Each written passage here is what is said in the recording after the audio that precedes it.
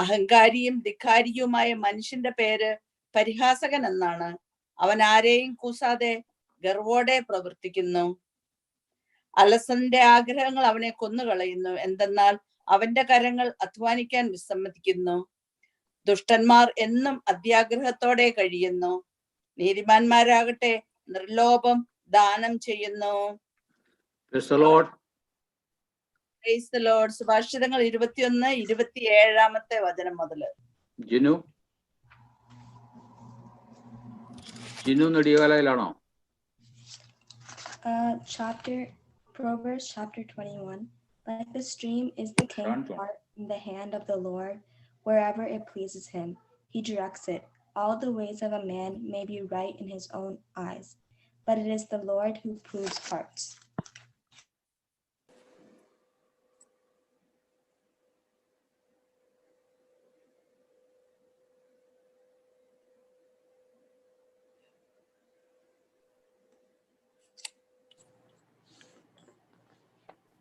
ജിനു നെടിയകാലയിൽ. ഷാന ജോൺ ആണ് വായിക്കുന്നത്. പുള്ളിയാണോ വായിക്കാൻ പോണേ? ഷാന. ഓക്കെ.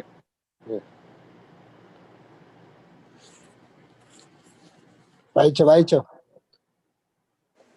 പ്രഭാഷകൻ. സുഭാഷിതങ്ങൾ. സോറി. സുഭാഷിതങ്ങൾ 21. ഷാന ജോണാ വായിക്കുന്നത്. കുഴപ്പമില്ല വായിച്ചോ.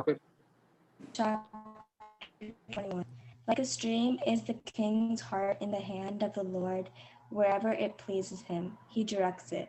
All the ways of a man may be right in his own, but it is the Lord who proves hearts. To do what is right and just is more acceptable to the Lord than sacrifice. Haughty eyes and proud heart, the tillage of the wicked is the sin. The plans of the diligent are sure of profit, but all rash haste leads certainly to poverty. He who makes a fortune by a lying tongue is chasing a bubble over deadly snares. The oppression of the wicked will sweep them away, because they refuse to do what is right. The way of the culprit is crooked, but the conduct of the innocent is right. It is better to dwell in a corner of the housetop than in a roomy house with a quarrelsome woman. The soul of the wicked man desires evil, his neighbor finds no pity in his eyes. When the arrogant man is punished, the simple are the wiser. When the wise man is instructed, he gains knowledge. The just man appraises the house of the wicked. There is one who brings down the wicked to ruin. He who shuts his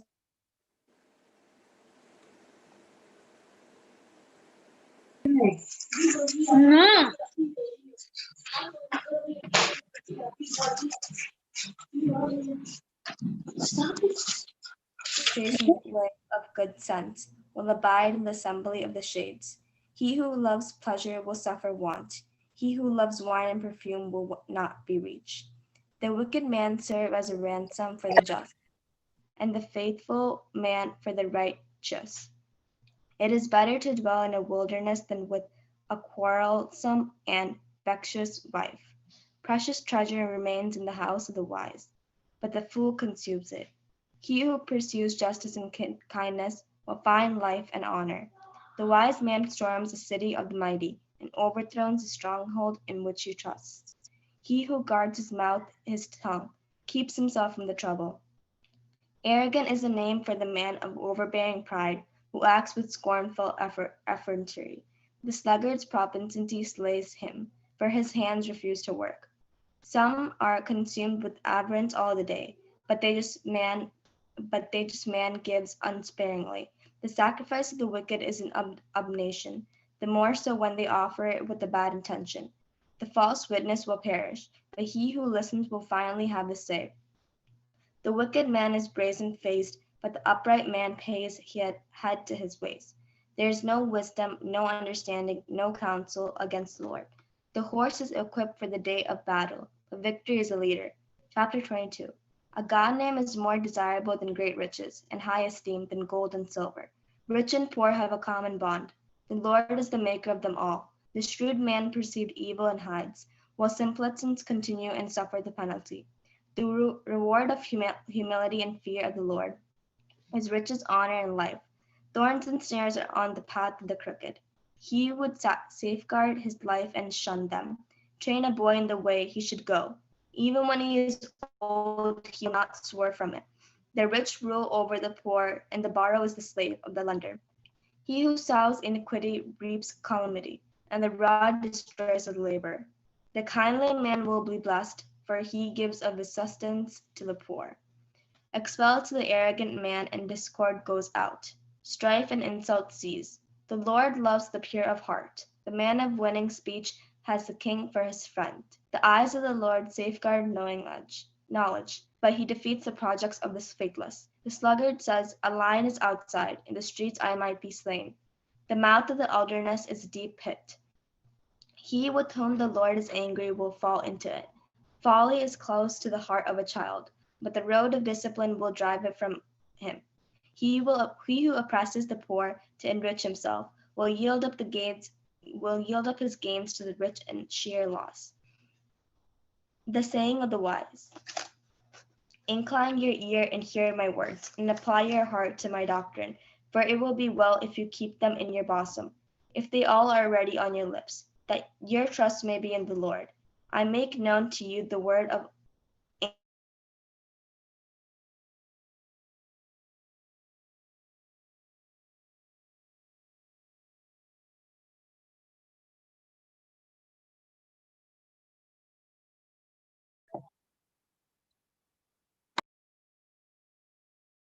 those who plunder them. Be not friendly with the hot-headed man, nor the companion of a wrathful man, lest you learn his ways and get yourself into a snare. Be not one of those who give their hand in pledge, of those who become surety to debts. For if you have not the means to pay, your bed will be taken from under you. Remove not the ancient landmark which your fathers set up. You see a man skilled at his work. He will stand in the presence of kings. He will not stand in the presence of obscure men. Chapter 23. When you sit down to dine with the ruler, keep in mind who is before you, and put a knife to your throat. If you have a revenue appetite, do not desire his delicacies. They are deceitful food. Toil not to gain wealth. Cease to be concerned about it. While your glance flits to it, it is gone. For surely it grows wings, like the eagle that flies toward heaven. Do not take food with the grudging man, and do not desire his dainties, for in his greed he is like a storm. Eat and drink, he says to you. Though his heart is not with you, the little you have eaten you will vomit up, and you will have wasted your agreeable words. Speak not for the fool's hearing. He will despise the wisdom of your words. Remove not the ancient landmark, nor invade the fields of orphans. For their Redeemer is strong, he will defend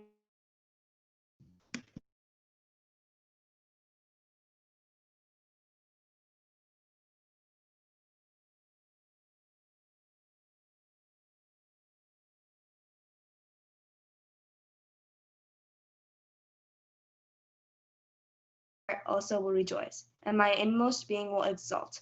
When your lips speak what is right, let not your heart emulate sinners, but be zealous for the fear of the Lord always. For you will surely have a future, and your hope will not be cut off.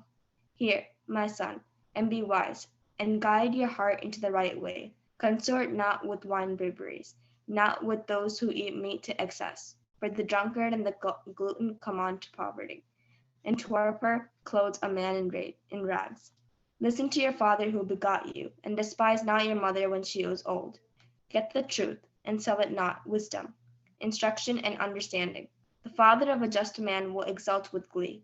He who begat a wise son will have joy in him. Let your father and mother have joy. Let her who bore you exult. My son, give me your heart, and let your eyes keep to my ways. For the harlot is a deep ditch, and the adulteress is a narrow pit.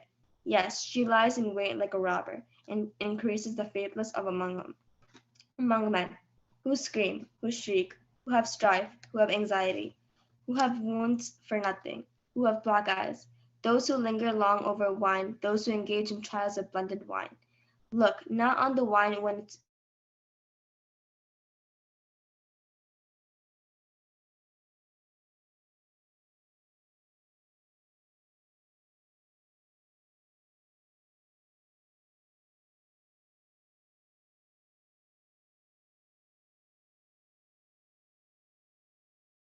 They struck me, but it pained me not.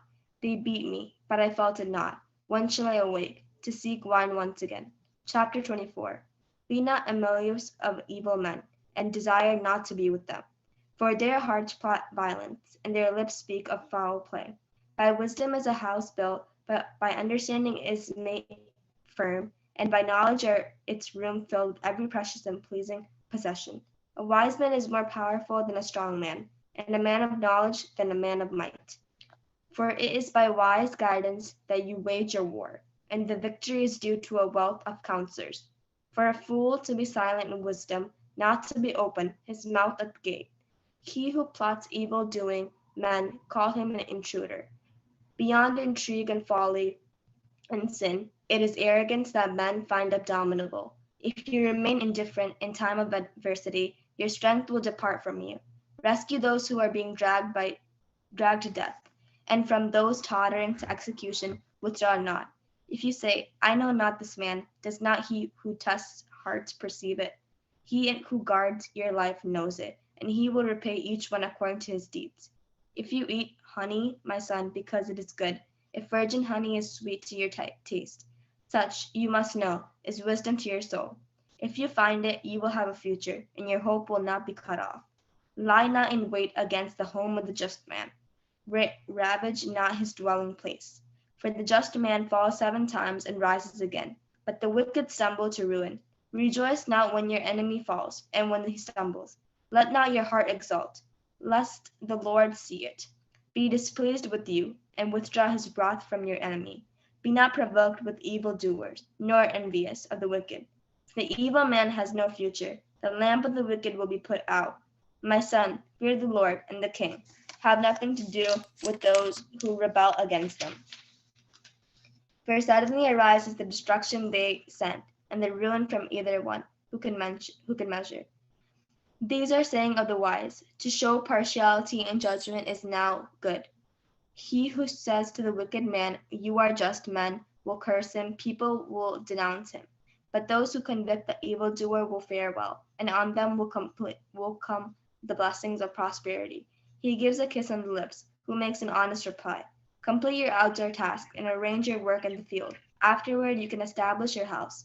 Be not a witness against your neighbor without just cause, thus committing folly with your lips. Say not, as he does to me, so will I do to him.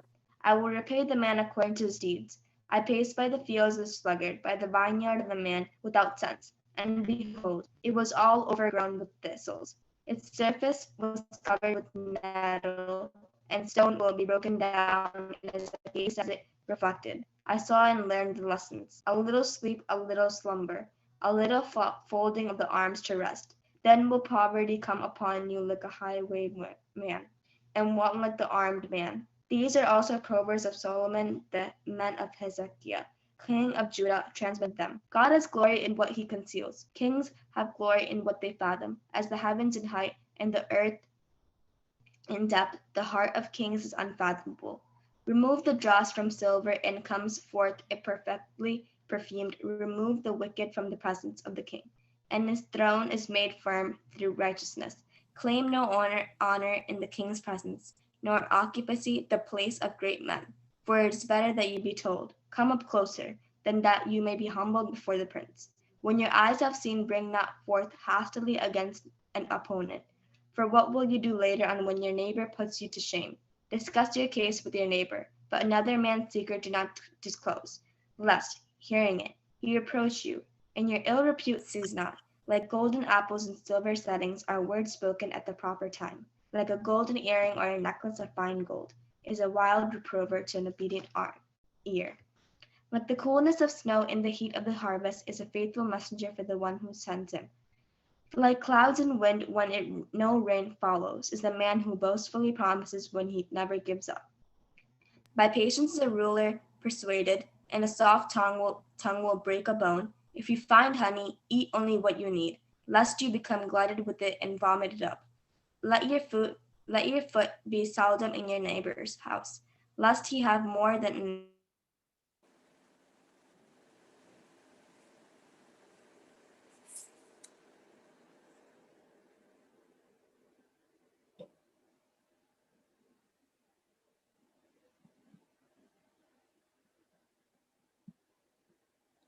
like a human heart. If your enemy be hungry, give him food to eat. If he be thirsty, give him to drink. For live coals you will heap on his head, and the Lord will vindicate you.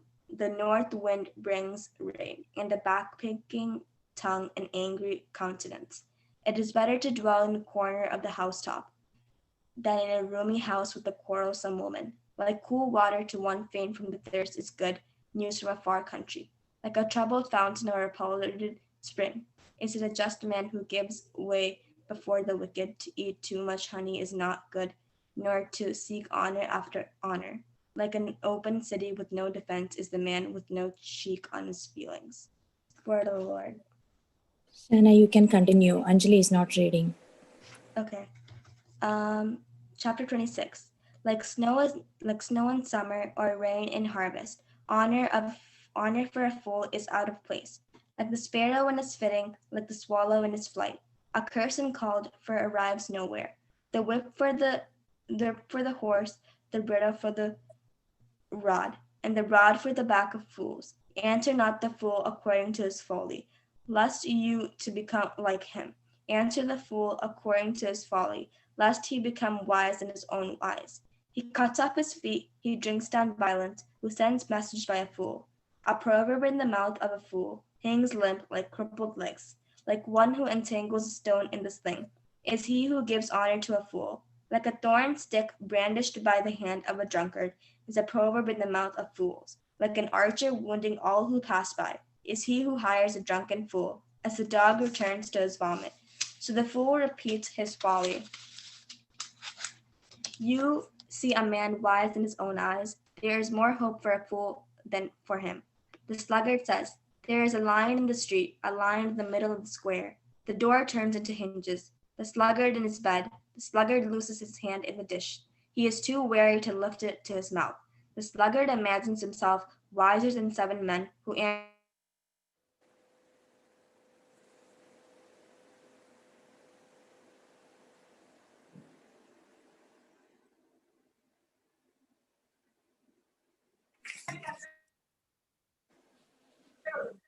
fire dies out.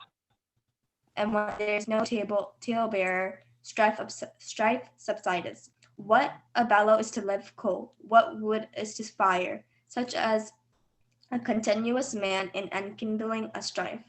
The words of a talebearer are like dainty morsels that sink into one inmost being, like a glazed finish on earthenware or smooth lips with a wicked heart. With his lips our enemy pretends, but in his inmost being the maintains deceit. When he speaks graciously, trust him not, for 7 abominations are in his heart. A man may conceal hatred under dissimulation, but his malice will be revealed in the assembly. He who digs a pit falls into it, and a stone comes back upon him who rolls it. The lying tongue is its owner enemy, and the flattening mouth works ruin. Chapter 27. Boast not of tomorrow, for you not know what any day may bring forth. Let another praise you, not your own mouth. Someone else, not your own lips. Stone is heavy and sand a burden, but a fowl's provocation is heavier than both.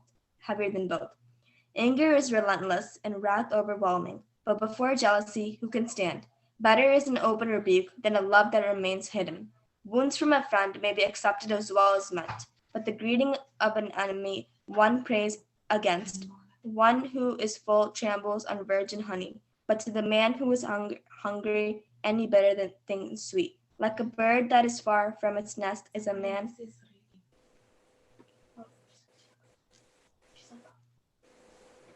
Like a bird that is far from its nest is a man who is far from his home.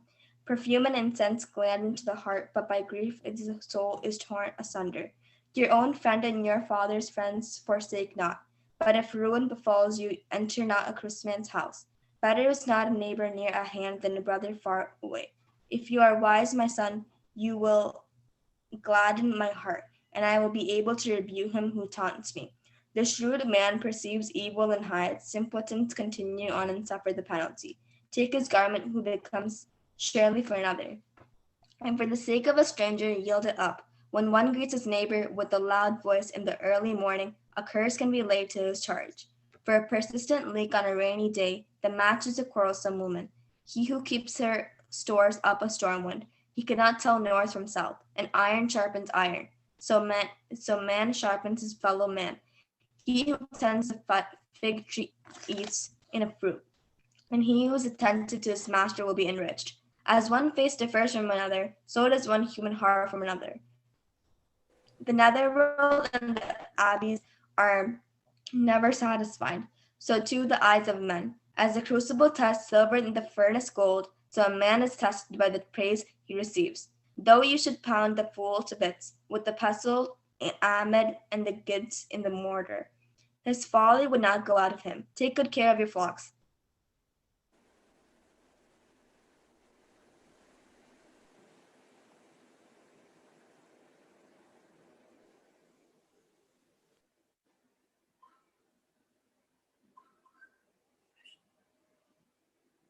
Bring the price of a field, and there will be ample gold's milk to supply your household and maintenance for your maidens.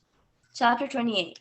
The wicked man flees although no one pursues him, but the just man, like a lion, feels sure of himself. If a land is rebellious, its prince will be many, but with a prudent man it knows security. A rich man who oppresses the poor is like a devastating rain that leaves no food.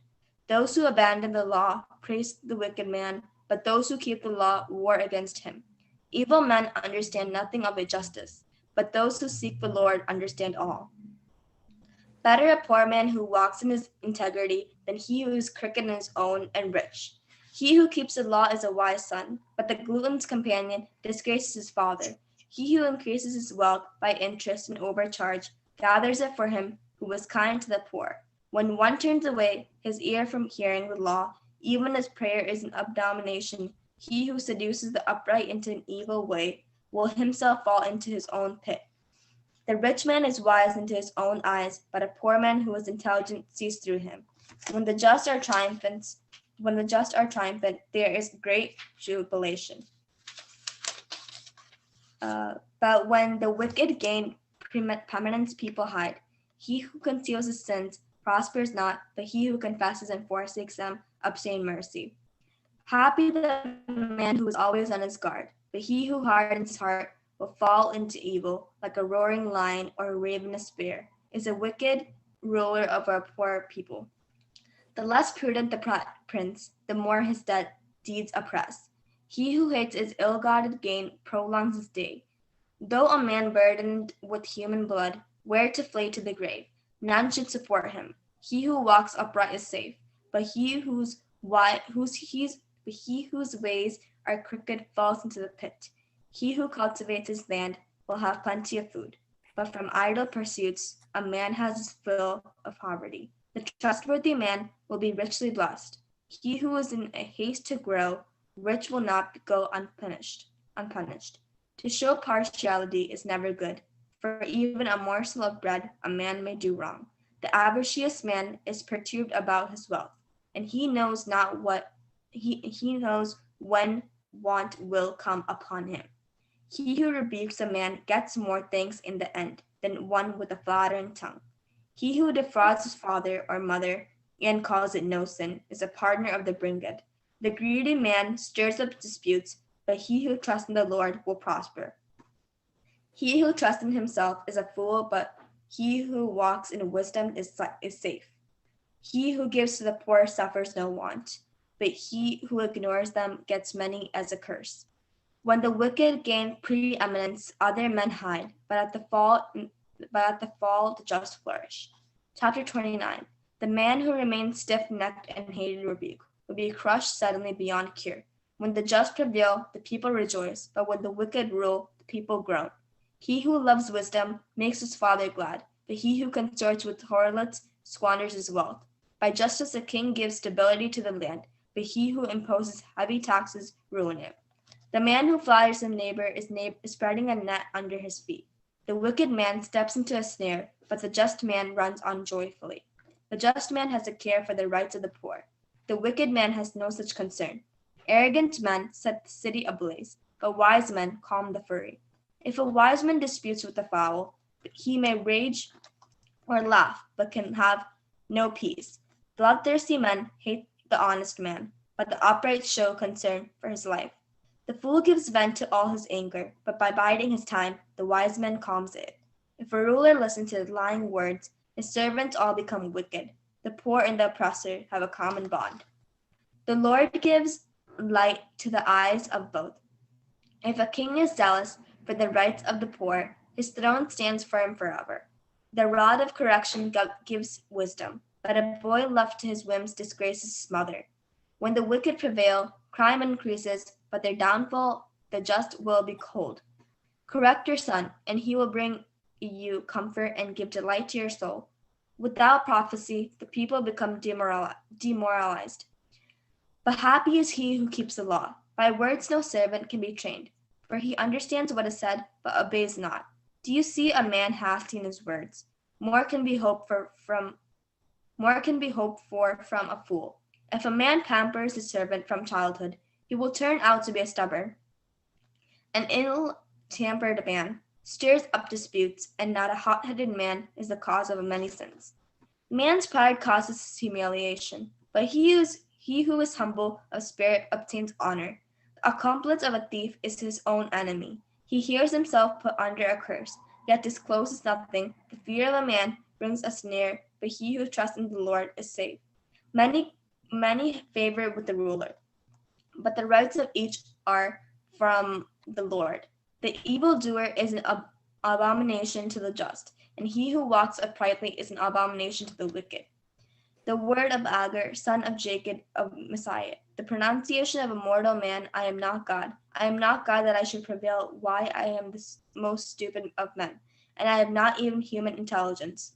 Neither have I learned wisdom, nor have I knowledge of the Holy One, who has gained up to the heaven and came down again, who has a cup to the wind in his hand, who has bound up to the water in a cloak, who has marked out all the ends of earth.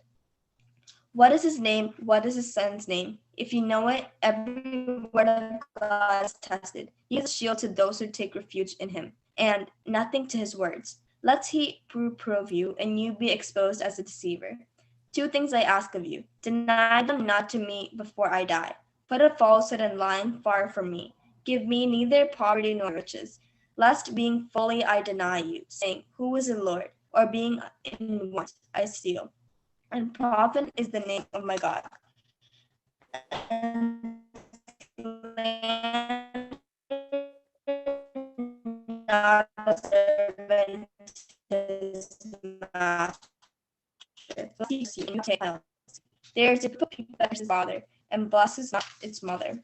There is a group that pierces its own eyes, yet is not purged of its filth. There is a group how haughty their eyes, how overbearing their glance. There is a group whose incisors are swords, men. The 2 daughters of the leech are give.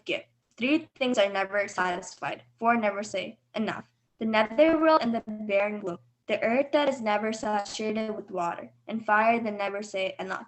The eye that mocks a father or scorns an aged mother will be plucked out by the ravens in the valley. The young eagles will devour it. 3 things are too wonderful for me, yes, for I cannot understand. The way of an eagle in the air, the way of a serpent upon a rock, the way of a ship on the high seas, and the way of a man with a maiden. Such is the way of an alderness woman. She eats, wipes her mouth, and says, I have done no wrong. Under 3 things is the earth trembles, yes, and under 4 it cannot bear up. Under a slave when he becomes king, and a fool of one is glutted with food. Under an odious woman when she is wed, and a maidservant when she displaces her mistress. 4 things are among the smallest on the earth, and yet are exceedingly wise. Ants, a species not strong, yet they store up their food in summer. Rock badgers, a species not mighty yet, they make their home in the crags. Locusts, they have no king, yet they migrate in an array. Lizards, you can catch them with your hands, yet they find their way into kings' palaces. 3 things are stagely inscribed, yes, 4 are straightly in the carriage. The lion, mightiest of beasts, who retreat from before nothing. The shatterness cock and the he-goat, and the king and the head of those people. If you have foolishly been proud of presumptuous, put your head on your mouth, for the stirring of a milk brings forth curds, and the stirring of an anger brings forth blood. Praise the Lord. Vellur. English, Anna. Rejimol. Yes. Chapter 31. Thank you Shana. Okay, സുഭാഷിതങ്ങൾ 31.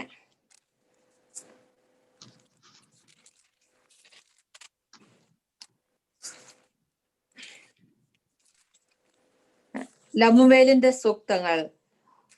മാസ രാജാവായ ലബുവേലിന്റെ വാക്കുകൾ ഇവ അവനെ അമ്മ പഠിപ്പിച്ചതാണ്. ആറ്റുനോറ്റിരുന്ന എന്റെ വയറ്റിൽ പിറന്ന മകനെ, എന്താണ് ഞാൻ നിന്നോട് പറയേണ്ടത്? നിന്റെ പൗരുഷവും കഴിവുകളും രാജാക്കന്മാരെ പാട്ടിലാക്കി നശിപ്പിക്കുന്ന സ്ത്രീകൾക്ക് വേണ്ടി ദൂർത്തടിക്കരുത്. അല്ലയോ ലബുവേൽ, വീഞ്ഞു രാജാക്കന്മാർക്ക് ചേർന്നതല്ല. ലഹരിപാനീയങ്ങളിൽ ആസക്തി ഭരണാധിപന്മാർക്ക് ഉചിതമല്ല. മദ്യപിക്കുമ്പോൾ അവർ കൽപ്പനകൾ മറക്കുകയും കഷ്ടപ്പെടുന്നവരുടെ അവകാശങ്ങൾ അവഗണിക്കുകയും ചെയ്യും. ലഹരിപാനീയം നാശത്തിന്റെ വക്കിലെത്തിയവനും വീഞ്ഞ് കഠിന ദുഃഖത്തിൽ അകപ്പെട്ടിരിക്കുന്നവർക്കും കൊടുക്കുക. അവർ കുടിച്ച് ദാരിദ്ര്യവും ദുരിതവും വിസ്മരിക്കട്ടെ. മൂകരും അനാഥരുമായവരുടെ അവകാശങ്ങൾക്ക് വേണ്ടി ശബ്ദമുയർത്തുക. നീതിപൂർവം വിധിക്കുവാനും ദരിദ്രരുടെയും അഗതികളുടെയും അവകാശങ്ങൾ പരീക്ഷിക്കുവാനും വേണ്ടി വാക്കുകൾ ഉപയോഗിക്കുക. ഉത്തമയായ ഭാര്യയെ കണ്ടുപിടിക്കുവാൻ ആർക്ക് കഴിയും? അവൾ രത്നങ്ങളെക്കാൾ അമൂല്യത്രേ. ഭർത്താവിന്റെ ഹൃദയം അവളിൽ വിശ്വാസം അർപ്പിക്കുന്നു. അവന്റെ നേട്ടങ്ങൾ വർദ്ധിക്കുകയും ചെയ്യുന്നു. അവൾ ആ ജീവനാന്തം ഭർത്താവിനോട് നന്മയല്ലാതെ ഉപദ്രവം ചെയ്യുന്നില്ല. അവൾ രോമവും ചണവും ശേഖരിച്ച് ചുറുചുറുക്കോടെ നെയ്തെടുക്കുന്നു. അവൾ വ്യാപാരിയുടെ കപ്പലുകളെ പോലെ അകലെ നിന്ന് ആഹാര സാധനങ്ങൾ കൊണ്ടുവരുന്നു. പുലർച്ചയ്ക്ക് മുമ്പേ അവൾ ഉണർന്ന് കുടുംബാംഗങ്ങൾക്ക് ഭക്ഷണം ഒരുക്കുകയും പരിചാരകന്മാർക്ക് ജോലികൾ നിർദ്ദേശിച്ചു കൊടുക്കുകയും ചെയ്യുന്നു. അവൾ നല്ല നിലം നോക്കി വാങ്ങുന്നു. സ്വന്തം സമ്പത്ത് കൊണ്ട് അവൾ മുന്തിരിത്തോട്ടം നട്ടുപിടിപ്പിക്കുന്നു. അവൾ അരമുറുക്കി കൈച്ചുറുക്കോടെ ജോലി ചെയ്യുന്നു. തന്റെ വ്യാപാരം ലാഭമാണോ എന്ന് അവൾ പരിശോധിച്ചറിയുന്നു. രാത്രിയിൽ അവളുടെ വിളക്ക് അണയുന്നില്ല. അവൾ പണ്ടം തക്ളിയുപയോഗിച്ച് നൂൽ നൂൽക്കുന്നു. അവൾ ദരിദ്രർക്ക് ദാനം ചെയ്യുകയും പാവങ്ങളെ സഹായിക്കുകയും ചെയ്യുന്നു. മഞ്ഞുകാലത്ത് കുടുംബങ്ങൾക്ക് തണുപ്പേൽക്കുമെന്ന് അവൾ ഭയപ്പെടുന്നില്ല. അവൾക്ക് ധരിക്കുവാൻ ഇരട്ട വസ്ത്രങ്ങളുണ്ട്. അവൾ സ്വയം വിരിപ്പുകൾ നിർമ്മിക്കുന്നു. മൃദുലവും ധ്രുവവർണവുമായ പട്ടുവസ്ത്രങ്ങളാണ് അവൾ ധരിക്കുന്നത്.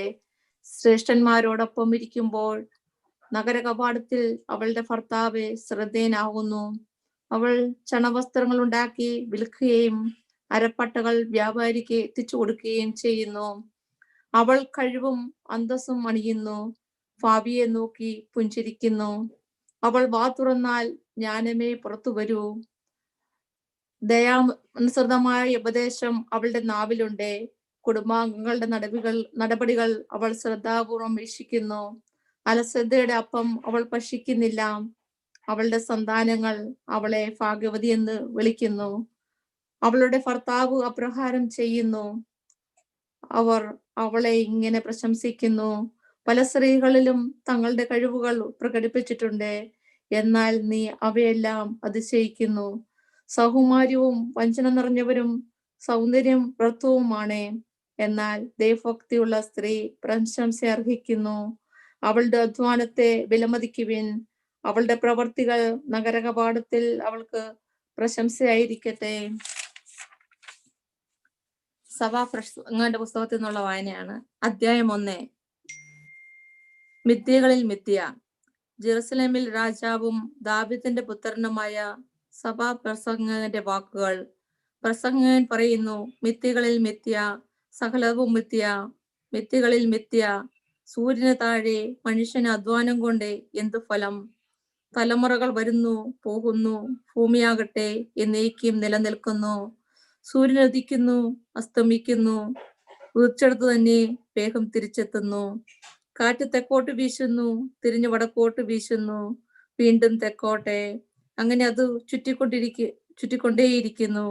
നദികൾ സമുദ്രത്തിലേക്ക് ഒഴുകുന്നു, എന്നാൽ സമുദ്രം നിറയുന്നില്ല. ഉറവിടത്തിലേക്ക് വീണ്ടും ഒഴുക്കു തുടരുന്നു. സകലതും മനുഷ്യന് ക്ലേശഭൂയിഷ്ടം. അത് വിവരിക്കുക മനുഷ്യനെ അസാധ്യം. കണ്ടിട്ട് കണ്ണിനോ കേട്ടിട്ട് ചെവിക്കോ മതി വരുന്നില്ല. ഉണ്ടായത് തന്നെ വീണ്ടും ഉണ്ടാക്കുന്നു, ചെയ്തത് തന്നെ വീണ്ടും ചെയ്യുന്നു. സൂര്യന് കീഴെ പുതുതായി ഒന്നുമില്ല, പുതിയത് എന്ന് പറയുവാൻ എന്തുണ്ട്? യുഗങ്ങൾക്ക് മുമ്പ് തന്നെ അതുണ്ടായിരുന്നു, കഴിഞ്ഞതൊന്നും ആരും ഓർക്കുന്നില്ല. വരാനിരിക്കുന്നവയെ അവയ്ക്ക് ശേഷവും വരാനിരിക്കുന്നവർ ഓർമ്മിക്കുകയില്ല. സഭാപ്രസംഗനായ ഞാൻ ജെറുസലേമിൽ ഇസ്രായേലിന്റെ രാജാവായിരിക്കുന്നു. ആകാശത്തിന്റെ കീഴെ സംഭവിക്കുന്നതെല്ലാം ജ്ഞാനത്തോടെ ആരായുവാൻ ഞാൻ പരിശ്രമിച്ചു. വ്യഗ്രതയോടെ ചെയ്യുവാൻ ദൈവം മനുഷ്യനെ ഏൽപ്പിച്ച ജോലി എത്ര ക്ലേശകരമാണ്. സൂര്യന് കീഴെ നടക്കുന്ന എല്ലാ പ്രവൃത്തികളും ഞാൻ വീക്ഷിച്ചു. എല്ലാം വിദ്യയും പാഴ്വേലയും അത്രേ. വളഞ്ഞത് നേരെയാക്കുവാൻ ആർക്കും കഴിയുകയില്ല, ഇല്ലാത്തത് എണ്ണുക അസാധ്യം. ജെറുസലേമിൽ എനിക്ക് മുമ്പുണ്ടായിരുന്ന എല്ലാ രാജാക്കന്മാരെക്കാൾ അധികം ഞാൻ സമ്പാദിച്ചു. ജ്ഞാനത്തിന്റെയും അറിവിന്റെയും യഥാർത്ഥ രൂപം അനുഭവിച്ചറിഞ്ഞു എന്ന് ഞാൻ വിചാരിച്ചു. ജ്ഞാനത്തെയും അറിവിനെയും ഉന്മത്തത്തെയും ഭോഷത്തെയും വിവേചിച്ചറിയുവാൻ ഞാൻ ഉദ്യമിച്ചു. ഇതും പേഴ്വാലയാണെന്ന് ഞാൻ കണ്ടു. കാരണം ജ്ഞാനമേറുമ്പോൾ ദുഃഖവും ഏറുന്നു, അറിവ് വർദ്ധിക്കുമ്പോൾ വ്യസനവും വർദ്ധിക്കുന്നു. ചാപ്റ്റർ 2. സുഖഭോഗങ്ങൾ മിഥ്യ. ഞാൻ എന്നോട് തന്നെ പറഞ്ഞു, സുഖഭോഗങ്ങളിൽ ഞാൻ മുഴുകും, ഞാൻ അതിനെ ആസ്വാദ്യത പരീക്ഷിക്കും. എന്നാൽ ഇതും മിഥ്യ തന്നെ. ചിരി ഭ്രാന്താണെന്നും സുഖഭോഗങ്ങൾ നിഷ്ഫലമാണെന്നും ഞാൻ മനസ്സിലാക്കി. ജ്ഞാനത്തിൽ നിന്ന് മനസ്സിലാകാതെ തന്നെ ശരീരത്തെ വീഞ്ഞുകൊണ്ട് ആഹ്ലാദിപ്പിക്കുവാൻ ഞാൻ നോക്കി. മനുഷ്യനെ സന്തോഷനാക്കുന്നതെന്തും ചുരുങ്ങിയ ആയുസിനുള്ളിൽ അവൻ ചെയ്യേണ്ടതെന്തെന്നും അറിയുവാൻ ഞാൻ ഭോഷത്തെ അഭിലഷിച്ചു. ഞാൻ വലിയ കാര്യങ്ങൾ ചെയ്തു. ഞാൻ എനിക്ക് വേണ്ടി മാളികകൾ പണിതു, മുന്തിരിത്തോട്ടങ്ങൾ നട്ടുപിടിപ്പിച്ചു, ഉദ്യാനങ്ങളും ഉപഭവനങ്ങളും ഉണ്ടാക്കി, അവയിൽ എല്ലാത്തരം ഫലവൃക്ഷങ്ങളും നട്ടു. തോട്ടം നനയ്ക്കുവാൻ കുളങ്ങൾ കുഴിച്ചു. എന്റെ വീട്ടിൽ പിറന്ന അടിമകൾക്ക് പുറമെ ദാസന്മാരെയും ദാസിമാരെയും ഞാൻ വിലയ്ക്ക് വാങ്ങി. ജെറുസലേമിലെ എന്റെ മുൻഗാമികൾക്കൊപ്പം ഉണ്ടായിരുന്നതിനേക്കാൾ അധികം ആടുമാടുകളും എനിക്കുണ്ടായിരുന്നു. സ്വർണവും വെള്ളിയും രാജാക്കന്മാരുടെയും പ്രവിശ്യകളുടെയും ഭണ്ഡാരങ്ങളിലെ ധനവും സ്വന്തമാക്കി. അനേകം ഗായകന്മാരും ഗായികമാരും എനിക്കുണ്ടായിരുന്നു. മനുഷ്യൻ ആഗ്രഹിക്കുന്ന എല്ലാ സുഖഭോഗങ്ങളും ഞാൻ സമ്പാദിച്ചു. ജെറുസലേമിലെ എന്റെ മുൻഗാമികളെക്കാൾ ഞാൻ ഉന്നതനും മഹാനുമായി തീർന്നു. അപ്പോഴും ഞാൻ ജ്ഞാനത്തിൽ നിന്ന് അകന്നുപോയില്ല. എന്റെ നയനങ്ങൾ അഭിലഷിച്ചതൊന്നും ഞാൻ അവയ്ക്ക് നിഷേധിച്ചില്ല. ഞാൻ അനുഭവിക്കാത്ത സുഖങ്ങളില്ല. എന്റെ പ്രയത്നങ്ങളെല്ലാം എന്റെ ഹൃദയം സന്തോഷിച്ചു. ഇത് എന്റെ അധ്വാനത്തിന് ലഭിച്ച പ്രതിഫലം തന്നെയായിരുന്നു. പിന്നെ ഞാൻ ഉണ്ടാക്കിയവയെയും അതിനു വേണ്ടി ചെയ്ത അധ്വാനത്തെയും ഞാൻ നിരൂപണം ചെയ്തു. എല്ലാം വിദ്യയും പാഴ്വേലയുമായിരുന്നു. സൂര്യന് കീഴെ ഒരു നേട്ടവുമില്ലെന്ന് എനിക്ക് ബോധ്യപ്പെട്ടു. ജ്ഞാനവും ഭോഷത്വവും വിദ്യ. അതിനാൽ ജ്ഞാനവും ഉന്മത്തതയും ഭോഷത്വവും ഞാൻ വിവേചിച്ചു കാണാൻ തുടങ്ങി. രാജാവിന്റെ പിൻഗാമിക്ക് എന്ത് ചെയ്യുവാൻ കഴിയും? അവൻ ചെയ്തത് തന്നെ വീണ്ടും ചെയ്യുക. പ്രകാശം അന്ധകാരത്തെ എന്ന പോലെ ജ്ഞാനം ഭോഷത്തെ അതിശയിക്കുന്നു എന്ന് ഞാൻ മനസ്സിലാക്കി. ജ്ഞാനിക്ക് കാണാൻ കണ്ണുണ്ട്, ഭോഷൻ ഇരുട്ടിൽ നടക്കുന്നു. എന്നാൽ ഇരുവർക്കും ഗതി ഒന്നു തന്നെ എന്ന് ഞാൻ കണ്ടു. എന്നോട് തന്നെ ഞാൻ ചോദിച്ചു, ഭോഷന്റെയും എന്റെയും ഗതി ഒന്ന് തന്നെയെങ്കിൽ ഞാൻ എന്തിനു ജ്ഞാനിയായിരിക്കണം? ഇതും മിഥ്യയെന്ന് ഞാൻ ആത്മകഥം ചെയ്തു. ഭോഷനെ പോലെ തന്നെ ജ്ഞാനിക്കും ശാശ്വത സ്മരണ ലഭിക്കുകയില്ല. ഭാവിയിൽ എല്ലാവരും വിസ്മൃതരാകും. ഭോഷനും ജ്ഞാനിയും ഒന്നുപോലെ മരിക്കുന്നു. സൂര്യന് കീഴെ സംഭവിക്കുന്ന സമസ്തവും വേദനാജനകമായതുകൊണ്ട് ഞാൻ ജീവിതം വെറുത്തു. എല്ലാം മിഥ്യയും നിരർത്ഥവും എത്രേ. അധ്വാനം വ്രതം. സൂര്യന് കീഴെ ചെയ്ത അധ്വാനങ്ങളെല്ലാം ഞാൻ വെറുത്തു. കാരണം അവയുടെ ഫലം എന്നെ പിൻഗാമിക്ക് വിട്ടിട്ട് ഞാൻ പോകേണ്ടിയിരിക്കുന്നു. അവർ ജ്ഞാനിയായിരിക്കുമോ ഭോഷനായിരിക്കുമോ എന്ന് ആർക്കറിയാം? എന്തായാലും സൂര്യന് കീഴെ ഞാൻ ബുദ്ധിപൂർവം പ്രയത്നിച്ചതെല്ലാം ഫലം അവന്റെ അധീനതയിലാകും. ഇതും എത് തന്നെ. ഇതുകൊണ്ട് ഞാൻ മനസ്സ് കെട്ടെ സൂര്യന് കീഴെയുള്ള എല്ലാ പ്രയത്നങ്ങളിലും നിന്ന് പിൻവാങ്ങി. ഒരുവൻ ജ്ഞാനവും അറിവും സാമർത്ഥ്യവും ഉപയോഗിച്ച് അധ്വാനിച്ചുണ്ടാക്കിയവ അവയ്ക്കു വേണ്ടി അശേഷം അധ്വാനിക്കാത്തവനെ ആസ്വദിക്കുവാൻ വിട്ടുകൊടുക്കേണ്ടി വരുന്നു. ഇതും വിദ്യയും വലിയ നിർഭാഗ്യവുമാണ്. സൂര്യന് കീഴിലുള്ള കഠിനാധ്വാനവും മനക്ലേശവും കൊണ്ട് മനുഷ്യന് എന്ത് നേട്ടം? അവന്റെ ദിനങ്ങളെല്ലാം വേദന നിറഞ്ഞതാണെന്ന്. അധ്വാനമാകട്ടെ ദുഃഖവും സങ്കുലവും. രാത്രിയിൽ പോലും അവന്റെ മനസ്സിന് സ്വസ്ഥതയില്ല. യതും മെത്തിയ തന്നെ. തിന്നുകുടിച്ച് സ്വന്തം പ്രയത്നത്തിൽ ആനന്ദിക്കുന്നതിനേക്കാൾ നല്ലതായി മനുഷ്യന് വേറൊന്നുമില്ല. ഇതും ദൈവകരങ്ങളിൽ നിന്നാണെന്ന് ഞാൻ ഗ്രഹിച്ചു. ദൈവത്തിൽ നിന്ന് അകന്നു ഭക്ഷിക്കുവാനോ ആനന്ദിക്കുവാനോ ആർക്കാണ് കഴിയുക? തന്നെ പ്രസാദിപ്പിക്കുന്നവന് ദൈവജ്ഞാനവും അറിവും ആനന്ദവും പ്രദാനം ചെയ്യുന്നു. പാപിക്കാകട്ടെ അവിടുത്തെ പ്രസാദിപ്പിക്കുന്നവന് വേണ്ടി തൻ ശേഖരിച്ചു കൂട്ടാനുള്ള ജോലി മാത്രം കൊടുക്കുന്നു. ഇതും മിഥ്യയും പാഴ്വേലയും തന്നെ. അധ്യായം 3. ഓരോന്നിനുമുണ്ട് സമയം, എല്ലാത്തിനും ഒരു സമയമുണ്ട്. ആകാശത്തിന് കീഴിലുള്ള സമസ്ത കാര്യത്തിനും ഒരവസരമുണ്ട്.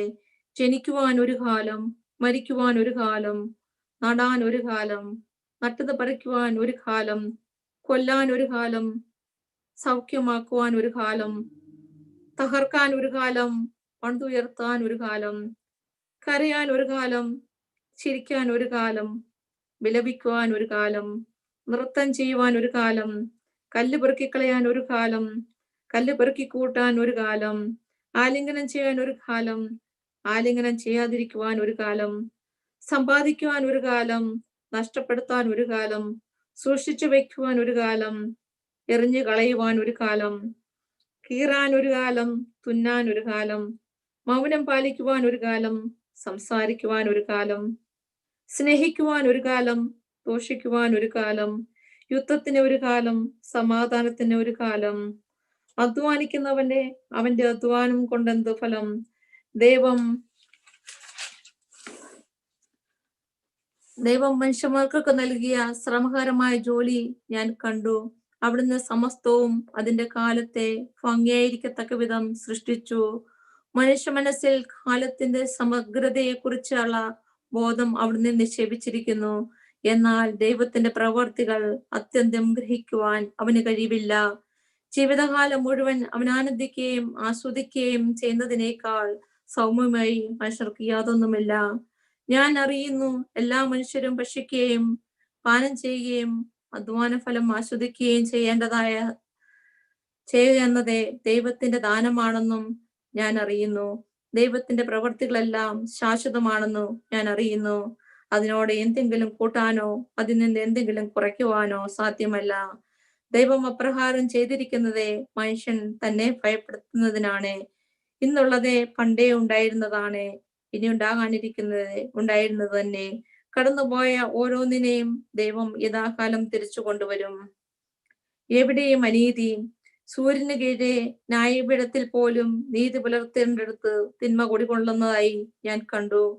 ഓരോ സംഗതിക്കും ഓരോ പ്രവർത്തികൾക്കും ദൈവം സമയം നിശ്ചയിച്ചിരിക്കുന്നത് കൊണ്ട് അവിടുന്ന് നീതിമാന്മാരെയും ദുഷ്ടനെയും വിധിക്കുമെന്ന് ഞാൻ വിചാരിച്ചു. മനുഷ്യ മക്കൾ വെറും മൃഗങ്ങളാണെന്ന് അവരെ കാണിക്കുവാൻ വേണ്ടി ദൈവം അവരെ പരീക്ഷിക്കുകയാണെന്ന് ഞാൻ കരുതി. എന്തെന്നാൽ മനുഷ്യ മക്കളുടെയും മൃഗങ്ങളുടെയും ഗതി ഒന്ന് തന്നെ. ഒന്ന് ചാകുന്നത് പോലെ മറ്റേത് ചാകുന്നു. എല്ലാറ്റിനും ഒരേ ശ്വാസമുള്ളതുപോലെ മനുഷ്യന് മൃഗത്തെക്കാൾ യാതൊരു മേന്മയുമില്ല. എല്ലാം മിഥ്യയാണ്. എല്ലാം ഒരിടത്തേക്ക് പോകുന്നു. എല്ലാം പൊടിയിൽ നിന്നുണ്ടായി, എല്ലാം പൊടിയിലേക്ക് മടങ്ങുന്നു. മനുഷ്യന്റെ പ്രാണൻ മേൽപോട്ടും മൃഗത്തിൻ്റെത് താഴെ മണ്ണിലേക്കും പോകുന്നുവോ ആർക്കറിയാം. അതുകൊണ്ട് മനുഷ്യൻ തന്റെ പ്രവൃത്തി ആസ്വദിക്കുന്നതിനേക്കാൾ മെച്ചമായി ഒന്നുമില്ലെന്ന് അത് തന്നെയാണ് അവന്റെ ഗതിയെന്നും ഞാൻ മനസ്സിലാക്കി. തനിക്ക് ശേഷം സംഭവിക്കുന്നതും കാണാൻ അവനെ ആർ വീണ്ടും കൊണ്ടുവരും. അധ്യായം 4. വീണ്ടും ഞാൻ സൂര്യന് കീഴെയുള്ള എല്ലാ മർദ്ദനങ്ങളെയും വീക്ഷിച്ചു. മർദ്ദിതരുടെ കണ്ണീര് ഞാൻ കണ്ടു. അവരെ ആശ്വസിപ്പിക്കുവാൻ ആരും ഉണ്ടായിരുന്നില്ല. ശക്തി മർത്തകർക്കായിരുന്നു, ആരും പ്രതികാരം ചെയ്യാനുണ്ടായിരുന്നില്ല. ജീവിച്ചിരിക്കുന്നവരെക്കാൾ ഭാഗ്യവാന്മാരാണ് മരിച്ചുപോയവരെന്ന് ഞാൻ വിചാരിച്ചു. എന്നാൽ ഇരു കൂട്ടരേക്കാൾ ഭാഗ്യവാന്മാർ ഇനിയും ജനിച്ചിട്ടില്ലാത്തവരും സൂര്യന് കീഴെ നടക്കുന്ന തിന്മകൾ കണ്ടിട്ടില്ലാത്തവരുമാണ്. എല്ലാ അധ്വാനവും ഞാൻ ദൈവഭക്തവും മനുഷ്യരുടെ പരസ്പര സ്പന്ദങ്ങളുടെ ഫലമാണെന്ന് ഞാൻ ഗ്രഹിച്ചു. ഇത് മിഥ്യയും പാഴ്വേലയുമാണ്. ഭോഷൻ കയ്യും കെട്ടിയിരിക്കുന്നത് ക്ഷയിച്ചിരിക്കുന്നു. ഒരു പിടി സ്വസ്ഥതയാണ് ഇരു കൈകളും നിറയെയുള്ള അധ്വാനത്തെക്കാളും പാഴ്വേലയെക്കാളും ഉത്തമം. സൂര്യന് കീഴെ വീണ്ടും ഞാൻ വിധി കണ്ടു. പുത്രനോ സഹോദരനോ ആരുമില്ലാത്തവനും അധ്വാനത്തിന് അറുതിയില്ല. ധനം എത്രയായാലും അവന് മതി വരുന്നില്ല. ആർക്കു വേണ്ടിയാണ് അധ്വാനിക്കുകയും സന്തോഷങ്ങൾ ഉപേക്ഷിക്കുകയും ചെയ്യേണ്ടതെന്ന് ഞാൻ ചിന്തിക്കുന്നില്ല. ഇതും മിഥ്യയും പരിതാപകരവുമാണ്. രണ്ടുപേർ ഒരാളെക്കാൾ മെച്ചമാണ്. കാരണം അവർക്ക് ഒരുമിച്ച് കൂടുതൽ ഫലപ്രദമായി അധ്വാനിക്കുവാൻ കഴിയും. അവരിൽ ഒരുവൻ വീണാൽ അവരിന് താങ്ങുവാൻ കഴിയും. ഒറ്റക്കായിരിക്കുമ്പോൾ വീണാൽ താങ്ങാൻ ആരുമില്ല. അവന്റെ കാര്യം കഷ്ടമാണ്.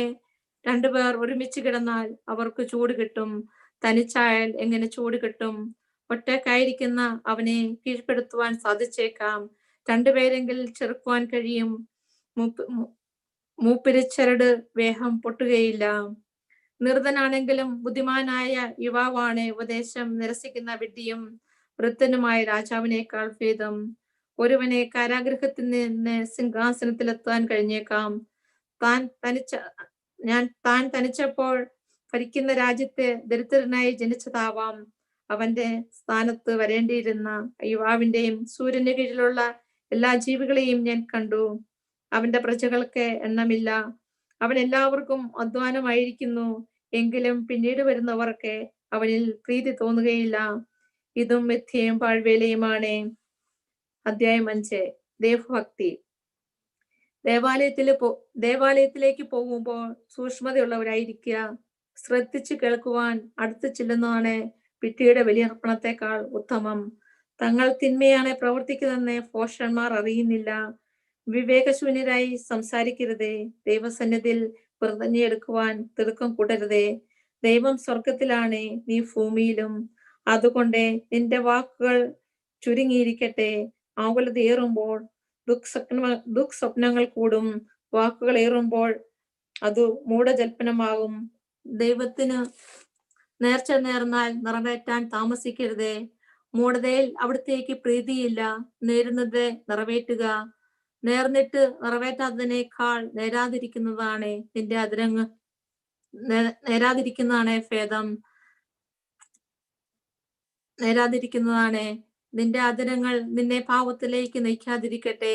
തെറ്റുപറ്റിയെന്നാണ് ദൂതനോട് പറയാൻ ഇടവരുത്തരുത്. വാക്കുകളാൽ ദൈവത്തെ പ്രകോപിപ്പിക്കുകയും അങ്ങനെ നിന്റെ അധ്വാന ഫലം നശിക്കുവാൻ ഇടയാക്കുകയും ചെയ്യേണ്ടതിന് സ്വപ്നങ്ങളേറുമ്പോൾ പളവാക്കുകളും വർദ്ധിക്കുന്നു. അതുകൊണ്ട് ദൈവത്തെ ഭയപ്പെടുക.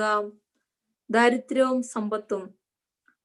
ഒരു ദേശത്തെ ദരിദ്രൻ മർദ്ദിക്കപ്പെടുകയും നീതിയും ന്യായവും നിഷ്കരണം നിഷേധിക്കപ്പെടുകയും ചെയ്യുമ്പോൾ നീ വിസ്മരിക്കരുത്. മേലധികാരിയെ അവനും മുകളിലുള്ളവനും നിരീക്ഷിക്കുന്നുണ്ട്. ഭൂമിയുടെ വിളവ് എല്ലാവർക്കും ഉള്ളതാണ്. രാജാവിന് വിളവിൽ ആശ്രയിക്കാതെയോ വയ്യ. ദ്രവ്യാഗ്രഹിക്ക് ദ്രവ്യം കൊണ്ട് തൃപ്തി വരികയില്ല. ധനം മോഹിക്കുന്നവൻ ധനം കൊണ്ട് തന്നെ തൃപ്തിപ്പെടുകയില്ല. ഇതും മധ്യ തന്നെ. വിഭവങ്ങൾ ഏറുമ്പോൾ അത് നിന്നെടുക്കുന്നവരുടെ എണ്ണം പെരുകുന്നു. നോക്കി നിൽക്കാതെ ഉടമസ്ഥന് അതുകൊണ്ട് എന്തു പ്രയോജനം? ഭക്ഷിക്കുന്നത് അല്പമോ അധികമോ ആകട്ടെ, അധ്വാനിക്കുന്നവന് സുഖനിദ്ര ലഭിക്കുന്നു. എന്നാൽ അമിത സമ്പാദ്യം ധനികന്റെ ഉറക്കം കെടുത്തുന്നു. സൂര്യന് കീഴെ ഞാൻ വലിയൊരു തിന്മ കണ്ടു. ധനികൻ തന്റെ തന്നെ നാശത്തിന് മുതൽ സൂക്ഷിക്കുന്നു. ഒരു സഹയജ്ഞത്തിൽ അത് നഷ്ടപ്പെടുന്നു. തന്റെ പുത്രന് കൊടുക്കുവാൻ അവന്റെ കൈവശം ഒന്നുമില്ലാതായി. അമ്മയുടെ ഉദരത്തിൽ നിന്ന് പുറത്തു വരുന്നത് പോലെ നഗ്നയായി തന്നെ അവൻ പോകും. അവന്റെ പ്രയത്നത്തിലെങ്ങും അവൻ കൊണ്ടുപോകുന്നില്ല. അത് വലിയ തിന്മയാണ്. അവൻ വന്നതുപോലെ തന്നെ പോകും. വ്യർത്ഥമായ പ്രയത്നം കൊണ്ട് അന്ധകാരത്തിലും വിലാപത്തിലും ആകുലതയിലും രോഗത്തിലും അസംതൃപ്തിയിലും തള്ളി നീക്കിയ ജീവിതം കൊണ്ടും അവനെന്ത് പ്രയോജനം? ദൈവദത്തമായ ഈ ജീവിതം മനുഷ്യൻ തിന്നുകുടിച്ചും അധ്വാന ഫലം ആസ്വദിച്ചും കഴിഞ്ഞുകൂടുന്നതാണ് ഉത്തമവും യോഗ്യവുമായി ഞാൻ കണ്ടിട്ടുള്ളത്.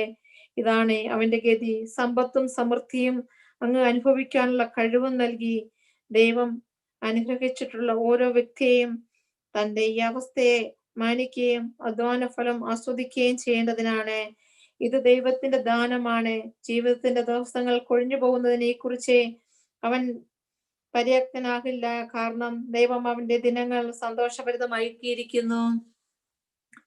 അധ്യായം 6. സൂര്യന് കീഴെ മനുഷ്യർക്ക് ദുർഭഗമായ ഒരു തിന്മ ഞാൻ കണ്ടെത്തിയിരിക്കുന്നു. ഒരുവൻ ആഗ്രഹിക്കുന്നതിൽ ഒന്നിനും കുറവ് പറ്റാത്ത വിധം ദൈവം അവനെ സമ്പത്തും ഐശ്വര്യവും കീർത്തിയും നൽകുന്നു. എങ്കിലും അവിടുന്ന് അവനെ അത് അനുഭവിക്കുവാനുള്ള കഴിവ് നൽകുന്നില്ല. അന്യൻ അവ അനുഭവിക്കുന്നു. ഇത് മിഥ്യയും തീവ്രവേദനയുമാണ്. ഒരുവൻ 100 മക്കളോടുകൂടെ ദീർഘായുസ് ഉണ്ടായിരുന്നാലും അവന് ജീവിത സുഖങ്ങൾ ആസ്വദിക്കുകയോ ഒടുക്കം സംസ്കാരം പോലും ലഭിക്കുവാനോ ഇടവരുന്നില്ലെങ്കിൽ അതിനേക്കാൾ ഭേദം ചാപിള്ളയായി പിറക്കുന്നതായിരുന്നുവെന്ന് ഞാൻ പറയും. കാരണം അത് മിഥ്യയിൽ ജനിച്ചിട്ട് അന്ധകാരത്തിലേക്ക് പോകുന്നു. അതിന്റെ നാമം അവിടെ തിരോഭവിക്കുന്നു. അത് വെളിച്ചം കാണുകയോ എന്തെങ്കിലും അറിയുകയോ ചെയ്തില്ല. എങ്കിലും അത് മുൻപറഞ്ഞവനെ പോലെയാണ്. അതിന് സ്വസ്ഥതയുണ്ട്. അവന് 2000 വർഷം ജീവിച്ചാലും ഒരു ഭാഗ്യവും അനുവദിക്കുന്നില്ലെങ്കിൽ ഇരുവരും ഒരിടത്തല്ലേ ചെന്നറിയുന്നത്. ഉദരപൂർണത്തിനാണ് മനുഷ്യന്റെ അധ്വാനം മുഴുവൻ. എങ്കിലും അവന് വിശപ്പടങ്ങുന്നില്ല. ജ്ഞാനിക്ക് മൂടനേക്കാൾ എന്ത് മേന്മയാണുള്ളത്? മറ്റുള്ളവരുടെ മുൻപിൽ ചമഞ്ഞു നടക്കുവാൻ അറിഞ്ഞുകൊണ്ട് ദരിദ്രന് എന്ത് നേട്ടം? കൺമുൻപിലുള്ളത് കൊണ്ട് തൃപ്തിപ്പെടുന്നതാണ് സങ്കല്പങ്ങളിൽ അലയുന്നതിനേക്കാൾ നല്ലത്. ഇത് മിഥ്യയും പാഴ്വേലയുമാണ്. ഉണ്ടായിരുന്നിടത്തെല്ലാം പേരിട്ട് കഴിഞ്ഞു. മനുഷ്യൻ ആരാണെന്നും തന്നെക്കാൾ ശക്തനായവരും തല്ലിടാൻ അവന് കഴിവില്ലെന്നും വ്യക്തമായി കഴിഞ്ഞു. വാക്കുകളുടെ പെരുപ്പം മിഥ്യയുടെ പെരുപ്പം തന്നെ. മനുഷ്യന്റെ ഇതിലെന്ത് മേന്മ?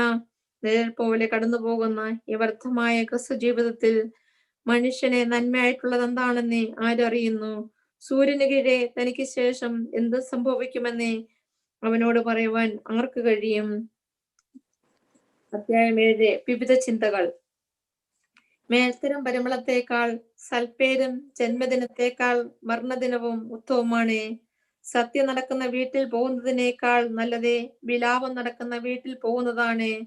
സർവരുടെയും അന്ത്യം ഇതാണെന്ന് ജീവിച്ചിരിക്കുന്നവർ ഗ്രഹിച്ചുകൊള്ളും. ചിരിക്കുന്നതിനേക്കാൾ മേന്മ കരയുന്നതിലാണ്. അതുമൂലം മ്ലാനമെങ്കിലും ഹൃദയത്തിന് ആശ്വാസം നൽകും. ജ്ഞാനിയുടെ ഹൃദയം കണ്ണീരിന്റെ ഭവനത്തിലാണ്, മൂഢന്റെ ഹൃദയം ആഹ്ലാദത്തിന്റെ ഭവനത്തിലും. ഭോഷന്റെ ജ്ഞാനം കേൾക്കുന്നതിനേക്കാൾ ജ്ഞാനിയുടെ ശാസനകൾ കേൾക്കുന്നതാണ് നല്ലത്. കാലത്തിനിടയിൽ ചുള്ളിവിറകെ കിരുകിര കത്തുന്നത് പോലെയാണ് ഭോഷന്റെ ചിരി. ഇതും മധ്യ തന്നെ. മർദ്ദനം ജ്ഞാനിയെ ഭോഷനാക്കും. നിശ്ചയം കൈക്കൂലി മനസ്സിനെ ദൂഷിപ്പിക്കുന്നു. എന്തിന്റെയും അനന്തമാണ് ആരംഭത്തേക്കാൾ മെച്ചം. അഹങ്കാരിയേക്കാൾ ക്ഷമാശീലൻ ഉത്തമനാണ്. ക്ഷിക്രോപമരുതേ. കോപം ഭോഷന്റെ മടിയിൽ വിശ്രമിക്കുന്നു. കഴിഞ്ഞ കാലം ഇന്നത്തേക്കാൾ മെച്ചമാണ്. മെച്ചമായത് എങ്ങനെയെന്ന് ചോദിക്കരുതേ. ജ്ഞാനത്തിൽ നിന്നും വരുന്നതല്ല ഈ ചോദ്യം. ജ്ഞാനം പിതൃസ്വത്ത് പോലെ ശ്രേഷ്ഠമാണ്. ജീവിച്ചിരിക്കുന്നവർക്ക് അത് ഉപകരിക്കും. ധനം പരിരക്ഷ നൽകുന്നത് പോലെ ജ്ഞാനവും പരിരക്ഷ നൽകുന്നു. ജ്ഞാനിയുടെ ജീവൻ രക്ഷിക്കും എന്നതിലാണ് ജ്ഞാനത്തിന്റെ വൈശിഷ്ട്യം. ദൈവത്തിന്റെ പ്രവൃത്തികളെ കുറിച്ച് ചിന്തിക്കൂ. അവിടുന്ന് വളഞ്ഞതായി നിർമ്മിച്ചത് നേരെയാക്കുവാൻ ആർക്ക് സാധിക്കും? സുവിശുദ്ധയിൽ സന്തോഷിക്കുക, വിപത്തിൽ പര്യാലോചിക്കുക. രണ്ടും ഒരുക്കിയത് ദൈവമാണ്. എന്താണ് വരാൻ പോകുന്നതെന്ന് മനുഷ്യൻ അറിയാതിരിക്കുവാനാണ് ഇങ്ങനെ ചെയ്തത്. എന്റെ വ്യർത്ഥ ജീവിതത്തിൽ ഞാൻ സകലതും കണ്ടു. നീതിയിൽ നശിക്കുന്ന നീതിമാനുണ്ട്. തിന്മ ചെയ്തിട്ടും ദീർഘായുസ് ലഭിക്കുന്ന ദുഷ്ടന്മാരുണ്ട്. അമിത നീതിയോ അമിത ജ്ഞാനമോ അരുത്. നീ എന്തിനെ നിന്നെ തന്നെ നശിപ്പിക്കുന്നു? പരമദുഷ്ടനോ മൂഢനോ ആകരുത്. കാലമെത്താത്ത നീ മരിക്കുന്നത് എന്തിന്? ഒന്നിൽ മുറുകെ പിടിക്കുമ്പോൾ മറ്റൊന്നിൽ നിന്ന് പിടിവിടാതെ സൂക്ഷിക്കണം. ദൈവത്തെ ഭയപ്പെടുന്നവന് രണ്ടിലും വിജയം കിട്ടും. നഗരത്തിലെ 10 ഭരണാധിപന്മാരെക്കാൾ ശക്തി ജ്ഞാനിക്ക് പകർന്നു കൊടുക്കുന്നു. ഒരിക്കലും പാപം ചെയ്യാതെ നന്മ മാത്രം ചെയ്യുന്ന ഒരു നീതിമാനും ഭൂമുഖത്തില്ല. മനുഷ്യൻ പറയുന്നിടത്തെല്ലാം ചെവി കൊടുക്കരുതേ. ചെവി കൊടുത്താൽ നിന്റെ ദാസൻ നിന്നെ ശപിക്കുന്നത് കേട്ടെന്ന് വരും. നീ തന്നെ പലപ്പോഴും അന്യരെ ശപിച്ചിട്ടുള്ളത് നിനക്ക് നന്നായി അറിയാം. ജ്ഞാനം കൊണ്ട് ഞാൻ ഇതെല്ലാം പരിശോധിച്ചിരിക്കുന്നു. ഞാൻ പറഞ്ഞു, ഞാൻ ജ്ഞാനിയായിരിക്കാം. എന്നാൽ അത് എത്ര വിദൂരമായ ലക്ഷ്യമായിരിക്കുന്നു യഥാർത്ഥ്യം. എത്ര വിദൂരത്താണ്. ആഴത്തിൽ അളക്കുവാൻ കഴിയാത്ത ആഴത്തിൽ ആർക്ക് അത് കണ്ടുപിടിക്കുവാൻ കഴിയും? ജ്ഞാനവും കാര്യങ്ങളുടെ പൊരുളും വിവേചന ബുദ്ധിയോടെ അന്വേഷിച്ചറിയുവാനും ഭോഷത്വത്തിന്റെ ദുഷ്ടതയും ഭ്രാന്താകുന്ന മൗഢ്യവും ഗ്രഹിക്കുവാനും ഞാൻ പരിശ്രമിച്ചു. മരണത്തേക്കായി കൈപ്പുള്ളവയാണേ നാരി എന്ന് ഞാൻ മനസ്സിലാക്കി. കാരണം അവളുടെ ഹൃദയം കെണിയും വലയുമാണ്. കൈകൾ ചങ്ങലയും. ദൈവപ്രസാദമുള്ളവർ അവളിൽ നിന്ന് രക്ഷ നേടും. എന്നാൽ പാപി അവളുടെ പിടിയിൽപ്പെടും. സഭാപ്രസംഗൻ പറയുന്നു, എന്റെ മനസ്സ് തുടർച്ചയെ അന്വേഷിച്ചിട്ടും കണ്ടുപിടിക്കുവാൻ കഴിയാത്ത ഒന്ന് ഇതാ ഞാൻ കണ്ടിരിക്കുന്നു. അല്പാൽപമായി അറിഞ്ഞതിന്റെ ആകത്തുകയാണിത്. എന്റെ മനസ്സ് ആവർത്തിച്ചന്വേഷിച്ചിട്ടും കണ്ടെത്തുവാൻ കഴിയാത്തതാണിത്. 1000 ഞാൻ പുരുഷനായി കണ്ടു, എന്നാൽ ഒരുവളെ സ്ത്രീയായി കണ്ടില്ല. ഞാൻ കണ്ടത് ഇതാണ്: ദൈവം മനുഷ്യനെ സരളഹൃദയനായി സൃഷ്ടിച്ചു, എന്നാൽ അവന്റെ സങ്കീർണ പ്രശ്നങ്ങൾ അവൻ തന്നെ സൃഷ്ടിച്ചതാണ്. ജ്ഞാനവും രാജാവും. ജ്ഞാനിയെ പോലെ ആരുണ്ട്? പൊരുളറിയാത്തവൻ ആരുണ്ട്? ജ്ഞാനം മുഖത്തെ പ്രശോഭിപ്പിക്കുന്നു, പൗരുഷഭാഗത്തെ അകറ്റുന്നു. ദൈവനാമത്തിൽ ചെയ്ത ശപഥമോർത്തു രാജകൽപ്പന പാലിക്കുക. അനിഷ്ടക്കാരമെങ്കിലും അവന്റെ സന്നിധി വിട്ടുപോയി ഉടനെ അത് ചെയ്യുക. യഥേഷ്ടം പ്രവർത്തിക്കുന്നവനാണല്ലോ രാജാവേ. അവന്റെ വാക്ക് അന്തിമമാണ്. നീ എന്ത് ചെയ്യുന്നു എന്ന് അവനോട് ചോദിക്കുവാൻ ആർ മുതിരും? കൽപ്പന അനുസരിക്കുന്നവന് ഒരു ഉപദ്രവവും ഉണ്ടാകുകയില്ല. ഞാൻ ഈ സക്ക സമയം വഴിയും അറിയുന്നു. മനുഷ്യ ജീവിതം ഭാരത്തിന് അടിമപ്പെട്ടതെങ്കിലും ഓരോന്നിനും അതിന്റെ സമയം നീതിയുമുണ്ട്. ഭാവി അവന് അജ്ഞാതമാണ്. അത് എങ്ങനെയിരിക്കുമെന്ന് പറയുവാൻ ആർക്ക് കഴിയും? പ്രാണനെ പിടിച്ചു നിർത്തുവാനോ മരണസമയം നിശ്ചയിക്കുവാനോ ആർക്ക് കഴിയും? യുദ്ധസേവനത്തിൽ നിന്ന് വിടുതൽ ഇല്ല. ദുഷ്ടതയ്ക്ക് അടിമയായവരെ അത് മോചിപ്പിക്കുകയുമില്ല. മനുഷ്യൻ മനുഷ്യന്റെ മേൽ അധികാരം സ്ഥാപിച്ച് ദ്രോഹത്തിനിടയിൽ സൂര്യന്റെ കീഴിലുള്ള എല്ലാത്തിലും സൂക്ഷ്മ നിരീക്ഷണം നടത്തിക്കൊണ്ടിരിക്കുന്നതാണ്. ദുഷ്ടനും നീതിമാനും ഒന്നുപോലെ. ദുഷ്ടന്മാരെ സംസ്കരിക്കുന്നത് ഞാൻ കണ്ടു. വിശുദ്ധ സ്ഥലത്ത് വ്യാപരിച്ചിരിക്കുന്നവരാണ് അവർ. ഇതൊക്കെ ചെയ്ത തങ്ങളുടെ നഗരത്തിൽ അവർ ശാംഗലിക്കപ്പെട്ടിരിക്കുന്നു. ഇതും മിഥ്യ തന്നെ. തിന്മയ്ക്കുള്ള ശിക്ഷ ഉടൻ നടപ്പാക്കാത്തതിനാൽ മനുഷ്യമക്കളുടെ ഹൃദയം അതിൽ മുഴുകുന്നു. 100 തവണ തിന്മ ചെയ്തിട്ടും ദുഷ്ടന്റെ ജീവിതം സുദീർഘമാണെങ്കിലും ദൈവഭക്തന് എല്ലാം ശുഭമായിരിക്കുന്നുവെന്ന് എനിക്ക് നന്നായി അറിയാം. കാരണം അവൻ ദൈവസന്നിധിയിൽ ഭക്തിയോടെ വ്യാപരിക്കുന്നു. നീചന് നന്മ കൈവരുകയില്ല. ജീവിതം നിഴൽ പോലെ നേരിടാനും അവന് കഴിയുകയില്ല. കാരണം അവൻ ദൈവസന്നിധിയിൽ ഭയത്തോടെയല്ലേ വ്യാപരിക്കുന്നത്. നീതിമാന്മാരുടെ പ്രവർത്തികൾക്ക് യോജിച്ച അനുഭവവും നീതിമാന്മാരുടെ പ്രവർത്തികൾക്ക് യോജിച്ച അനുഭവവും ഉണ്ടാകുന്നു എന്ന് ഭൂമിയിലുള്ള ഒരു മിഥ്യയാണ്. ഇതും മിഥ്യയാണെന്ന് ഞാൻ പറഞ്ഞു. ഞാൻ ഇവിടെ നിർദ്ദേശിക്കുന്നത് സന്തോഷിക്കുക എന്നാണ്. ഭക്ഷിക്കുകയും പാനം ചെയ്യുകയും ആനന്ദിക്കുകയും ചെയ്യുന്നവനല്ലാതെ വേറെ ഭാഗ്യമില്ല. ഇത് സൂര്യന് കീഴെ ദൈവം അവന് നൽകിയിരിക്കുന്ന ആയുഷ്കാലത്തെ പ്രയത്നങ്ങളിൽ അവനെ തുണയ്ക്കും. ജ്ഞാനത്തെ അറിയുവാനും മനുഷ്യന്റെ വ്യാപാരങ്ങൾ മനസ്സിലാക്കുവാനും രാപകൽ വിശ്രമമേന്തിയ പരിശ്രമിച്ചു. അപ്പോൾ കണ്ടത് ദൈവത്തിന്റെ കരവേലകളാണ്.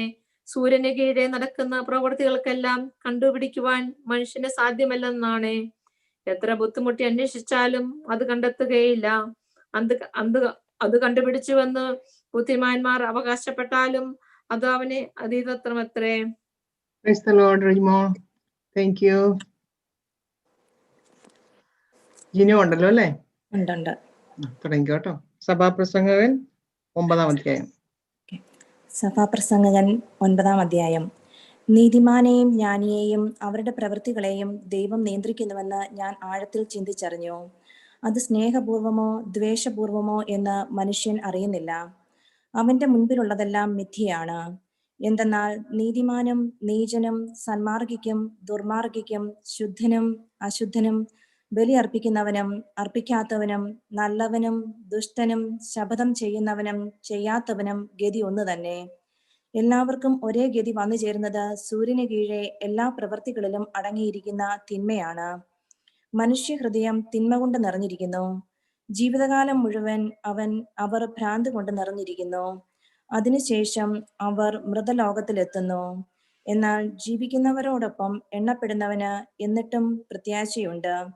ജീവനുള്ള നായ ചത്ത സിംഹത്തേക്കാൾ ഭേദമാണല്ലോ. കാരണം ജീവിക്കുന്നവർക്കറിയാം തങ്ങൾ മരിക്കുമെന്ന്. മരിച്ചവരാകട്ടെ ഒന്നും അറിയുന്നില്ല. അവർക്കൊരു പ്രതിഫലവും ഇനിയില്ല. അവരെക്കുറിച്ചുള്ള സ്മരണ അസ്തമിച്ചിരിക്കുന്നു. അവരുടെ സ്നേഹവും ദ്വേഷവും അസൂയയും നശിച്ചു കഴിഞ്ഞു. സൂര്യന് കീഴെ ഒന്നിലും അവർക്കിനിമേൽ ഓഹരിയില്ല. പോയി സന്തോഷത്തോടുകൂടെ അപ്പം ഭക്ഷിക്കുക, ആഹ്ലാദഭരിതനായി വീഞ്ഞു കുടിക്കുക. കാരണം നീ ചെയ്യുന്നത് ദൈവം അംഗീകരിച്ചു കഴിഞ്ഞതാണ്. നിന്റെ വസ്ത്രം എപ്പോഴും ശുഭ്രമായിരിക്കട്ടെ. നീ തലയിൽ എണ്ണ പുരട്ടാതിരിക്കരുത്. സൂര്യന് കീഴെ ദൈവം നിനക്ക് നൽകിയിരിക്കുന്ന വ്യർത്ഥമായ ജീവിതം നീ സ്നേഹിക്കുന്ന ഭാര്യയോടൊത്ത് ആസ്വദിക്കുക. കാരണം അത് നിന്റെ ജീവിതത്തിന്റെയും സൂര്യന് കീഴെ നീ ചെയ്യുന്ന പ്രയത്നത്തിന്റെയും ഓഹരിയാണ്. ചെയ്യാനുള്ളത് സർവശക്തിയോടും കൂടെ ചെയ്യുക. എന്തെന്നാൽ നീ ചെന്ന് ചേരേണ്ട പാതാളത്തിൽ ജോലിക്കോ ചിന്തയ്ക്കോ വിജ്ഞാനത്തിനോ അറിവിനോ സ്ഥാനമില്ല. സൂര്യനു കീഴെ ഓട്ടം വേഗമുള്ളവനോ യുദ്ധം ശക്തിയുള്ളവനോ അപ്പം ജ്ഞാനിക്കോ ധനം ബുദ്ധിമാനോ അനുഗ്രഹം സമർത്ഥനോ അല്ല ലഭിച്ചിരിക്കുന്നതെന്ന് ഞാൻ കണ്ടു. എല്ലാം യാദൃച്ഛികമായി സംഭവിക്കുന്നതാണ്. തന്റെ സമയം മനുഷ്യന് അജ്ഞാതമാണ്. മത്സ്യം വലയിൽ പെടുന്നത് പോലെയും പക്ഷികൾ കെണിയിൽ കുടുങ്ങുന്നത് പോലെയും കഷ്ടകാലം വിചാരിക്കാത്ത നേരത്ത് മനുഷ്യമക്കളെ കൊടുക്കുന്നു.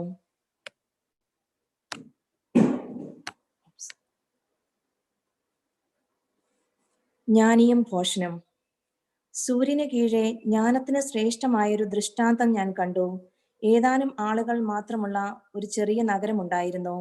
ശക്തനായ ഒരു രാജാവ് വന്ന് അതിനെതിരെ പ്രബലമായ ഉപരോധം ഏർപ്പെടുത്തി. എന്നാൽ അവിടെ നിർധനനായ ഒരു ജ്ഞാനി ഉണ്ടായിരുന്നു. അവൻ തന്റെ ബുദ്ധി കൊണ്ട് ആ നഗരത്തെ രക്ഷിച്ചു. പക്ഷെ ആരും അവനെ സ്മരിച്ചില്ല. ദരിദ്രന്റെ ജ്ഞാനം അപമാനിക്കപ്പെടുകയും അവന്റെ വാക്കുകൾ അവഗണിക്കപ്പെടുകയും ചെയ്താലും ജ്ഞാനമാണ് ശക്തിയേക്കാൾ ശ്രേഷ്ഠമാണെന്ന് ഞാൻ പറയുന്നു. മൂഢന്മാരെ ഭരിക്കുന്ന രാജാവിന്റെ ആക്രോശത്തെക്കാൾ ശ്രേഷ്ഠമാണ് ജ്ഞാനിയുടെ ശാന്തമായ വാക്കുകൾ. ആയുധങ്ങളെക്കാൾ ശ്രേഷ്ഠമാണ് ജ്ഞാനം. എന്നാൽ വളരെയധികം നന്മ നശിപ്പിക്കാൻ ഒരൊറ്റ പാപി മതിയാകും. അധ്യായം 10. ചത്ത ഈച്ച പരിമള ദ്രവ്യത്തിൽ ദുർഗന്ധം കലർത്തുന്നു. അതുപോലെ ജ്ഞാനവും പ്രശസ്തിയും കെടുത്താൻ അല്പം മൗഢ്യം മതി. ജ്ഞാനിയുടെ ഹൃദയം വലത്തോട്ടും വിഡ്ഢിയുടെ ഹൃദയം ഇടത്തോട്ടും ചായ്വ് കാണിക്കുന്നു. മൂഢൻ വഴിയെ നടന്നാൽ മതി, അല്പബുദ്ധിയായ അവൻ താൻ ഭോഷനാണെന്ന് വെളിപ്പെടുത്തും. രാജാവ് കോപിച്ചാൽ സ്ഥലം വിടാതെ അവിടെ തന്നെ നിൽക്കണം. വിധേയത്വം വലിയ തെറ്റുകൾക്ക് പരിഹാരമായി ഭവിക്കും. സൂര്യന് കീഴെ ഞാൻ ഒരു തിന്മ കണ്ടു, രാജാക്കന്മാർക്ക് പറ്റുന്ന ഒരു തെറ്റ്. ഭോഷൻ ഉന്നത സ്ഥാനത്തെത്തുന്നു. സമ്പന്നർ താണ തലങ്ങളിൽ ഇരിക്കുന്നു. അടിമകൾ കുതിരപ്പുറത്തും പ്രഭുക്കൾ അടിമകളെ പോലെ കാൽനടയായും സഞ്ചരിക്കുന്നത് ഞാൻ കണ്ടു. കുഴി കുഴിക്കുന്നവൻ അതിൽ വീഴും. ചുമര് പൊളിക്കുന്നവന് സർപ്പദംശനമേൽക്കും. കല്ല് വെട്ടുന്നവന് അതുകൊണ്ട് തന്നെ മുറിവേൽക്കും. വിറക് കീറുന്നവന് അതിൽ നിന്ന് അപകടം ഭവിക്കും. മുന തേഞ്ഞ ഇരുമ്പ് കൂർപ്പിക്കാതിരുന്നാൽ അധികം ശക്തി പ്രയോഗിക്കേണ്ടി വരും. എന്നാൽ ജ്ഞാനം വിജയം തേടുന്നു. മെരുക്കുന്നതിന് മുൻപ് സർപ്പം ദംശിച്ചാൽ പാമ്പാട്ടിയെ കൊണ്ട് പ്രയോജനമില്ല. ജ്ഞാനിയുടെ വചനം പ്രസാദകരമാണ്. ഭോഷന്റെ അധരം അവനെ തന്നെ ഗ്രസിക്കുന്നു. അവന്റെ മൊഴികളുടെ ആരംഭം വിഡിത്തമാണ്. സംസാരത്തിന്റെ അവസാനം തനി ഭ്രാന്തും. തനിക്ക് ശേഷം എന്ത് സംഭവിക്കുമെന്ന് പറയാൻ ആർക്കും സാധിക്കുകയില്ല. വരാനിരിക്കുന്നത് ആരും അറിയുന്നില്ല.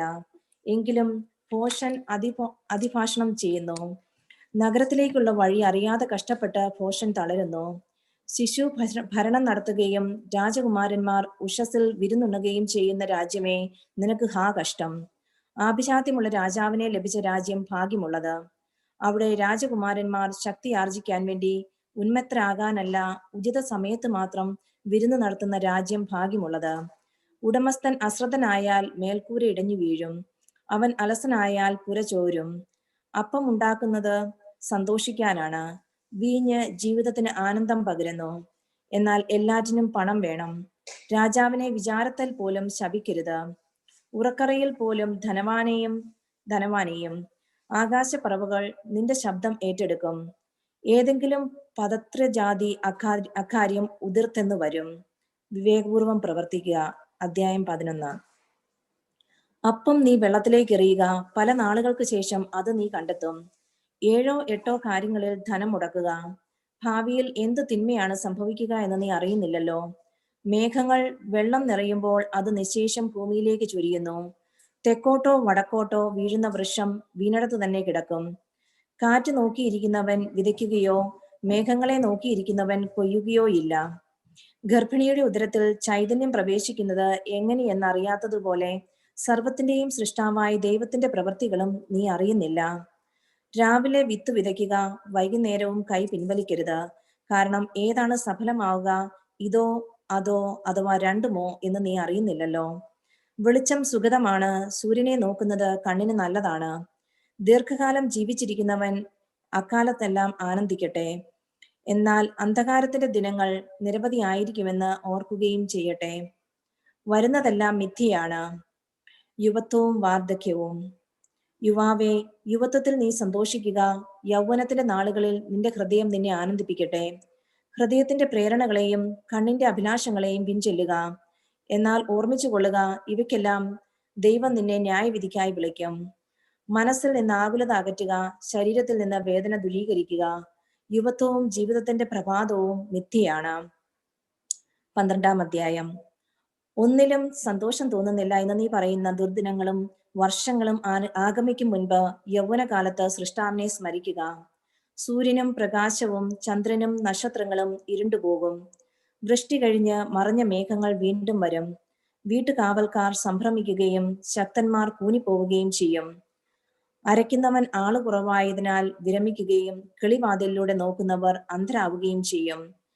തെരുവിലെ വാതിലുകൾ അടയ്ക്കപ്പെടും. മാവ് പൊടിക്കുന്ന ശബ്ദം മന്ദീഭവിക്കും. പക്ഷിയുടെ ശബ്ദം കേട്ട് മനുഷ്യൻ ഉണർന്നു പോകും. ഗായികമാരുടെ ശബ്ദം താഴും. ഉയർന്നു നിൽക്കുന്നതും വഴിയിൽ കാണുന്നതുമെല്ലാം അവർക്ക് ഭീതിജനകമാകും. ബദാം വൃക്ഷം തളിർക്കും, പച്ചക്കുതിര ഇഴയും, ആശ അറ്റുപോകും.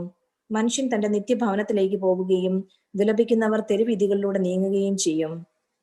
വെള്ളിച്ചരട് പൊട്ടും, കനകപാത്രങ്ങൾ തകരും, അരുവിയിൽ വെച്ച് കുടമുടയും, നീർത്തൊട്ടിയുടെ ചക്രം തകരും. ധൂളി അതിന്റെ ഉറവിടമായ മണ്ണിലേക്ക് മടങ്ങും. ആത്മാവ് തന്റെ ദാതാവായ ദൈവത്തിനെങ്കിലേക്ക് തിരിച്ചു പോവുകയും ചെയ്യും. സഭാപ്രസംഗകൻ പറയുന്നു, മിഥ്യകളിൽ മിഥ്യ, സമസ്തവും മിഥ്യ. ഉപസംഹാരം. സഭാപ്രസംഗകൻ ജ്ഞാനിയായിരുന്നു. കൂടാതെ അവൻ ആപ്തവചനങ്ങൾ വിവേചിച്ച് പഠിക്കുകയും ക്രമത്തിലെടുക്കുകയും ചെയ്തുകൊണ്ട് ജനങ്ങൾക്ക് അറിവ് പകർന്നു. ഇമ്പമുള്ള വാക്കുകൾ കണ്ടുപിടിക്കാൻ സഭാപ്രസംഗൻ ശ്രമിച്ചിട്ടുണ്ട്. സത്യവചസ്സുകൾ സത്യസന്ധമായി രേഖപ്പെടുത്തുകയും ചെയ്തിരിക്കുന്നു. ജ്ഞാനിയുടെ വാക്കുകൾ ഇടയന്റെ വടി പോലെയാണ്. ഇടയന്റെ സമാഹരിക്കപ്പെട്ട സൂക്തങ്ങൾ തറഞ്ഞു കയറിയ ആണികൾ പോലെയാണ്. മകനെ, ഇതിലപ്പുറമുള്ള സകലത്തിലും നീ മുൻകരുതൽ ഉള്ളവനായിരിക്കണം. നിരവധി ഗ്രന്ഥങ്ങൾ നിർമ്മിക്കുക എന്ന് വെച്ചാൽ അതിന് അവസരം ഉണ്ടാവുകയില്ല. അധ്യയനം അധികമായാൽ അത് ശരീരത്തെ തളർത്തും. പരിസമാപ്തി ഇതാണ്, എല്ലാം കേട്ടു കഴിഞ്ഞത് തന്നെ. ദൈവഭയമുള്ളവനായിരിക്കുക, അവിടുത്തെ കൽപ്പനകൾ പാലിക്കുക. മനുഷ്യന്റെ മുഴുവൻ കർത്തവ്യവും ഇത് തന്നെ. നല്ലതോ ചീത്തയോ ആയ ഏത് നിഗൂഢ പ്രവൃത്തിയും ദൈവം നീതിപീഠത്തിന് മുൻപിൽ കൊണ്ടുവരും. ഉത്തമഗീതം 1-ാം അധ്യായം. ഗാനം 1. നിന്റെ അധരം എന്നെ ചുംബനം കൊണ്ട് പൊതിയട്ടെ. നിന്റെ പ്രേമം വീഞ്ഞിനേക്കാൾ മാധുര്യമുള്ളത്. നിന്റെ അഭിഷേക തൈലം സുരഭിലമാണ്. നിന്റെ നാമം പകർന്ന തൈലം പോലെയാണ്. അതുകൊണ്ട് കന്യകമാർ നിന്നെ പ്രേമിക്കുന്നു.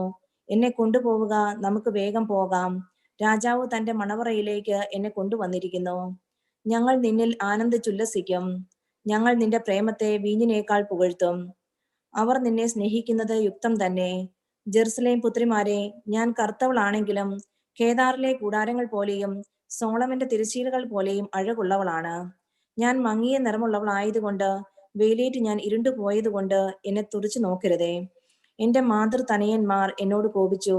അവർ എന്നെ മുന്തിരിത്തോട്ടങ്ങളുടെ കാവൽക്കാരിയാക്കി. എന്നാൽ എന്റെ സ്വന്തം മുന്തിരിത്തോട്ടം ഞാൻ കാത്തു സൂക്ഷിച്ചില്ല. എന്റെ പ്രാണപ്രിയനെ എന്നോട് പറയുക, നിന്റെ ആടുകളെ എവിടെ മേയിക്കുന്നു? ഉച്ചയ്ക്ക് അവയ്ക്ക് എവിടെ വിശ്രമം നൽകുന്നു? ഞാനെന്തിന് നിന്റെ ചങ്ങാതിമാരുടെ ആട്ടിൻകൂട്ടങ്ങൾക്കടുത്ത് അലഞ്ഞു നടക്കണം?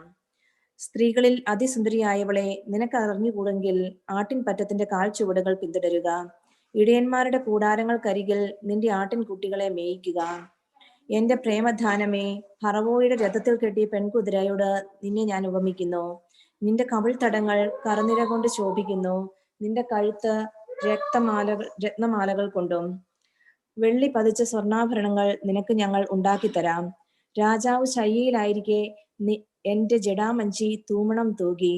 എന്റെ പ്രാണപ്രിയൻ സ്തനാന്തരത്തിൽ സൂക്ഷിക്കുന്ന നറും പശച്ചിമിഴ് പോലെയാണ്. എന്റെ പ്രാണപ്രിയൻ എൻഗേദിലെ മുന്തിരിത്തോപ്പുകളിലെ മൈലാഞ്ചി പൂങ്കുല പോലെയാണ്. എന്റെ പ്രാണപ്രിയൻ എൻഗേറിലെ മുന്തിരിത്തോപ്പുകളിലെ മൈലാഞ്ചി പൂങ്കുല പോലെയാണ്. എന്റെ പ്രിയേ, ഹാ, നീ എത്ര സുന്ദരി! അതെ, നീ സുന്ദരി തന്നെ. നിന്റെ കണ്ണുകൾ ഇണപ്രാവുകളാണ്. എന്റെ പ്രിയനെ, നീ എത്ര സുന്ദരൻ! അതെ, സുന്ദരൻ തന്നെ. നമ്മുടെ ശയ്യാതലം ഹരിതമോഹനമാണ്.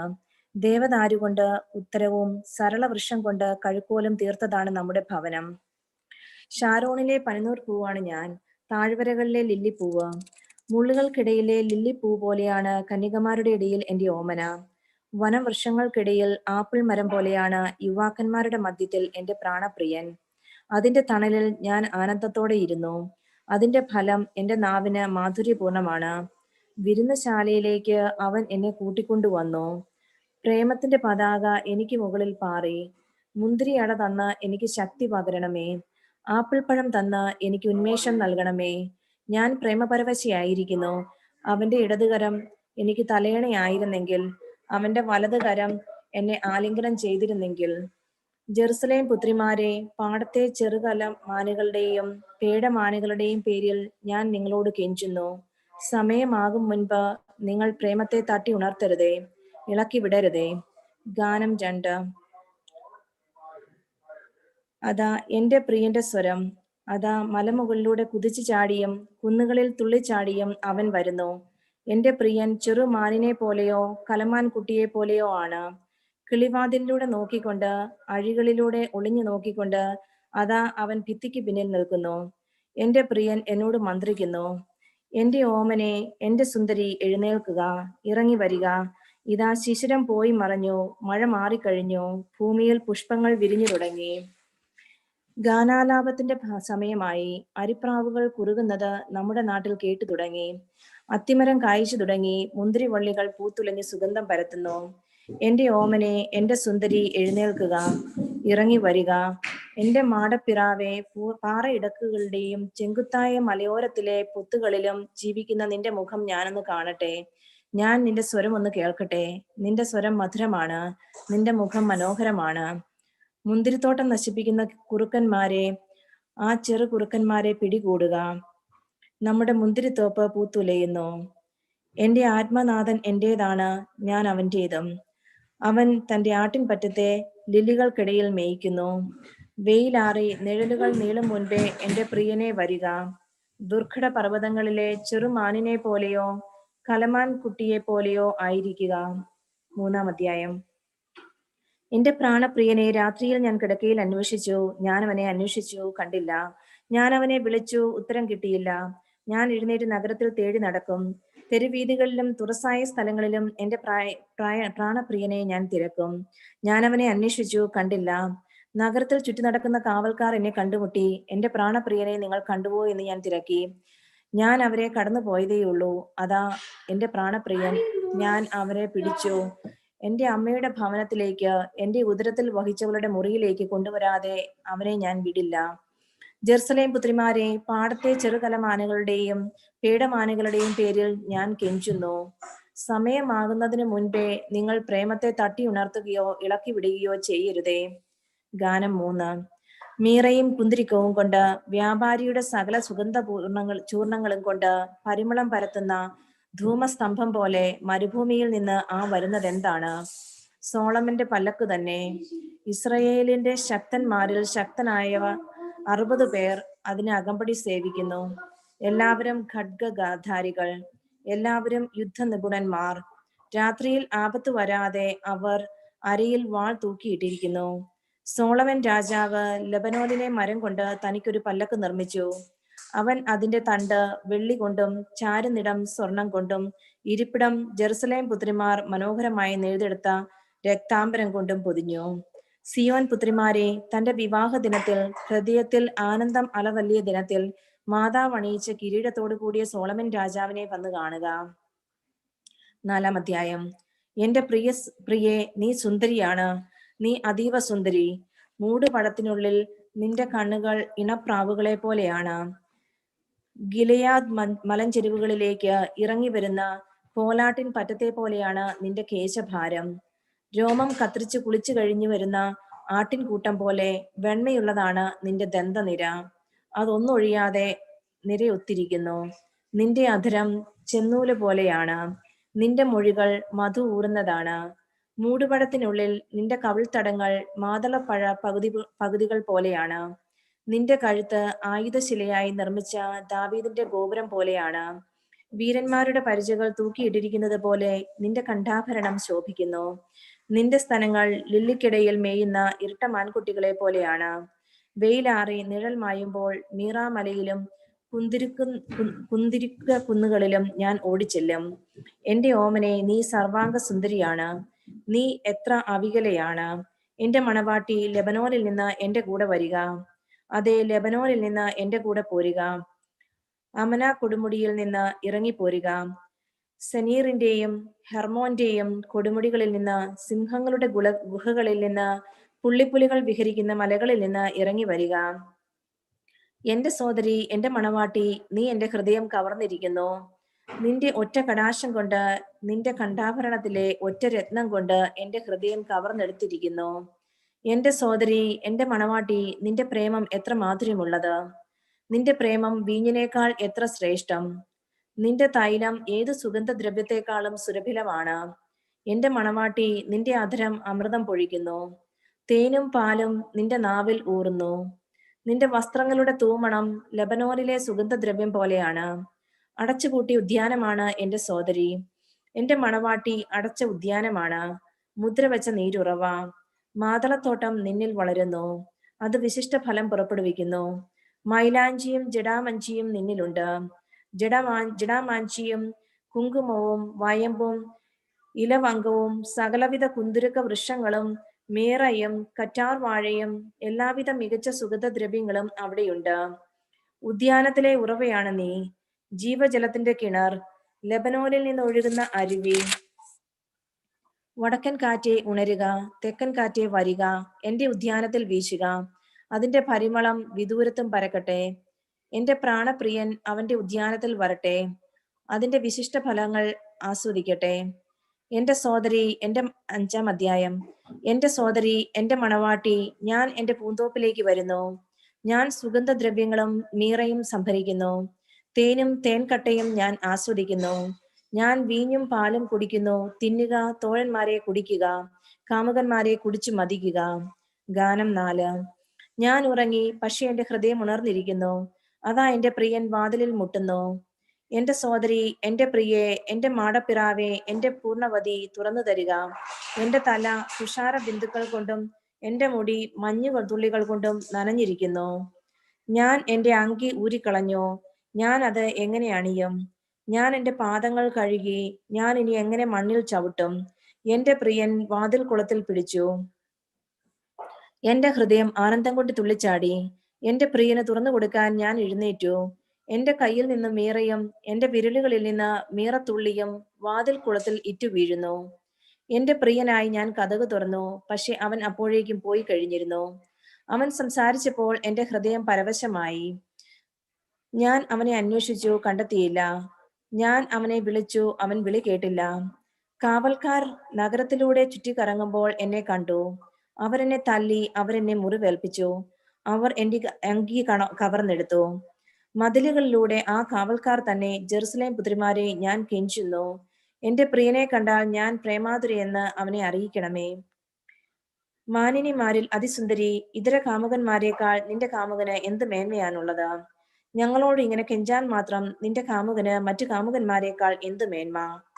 എന്റെ പ്രിയൻ അരുണനെ പോലെ തേജസ്സുറ്റവൻ, പതിനായിരങ്ങളിൽ അതിശ്രേഷ്ഠൻ. അവന്റെ ശിരസ് തനി തങ്കമാണ്. കാക്കക്കറുപ്പുള്ള അവന്റെ അളകാവലി തിരമാലയ്ക്ക് തുല്യം. അവന്റെ കണ്ണുകൾ അരുവിക്കരയിലെ പ്രാവുകളെ പോലെയാണ്. പാലിൽ കുളിച്ച് തൂവലൊതുക്കിയ അരിപ്രാവുകളെ പോലെ തന്നെ. അവന്റെ കവിളുകൾ സുഗന്ധദ്രവ്യങ്ങളുടെ തടങ്ങൾ പോലെയാണ്. അവിടെ നിന്ന് പരിമളം പൊഴിയുന്നു. അവന്റെ അധരം ലില്ലിപ്പൂക്കളാണ്.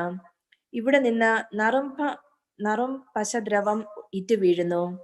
അവന്റെ ഭുജങ്ങൾ രക്തം പതിച്ച സുവർണ ദണ്ടുകൾ.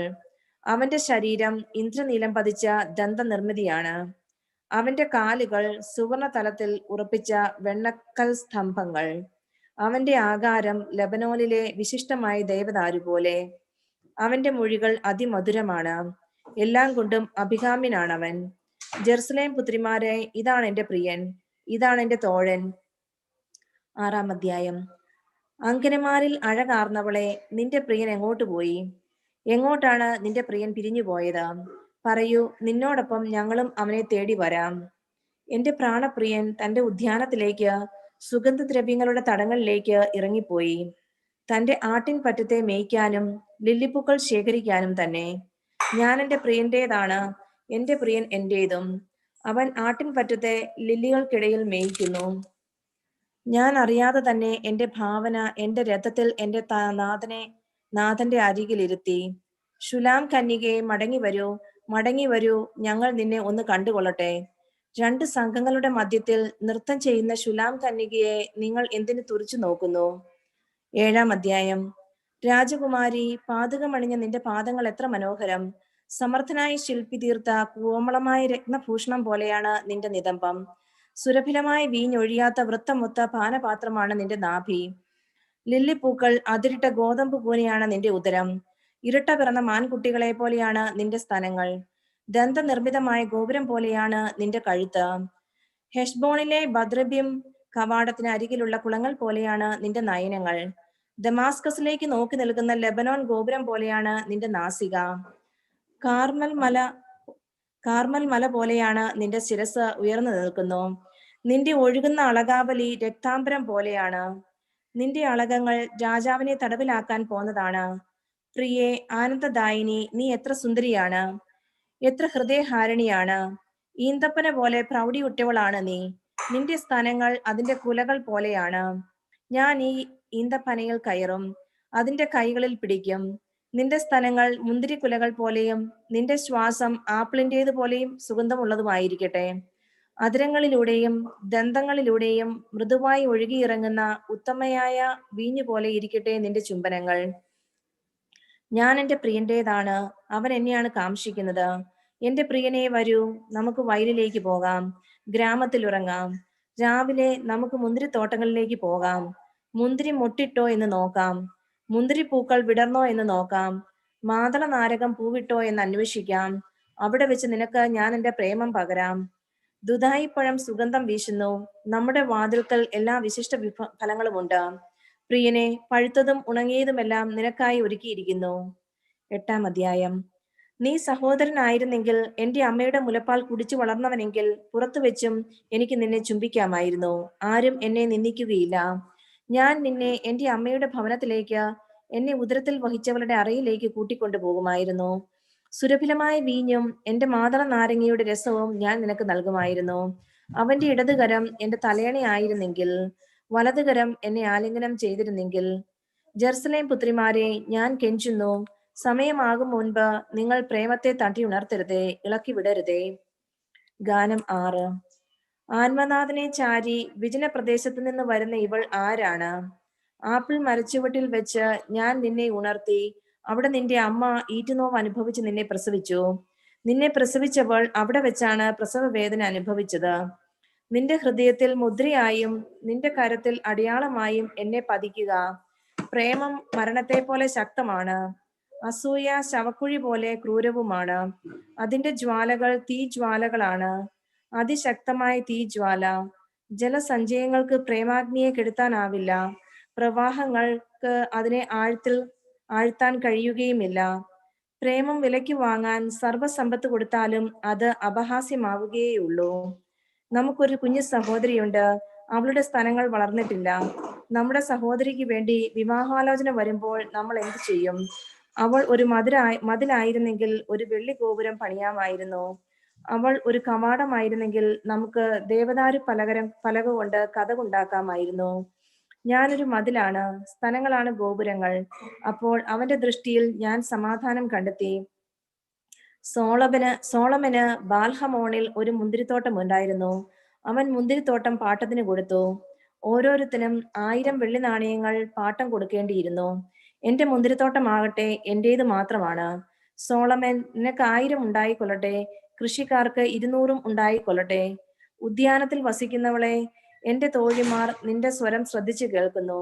ഞാനും അത് കേൾക്കട്ടെ. എന്റെ പ്രിയനെ, വേഗം വരിക. സുഗന്ധദ്രവ്യങ്ങളുടെ മലകളിൽ കലമാൻ കുട്ടിയെ പോലെയോ ചെറുമാൻ പേടയെ പോലെയോ വേഗം വരിക. ജ്ഞാനം 1-ാം അധ്യായം. നീതി ജീവന്റെ മാർഗം. ഭൂപാലകരെ, നീതിയെ സ്നേഹിക്കുവിൻ. കളങ്കമെന്നിയെ കർത്താവിനെ കുറിച്ച് ധ്യാനിക്കുവിൻ. നിഷ്കളങ്കതയോടെ അവിടുത്തെ അന്വേഷിക്കുവിൻ. അവിടുത്തെ പരീക്ഷിക്കാത്തവർ അവിടുത്തെ കണ്ടെത്തുന്നു. അവിടുത്തെ അവിശ്വസിക്കാത്തവർക്ക് അവിടുന്ന് തന്നെ വെളിപ്പെടുത്തുന്നു. കുടില ബുദ്ധി മനുഷ്യനെ ദൈവത്തിൽ നിന്ന് അകറ്റുന്നു. അവിടുത്തെ ശക്തിയെ പരീക്ഷിക്കുന്ന ഭോഷന്മാർ ശാസിക്കപ്പെടുന്നു. ജ്ഞാനം കപട ഹൃദയത്തിൽ പ്രവേശിക്കുകയില്ല. പാപത്തിന് അടിമയായ ശരീരത്തിൽ വസിക്കുകയുമില്ല. വിശുദ്ധവും സുശിക്ഷിതവുമായ ആത്മാവ് വഞ്ചനയിൽ നിന്ന് ഓടി അകലുന്നു. മൂഢാലോചനകളോട് വേഗം വിട പറയുന്നു. അനീതിയുടെ സാമീപ്യത്തിൽ ലജ്ജിക്കുന്നു. ജ്ഞാനം കരുണാമയമാണ്, എന്നാൽ ദൈവദൂഷണം പറയുന്നവനെ വെറുതെ വിടുകയില്ല. ദൈവം മനസ്സിന്റെ സൂക്ഷ്മ വ്യാപാരങ്ങളെ അറിയുന്നവനും ഹൃദയത്തെ യഥാർത്ഥമായി നിരീക്ഷിക്കുന്നവനും നാവിൽ നിന്ന് ഉതിരുന്നത് കേൾക്കുന്നവനും ആണ്. കർത്താവിന്റെ ആത്മാവിനാൽ ലോകം നിറഞ്ഞിരിക്കുന്നു. എല്ലാറ്റിനെയും ആശ്ലേഷിക്കുന്ന അത് മനുഷ്യൻ പറയുന്നത് അറിയുന്നു. ദുർഭാഷണം നടത്തുന്നവൻ പിടിക്കപ്പെടും. നീതിയുടെ ശിക്ഷ അവനെ വെറുതെ വിടുകയില്ല.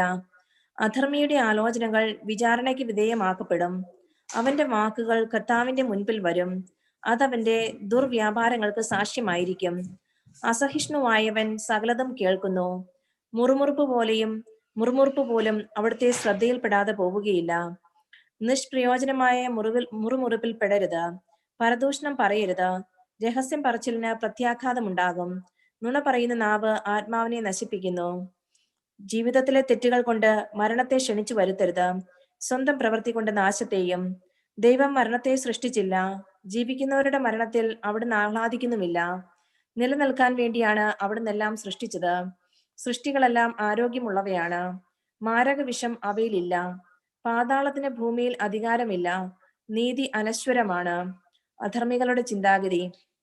അധർമ്മികൾ വാക്കും പ്രവൃത്തിയും വഴി മരണത്തെ ക്ഷണിച്ചു വരുത്തി മിത്രമെന്ന് കരുതി അതുമായി സഖ്യം ചെയ്ത് സ്വയം നശിക്കുന്നു. അതിനോട് ചേരാൻ അവർ യോഗ്യരാണ്. 2-ാം അധ്യായം. അവർ മിഥ്യാസങ്കല്പത്തിൽ മുഴുകി ജീവിതം ഹ്രസ്വവും ദുഃഖകരവുമാണ്. മരണത്തിന് പ്രതിവിധിയില്ല. പാതാളത്തിൽ നിന്ന് ആരും മടങ്ങി വന്നതായി അറിവില്ല. നമ്മുടെ ജനനം യാദൃച്ഛികമാണ്. ഒരിക്കലും ഉണ്ടായിരുന്നില്ല എന്ന വിധം നാം മറഞ്ഞു പോകും. നാസികയിലെ ശ്വാസം പുകയാണ്. ഹൃദയസ്പന്ദനം കൊണ്ട് ജ്വലിക്കുന്ന തീപ്പൊരിയാണ് ചിന്ത. അത് കെട്ടുകഴിഞ്ഞാൽ ശരീരം ചാരമായി ആത്മാവ് ശൂന്യമായ വായു പോലെ അലിഞ്ഞില്ലാതാകും.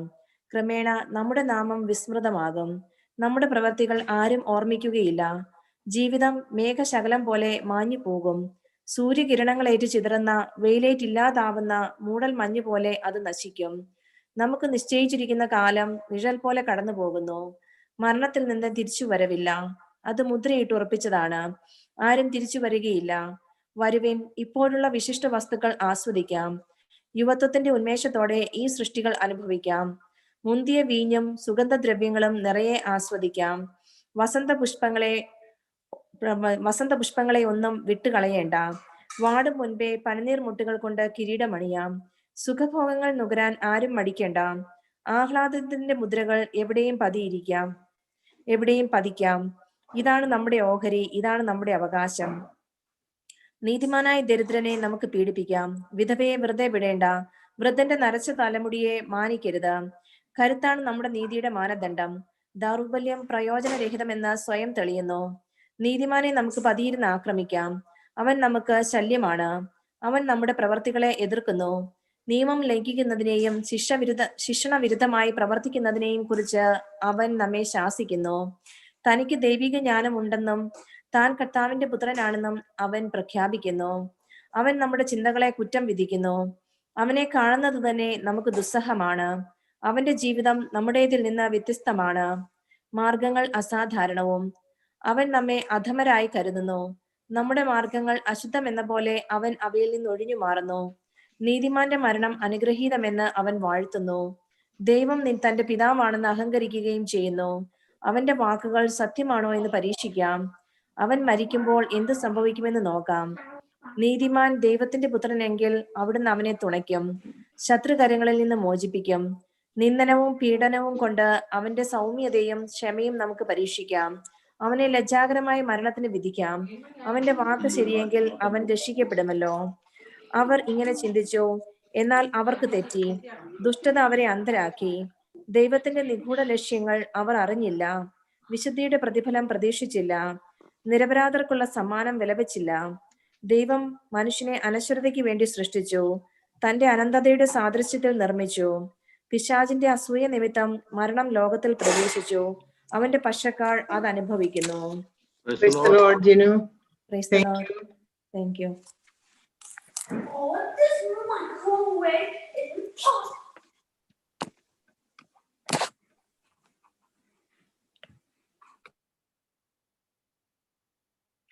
ജ്ഞാനത്തിന്റെ പുസ്തകം അധ്യായം 3. നീതിമാന്റെയും ദുഷ്ടന്റെയും പ്രതിഫലം. നീതിമാന്മാരുടെ ആത്മാവ് ദൈവകരങ്ങളിലാണ്. ഒരു ഉപദ്രവവും അവരെ സ്പർശിക്കുകയില്ല. അവർ മരിച്ചതായി ഭോഷന്മാർ കരുതി. അവരുടെ മരണം പീഡനമായും നമ്മിൽ നിന്നുള്ള വേർപാട് നാശമായും അവർ കണക്കാക്കി. അവരാകട്ടെ ശാന്തി അനുഭവിക്കുന്നു. ശിക്ഷിക്കപ്പെട്ടവരെന്ന് മനുഷ്യ ദൃഷ്ടിയിൽ തോന്നിയാലും അനശ്വരമായ പ്രത്യാശയുള്ളവരാണവർ. ദൈവം അവരെ പരിശോധിക്കുകയും യോഗ്യരെന്ന് കാണുകയും ചെയ്തു. അല്പകാല ശിക്ഷണത്തിന് ശേഷം അവർക്ക് വലിയ നന്മ കൈവരും. ഉലയിൽ സ്വർണമെന്ന പോലെ അവിടുന്ന് അവരെ ശോധന ചെയ്ത് ദഹനബലിയായി സ്വീകരിച്ചു. അവിടുത്തെ സന്ദർശനത്തിൽ അവർ പ്രശോഭിക്കും. വൈക്കോലിൽ തീപ്പൊരി എന്ന പോലെ അവർ കത്തിപ്പടരും. അവർ ജനതകളെ ഭരിക്കും, രാജ്യങ്ങളുടെ മേൽ ആധിപത്യം സ്ഥാപിക്കും. കർത്താവ് അവരെ എന്നേക്കും ഭരിക്കും. അവിടുത്തെ ആശ്രയിക്കുന്നവർ സത്യം ഗ്രഹിക്കും. വിശ്വസ്തർ അവിടുത്തെ സ്നേഹത്തിൽ വസിക്കും. അവിടുത്തെ തെരഞ്ഞെടുക്കപ്പെട്ടവരുടെ മേൽ അവിടുന്ന് കരുണയും അനുഗ്രഹവും വർഷിക്കും. വിശുദ്ധരെ അവിടുന്ന് പരിപാലിക്കുന്നു. നീതിമാനെ അവഗണിക്കുകയും കർത്താവിനെ ധിക്കരിക്കുകയും ചെയ്തതിനാൽ അധർമ്മിക്ക് അവന്റെ ചിന്തയ്ക്കൊത്ത് ശിക്ഷ ലഭിക്കും. ജ്ഞാനവും പ്രബോധനവും പുച്ഛിച്ചു തള്ളുന്നവന്റെ നില ശോചനീയമാണ്. അവരുടെ പ്രത്യാശ വ്യർത്ഥവും പ്രയത്നം നിഷ്ഫലവുമാണ്. അവർ ഉണ്ടാക്കുന്നത് നിരുപയോഗവുമാണ്. അവരുടെ ഭാര്യമാർ ബുദ്ധിശൂന്യകളും മക്കൾ ദുർമാർഗികളുമാണ്. അവരുടെ സന്തതികൾ ശാപഗ്രസ്തരാണ്. പാപകരമായ വീഴ്ചയിൽ ഏർപ്പെടാത്ത നിഷ്കളങ്കയായ വന്ധ്യ അനുഗ്രഹീതയാണ്. ദൈവം ആത്മാക്കളെ ശോധന ചെയ്യുമ്പോൾ അവൾക്ക് പ്രതിഫലം ലഭിക്കും. നിയമവിരുദ്ധമായ പ്രവൃത്തിയിൽ ഏർപ്പെടാത്ത ഷണ്ഡനും അനുഗ്രഹീതനാണ്. നിയമവിരുദ്ധമായ പ്രവൃത്തിയിൽ ഏർപ്പെടുകയോ കർത്താവിനെതിരെ അകൃത്യങ്ങൾ ആലോചിക്കുകയോ ചെയ്യാത്ത ഷണ്ഡനും അനുഗ്രഹീതനാണ്. അവന്റെ വിശ്വസ്തതയ്ക്ക് പ്രതിഫലം ലഭിക്കും. കർത്താവിന്റെ ആലയത്തിൽ അവന് ആനന്ദകരമായ സ്ഥാനം ലഭിക്കും. സൽപ്രവൃത്തികൾ മഹത്തായ ഫലം ഉളവാക്കുന്നു. വിവേകത്തിന്റെ പേര് അറ്റുപോവുകയില്ല. വ്യഭിചാരികളുടെ സന്തതി പക്വത പ്രാപിക്കുകയില്ല. നിയമവിരുദ്ധമായ വേഴ്ചയുടെ ഫലം നശിക്കും. ദീർഘകാലം ജീവിച്ചാലും അവരെ ആരും പരിഗണിക്കുകയില്ല. അവരുടെ വാർദ്ധക്യവും അവമാനം നിറഞ്ഞിരിക്കും. യൗവനത്തിൽ മരിച്ചാലും അവർക്ക് ആശയ്ക്ക് വഴിയില്ല. വിധി ദിവസത്തിൽ അവർക്ക് ആശ്വാസം ലഭിക്കുകയില്ല. അധർമ്മികളുടെ തലമുറയ്ക്ക് ഭീകരമായ നാശം സംഭവിക്കും. അധ്യായം 4.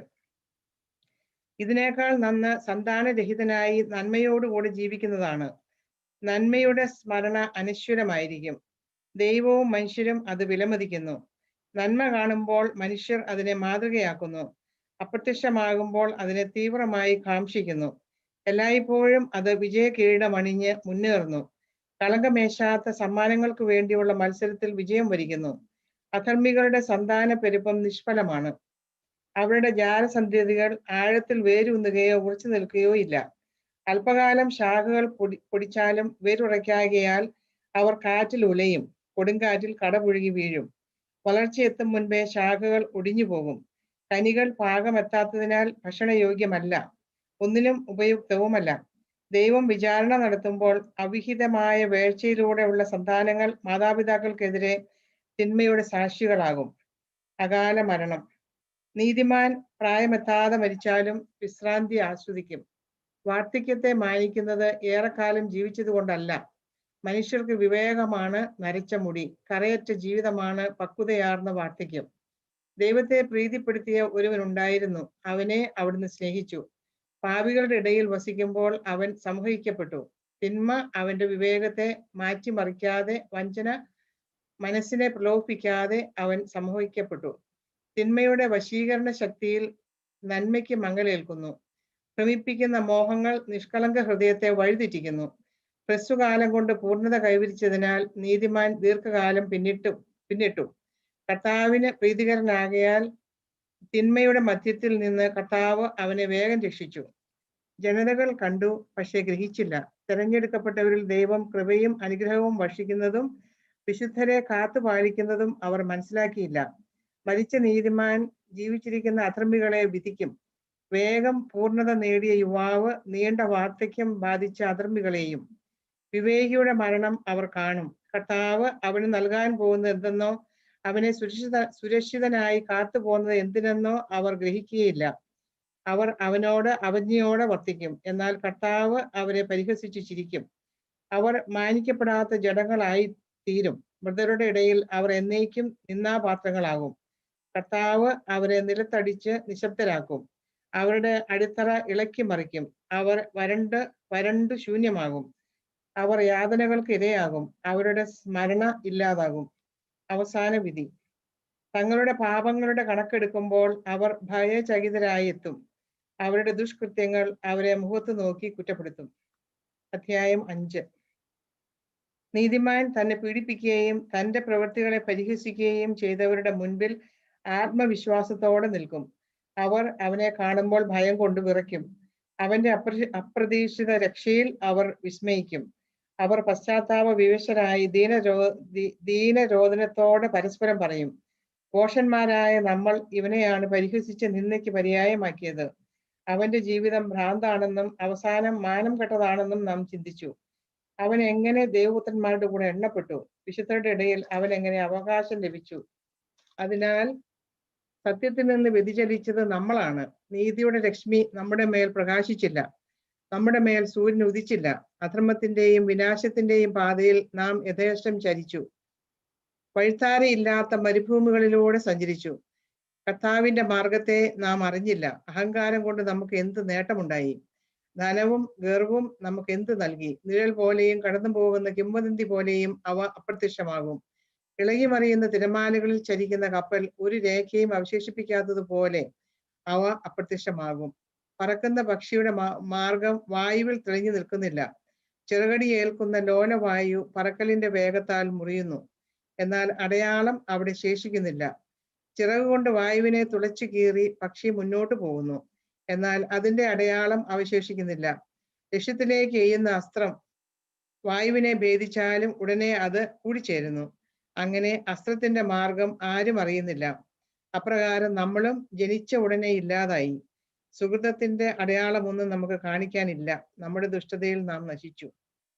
അധർമ്മിയുടെ പ്രത്യാശ കാറ്റിൽപ്പെട്ട പതിര് പോലെയും കൊടുങ്കാറ്റടിച്ചു പറത്തിയ പൊടിമഞ്ഞു പോലെയുമാണ്. കാറ്റിന്റെ മുൻപിൽ അത് പുക പോലെ ചിതറിപ്പോകും. ഒരു ദിവസം മാത്രം താമസിച്ച അതിഥിയുടെ സ്മരണ പോലെ അത് അസ്തമിക്കും. നീതിമാന്മാർ എന്നേക്കും ജീവിക്കും. അവരുടെ പ്രതിഫലം കർത്താവിന്റെ പക്കലുണ്ട്. അത്യുന്നതൻ അവരെ പരിപാലിക്കുന്നു. അതുകൊണ്ട് മഹത്തരവും സുന്ദരവുമായ കിരീടം അവർക്ക് കർത്താവിൽ നിന്ന് ലഭിക്കും. അവിടുത്തെ വലത്തുകരം അവരെ രക്ഷിക്കും. അവിടുത്തെ ഭുജം അവരെ കാത്തുകൊള്ളും. കർത്താവ് തീഷ്ണതയാകുന്ന കവചമണിയും. തങ്ങളുടെ വൈരികളെ തുരത്താൻ തന്റെ സൃഷ്ടികളെ ആയുധമണിയിക്കും. അവിടുന്ന് നീതിയെ മാർച്ചട്ടയാക്കും. നിഷ്പക്ഷമായ നീതിയെ പടത്തുപ്പിയാക്കും. വിശുദ്ധിയെ അജേയമായ പരിചയാക്കും. ക്രോധത്തെ മൂർച്ച കൂട്ടി വാളാക്കും.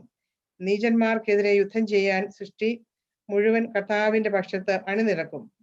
വിത്തുച്ചരങ്ങൾ നന്നായി കുലച്ച മേഘവിലിൽ എന്ന പോലെ ലക്ഷ്യത്തിലേക്ക് ഊക്കോടെ കുതിച്ചു പായും. കവിണയിൽ നിന്നെന്ന പോലെ ക്രോധത്തിന്റെ കന്മഴ അവർക്കെതിരെ വർഷിക്കും.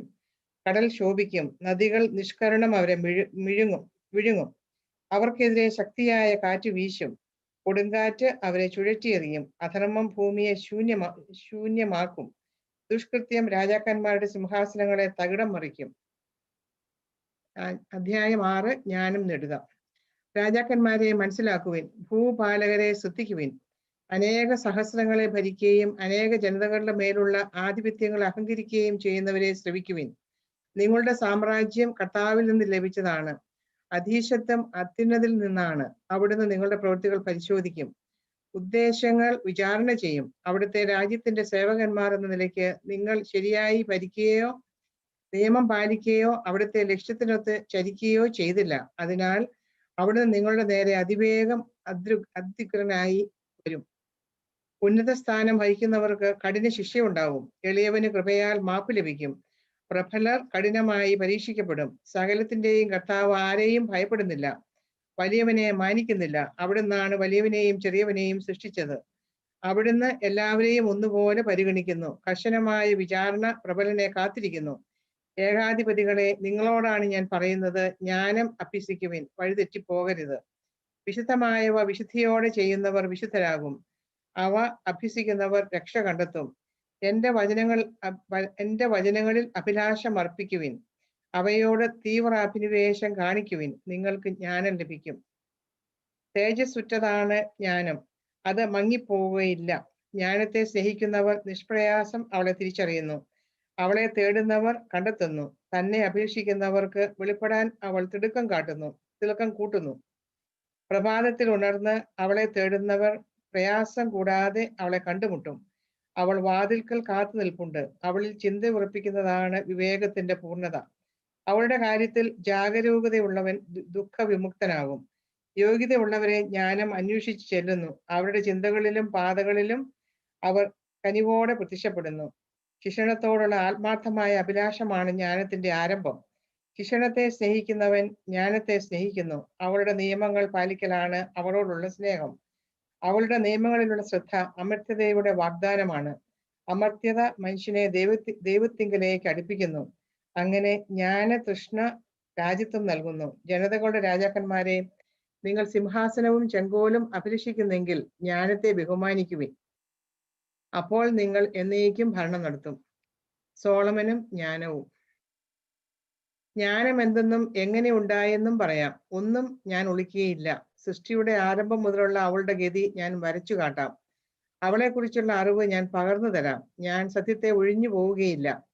ഹീനമായ അസൂയമൊത്ത് ഞാൻ ചലിക്കുകയുമില്ല. അതിന് ജ്ഞാനത്തോട് ഒരു ബന്ധവുമില്ല. ജ്ഞാനികളുടെ എണ്ണം വർദ്ധിക്കുന്നത് ലോകത്തിന്റെ രക്ഷയാണ്. വിവേകിയായ രാജാവാണ് ജനതയുടെ ഭദ്രത.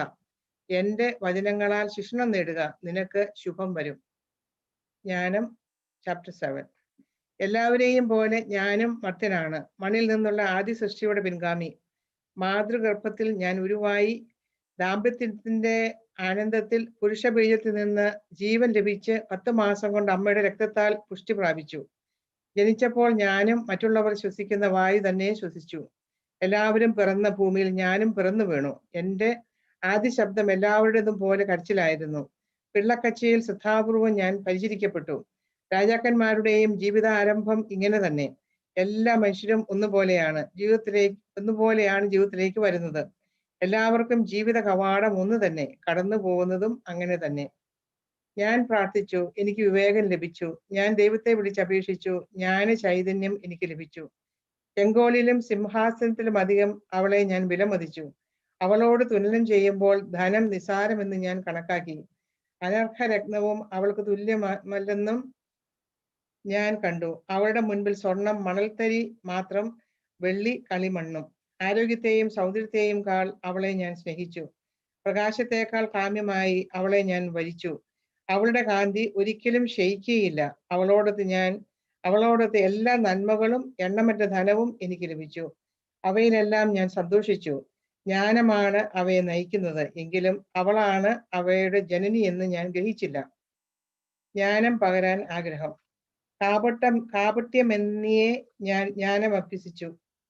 വയമനസ്സമെന്നിയെ അത് പങ്കുവച്ചു. ഞാൻ അവളുടെ സമ്പത്ത് മറച്ചു വെക്കുന്നില്ല. അത് മനുഷ്യർക്ക് അക്ഷയനിധിയാണ്. ജ്ഞാനം ശ്രദ്ധിച്ചവർ ദൈവത്തിന്റെ സൗഹൃദം നേടുന്നു. അവളുടെ പ്രബോധനം അവരെ അതിന് യോഗ്യരാക്കുന്നു. വിവേകത്തോടെ സംസാരിക്കാനും ദൈവദാനങ്ങൾ കൊത്തവിധം ചിന്തിക്കാനും ദൈവം എന്നെ അനുഗ്രഹിക്കട്ടെ. അവിടുന്നാണ് ജ്ഞാനത്തെ പോലും നയിക്കുന്നതും ജ്ഞാനിയെ തിരുത്തുന്നതും. വിവേകവും കരകൗശല വിദ്യയും എന്ന പോലെ നമ്മളും നമ്മുടെ വചനങ്ങളും അവിടുത്തെ കരങ്ങളിലാണ്. പ്രപഞ്ചഘടനയും പഞ്ചഭൂതങ്ങളുടെ പ്രവർത്തനവും കാലത്തിന്റെ ആദിമാന്ത്യാന്തങ്ങളും സൂര്യത്തിന്റെ അയമനങ്ങളുടെ മാറ്റങ്ങളും ഋതുപരിവർത്തനങ്ങളും വത്സരങ്ങളുടെ ആവർത്തന ചക്രങ്ങളും നക്ഷത്ര രാശിയുടെ മാറ്റങ്ങളും മൃഗങ്ങളുടെ പ്രകൃതവും വന്യമൃഗങ്ങളുടെ ശൗര്യവും ആത്മാക്കളുടെ ശക്തിയും മനുഷ്യരുടെ യുക്തിബോധവും സസ്യങ്ങളുടെ വിവിധത്വവും വേരുകളുടെ ഗുണവും തെറ്റുപറ്റാത്ത വിധം മനസ്സിലാക്കാൻ അവിടുന്നാണ് എനിക്കിടയാക്കിയത്. നിഗൂഢമായതും പ്രകടമായതും ഞാൻ പഠിച്ചു. ജ്ഞാനത്തിന്റെ മഹത്വം. സകലതും രൂപപ്പെടുത്തുന്ന ജ്ഞാനമാണ് എന്നെ അഭ്യസിപ്പിച്ചത്. അവളുടെ ചൈതന്യം വിവേകമുള്ളതും വിശുദ്ധവും അതുല്യവും ബഹുമുഖവും സൂക്ഷ്മവും ചലനാത്മകവും സ്പഷ്ടവും നിർമ്മലവും വ്യതിരക്തവും ക്ഷതമേൽപ്പിക്കാനാവാത്തതും നന്മയെ സ്നേഹിക്കുന്നതും തീക്ഷ്ണവും അപ്രതിരോധ്യവും ഉപകാരപ്രദവും ആർദ്രവും സ്ഥിരവും ഭദ്രവും ഉത്കണ്ഠയിൽ നിന്ന് മുക്തവും സർവശക്തവും സകലത്തെയും നിയന്ത്രിക്കുന്നതും ബുദ്ധിയും നൈർമല്യവും സൂക്ഷ്മതയുള്ള ചേതനകളിലേക്ക് ചുഴിഞ്ഞിറങ്ങുന്നതുമാണ്. എല്ലാ ചലനങ്ങളെയും ചലനാത്മകമാണ് ജ്ഞാനം. അവൾ തന്റെ നിർമ്മലതയാൽ എല്ലാറ്റിലും വ്യാപിക്കുന്നു, ചൂഴ്ന്നിറങ്ങുന്നു. അവൾ ദൈവശക്തിയുടെ ശ്വാസവും സർവശക്തന്റെ മഹത്വത്തിന്റെ ശുദ്ധമായ നിസരണവുമാണ്. മലിനമായ ഒന്നിലും അവളിൽ പ്രവേശനമില്ല. നിത്യ തേജസ്സിന്റെ പ്രതിഫലനമാണവൾ. ദൈവത്തിന്റെ പ്രവർത്തനങ്ങളുടെ നിർമ്മല ദർപ്പണം, അവിടുത്തെ നന്മയുടെ പ്രതിരൂപം. ഏകയെങ്കിലും സകലതും അവൾക്ക് സാധ്യമാണ്. മാറ്റത്തിന് അധീനയാകാതെ അവൾ സർവവും നവീകരിക്കുന്നു. ഓരോ തലമുറകളിലുമുള്ള വിശുദ്ധ ചേതനകളിൽ പ്രവേശിക്കുന്നു. അവരെ ദൈവമിത്രങ്ങളും പ്രവാചകരുമാക്കുന്നു. ദൈവം എന്തിനേയും കാളുപരി ജ്ഞാനികളെ സ്നേഹിക്കുന്നു. ജ്ഞാനത്തിന് സൂര്യനേക്കാൾ സൗന്ദര്യമുണ്ട്. അവൾ നക്ഷത്രരാശിയെ അതിശയിക്കുന്നു. പ്രകാശത്തോട് തുലനം ചെയ്യുമ്പോൾ അവൾ തന്നെ ശ്രേഷ്ഠ. കാരണം പ്രകാശം ഇരുട്ടിന് വഴിമാറുന്നു. ജ്ഞാനത്തിനെതിരെ തിന്മ ബലപ്പെടുകയില്ല. ജ്ഞാനം അധ്യായം 8. ജ്ഞാനം അനുഗ്രഹത്തിന്റെ ഉറവിടം. ഭൂമിയിൽ ഒരറ്റം മുതൽ മറ്റേ അറ്റം വരെ ജ്ഞാനം സ്വാധീനം ചെലുത്തുന്നു. അവൾ എല്ലാ കാര്യങ്ങളും നന്നായി ക്രമപ്പെടുത്തുന്നു. ഞാൻ യൗവനം മുതൽ അവളെ സ്നേഹിക്കുകയും അന്വേഷിക്കുകയും ചെയ്തു. അവളെ വരിക്കാൻ ഞാൻ അഭിലഷിച്ചു. അവളുടെ സൗന്ദര്യത്തിൽ ഞാൻ മതിമറന്നു. ദൈവത്തോടൊത്ത് ജീവിച്ച് തന്റെ കുലീന ജന്മം അവൾ മഹത്വപ്പെടുത്തുന്നു. എല്ലാറ്റിന്റെയും കർത്താവ് അവളെ സ്നേഹിക്കുന്നു. ദൈവത്തെക്കുറിച്ചുള്ള ജ്ഞാനത്തിന്റെ ആദ്യത്തെ പടി അവളാണ്. അവിടുത്തെ പ്രവർത്തനങ്ങളിൽ കൂട്ടാളിയും. ധനസമ്പാദനം ജീവിതത്തിൽ അഭികാമ്യമാണെങ്കിൽ സർവവും സാധ്യമാക്കുന്ന ജ്ഞാനത്തിലും പരിധനം എന്തുണ്ട്? അറിവ് പ്രവർത്തനക്ഷമമാണെങ്കിൽ സകലതും വിരചിക്കുന്നത് അവളല്ലാതെ ആരാണ്? നീതിയെ സ്നേഹിക്കുന്നവന് അവളുടെ പ്രവർത്തനങ്ങളുടെ ഫലം നന്മയായിരിക്കും. ആത്മനിയന്ത്രണവും വിവേകവും നീതിയും ധൈര്യവും അവൾ പരിശീലിപ്പിക്കുന്നു. ജീവിതത്തിൽ ഇവയേക്കാൾ പ്രയോജനകരമായി ഒന്നുമില്ല. വിപുലമായ അനുഭവ ജ്ഞാനമാണ് നിങ്ങൾ ഇച്ഛിക്കുന്നതെങ്കിൽ അവൾക്ക് ഭൂതവും ഭാവിയും അറിയാം. മൊഴികളുടെ വ്യംഗ്യവും കടങ്കഥകളുടെ പൊരുളും അവൾക്കറിയാം. അടയാളങ്ങളും അത്ഭുതങ്ങളും അവൾ മുൻകൂട്ടി കാണുന്നു. കാലങ്ങളുടെയും ഋതുക്കളുടെയും ഫലം അവൾക്കറിയാം. വ്യഗ്രതയിലും ദുഃഖത്തിലും അവൾ എനിക്ക് സതുപദേശവും പ്രോത്സാഹനവും തരുമെന്ന് അറിഞ്ഞ് ഞാൻ അവളെ എൻ്റെ സന്തത സഹചാരിണിയാക്കും. യുവാവെങ്കിലും എനിക്ക് അവൾ മൂലം അനേകരുടെ ഇടയിൽ മഹത്വവും ശ്രേഷ്ഠന്മാരുടെ മുൻപിൽ ബഹുമതിയും ലഭിക്കും. ന്യായ വിചാരണയിൽ ഞാൻ സൂക്ഷ്മ ബുദ്ധി ഉള്ളവനായിരിക്കും. നാടുവാഴികൾ എന്നെ ശ്ലാഘിക്കും. ഞാൻ മൗനം ഭജിക്കുമ്പോൾ അവൾ കാത്തു നിൽക്കും. സംസാരിക്കുമ്പോൾ ശ്രദ്ധിക്കുകയും ചെയ്യും. ഞാൻ ദീർഘമായി സംസാരിച്ചാലും നിശബ്ദരായി കേൾക്കും. അവൾ മൂലം എനിക്ക് അമർത്യത കൈവരും. പിൻഗാമികളിൽ എൻ്റെ സ്മരണ നിലനിൽക്കും. ഞാൻ ജനതകളെ ഭരിക്കും. രാജ്യങ്ങൾ എനിക്ക് അധീനമാകും. ഭീകരമായ ഏകാധിപതികൾ എന്നെക്കുറിച്ച് കേട്ട് ഭയചകിതരാകും. ജനം എന്നെ കഴിവുറ്റവനെന്ന് ഗണിക്കും. യുദ്ധത്തിൽ ഞാൻ ധീരനായിരിക്കും. വീട്ടിലെത്തി ഞാൻ അവളുടെ സമീപത്ത് വിശ്രമം അനുഭവിക്കും. അവളുടെ മൈത്രിയിൽ തിക്ത സ്പർശമില്ല. അവളോടൊത്തുള്ള ജീവിതം ദുഃഖരഹിതമാണ്. ആഹ്ലാദവും ആനന്ദവും മാത്രം. ജ്ഞാനത്തോടുള്ള ബന്ധത്തിൽ അമർത്യതയും അവളുടെ മൈത്രിയിൽ നിർമ്മലമായ മോദവും അവളുടെ പ്രവൃത്തികളിൽ അക്ഷയ സമ്പത്തും സംസർഗത്തിൽ വിവേകവും അവളുമായുള്ള സംഭാഷണത്തിൽ യശസ്സും കുടികൊള്ളുന്നു എന്ന് ചിന്തിച്ച് എങ്ങനെ അവളെ സ്വന്തമാക്കാമെന്ന് തേടി ഞാൻ അലഞ്ഞു. ശൈശവം മുതലേ ഞാൻ അനുഗ്രഹീതനും നല്ലൊരു ഹൃദയം അവകാശമായി ലഭിച്ചവനുമാണ്, അഥവാ ഞാൻ നല്ലവനാണ്. അതുകൊണ്ട് നിർമ്മലമായ ശരീരം എനിക്ക് ലഭിച്ചു.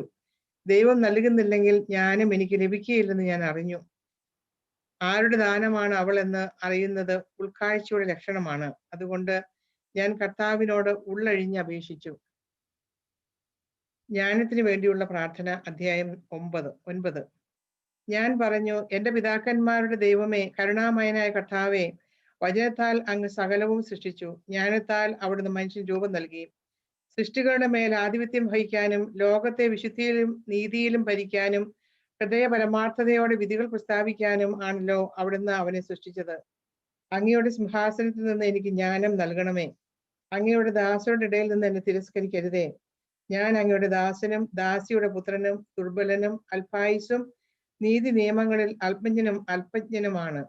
മനുഷ്യരുടെ മധ്യേ ഒരുവൻ പരിപൂർണനെങ്കിലും അങ്ങിൽ നിന്ന് വരുന്ന ജ്ഞാനമില്ലെങ്കിൽ അവൻ ഒന്നുമല്ല. എന്നെ അങ്ങയുടെ ജനത്തിന്റെ രാജാവും അങ്ങയുടെ മക്കളുടെ വിധികർത്താവുമായി അവിടുന്ന് തിരഞ്ഞെടുത്തിരിക്കുന്നു. ആരംഭത്തിലെ അങ്ങ് ഒരുക്കിയ വിശുദ്ധ കൂടാരത്തിന്റെ മാതൃകയിൽ അങ്ങയുടെ വിശുദ്ധഗിരിയിൽ ആലയവും ആവാസ നഗരിയിൽ ബലിപീഠവും പണിയാൻ അങ്ങ് എന്നോട് ആജ്ഞാപിച്ചു. അങ്ങയുടെ പ്രവൃത്തികൾ അറിയുകയും ലോക സൃഷ്ടിയിൽ അങ്ങയോടത്ത് ഉണ്ടാവുകയും ചെയ്ത അങ്ങയ്ക്ക് പ്രസാദകരവും അങ്ങയുടെ നിയമം അനുസരിച്ച് ശരിയുമായ കാര്യങ്ങൾ അറിയുന്ന ജ്ഞാനം അങ്ങയോടത്ത് വാഴുന്നു. വിശുദ്ധ സ്വർഗത്തിൽ നിന്ന് അങ്ങയുടെ മഹത്വത്തിന്റെ സിംഹാസനത്തിൽ നിന്ന് ജ്ഞാനത്തെ അയച്ചു തരണമേ. അവൾ എന്നോടത്ത് വസിക്കുകയും അധ്വാനിക്കുകയും ചെയ്യട്ടെ. അങ്ങനെ അങ്ങയുടെ ഹിതം ഞാൻ മനസ്സിലാക്കട്ടെ. സകലതും അറിയുന്ന അവൾ എന്റെ പ്രവൃത്തികളിൽ എന്നെ ബുദ്ധിപൂർവ്വം നയിക്കും. തന്റെ മഹത്വത്താൽ അവൾ എന്നെ പരിപാലിക്കും. അപ്പോൾ എന്റെ പ്രവൃത്തികൾ സ്വീകാര്യമാകും. അങ്ങയുടെ ജനത്തെ ഞാൻ നീതിപൂർവം വിധിക്കും. പിതാവിന്റെ സിംഹാസനത്തിന് ഞാൻ യോഗ്യനാകും. കാരണം ദൈവശാസനകൾ ആർക്ക് ഗ്രഹിക്കാനാകും? കർത്താവിന്റെ ഹിതം തിരിച്ചറിയാൻ ആർക്ക് കഴിയും? മർത്യരുടെ ആലോചന നിസ്സാരമാണ്, ഞങ്ങളുടെ പദ്ധതികൾ പരാജയപ്പെടാം. നശ്വര ശരീരം ആത്മാവിന് ദുർവഹമാണ്. ഈ കളിമൺ കൂടാരം ചിന്താശീലമുള്ള മനസ്സിനെ ഞെരുക്കുന്നു. ഭൂമിയിലെ കാര്യങ്ങൾ ഊഹിക്കുക ദുഷ്കരം. അടുത്തുള്ളത് പോലും അധ്വാനിച്ചു വേണം കണ്ടെത്താൻ. പിന്നെ ആകാശത്തിലുള്ള കാര്യങ്ങൾ കണ്ടെത്താൻ ആർക്ക് കഴിയും? അങ്ങ് ജ്ഞാനത്തെയും അങ്ങയുടെ പരിശുദ്ധാത്മാവിനെയും ഉന്നതത്തിൽ നിന്ന് നൽകിയില്ലെങ്കിൽ അങ്ങയുടെ ഹിതം ആരറിയും? ജ്ഞാനം ഭൂവാസികളുടെ പാത നേരെയാക്കി അങ്ങേക്ക് പ്രസാദമുള്ളവ അവരെ പഠിപ്പിച്ചു. അവർ രക്ഷിക്കപ്പെടുകയും ചെയ്തു. ജ്ഞാനവും പൂർവ്വപിതാക്കന്മാരും, അധ്യായം 10. ഏകനായി ആദ്യം സൃഷ്ടിക്കപ്പെട്ട ലോകപിതാവിനെ ജ്ഞാനം കാത്തുരക്ഷിച്ചു. പാപത്തിൽ നിന്ന് വീണ്ടെടുത്തു. സർവവും ഭരിക്കാൻ അവന് ശക്തി നൽകി. അധർമ്മിയായ ഒരുവൻ കോപത്തിൽ അവളെ ഉപേക്ഷിച്ചപ്പോൾ ക്രൂരമായി ഭാതൃഹത്യ ചെയ്ത് സ്വയം നശിച്ചു. അതുമൂലം ഭൂമി പ്രളയത്തിലായപ്പോൾ വെറും തടിക്കഷ്ണത്താൽ നീതിമാനെ നയിച്ച് ജ്ഞാനം അതിനെ വീണ്ടും രക്ഷിച്ചു. തിന്മ ചെയ്യാൻ ഒത്തുകൂടിയ ജനതകളെ ചെറിച്ചപ്പോൾ ജ്ഞാനം നീതിമാനെ തിരിച്ചറിയുകയും അവനെ ദൈവസമക്ഷം നിഷ്കളങ്കനായി കാത്തു സൂക്ഷിക്കുകയും ചെയ്തു. തന്റെ വാത്സല്യത്തിന്റെ മുൻപിലും അവനെ കരുത്തോടെ നിർത്തി. അധർമ്മികൾ നശിച്ചപ്പോൾ ജ്ഞാനം ഒരു നീതിമാനെ രക്ഷിച്ചു. പഞ്ചനഗരത്തിൽ പതിച്ച അഗ്നിയിൽ നിന്ന് അവൻ രക്ഷപ്പെട്ടു. അവരുടെ ദുഷ്ടതയുടെ തെളിവ് ഇന്നും കാണാം. സദാ പുക ഉയരുന്ന ശൂന്യപ്രദേശം, കനിയാകാത്ത കായ്കൾ വഹിക്കുന്ന വൃക്ഷങ്ങൾ, അവിശ്വാസിയുടെ സ്മാരകമായ ഉപ്പുതൂൺ. ജ്ഞാനത്തെ നിരസിച്ചതിനാൽ നന്മയെ അവർ തിരിച്ചറിഞ്ഞില്ല. മനുഷ്യവർഗത്തിനു വേണ്ടി മൗഢ്യത്തിന്റെ സ്മാരകം അവശേഷിപ്പിക്കുകയും ചെയ്തു. അവരുടെ പരാജയങ്ങൾ ശ്രദ്ധിക്കപ്പെടാതിരിക്കുകയില്ല. ജ്ഞാനം തന്നെ സേവിച്ചവരെ ദുരിതങ്ങളിൽ നിന്ന് രക്ഷിച്ചു. ഒരു നീതിമാൻ സഹോദരന്റെ കോപത്തിൽ നിന്ന് ഓടിയപ്പോൾ അവൾ അവനെ നേർവഴിയിലൂടെ നയിച്ചു. അവന് ദൈവരാജ്യം കാണിച്ചു കൊടുക്കുകയും ദൈവദൂതന്മാരെ കുറിച്ച് അറിവ് നൽകുകയും അവന്റെ പ്രയത്നങ്ങളെ വിജയപ്രദമാക്കുകയും അധ്വാനത്തെ ഫലസമ്പുഷ്ടമാക്കുകയും ചെയ്തു. ദുർമോഹികളായ മർദ്ദകരുടെ മുൻപിൽ അവൾ അവന് തുണയായി നിന്ന് അവനെ സമ്പന്നനാക്കി. അവൾ അവനെ ശത്രുക്കളിൽ നിന്നും പതിയിരുന്നവരിൽ നിന്നും പരിരക്ഷിച്ചു. രൂക്ഷമായ മത്സരത്തിൽ അവൾ അവനെ വിജയിപ്പിച്ചു. അങ്ങനെ ദൈവഭക്തി എന്തിനേയും കാൾ ശക്തമെന്ന് പഠിപ്പിച്ചു. ഒരു നീതിമാൻ വിൽക്കപ്പെട്ടപ്പോൾ ജ്ഞാനം അവനെ കൈവിടാതെ പാപത്തിൽ നിന്ന് രക്ഷിച്ചു. കാരാഗൃഹത്തിലേക്ക് അവനോടിത്തിറങ്ങി. രാജകീയമായ ചെങ്കോലും തന്റെ യജമാനന്മാരുടെ മേൽ ആധിപത്യവും ലഭിക്കുവോളം കാരാഗൃഹത്തിൽ അവനെ ഉപേക്ഷിച്ചു പോയില്ല. ശത്രുവിന്റെ ആരോപണം കള്ളമാണെന്ന് തെളിയിക്കുകയും അവന് നിത്യമായ ബഹുമതി നേടിക്കൊടുക്കുകയും ചെയ്തു. ജ്ഞാനവും പുറപ്പാടും. നിഷ്കളങ്കമായ വിശുദ്ധ ജനത്തെ മർദ്ദക ജനതയിൽ നിന്ന് ജ്ഞാനം രക്ഷിച്ചു. അവൾ കർത്താവിന്റെ ഒരു ദാസനിൽ കുടികൊള്ളുകയും അത്ഭുതങ്ങളാലും അടയാളങ്ങളാലും ഭീകരന്മാരായ രാജാക്കന്മാരെ എതിർക്കുകയും ചെയ്തു. അവൾ വിശുദ്ധർക്ക് തങ്ങളുടെ പ്രയത്നത്തിന്റെ ഫലം നൽകി. പകൽ തണലും രാത്രി നക്ഷത്ര തേജസ്സുമായി അവരെ അത്ഭുതകരമായ പാതയിൽ അവൾ നയിച്ചു.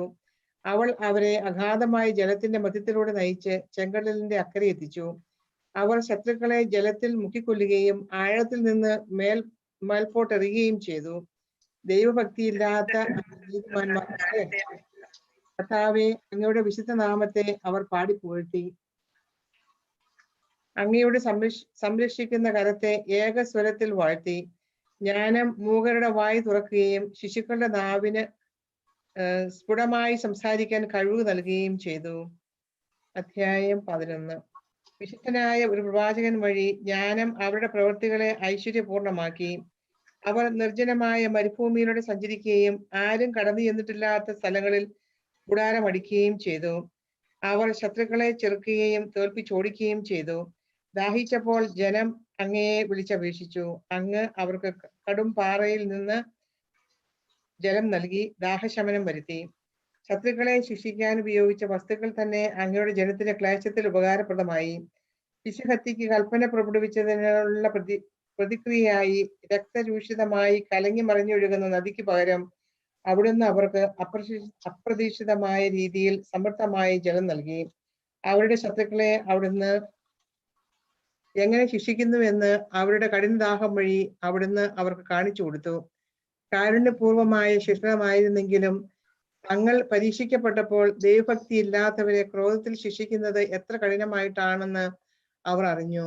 പിതാവ് തെറ്റുതിരുത്താൻ ശിക്ഷിക്കുന്നത് പോലെ അങ്ങ് അവരെ ശോധന ചെയ്തു.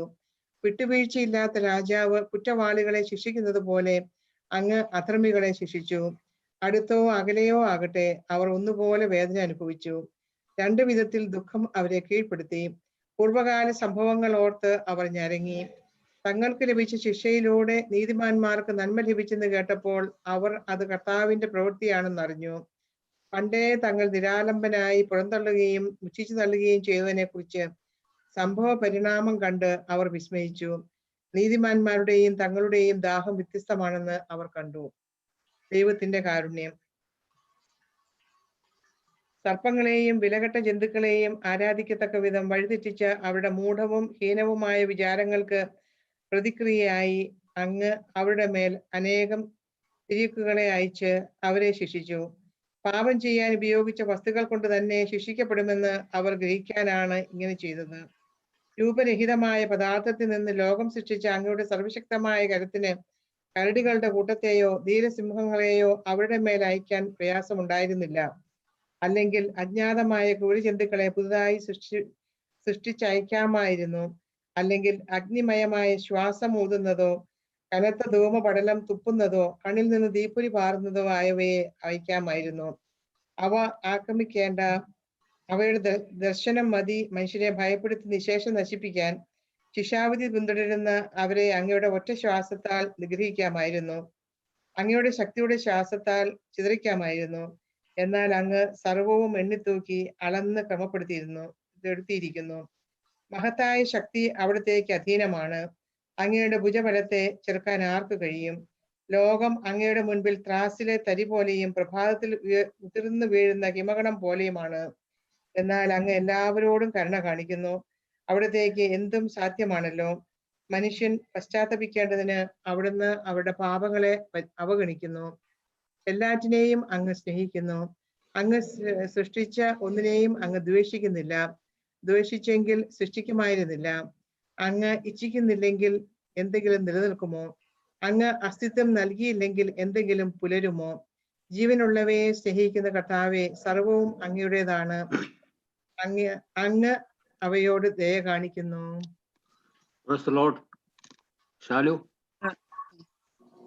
ജ്ഞാനം 12-ാം അധ്യായം.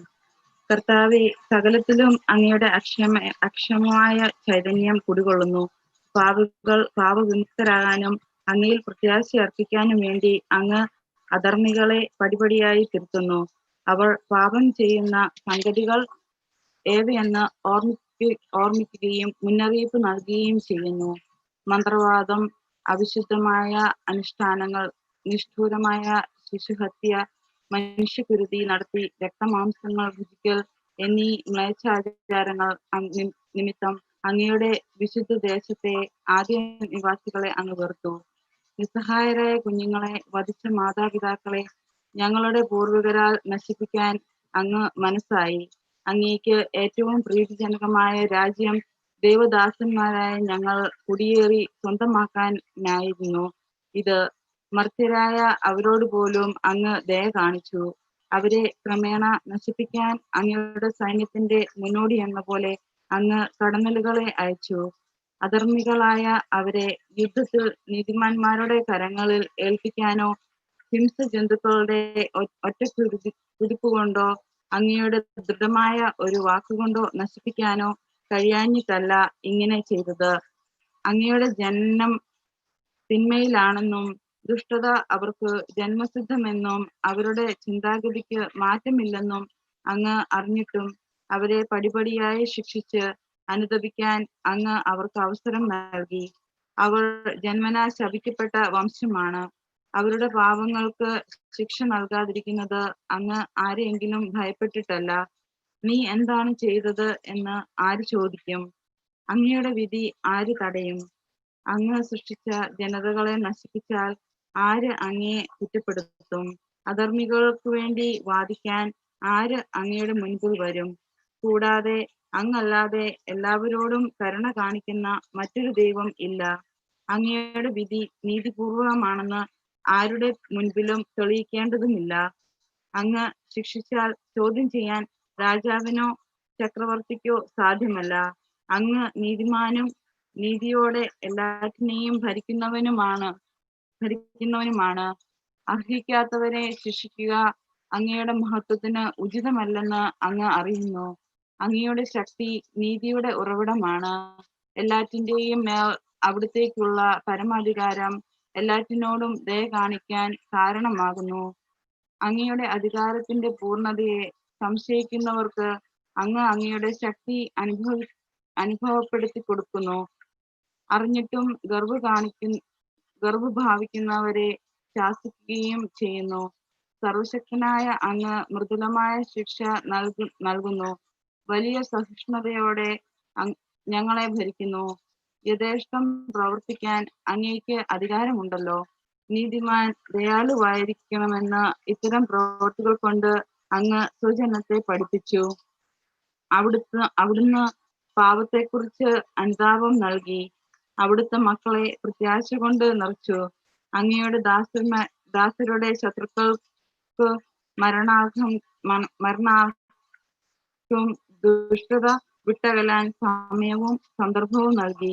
ഇത്ര വലിയ സൂക്ഷ്മതയോടും കാരുണ്യത്തോടും കൂടിയാണ് അങ്ങ് അവരെ ശിക്ഷിച്ചതെങ്കിൽ ഉത്തമ വാഗ്ദാനങ്ങൾ നിറഞ്ഞ ഉടമ്പടി അങ്ങ് നൽകിയ പിതാക്കന്മാരുടെ മക്കളായ അങ്ങയുടെ പുത്രരെ എത്രയധികം ശ്രദ്ധയോടെയാണ് അങ്ങ് വിധിച്ചത്.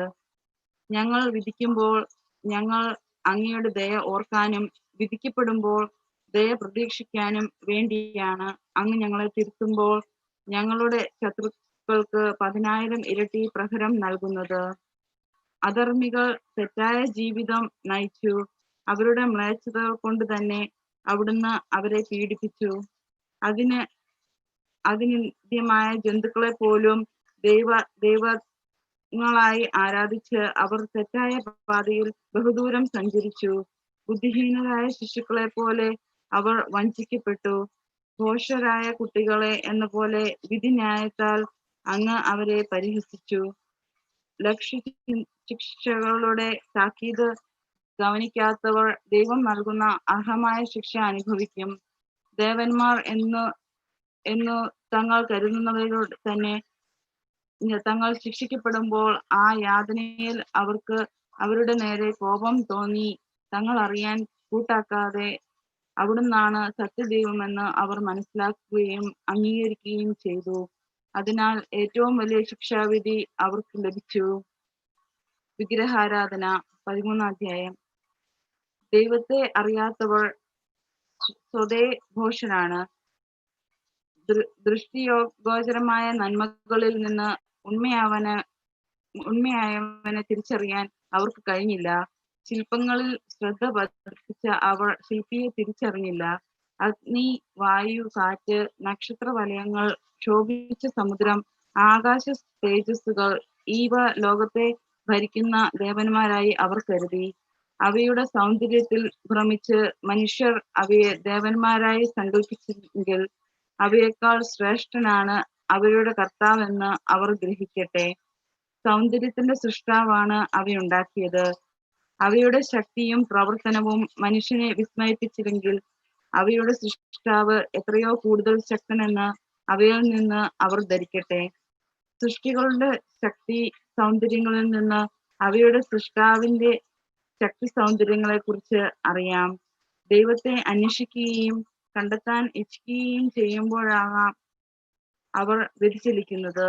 അവരെ തികച്ചും കുറ്റപ്പെടുത്താൻ വയ്യ. അവിടുത്തെ സൃഷ്ടികളുടെ മധ്യേ ജീവിച്ച് അവർ അന്വേഷണം തുടരുകയാണ്. ദൃശ്യവസ്തുക്കൾ മനോഹരമാകിയാൽ അവർ അതിന്റെ പ്രത്യാശ അർപ്പിക്കുന്നു. എങ്കിലും അവർക്ക് ന്യായീകരണമില്ല. ലോകത്തെ ആരാഞ്ഞ് ഇത്രയും അറിയാൻ കഴിഞ്ഞെങ്കിൽ ഇവരുടെ എല്ലാം ഉടയവനെ കണ്ടെത്താൻ വൈകുന്നത് എന്തുകൊണ്ട്? സ്വർണം, വെള്ളി ഇവയിൽ നിർമ്മിച്ച രൂപങ്ങളെയോ മൃഗങ്ങളുടെ രൂപങ്ങളെയോ പണ്ടെങ്ങോ നിർമ്മിച്ച നിരുപയോഗമായ ശിലയെയോ ദേവന്മാരാക്കി നിർജീവമായ അവയിൽ പ്രത്യാശ അർപ്പിക്കുന്നവരുടെ നില ശോചനീയമാണ്. മരത്തിൽ പണിയുന്ന വിദഗ്ധ ശില്പി എളുപ്പം മുറിക്കാവുന്ന മരം അറുത്ത് തൊലി നീക്കി ഉപയോഗപ്രദമായ പാത്രങ്ങൾ ഉണ്ടാക്കുന്നു. തള്ളിക്കളഞ്ഞ കഷ്ണങ്ങൾ കത്തിച്ച് ഭക്ഷണം പാകം ചെയ്ത് നിറയെ തിന്നുന്നു. നിരുപയോഗമായ ശേഷിക്കുന്ന വളഞ്ഞു പിരിഞ്ഞ മുട്ടുകൾ നിറഞ്ഞ കഷ്ണമെടുത്ത് സൂക്ഷ്മതയോടെ കൊത്തുപണി ചെയ്ത് വിശ്രമ സമയം പോക്കുന്നു. അങ്ങനെ അതിന് മനുഷ്യരൂപം നൽകുന്നു. അഥവാ ഏതെങ്കിലും ക്ഷുദ്ര മൃഗത്തിന്റെ രൂപം കൊത്തി ചായം പൂശി ചമപ്പിച്ച് കുറവുകൾ ചായം കൊണ്ട് മറയ്ക്കുന്നു. അവർ അത് ഉചിതമായ സ്ഥാനത്ത് ഭിത്തിയിൽ ആണികൊണ്ട് ഉറപ്പിക്കുന്നു. അത് അതിനെ തന്നെ സംരക്ഷിക്കാൻ ശക്തിയില്ലാത്തതായതുകൊണ്ട് പരസഹായം വേണമെന്നറിയാവുന്നതു കൊണ്ട് അവൻ അത് വീണുപോകാതെ ശ്രദ്ധിക്കുന്നു. എങ്കിലും സമ്പത്തിനും വിവാഹത്തിനും മക്കൾക്കും വേണ്ടി പ്രാർത്ഥിക്കുമ്പോൾ നിർജീവമായ അതിനെ വിളിച്ചപേക്ഷിക്കാൻ അവന് ലജ്ഞയില്ല. ആരോഗ്യത്തിന് ദുർബല വസ്തുവിനോടും ജീവന് നിർജീവ വസ്തുവിനോടും സഹായത്തിന് അനുഭവ ജ്ഞാനമില്ലാത്തതിനോടും യാത്രാമംഗളത്തിന് അജര വസ്തുവിനോടും അവൻ പ്രാർത്ഥിക്കുന്നു. ധനസമ്പാദനത്തിനും ജോലിക്കും പ്രവൃത്തികളിലുള്ള വിജയത്തിനും വേണ്ടിയുള്ള ശക്തിക്ക് ശക്തിഹീനമായ കരത്തോട് പ്രാർത്ഥിക്കുന്നു. 14-ാം അധ്യായം. കോള് കൊണ്ട സമുദ്രത്തിൽ യാത്രയ്ക്കൊരുങ്ങുന്നവൻ താനിരിക്കുന്ന കപ്പലിനേക്കാൾ അതിദുർബലമായ തടിക്കഷ്ണത്തോട് പ്രാർത്ഥിക്കുന്നു. ആ യാനപാത്രത്തിന് രൂപം നൽകിയത് ലാഭേച്ഛയാണ്. ജ്ഞാനമാണ് അതിന്റെ ശില്പി. പിതാവേ, അങ്ങയുടെ പരിപാലനയാണ് അതിനെ നയിക്കുന്നത്. അവിടുന്ന് കടലിൽ അതിന് ഒരു പാത നൽകി, തിരകൾക്കിടയിലൂടെ ഒരു സുരക്ഷിത മാർഗം. അങ്ങനെ അവിദഗ്ധനും കടൽ യാത്ര ചെയ്യാമെന്ന് വരുമാറ് ഏതാപത്തിലും നിന്ന് രക്ഷിക്കാൻ അങ്ങേക്ക് കഴിയുമെന്നും കാണിച്ചു. അങ്ങയുടെ ജ്ഞാനത്തിന്റെ പ്രവൃത്തികൾ നിഷ്ഫലമാകരുതെന്ന് അങ്ങയുടെ ഹിതമാണ്. മനുഷ്യർ തീരെ ചെറിയ തടിക്കഷ്ണത്തിൽ പോലും ജീവിത രക്ഷ ഉറപ്പിച്ച് തിരകളിലൂടെ ചങ്ങാടത്തിൽ സുരക്ഷിതരായി കരക്കെടുക്കുന്നു. പണ്ട് ഗർവനിഷ്ഠരായ മല്ലന്മാർ നശിക്കുമ്പോൾ ലോകത്തിന്റെ പ്രത്യാശാപാത്രങ്ങൾ ഒരു പേടകത്തിൽ അഭയം തേടി. അങ്ങയുടെ കരങ്ങളാൽ നയിക്കപ്പെട്ട അവർ ലോകത്തിൽ പുതിയ തലമുറയുടെ വിത്ത് അവശേഷിപ്പിച്ചു. നീതി നിർവഹണത്തിന് ഉതകിയ പേടകം അനുഗ്രഹീതമാണ്. കരനിർമ്മിത വിഗ്രഹം ശപിക്കപ്പെട്ടതാണ്. അത് നിർമ്മിച്ചവനും ശപിക്കപ്പെട്ടവൻ. കാരണം അവൻ ആ നശ്വര വസ്തു നിർമ്മിച്ച് അതിനെ ദേവനെന്ന് വിളിച്ചു. അധർമ്മിയെയും അവന്റെ അധർമ്മത്തെയും ദൈവം ഒന്നുപോലെ വെറുക്കുന്നു. ശില്പത്തോടൊപ്പം ശില്പിയെയും അവിടുന്ന് ശിക്ഷിക്കും. ജനതകളുടെ വിഗ്രഹങ്ങൾക്കും ശിക്ഷയുണ്ടാകും. ദൈവ സൃഷ്ടിയുടെ ഭാഗമെങ്കിലും അവ മ്ലേച്ഛതയും മനസ്സിന് പ്രലോഭനവും മൂഢന്മാരുടെ പാദങ്ങൾക്ക് കെണിയുമായി തീർന്നിരിക്കുന്നു. വിഗ്രഹ നിർമ്മാണ ചിന്തയാണ് അവിശ്വസ്തയുടെ ആരംഭം. അവയുടെ കണ്ടുപിടുത്തമാണ് ജീവിതത്തെ ദുഷിപ്പിച്ചത്. അവ ആദ്യം മുതൽ ഉള്ളതോ അവസാനം വരെ നിലനിൽക്കുവാനുള്ളതോ അല്ല. മനുഷ്യന്റെ മിഥ്യാഭിമാനത്തിന്റെ ഫലമായി അവ ലോകത്തിൽ പ്രവേശിച്ചു. അവയുടെ പെട്ടെന്നുള്ള തിരോധാനം നിശ്ചയിക്കപ്പെട്ടിരിക്കുന്നു. അകാലത്തിൽ പുത്രൻ മരിച്ച ദുഃഖം ഗ്രസിച്ച പിതാവ് തന്നിൽ നിന്ന് അപഹരിക്കപ്പെട്ട മകന്റെ പ്രതിമയുണ്ടാക്കി. മൃതദേഹം മാത്രമായിരുന്നവനെ ഇതാ ദേവനായി വണങ്ങുകയും തന്റെ പിൻഗാമികൾക്ക് വ്രതാനുഷ്ഠാനങ്ങൾ രഹസ്യമായി നിശ്ചയിച്ചു കൊടുക്കുകയും ചെയ്യുന്നു. കാലാന്തരത്തിൽ പ്രാബല്യം ലഭിച്ച ഒരു ദുരാചാരം നിയമമായി തീരുകയും രാജകൽപ്പന പ്രകാരം ജനങ്ങൾ കൊത്തുവിഗ്രഹങ്ങളെ ആരാധിച്ചു പോരുകയും ചെയ്തു. വിദൂരസ്ഥരായ രാജാക്കന്മാർ നേരിട്ട് വണങ്ങി സ്തുതിക്കാനിച്ഛിച്ചവർ രാജപ്രതിമയുണ്ടാക്കി. രാജാക്കന്മാർ അകന്നു ജീവിക്കുന്നതിനാൽ അവരുടെ സന്നിധിയിലെത്തി വണങ്ങാൻ കഴിയാതെ വന്ന ജനങ്ങൾ തങ്ങൾ ആദരിക്കുന്ന രാജാവിന്റെ രൂപം ഭാവന ചെയ്ത് ദൃഷ്ടിഗോചരമായ ബിംബം ഉണ്ടാക്കി. അങ്ങനെ തങ്ങളുടെ ആവേശത്തിൽ നിന്ന് അവർ അദൃശ്യനെങ്കിലും അടുത്തുള്ളവനെ പോലെ അവനെ സ്തുതിച്ചു. ക്രമേണ ഉത്കർഷചേതുവായ ശില്പി രാജാവിനെ അറിയാത്തവരിലും ഈ ആരാധന പ്രചരിപ്പിക്കാൻ ഉത്സാഹിച്ചു. രാജാവിനെ പ്രസാദിപ്പിക്കാനാവാം അവർ രാജാവിന്റെ രൂപം കൂടുതൽ സുന്ദരമായി ഉണ്ടാക്കാൻ കൗശലം കാണിച്ചത്. ശില്പത്തിന്റെ വശ്യതയിൽ ആകൃഷ്ടരായ ജനങ്ങൾ അല്പം മുൻപ് മനുഷ്യനായി ബഹുമാനിച്ച വ്യക്തിയെ ഇതാ ആരാധനാ വിഷയമായി കണക്കാക്കുന്നു. ഇത് മനുഷ്യവർഗത്തിന് ഒളിഞ്ഞിരിക്കുന്ന കെണിയായി തീർന്നു. നിർഭാഗ്യത്തിന്റെയോ രാജാധികാരത്തിന്റെയോ അടിമത്തത്തിൽപ്പെട്ട മനുഷ്യർ കല്ലിലോ തടിയിലോ നിർമ്മിക്കപ്പെട്ട വസ്തുക്കൾക്ക് ഒരിക്കലും വിളിക്കാൻ പാടില്ലാത്ത പേര് നൽകി. ദൈവത്തെക്കുറിച്ചുള്ള അറിവിൽ അവർക്ക് തെറ്റുപറ്റിയെന്ന് മാത്രമല്ല സംഘർഷത്തിൽ ജീവിക്കുന്ന അവർ ആ വലിയ തിന്മകളെ സമാധാനമെന്ന് വിളിക്കുകയും ചെയ്തു. ശിശുബലിയും ഗൂഢാനുഷ്ഠാനങ്ങളും വിചിത്രാചാരങ്ങളോടെയുള്ള മതിരോത്സവങ്ങളും നടത്തിയാലും അവർ തങ്ങളുടെ ജീവിതമോ വിവാഹമോ പാവനമായി സൂക്ഷിക്കുന്നില്ല. പകരം അവർ പരസ്പരം ചതിയിൽ വധിക്കുകയോ വ്യഭിചാരത്താൽ ദുഃഖിപ്പിക്കുകയോ ചെയ്യുന്നു. രക്തച്ചൊരിച്ചിൽ, കൊല, മോഷണം, ചതി, അഴിമതി, അവിശ്വസ്തത, കലാപം, സത്യലംഘനം, ശരിയേതെന്നുള്ള ആശയക്കുഴപ്പം, കൃതജ്ഞത, ദൂഷണം, ലൈംഗിക വൈകൃതം, വിവാഹ തകർച്ച, വ്യഭിചാരം, വിഷയാസക്തി ഇവ നടമാടുന്നു. പേര് പറയാൻ കൊള്ളാത്ത വിഗ്രഹങ്ങളുടെ ആരാധനയാണ് എല്ലാ തിന്മകളുടെയും ആരംഭവും കാരണവും അവസാനവും. അവയെ ആരാധിക്കുന്നവർ മതോന്മത്തരാവുകയും നുണകൾ പ്രവചിക്കുകയും നീതികേടായി ജീവിക്കുകയും പൂസലെന്നിയെ സത്യം ലംഘിക്കുകയും ചെയ്യുന്നു. നിർജീവൻ വിഗ്രഹങ്ങളിൽ പ്രത്യാശ അർപ്പിച്ച് അവർ ഉപദ്രവമുണ്ടാക്കുകയില്ലെന്ന പ്രതീക്ഷയോടെ നീചപ്രതിജ്ഞകൾ ചെയ്യുന്നു. വിഗ്രഹങ്ങൾക്ക് തങ്ങളെ തന്നെ സമർപ്പിച്ച് അവർ ദൈവത്തെക്കുറിച്ച് തെറ്റായ ധാരണകൾ പുലർത്തി. വിശുദ്ധിയോടുള്ള അവജ്ഞ മൂലം കള്ളസത്യം ചെയ്തു.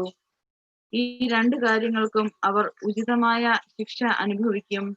മനുഷ്യർ എന്തിന്റെ പേരിൽ സത്യം ചെയ്യുന്നോ അതിന്റെ ശക്തിയല്ല, പ്രത്യുത പാപത്തിന്റെ ന്യായമായ ശിക്ഷയാണ് അധാർമികരുടെ അതിക്രമങ്ങളെ നിരന്തരം പിന്തുടരുന്നത്. 15-ാം അധ്യായം. ഞങ്ങളുടെ ദൈവമേ, അവിടുന്ന് ദയാലുവും വിശ്വസ്തനും ക്ഷമാശീലനുമാണ്. അവിടുന്ന് എല്ലാറ്റിനെയും കൃപയോടെ പരിപാലിക്കുന്നു. ഞങ്ങൾ പാപികളെങ്കിലും അങ്ങയുടെ ജനമാണ്. ഞങ്ങൾ അവിടുത്തെ ശക്തി അറിയുന്നു. ഞങ്ങൾ അങ്ങയെ സ്വന്തമായി കണക്കാക്കിയെന്ന് അറിയുന്നതിനാൽ ഞങ്ങൾ പാപം ചെയ്യുകയില്ല. അങ്ങയെ അറിയുന്നതാണ് നീതിയുടെ പൂർണ്ണത. അങ്ങയുടെ ശക്തി അറിയുന്നതാണ് അമർത്യതയുടെ ആരംഭം. മനുഷ്യന്റെ കരവേലയുടെ ദുഷ്ടപ്രേരണയോ ചിത്രകാരന്റെ നിഷ്ഫല യത്നമായ നാനാവർണ്ണ ിതമായ ചിത്രങ്ങളോ ഞങ്ങളെ വ്യതിചലിപ്പിക്കുകയില്ല. അവയുടെ രൂപം മൂഢരെ ആവേശം കൊള്ളിക്കുന്നു. നിർജീവ വിഗ്രഹങ്ങളുടെ ജഡരൂപം അവരെ മോഹിപ്പിക്കുന്നു. അവ നിർമ്മിക്കുകയോ ആഗ്രഹിക്കുകയോ ആരാധിക്കുകയോ ചെയ്യുന്നവർ തിന്മയുടെ കമിതാക്കളാണ്. അവയിൽ കവിഞ്ഞ് ഒന്നിലും ആശ്രയിക്കാൻ അവർക്ക് അർഹതയില്ല. കുശവന്റെ കളിമണ്ണ് കുഴച്ച് കിണഞ്ഞു പരിശ്രമിച്ച് ഉപയോഗയോഗ്യമായ പാത്രങ്ങൾ ഉണ്ടാക്കുന്നു. ഒരേ മണ്ണിൽ നിന്ന് ഒരേ രീതിയിൽ അവർ ശുദ്ധവും അശുദ്ധവുമായ ഉപയോഗങ്ങൾക്കുള്ള പാത്രങ്ങൾ ഉണ്ടാക്കുന്നു. ഓരോന്നിന്റെയും ഉപയോഗം അവനവനാണ് നിർണയിക്കുന്നത്. അല്പകാലം മുൻപ് മണ്ണുകൊണ്ട് നിർമ്മിക്കപ്പെട്ടവനും അല്പകാലം കഴിയുമ്പോൾ തനിക്ക് കടമായി ലഭിച്ച ആത്മാവിനെ ദാതാവ് ആവശ്യപ്പെടുമ്പോൾ തിരിച്ചേൽപ്പിച്ച് മണ്ണിലേക്ക് മടങ്ങേണ്ടവനായ മനുഷ്യനാണ് വിപുലമായി അതേ മണ്ണിൽ നിന്ന് വ്യാജ ദൈവത്തെ മെനയുന്നത്. തനിക്ക് മരണമുണ്ടോന്ന തന്റെ ജീവിത ഹ്രസ്വമെന്നോ അവൻ ചിന്തിക്കുന്നില്ല. എന്നാൽ അവൻ സ്വർണം, വെള്ളി എന്നിവയിൽ പണിയുന്നവയോട് മത്സരിക്കുന്നു. ചെമ്പുപണിക്കാരെ അനുകരിക്കുന്നു.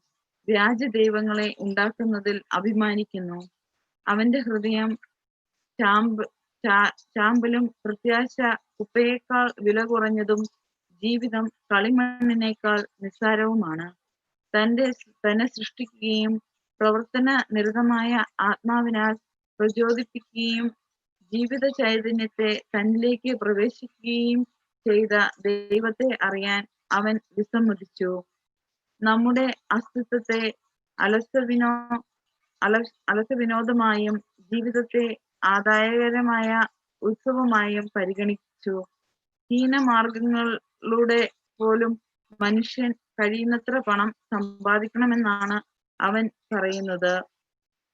ജഡപദാർത്ഥങ്ങളിൽ നിന്നും ദുർബല പാത്രങ്ങളിൽ നിന്നും കൊത്തുവിഗ്രഹങ്ങളും നിർമ്മിക്കുമ്പോൾ താൻ പാപം ചെയ്യുകയാണെന്ന് അവൻ എല്ലാവരെയുംക്കാൾ നന്നായി അറിയുന്നുണ്ട്. ശിശുക്കളുടേതിനേക്കാളും ബുദ്ധിഹീനവും ശോചനീയവുമാണ് അങ്ങയുടെ ജനത്തെ മർദ്ദിക്കുന്ന ശത്രുക്കളുടെ നില.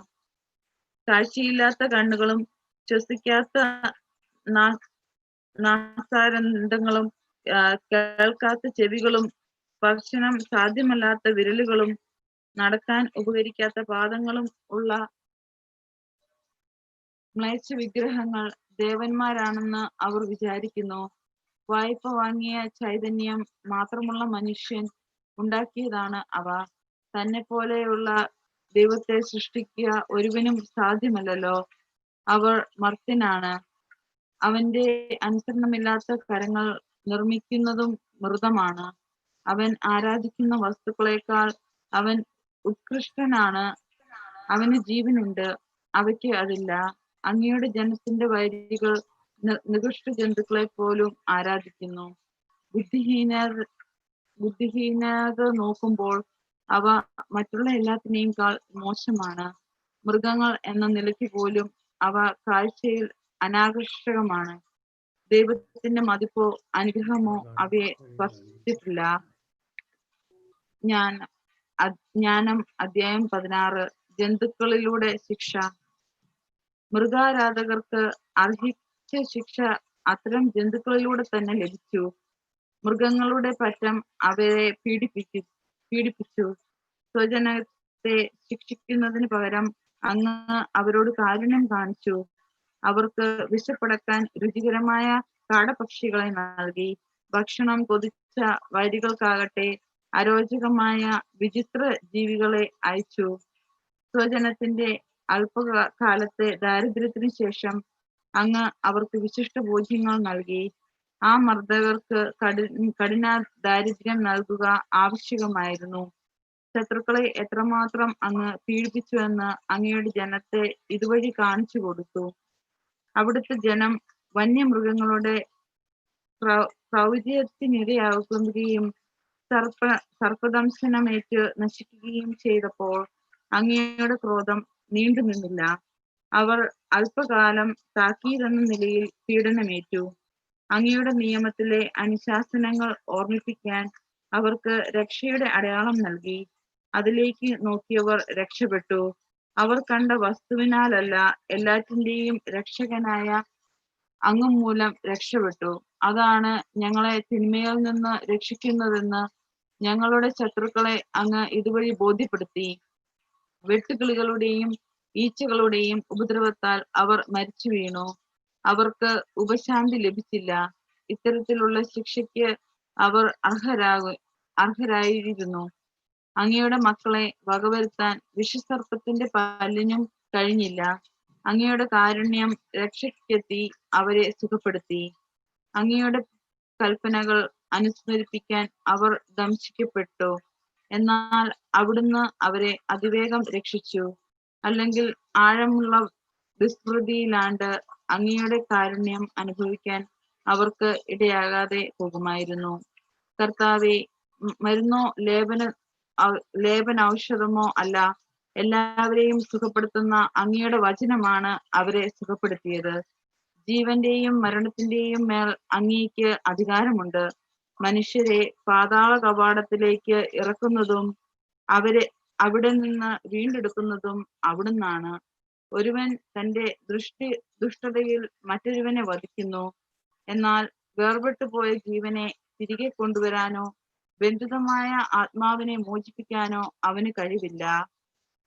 കന്മഴയും മന്നായും അങ്ങയുടെ ശിക്ഷയിൽ നിന്ന് ഓടി ഒളിക്കാൻ ആർക്കും സാധിക്കുകയില്ല. അങ്ങയെ അറിയാൻ കൂട്ടാക്കാത്ത ധിക്കാരികൾ അങ്ങയുടെ ശക്തമായ പ്രഹരമേറ്റു. അവരെ അതിവൃഷ്ടിയും ഹിമപാതവും കൊടുങ്കാറ്റും പിന്തുടർന്നു. അഗ്നി അവരെ നിശേഷം നശിപ്പിക്കുകയും ചെയ്തു. എത്ര അവിശ്വസനീയം! എല്ലാറ്റിനെയും ശമിപ്പിക്കുന്ന ജലത്തിൽ അഗ്നി കൂടുതൽ ശക്തിയോടെ ജ്വലിച്ചു. പ്രപഞ്ചം നീതിമാന്മാർക്ക് വേണ്ടി പോരാടുമല്ലോ. അധർമ്മികൾക്കെതിരെ അയക്കപ്പെട്ട ജീവികൾ നശിക്കാതിരിക്കാനും ഇത് കണ്ട് തങ്ങളെ ദൈവത്തിന്റെ ശിക്ഷാവിധി പിന്തുടരുകയാണെന്ന് അവർ മനസ്സിലാക്കാനും വേണ്ടി ഒരു ഘട്ടത്തിൽ അഗ്നി അടങ്ങി വീണ്ടും ഒരിക്കൽ അധർമ്മം നിറഞ്ഞ ദേശത്തെ വിളവ് നശിപ്പിക്കാൻ ജലമധ്യത്തിൽ അത് അഗ്നിയേക്കാളും തീക്ഷ്ണമായി ജ്വലിച്ചു. അങ്ങയുടെ ജനത്തിന് ദൈവദൂതന്മാരുടെ അപ്പം അങ്ങ് നൽകി. അവരുടെ അധ്വാനം കൂടാതെ തന്നെ ഓരോരുത്തർക്കും ആസ്വാദ്യമായ വിധം പാകപ്പെടുത്തിയ ഭക്ഷണം സ്വർഗത്തിൽ നിന്ന് അവർക്ക് അങ്ങ് നൽകി. അങ്ങ് നൽകിയ വിഭവങ്ങൾ അങ്ങയുടെ മക്കളുടെ നേരെ അങ്ങേക്കുള്ള വാത്സല്യം പ്രകടമാക്കി. ഭക്ഷിക്കുന്നവന്റെ രുചിക്കൊത്ത് അത് രൂപാന്തരപ്പെട്ടു. ഹിമപാതത്തിൽ ആളിക്കത്തിയതും വർഷധാരയിൽ ഉജ്ജ്വലിച്ചതുമായ അഗ്നി ശത്രുക്കളുടെ വിള നശിപ്പിച്ചെന്ന് അവർ അറിയാൻ തക്കവിധം മഞ്ഞുകട്ടിയും അഗ്നിയിലൊഴുകിയില്ല. നീതിമാന്മാരെ പോറ്റി രക്ഷിക്കാൻ അഗ്നി സ്വഗുണം മറന്നു. സൃഷ്ടാവായ അവിടുത്തെ സേവിക്കുന്ന സൃഷ്ടി അധർമ്മികളെ ശിക്ഷിക്കാൻ വെമ്പൽ കൊള്ളുകയും അങ്ങയിൽ പ്രത്യാശ വയ്ക്കുന്നവരോട് കരുണ കാണിക്കുകയും ചെയ്യുന്നു. കർത്താവെ, അങ്ങയെ ആശ്രയിക്കുന്നവരെ പോറ്റുന്നത് വിവിധ ധാന്യവിളകളല്ല, അങ്ങയുടെ വചനമാണെന്ന് അങ്ങയുടെ വത്സല മക്കൾ ഗ്രഹിക്കാൻ വേണ്ടി സൃഷ്ടികൾ ആവശ്യക്കാരുടെ ആഗ്രഹത്തിനൊത്ത് രൂപാന്തരം പ്രാപിച്ച് എല്ലാറ്റിനെയും പോറ്റുന്ന അങ്ങയുടെ ഔദാര്യത്തെ വെളിപ്പെടുത്തി. അഗ്നിയിൽ നശിക്കാത്തത് അരുണോദയത്തിൽ ഉരുകി. ഇത് മനുഷ്യൻ സൂര്യോദയത്തിന് മുൻപുണർന്ന് പുലർകാല വെളിച്ചത്തിൽ അങ്ങേക്ക് കൃതജ്ഞത അർപ്പിക്കുകയും അങ്ങയോട് പ്രാർത്ഥിക്കുകയും വേണമെന്നതിന്റെ വിജ്ഞാപനമായിരുന്നു. കൃതജ്ഞന്റെ പ്രത്യാശ ശീതകാലത്തെ മൂടൽമഞ്ഞ് പോലെ ഉരുകും, ഉപയോഗശൂന്യമായ ജലം പോലെ ഒഴുകിപ്പോകും. ജ്ഞാനം അധ്യായം 17. ഇരുളും വെളിച്ചവും. അങ്ങയുടെ വിധികൾ മഹത്തമവും അവർണ്യവുമാണ്. അതിനാൽ ശിക്ഷണം ലഭിക്കാത്തവർ വഴിതെറ്റിപ്പോകുന്നു. വിശുദ്ധ ജലം തങ്ങളുടെ പിടിയിൽ അമർന്നെന്ന് കരുതിയ ധിക്കാരികൾ അന്ധകാരത്തിന് അടിമകളും നീണ്ട രാത്രിയുടെ തടവുകാരുമാണെന്ന് നിത്യപരിപാലനയിൽ നിന്ന് പുറന്തള്ളപ്പെട്ട് അവർ അവയുടെ ഉള്ളിൽ അടയ്ക്കപ്പെട്ടു. വിസ്മൃതിയുടെ ഇരുണ്ട മറയ്ക്കുള്ളിൽ തങ്ങളുടെ രഹസ്യ പാപങ്ങൾ കണ്ടുപിടിക്കപ്പെടുകയില്ലെന്ന് തെറ്റിദ്ധരിച്ച അവർ ഭയചകിതരായി ചിതറിപ്പോയി. ദുർഭൂതങ്ങൾ അവരെ ഭയഭ്രാന്തരാക്കി. ഉള്ളറകളിലായിരുന്നിട്ടും അവർ ഭയവിമുക്തരായില്ല. അവർക്ക് ചുറ്റും ഭീകര ശബ്ദം മുഴങ്ങി. ഇരുണ്ട ഉഗ്രസത്വങ്ങൾ അവരെ വേട്ടയാടി. അഗ്നിക്ക് പ്രകാശം പകരാൻ സാധിച്ചില്ല. നക്ഷത്രങ്ങളുടെ ദീപ്ത രശ്മികൾ ആ വെറുക്കപ്പെട്ട രാത്രിയെ പ്രകാശിപ്പിച്ചില്ല. സ്വയം ജലിച്ചതും ഭീകരവുമായ ഒരു അഗ്നിയെ മറ്റൊന്നും അവരുടെ മേൽ പ്രകാശിപ്പിച്ചില്ല. തങ്ങളുടെ കാണുന്ന വസ്തുക്കൾ അദൃശ്യ വസ്തുക്കളെക്കാൾ ഭീകരമാണെന്ന് അവർക്ക് തോന്നി. അവരുടെ മാന്ത്രിക കലയുടെ വ്യാമോഹം തറപറ്റി. അവർ അഭിമാനം കൊണ്ട ആ വിദ്യ പരിഹാസ്യമായി. രോഗബാധിതമായ മനസ്സിന്റെ ഭയവും വിഭ്രാന്തിയും മാറ്റാമെന്നേറ്റവർ തന്നെ പരിഹാസ്യമായ ഭയത്തിന് അടിമപ്പെട്ടു. ഭയപ്പെടാൻ ഒന്നുമില്ലാതിരുന്നിട്ടും അവർ മൃഗങ്ങൾ പോകുമ്പോഴും സർപ്പങ്ങളുടെ ചീത്കാരം കേൾക്കുമ്പോഴും പേടിച്ചു വിറച്ചു. അവർ ഭയം കൊണ്ട് വിറച്ച് നശിച്ചു. ഒരിടത്തു നിന്നും ഒഴിവാക്കാൻ വയ്യാത്ത വായുവിൽ പോലും കണ്ണു തുറന്നു നോക്കാൻ അവർക്ക് ധൈര്യമില്ല. തിന്മ ഭീരുത്വം നിറഞ്ഞതാണെന്ന് അത് തന്നെ ശിക്ഷിക്കുന്നു. മനസാക്ഷിയുടെ സമ്മർദ്ദത്തിൽ അത് പ്രതിബന്ധങ്ങളെ പർവ്വതീകരിക്കുന്നു. ആലോചനാശീലത്തിൽ നിന്ന് വരുന്ന സഹായത്തെ ഭയം എപ്പോഴും തിരസ്കരിക്കുന്നു. സഹായം ലഭിക്കുമെന്നുള്ള ആന്തരികമായ പ്രതീക്ഷ എത്ര ദുർബലമാണോ അത്രത്തോളം പീഡനത്തിന്റെ കാരണത്തെക്കുറിച്ചുള്ള അജ്ഞതയെ ഭയം ഇഷ്ടപ്പെടുന്നു. അശക്തമായ പാതാളത്തിൽ നിന്ന് എത്തിയ അശക്തമായ രാത്രി തങ്ങളെ ചൂഴ്ന്നപ്പോൾ അവർ ഒരേ ഉറക്കത്തിൽ മുഴുകി. ചിലപ്പോൾ ഭീകരത ഭൂതങ്ങളെ കൊണ്ട് അവർ ചകിതരായി. മറ്റു ചിലപ്പോൾ മനം തകർന്ന് മരവിച്ചു. കാരണം അപ്രതീക്ഷിതമായി പെട്ടെന്ന് ഭയം അവരെ ഗ്രസിച്ചു. അവിടെ ഉണ്ടായിരുന്നവരെല്ലാവരും ലോഹനിർമ്മിതമല്ലാത്ത ഈ തടവറയിൽ അടയ്ക്കപ്പെട്ടു. കർഷകനോ ഇടയനോ ഏകാഗിയായ തൊഴിലാളിയോ ആകട്ടെ, അവർ പിടിക്കപ്പെടുകയും അനിവാര്യമായ ശിക്ഷയ്ക്ക് വിധിക്കപ്പെടുകയും ചെയ്തു. ഏവരും ഒരേ അന്ധകാരത്തിന്റെ ശൃംഖലയാൽ ബന്ധിതനായിരുന്നു. കാറ്റിന്റെ സ്വീത്കാരമോ പന്തലിച്ച വൃക്ഷത്തിൽ പക്ഷികളുടെ കളകലാരവമോ പാഞ്ഞൊഴുകുന്ന ജലത്തിന്റെ താളമോ പാറകൾ പിളർക്കുന്ന പരുഷ ശബ്ദമോ ചാടിയോടുന്ന മൃഗങ്ങളുടെ അദൃശ്യമായ ഓട്ടമോ മൃഗങ്ങളുടെ ഗർജനമോ പർവ്വത ഗുഹകളിൽ നിന്നുള്ള മാറ്റൊലിയോ എന്തും അവരെ ഭയം കൊണ്ട് സ്തബ്ധരാക്കി. ലോകം മുഴുവൻ ഉജ്ജ്വല തേജസ് നിർവിഘ്നം ജോലിയിൽ ഏർപ്പെട്ടപ്പോൾ തങ്ങളെ ഗ്രസിക്കാൻ വിധിക്കപ്പെട്ടിരുന്ന അന്ധകാരത്തിന്റെ പ്രതീകമായ ആ കനത്ത രാത്രി അവരെ മാത്രം ഗ്രസിച്ചു. എന്നാൽ ആ അന്ധകാരത്തെക്കാൾ കനത്ത അന്ധകാരം അവർക്ക് തങ്ങളിൽ തന്നെ അനുഭവപ്പെട്ടു. ജ്ഞാനം അധ്യായം 18. Praise the Lord. Thank you. Praise the Lord. Samantha, ready ആണോ? Samantha, are you ready? Yes. Yes. wisdom, you have to start from chapter 18. Okay. But your holy ones had a very great light, and those others who heard their voices, but did not see their forms, counted them for the blessed, for not having suffered. And because they who formerly had been wronged did not harm them, they thanked them, and because of the difference between them, pleaded with them. Instead of this, you furnished the flaming pillar, a guide on the unknown way, and the mild sun for an honorable immigration. For they deserved to be deprived of the light and imprisoned by the darkness. They had kept your children confined, through whom the imperishable light of the law was to be given to the world. When they determined to put to death the infants of the holy ones, and when a single boy had been cast forth and then saved, as a reproof, you carried off a multitude of their children, and made them perish all at once in the mighty water. That night was known beforehand to our ancestors, so that with sure knowledge of the oaths in which they put their faith, they might have courage.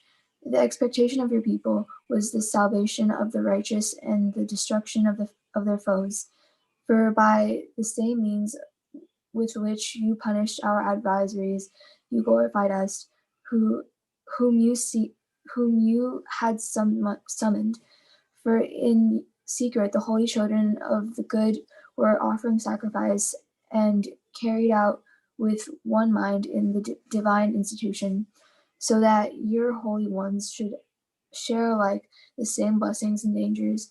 Once they had sung the ancestral hymns of praise, but the discordant cry of their enemies echoed back, and the piteous wail of the mourning for children was borne to them. And the slave was smitten with the same retribution as the master. Even the commoner suffered the same as the king, and all like by one common form of death had countless dead, for the living were not even sufficient for the burial, since at the spring instant their most valued offspring had been destroyed. For though they disbelieved at every turn at the destruction of the firstborn, they acknowledged that this people was God's son. For when peaceful stillness encompassed everything, and the night in swift course was half spent, your all-powerful word from the heavens' royal throne leapt into the doomed land. A fierce warrior bearing the sharp sword of your inexorable decree, and alighted and filled every place with death, and touched heaven while standing upon the earth. Then at once visions and horrible dreams perturbed them, and unexpected fears assailed them, and cast half dead one here, another there. They revealed why they were dying, for the dreams that distributed them proclaimed this beforehand, lest they had perished unaware of why they endured such evil. The trial of death touched even the righteous, and in the desert a plague struck in the multitude. Yet not for long did the anger last, for the blameless man hastened to be the champion, bearing a weapon of his special office, prayer and propitiation of incense. He withstood the wrath and put a stop to the calamity, showing that he was your servant. He overcame the bitterness, not by bodily strength, not by force of arms, but by word. He overcame the smitter, recalling the sworn covenants with their ancestors. For when corpses had already fallen on another in heaps, he stood in the midst and checked the anger, and cut off its way to the living. For on his full-length robe was the whole world. The ancestral glories were carved onto the 4 rows of stones, and your grandeur was on the crown upon his head. To these the destroyer yielded. These he feared, for this sole trial of anger sufficed. Chapter 19. But when merciless wrath assailed the wicked until the end, for God knew beforehand what they were yet to do, that though they themselves had agreed to the departure and had anxiously sent them on their way, they would regret it and pursue them. For while they were still engaged in funeral rites and mourning at the burials of dead, they adopted another senseless plan. Those whom they had driven out with entreaties, they now pursued as fugitives. For a compulsion appropriate to this ending drew them on, and made them forget what they had befallen, them. That they might complete the torments of their punishment, and your people might experience a glorious journey, while those other met extraordinary death. For all creation in its several kinds was being made over anew, serving your commands, that your children might be preserved unharmed. The cloud overshadowed their camp, and out of what had been water, dry land was seen emerging. Out of the Red Sea, an unimped road and grassy plain out of the mighty flood. Over this crossed the whole nation, sheltered by your hand, and they beheld stupendous wonders. They ranged about like horses and leapt like lambs, praising you, Lord, their deliverer. For they were still mindful of what had happened in their sojourn, how instead of the young animals the land brought forth gnats, and instead of fishes the river swarmed with countless frogs. And later they saw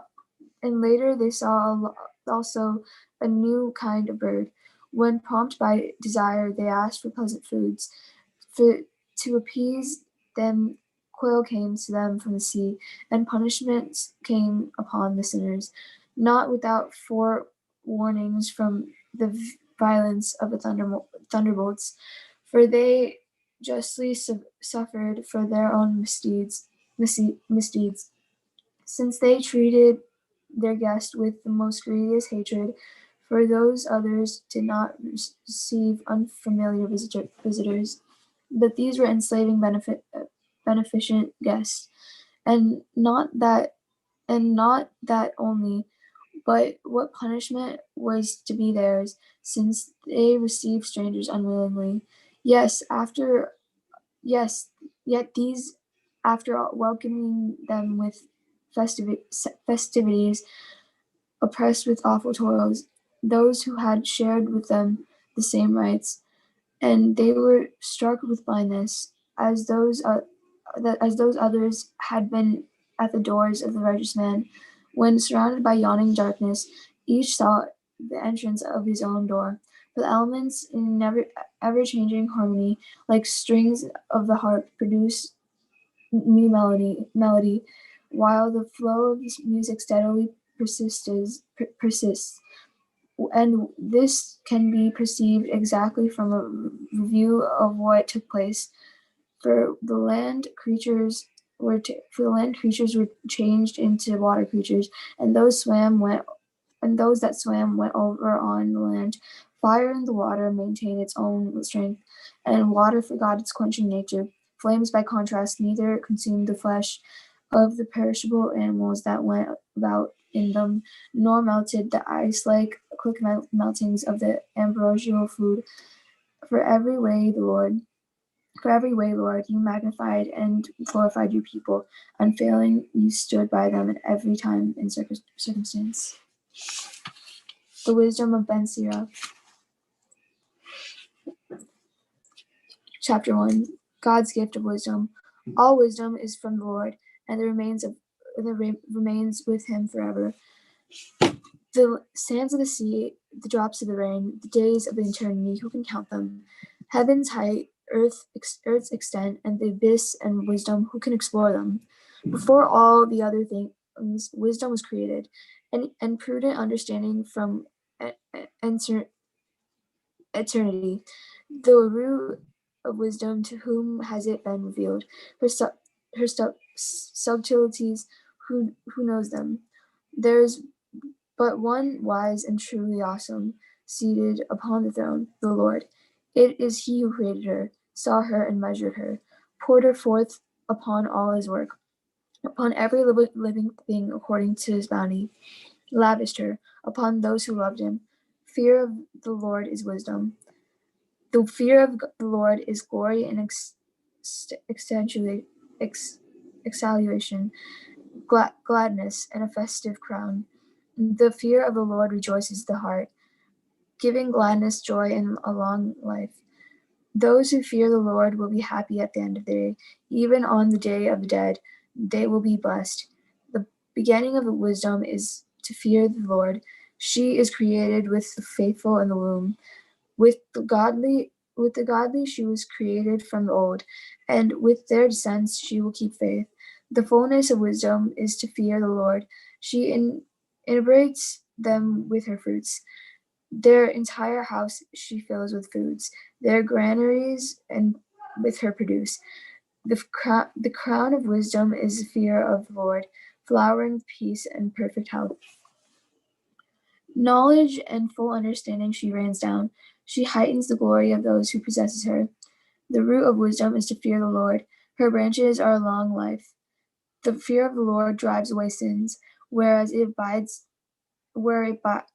abides, it turns all back to anger. Unjust anger can never be justified. Anger pulls a person into utter ruin. Until the right time, the patient remains calm. Then cheerfulness comes back to them. Until the right time, they hold back their word. Then the lips of many will tell of their good sense. Among wisdom's treasures is the model for knowledge. But godliness is an abomination to the sinner. If you desire wisdom, keep commandments, and the Lord will best bestow her upon you. For the fear of the Lord is wisdom and discipline. Faithfulness and humility are his delight. Do not disobey the fear of the Lord. Do not approach it with duplicity of heart. Do not be a hypocrite before the others. Over your lips keep watch. Do not exalt yourself. Do not exalt yourself, lest you'll fall, and bring dishonor upon yourself. For the Lord will reveal your secrets and cast you down in the midst of the assembly, because you did not approach the fear of the Lord, and your heart was full of deceit. Chapter 12. Trust in God. My child, when you come to serve the Lord, prepare yourself for trials. Be sincere of heart and steadfast, and do not be impetuous in time of adversity. Cling to him, do not leave him, and that you may prosper in your last days. Accept whatever happens to you. In the periods of humiliation, be patient, for the fire gold is tested, and the chosen in the crucible of humiliation. Trust in God, and he will always help you. Make your ways straight, and hope in him. You that fear the Lord, wait for his mercy. Do not stray lest you fall. You that fear the Lord, trust in him, and your reward will not be lost. You that fear the Lord will hope for good things. You that fear the Lord hope for good things, for lasting joy and mercy. Consider the generations long past and see, has anyone trusted in the Lord and been disappointed? Has anyone persevered in his fear and has anyone persevered in his fear and been forsaken? Has anyone called upon him and been ignored? For the Lord is compassionate and merciful. Forgive sins and saves in time of trouble. Woe to timid hearts and drooping hands, the sinner who walks a double path. Woe to the faint of heart, for they do not trust, and therefore have no shelter. Woe to you that have lost hope. What will you do at the Lord's visitation? Those who fear the Lord do not disobey his words. Those who love him keep his ways. Do not fear the Lord, seek to please him. Those who love him are filled with law.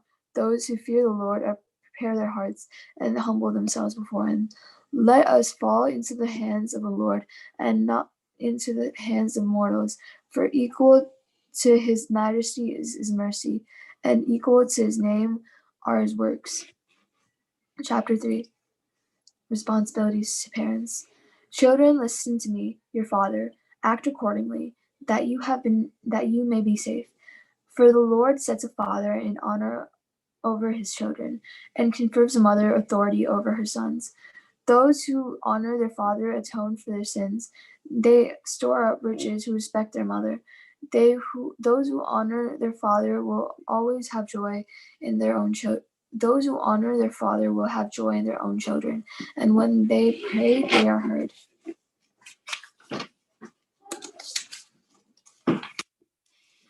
Those who respect their father will live a long life. Those who obey the Lord, those who obey the Lord honor their mother. Those who fear the Lord honor their father, and serve their parents as masters. In word and deed, honor your father, that all blessings may come to you. A father's blessing gives a person firm roots, but a mother's curse uproots the growing plant.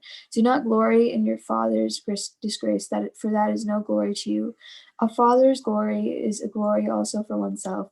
They multiply sin who demean their mother. My son is to be steadfast in honoring your father. Do not grieve him as long as he lives. Even if his mind fails, be considerate of him. Do not revile him, because you are in your prime. Kindness to a father will not be forgotten. It will serve as a sin. Offering it will take lasting root. In time of trouble, it will be recalled to your advantage. Like warmth upon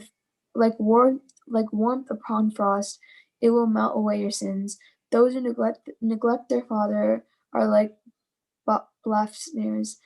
Those who provoke their mother are cursed by their creator. Humility. My son conducted affairs with humility, and you will be loved more than a giver of gifts. Humble yourself the more, the greater you are, and you will find mercy in the sight of God. For great is the power of the Lord. By the humble he is glorified. What is too sublime for you? Do not seek. Do not reach into things that are hidden from you. What is committed to you, pay heed to. What is hidden is not your concern. In matters that are beyond you, do not meddle. When you have been shown more than you can understand, indeed, many things are conceits of human beings. Evil imaginations lead them astray. Without the pupil of the eye, light is missing. Without knowledge, wisdom is missing. A stubborn heart will fare badly in the end. Those who love danger will perish in it. A stubborn heart will have hurt. A stubborn heart will have many hurt in hurt. A stubborn heart will have many a hurt. Adding sins to sins is madness. When the proud are afflicted, there is no cure. For they are offshoots of an evil plant. The mind of the wise appreciates proverbs, and the ear that listens to wisdom rejoices. Aims for the poor. As water quenches in flaming fire, so is almsgiving atones for sins. The kindness people have done crosses their path later on. Should they stumble, they will find support. Chapter 4. My child, do not mock the life of the poor. Do not keep needy eyes waiting. Do not grieve the hungry, nor anger the needy. Do not aggravate the heart already angry, nor delay giving to the needy. A beggar's request do not reject. Do not turn your face away from the poor.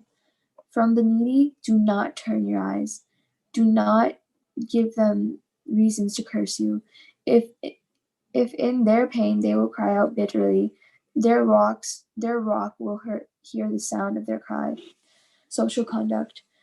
Endear yourself to the assembly before the city rulers. Bow your head, giving a hearing to the poor, and return their greeting with deference.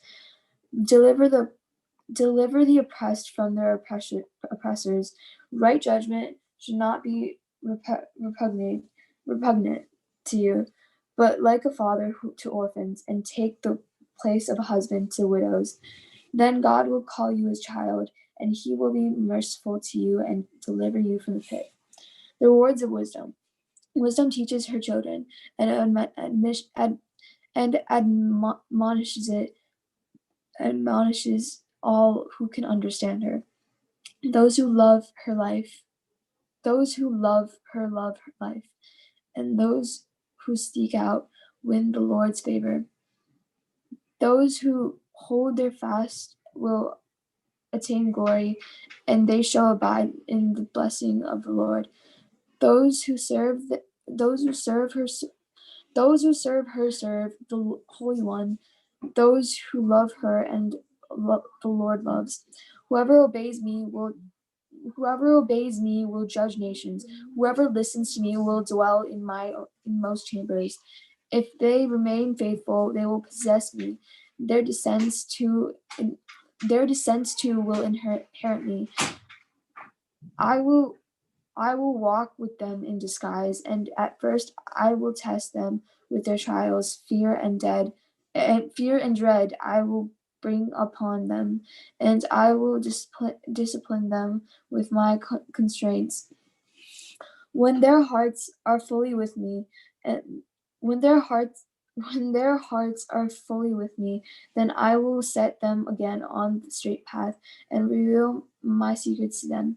But if they turn away from me, I will abandon them and deliver them over to the robbers. Sincerity and justice. My son, watch for the first time. Watch for the right time. Fear what is evil.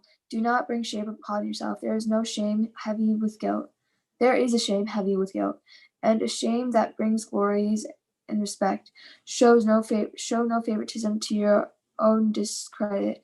Let no one intimidate you to your own downfall. Do not refrain from speaking at the proper time, and do not hide your wisdoms, for wisdom becomes known through speech, and knowledge through the tongue's response.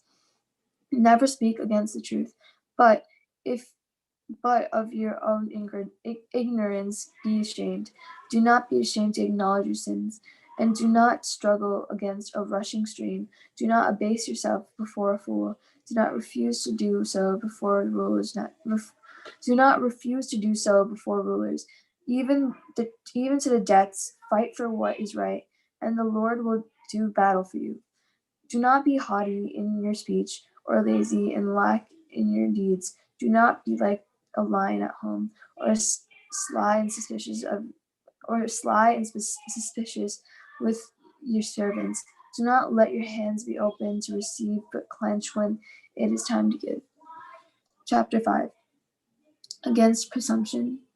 Do not rely on your wealth, or say, I have power. Do not rely on your strength in following the desires of your heart. Do not say, who can prevail against me?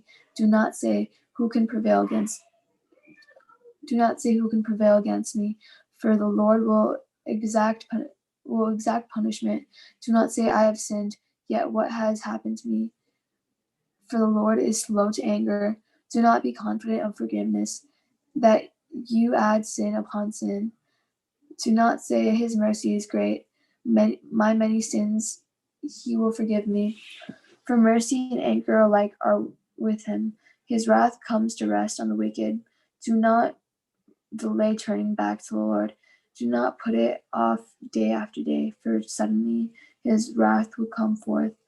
At times of vengeance you will perish. Do not rely on deceitful wealth, for it will be no help on the day of wrath. Use and abuse the tongue.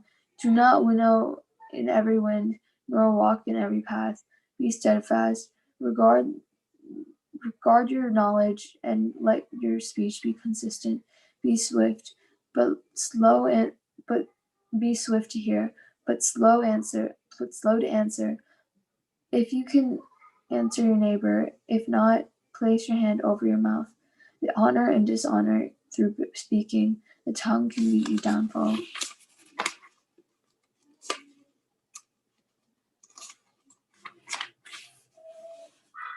Do not be double-tongued. Do not be called double-tongued.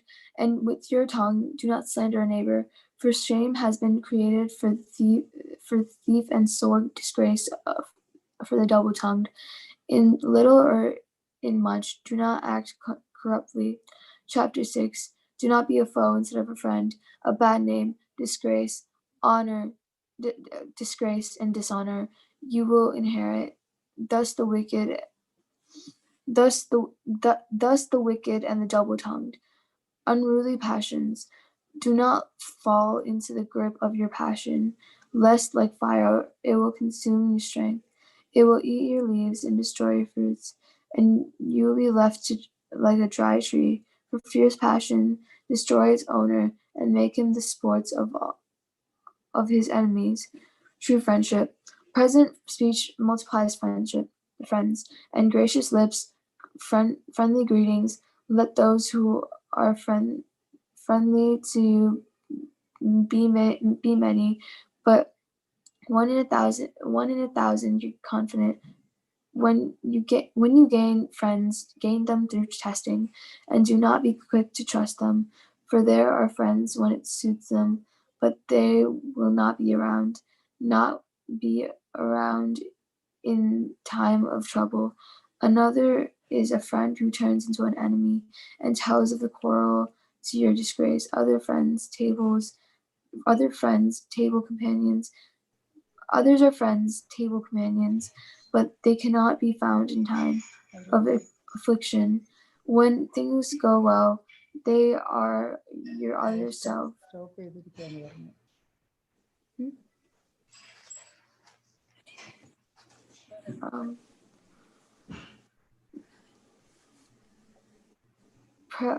Pleasant speech. Another is a friend who turns into an enemy and tells of the quarrels to your disgrace. Others are friends, table companions, but they cannot be found in time of affliction. When things go well, they are your other self, and Lord, it comes over your servants. If disaster comes upon you, they turn against you and hide themselves. Stay away from your enemies and be on guard with your friends. Faithful friends are sturdy shelter. Whoever finds one finds a treasure. Faithful friends are beyond price. No amount can balance their worth. Faithful friends are life-saving medicine. Those who fear God will find him. Those who fear the Lord enjoy stable friendships, for as they are, so will their neighbors be. Blessings of wisdom. My children, from your youth, choose discipline, and when you have gray hair, you will choose wisdom. As though plowing and sowing, draw close to her, then wait for her bountiful crops. For in cultivating her you will work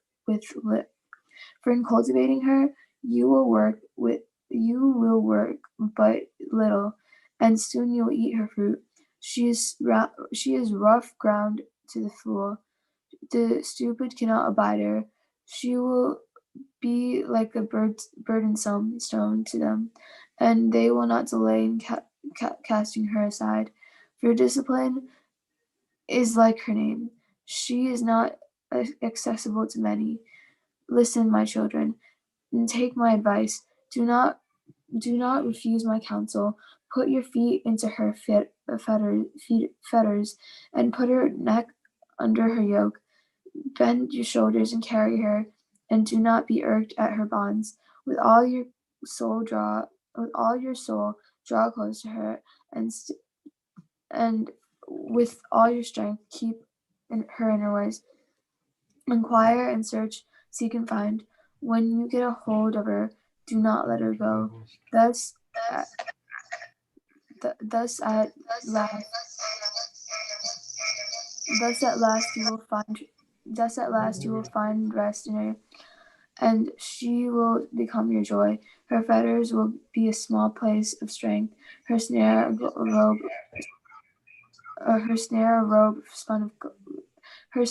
robe of spun gold. Her yoke will be a gold ornament, her bonds a purple cord. You will wear her as a robe of glory, and bear her as a splendid crown. If you wish, my son, you can be wise. If you apply yourself, you can be shrewd. If you are willing to listen, you can learn. If you pay attention, you can be instructed. Stand in the company of elders. Stay close to whoever is wise. Be eager to hear every discourse. Let no insightful saying escape you. If you see the intelligent, seek them out. Let your feet wear away their doorsteps. Reflect on the law of Most High, and let His commandments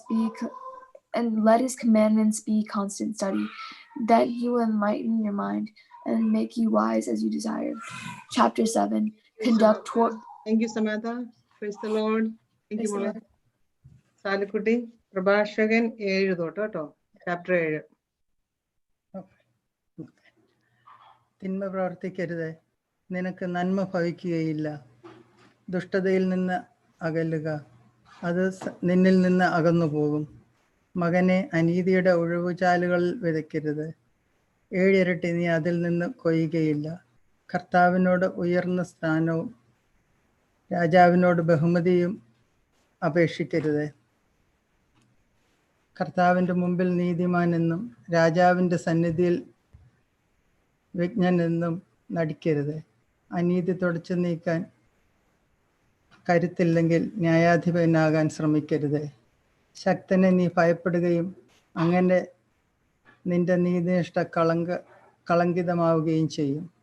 സമൂഹത്തെ നിന്ദിക്കരുത്, ജനങ്ങളുടെ മുമ്പാകെ നിനക്ക് അപകീർത്തി വരുത്തുകയും അരുത്. പാപം ആവർത്തിക്കരുത്, ആദ്യത്തേതുപോലും ശിക്ഷിക്കപ്പെടാതിരിക്കുകയില്ല. എൻ്റെ നിരവധിയായ കാഴ്ചകൾ അവിടുന്ന് പരിഗണിക്കും. ഞാൻ അർപ്പിക്കുന്നത് അത്യുന്നതനായ ദൈവം സ്വീകരിക്കും എന്ന് പറയരുത്. പ്രാർത്ഥനയിൽ മടുപ്പ് തോന്നരുത്. ദാനധർമ്മത്തിൽ വൈമുഖ്യം കാണിക്കരുത്. സന്തപ്ത ഹൃദയനെ പരിഹസിക്കരുത്. ഉയർത്തുകയും താഴ്ത്തുകയും ചെയ്യുന്ന ഒരുവനുണ്ട്. സഹോദരനെ ചതിക്കാൻ ശ്രമിക്കരുത്, സ്നേഹിതനോടും അങ്ങനെ തന്നെ. കള്ളം പറയരുത്, കളവ് പറയുന്ന ശീലം നന്മ വരുത്തുകയില്ല. മുതിർന്നവരുടെ മുമ്പിൽ പുലമ്പരുത്, പ്രാർത്ഥനയിൽ വാചാലത വേണ്ട. കഠിനാധ്വാനമോ വയലിലെ വേലയോ വെറുക്കരുത്, അത്യുന്നതൻ നിശ്ചയിച്ചതാണ് അത്. പാപികളുടെ ഗണത്തിൽ ചേരരുത്, ശിക്ഷ വിദൂരത്തല്ലെന്ന് ഓർക്കുക. അത്യന്തം വിനീതനാകുക, എന്തെന്നാൽ അധർമ്മിക്ക് അഗ്നിയും പുഴുവുമാണ് ശിക്ഷ. സ്നേഹിതനെ പണത്തിനു വേണ്ടിയോ സഹോദരനെ ഓഫീർപ്പന്നിനു വേണ്ടിയോ കൈമാറരുത്. നല്ലവകളും വിവേകിയുമായ ഭാര്യയെ ഉപേക്ഷിക്കരുത്, എന്തെന്നാൽ അവളുടെ സ്വഭാവ വൈശിഷ്ട്യം സ്വർണത്തേക്കാൾ വിലയേറിയതാണ്. വിശ്വസ്തനായ ദാസനോടോ സത്യസന്ധനായ വേലക്കാരനോടോ നീചമായി പെരുമാറരുത്. ബുദ്ധിമാനായ ദാസനെ ഹൃദയപൂർവ്വം സ്നേഹിക്കുക.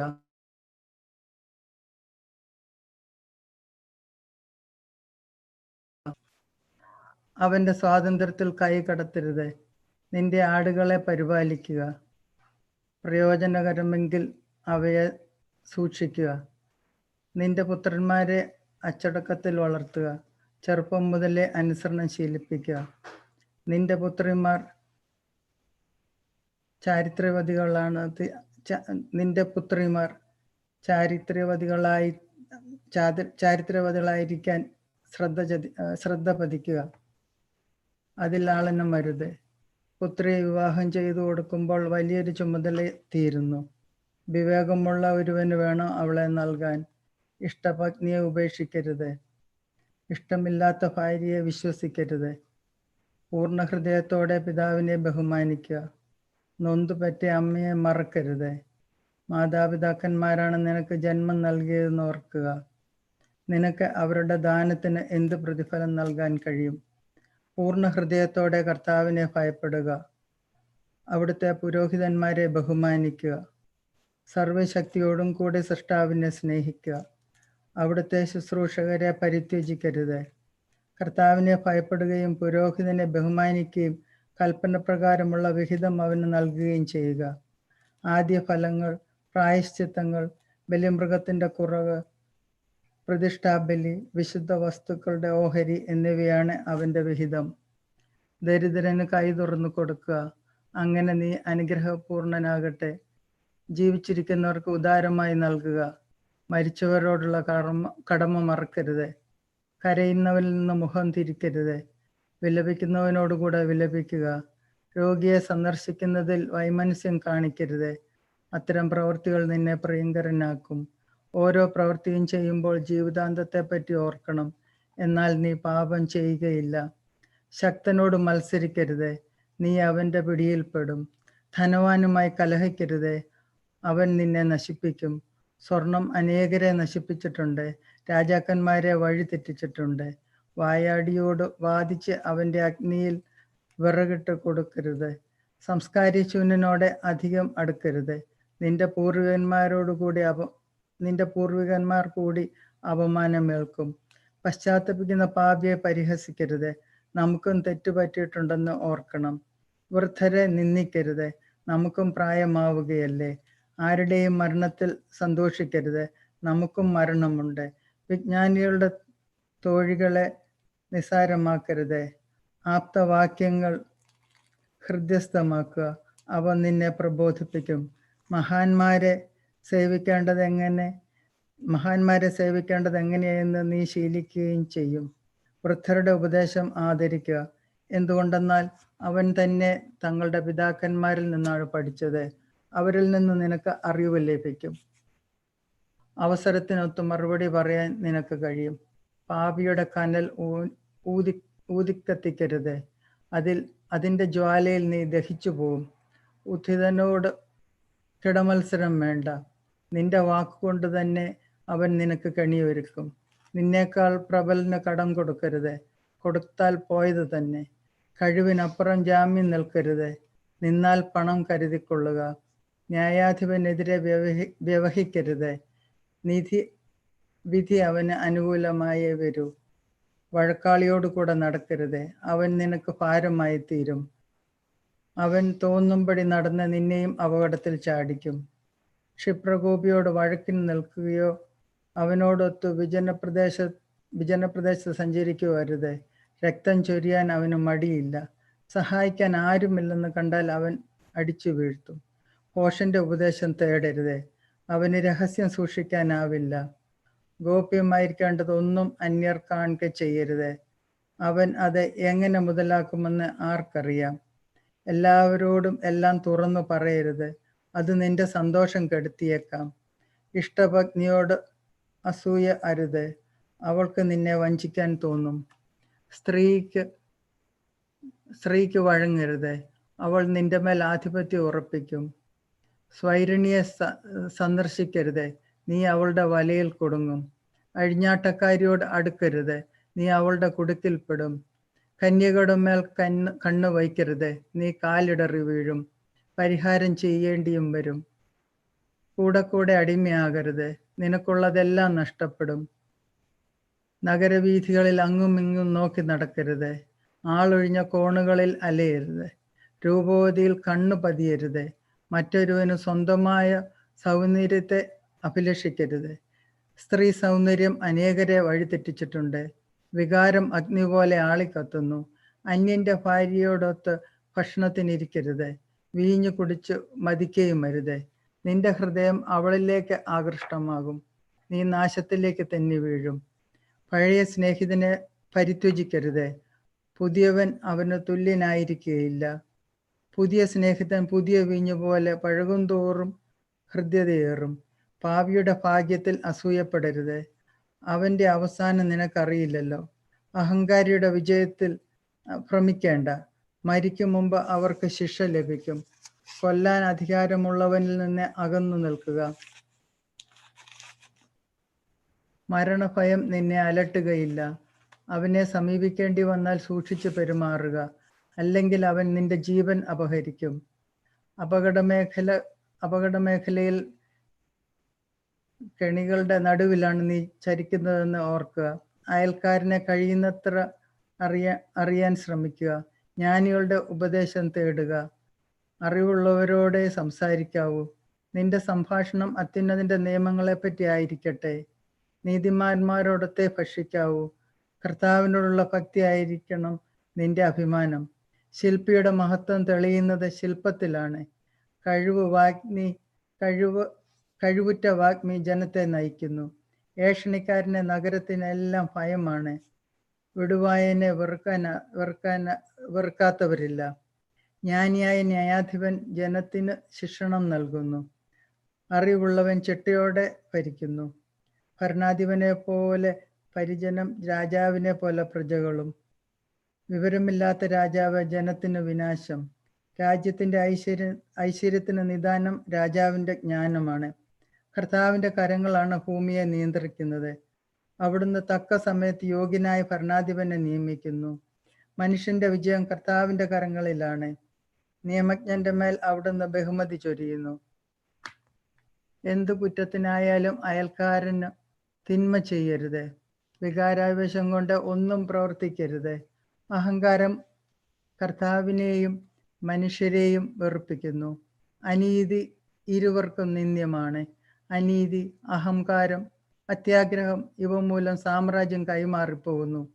പൊടിയും ചാരവുമായ മനുഷ്യൻ അഹങ്കരിക്കാൻ എന്തുണ്ട്? ജീവിച്ചിരിക്കെ തന്നെ അവന്റെ ശരീരം ജീർണിക്കുന്നു. നിസ്സാര രോഗമെന്ന് ഭിഷഗ്വരം പുച്ഛിച്ചു തള്ളുന്നു.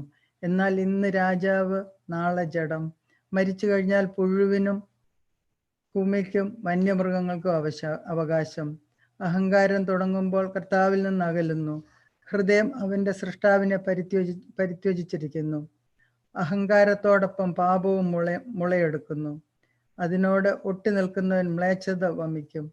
അതിനാൽ കർത്താവ് അപൂർണമായ പീഡകൾ അയച്ച് അവനെ നിശേഷം നശിപ്പിക്കുന്നു.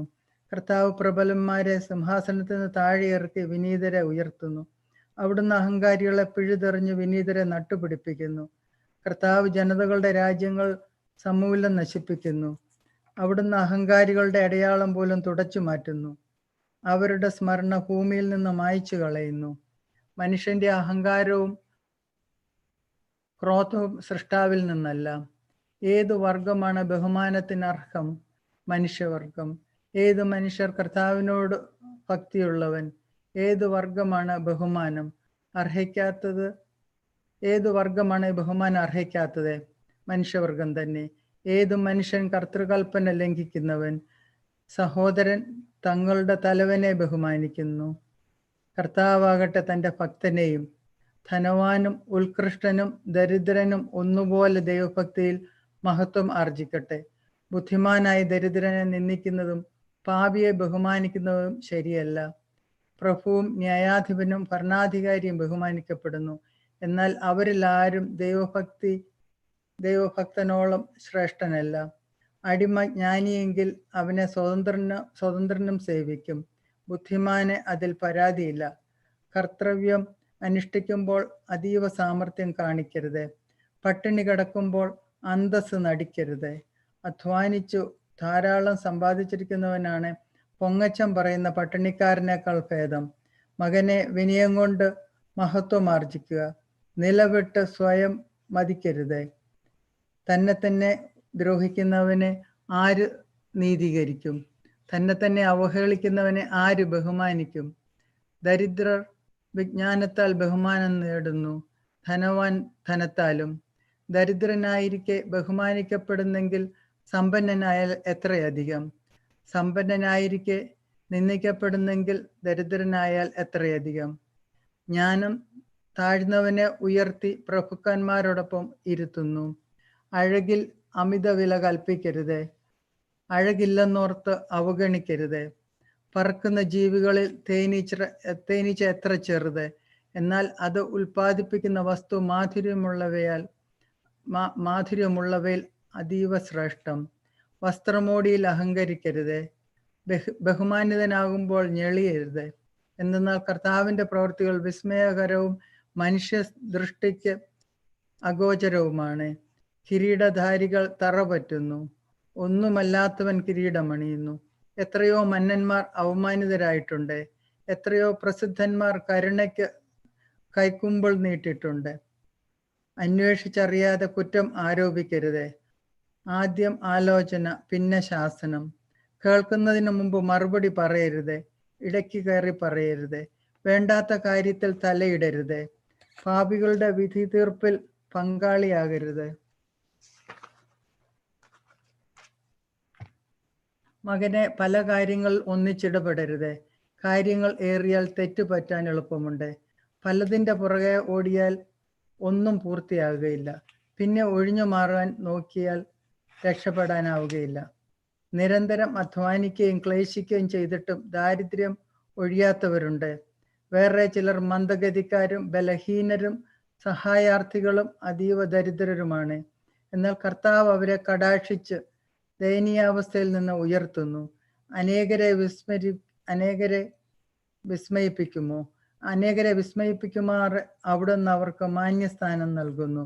ഭാഗ്യവും നൈർഭാഗ്യവും ജീവനും മരണവും ദാരിദ്ര്യവും ഐശ്വര്യവും കർത്താവിൽ നിന്ന് വരുന്നു. കർത്താവിന്റെ ദാനങ്ങൾ ദൈവഭക്തനിൽ നിന്ന് ഒഴിയുന്നില്ല. ദൈവകൃപ ശാശ്വതമായ ഐശ്വര്യം പ്രദാനം ചെയ്യും. നിരന്തരമായ പ്രയത്നം കൊണ്ടും ലോഭം കൊണ്ടും ധനികരാകുന്നവരുണ്ട്. ഇതാണ് അവരുടെ നേട്ടം. ഞാൻ വിശ്രമം കണ്ടെത്തി, എൻ്റെ സമ്പത്തിൽ ഞാൻ ആനന്ദിക്കും എന്ന് അവൻ പറയുന്നു.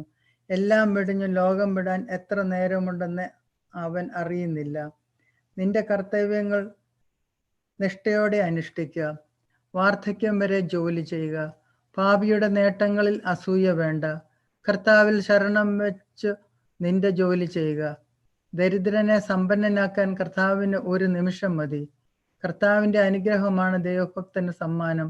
അത് ക്ഷണനേരം കൊണ്ട് പൂവണിയുന്നു. എനിക്കിനി എന്തു വേണം, എന്ത് സന്തോഷമാണ് ഇന്ന് കിട്ടാനുള്ളത് എന്ന് നീ പറയരുത്. എനിക്ക് വേണ്ടതെല്ലാം ഉണ്ട്, എന്ത് ആപത്ത് വരാനാണ് എന്നും പറയരുത്. ഐശ്വര്യത്തിൽ കഷ്ടത വിസ്മരിക്കപ്പെടുന്നു, കഷ്ടതയിൽ ഐശ്വര്യവും. മൃത്യുദിനത്തിലും പ്രവർത്തിക്കാത്ത പ്രതിഫലം നൽകാൻ കർത്താവിന് കഴിയും. ഒരു നാഴിക നേരത്തെ വേദന കഴിഞ്ഞ കാലത്തെ സുഖങ്ങൾ മുഴുവൻ മായ്ച്ചു കളയുന്നു. ജീവിതാന്തത്തിൽ മനുഷ്യന്റെ യഥാർത്ഥ സ്വഭാവം വെളിപ്പെടും. മരിക്കും മുമ്പ് ആരെയും ഭാഗ്യവാൻ എന്ന് വിളിക്കരുത്. മരണത്തിലൂടെയാണ് മനുഷ്യനെ അറിയുക. എല്ലാവരെയും വീട്ടിലേക്ക് വിളിക്കരുത്. കൗശലക്കാരന്റെ ഉപായങ്ങൾ നിരവധിയാണ്. കൂട്ടിലടച്ച പക്ഷിയെ പോലെയാണ് അഹങ്കാരിയുടെ മനസ്സ്. ചാരനെ പോലെ അവൻ നിന്റെ ദൗർബല്യങ്ങൾ ഉറ്റുനോക്കുന്നു.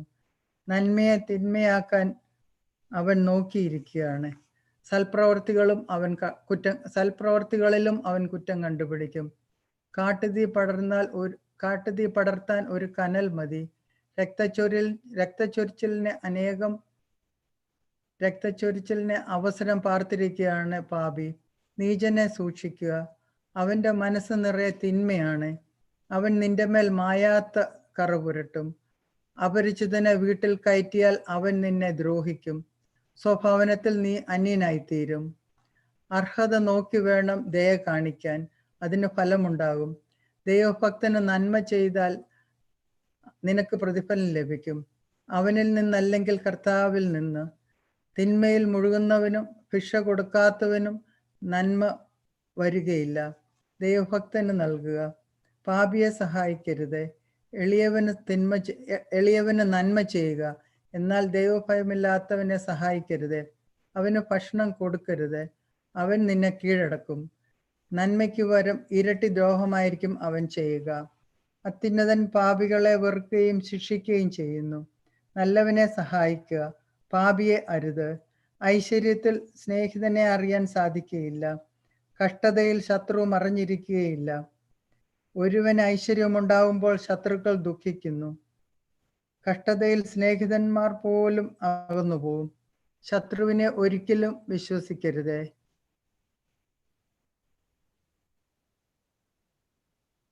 എന്നപോലെ അവന്റെ ദുഷ്ടത നിന്നെ നശിപ്പിക്കും.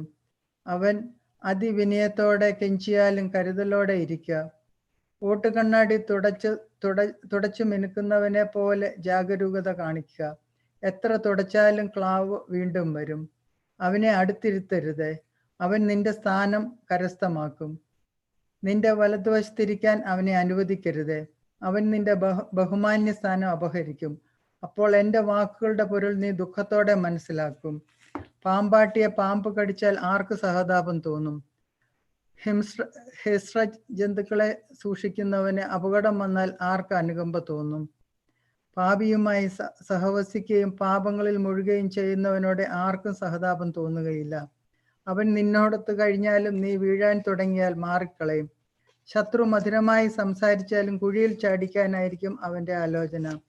അവൻ കണ്ണീരൊഴുക്കിയാലും അവസരം വരുമ്പോൾ ശ്രമിക്കാത്ത രക്തദാഹി ഉണങ്ങും.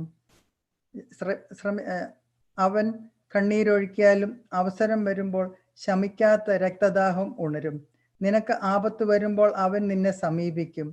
സഹായം നടിച്ചുകൊണ്ട് കുതികാലിൽ ചവിട്ടി അവൻ നിന്നെ വീഴ്ത്തും. അപ്പോൾ അവൻ തലകുലുക്കി കൈയടിച്ച് അടക്കം പറഞ്ഞ് തൻ്റെ യഥാർത്ഥ ഭാവം വെളിപ്പെടുത്തും.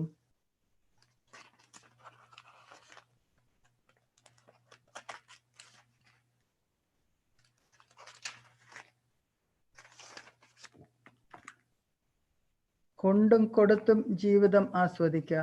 പാതാളത്തിൽ സുഖം അനുഭവിക്കാൻ കഴിയുകയില്ല. ജീവനുള്ളതെല്ലാം വസ്ത്രം പോലെ ജീർണിക്കും. നീ മരിക്കണം എന്നാണ് ആദിയിലേ ഉള്ള നിയമം. തഴച്ചു വളരുന്ന വൃക്ഷത്തിൽ കൊഴിയുകയും വീണ്ടും തളിർക്കുകയും ചെയ്യുന്ന ഇലകൾ പോലെയാണ് മനുഷ്യന്റെ തലമുറകൾ. ഒരുവൻ മരിക്കുന്നു, മറ്റൊരുവൻ ജനിക്കുന്നു. ഉൽപ്പന്നങ്ങൾ ജീർണിച്ചിട്ടില്ല താനും, അവയുണ്ടാക്കിയ മനുഷ്യരും. ജ്ഞാനത്തിൽ മനസ്സുറപ്പിച്ച് ബുദ്ധിപൂർവ്വം ചിന്തിക്കുന്നവൻ അനുഗ്രഹീതൻ. ജ്ഞാനത്തിന്റെ മാർഗങ്ങളെപ്പറ്റി മനനം ചെയ്യുന്നവൻ അവളുടെ രഹസ്യങ്ങൾ അറിയും. അവൻ ജ്ഞാനത്തെ നായാട്ടുകാരനെ പോലെ പിന്തുടരുകയും അവളുടെ വഴിയിൽ പതിയിരിക്കുകയും ചെയ്യും. അവൻ ജാലകത്തിലൂടെ എത്തി നോക്കുകയും വാതിൽക്കൽ ചെവിയോർക്കുകയും ചെയ്യും. അവൻ അവളുടെ വീടിനടുത്ത് വസിക്കുന്നു. അവളുടെ മതിലുകളിൽ കൂടാരത്തിന്റെ കുറ്റികൾ ഉറപ്പിക്കുന്നു. അവൻ അവളുടെ സമീപത്ത് കൂടാരം അടിക്കുന്നു. അതിനാൽ അത് മനോഹരമായ പാർപ്പിടമാണ്. അവൻ തൻ്റെ സന്താനങ്ങളെ അവളുടെ തണലിൽ ഇരുത്തുകയും അവളുടെ ശാഖകളുടെ കീഴിൽ പാർക്കുകയും ചെയ്യുന്നു. അവൾ അവന് വെയിലിൽ തണലേകുന്നു. അവളുടെ മഹത്വത്തിൻ മധ്യേ അവൻ വസിക്കുകയും ചെയ്യുന്നു. കർത്താവിന്റെ ഭക്തൻ ഇത് ചെയ്യും. കൽപ്പനകൾ ഉറച്ചു നിൽക്കുന്നവന് ജ്ഞാനം ലഭിക്കും. അമ്മയെപ്പോലെ അവൾ അവനെ സമീപിക്കും, നവവധുവിനെ പോലെ സ്വീകരിക്കും. അറിവിന്റെ അപ്പം കൊണ്ട് അവൾ അവനെ പോഷിപ്പിക്കും, ജ്ഞാനത്തിന്റെ ജലം കുടിക്കാൻ കൊടുക്കും. അവൻ അവളെ ചാരി നിൽക്കും, വീഴുകയില്ല. അവളിൽ ആശ്രയിക്കും, ലജ്ജിതനാവുകയില്ല. അവൾ അവന് അയൽക്കാരുടെ ഇടയിൽ ഔന്നത്യം നൽകും, സമൂഹമധ്യേ സംസാരിക്കാൻ അവന് കഴിവ് നൽകും. അവൻ സന്തോഷിച്ച് ആനന്ദത്തിന്റെ കിരീടം അണിയും, അനന്തമായ കീർത്തി ആർജിക്കുകയും ചെയ്യും. ഭോഷന്മാർക്ക് അവളെ സ്വന്തമാക്കാനോ പാപിക്ക് അവളെ കാണാനോ കഴിയുകയില്ല. അഹങ്കാരികളിൽ നിന്ന് അവൾ അകന്നു വർത്തിക്കുന്നു, നുണയരുടെ ചിന്തയ്ക്ക് അവൾ അപ്രാപ്യയാണ്. സ്തോത്രഗീതം പാപിക്ക് ഇണങ്ങുന്നില്ല, അവൻ കർത്താവിൽ നിന്ന് പ്രചോദനം ഉൾക്കൊള്ളുന്നില്ല. ജ്ഞാനത്തിന്റെ ബഹിർസ്ഫുരണമാണ് സ്തോത്രഗീതം. കർത്താവാണ് അതിനെ പ്രചോദിപ്പിക്കുന്നത്. എൻ്റെ വീഴ്ചയ്ക്ക് കാരണം കർത്താവാണെന്ന് പറയരുത്. എന്തെന്നാൽ താൻ വെറുക്കുന്നത് അവിടുന്ന് ചെയ്യുകയില്ല.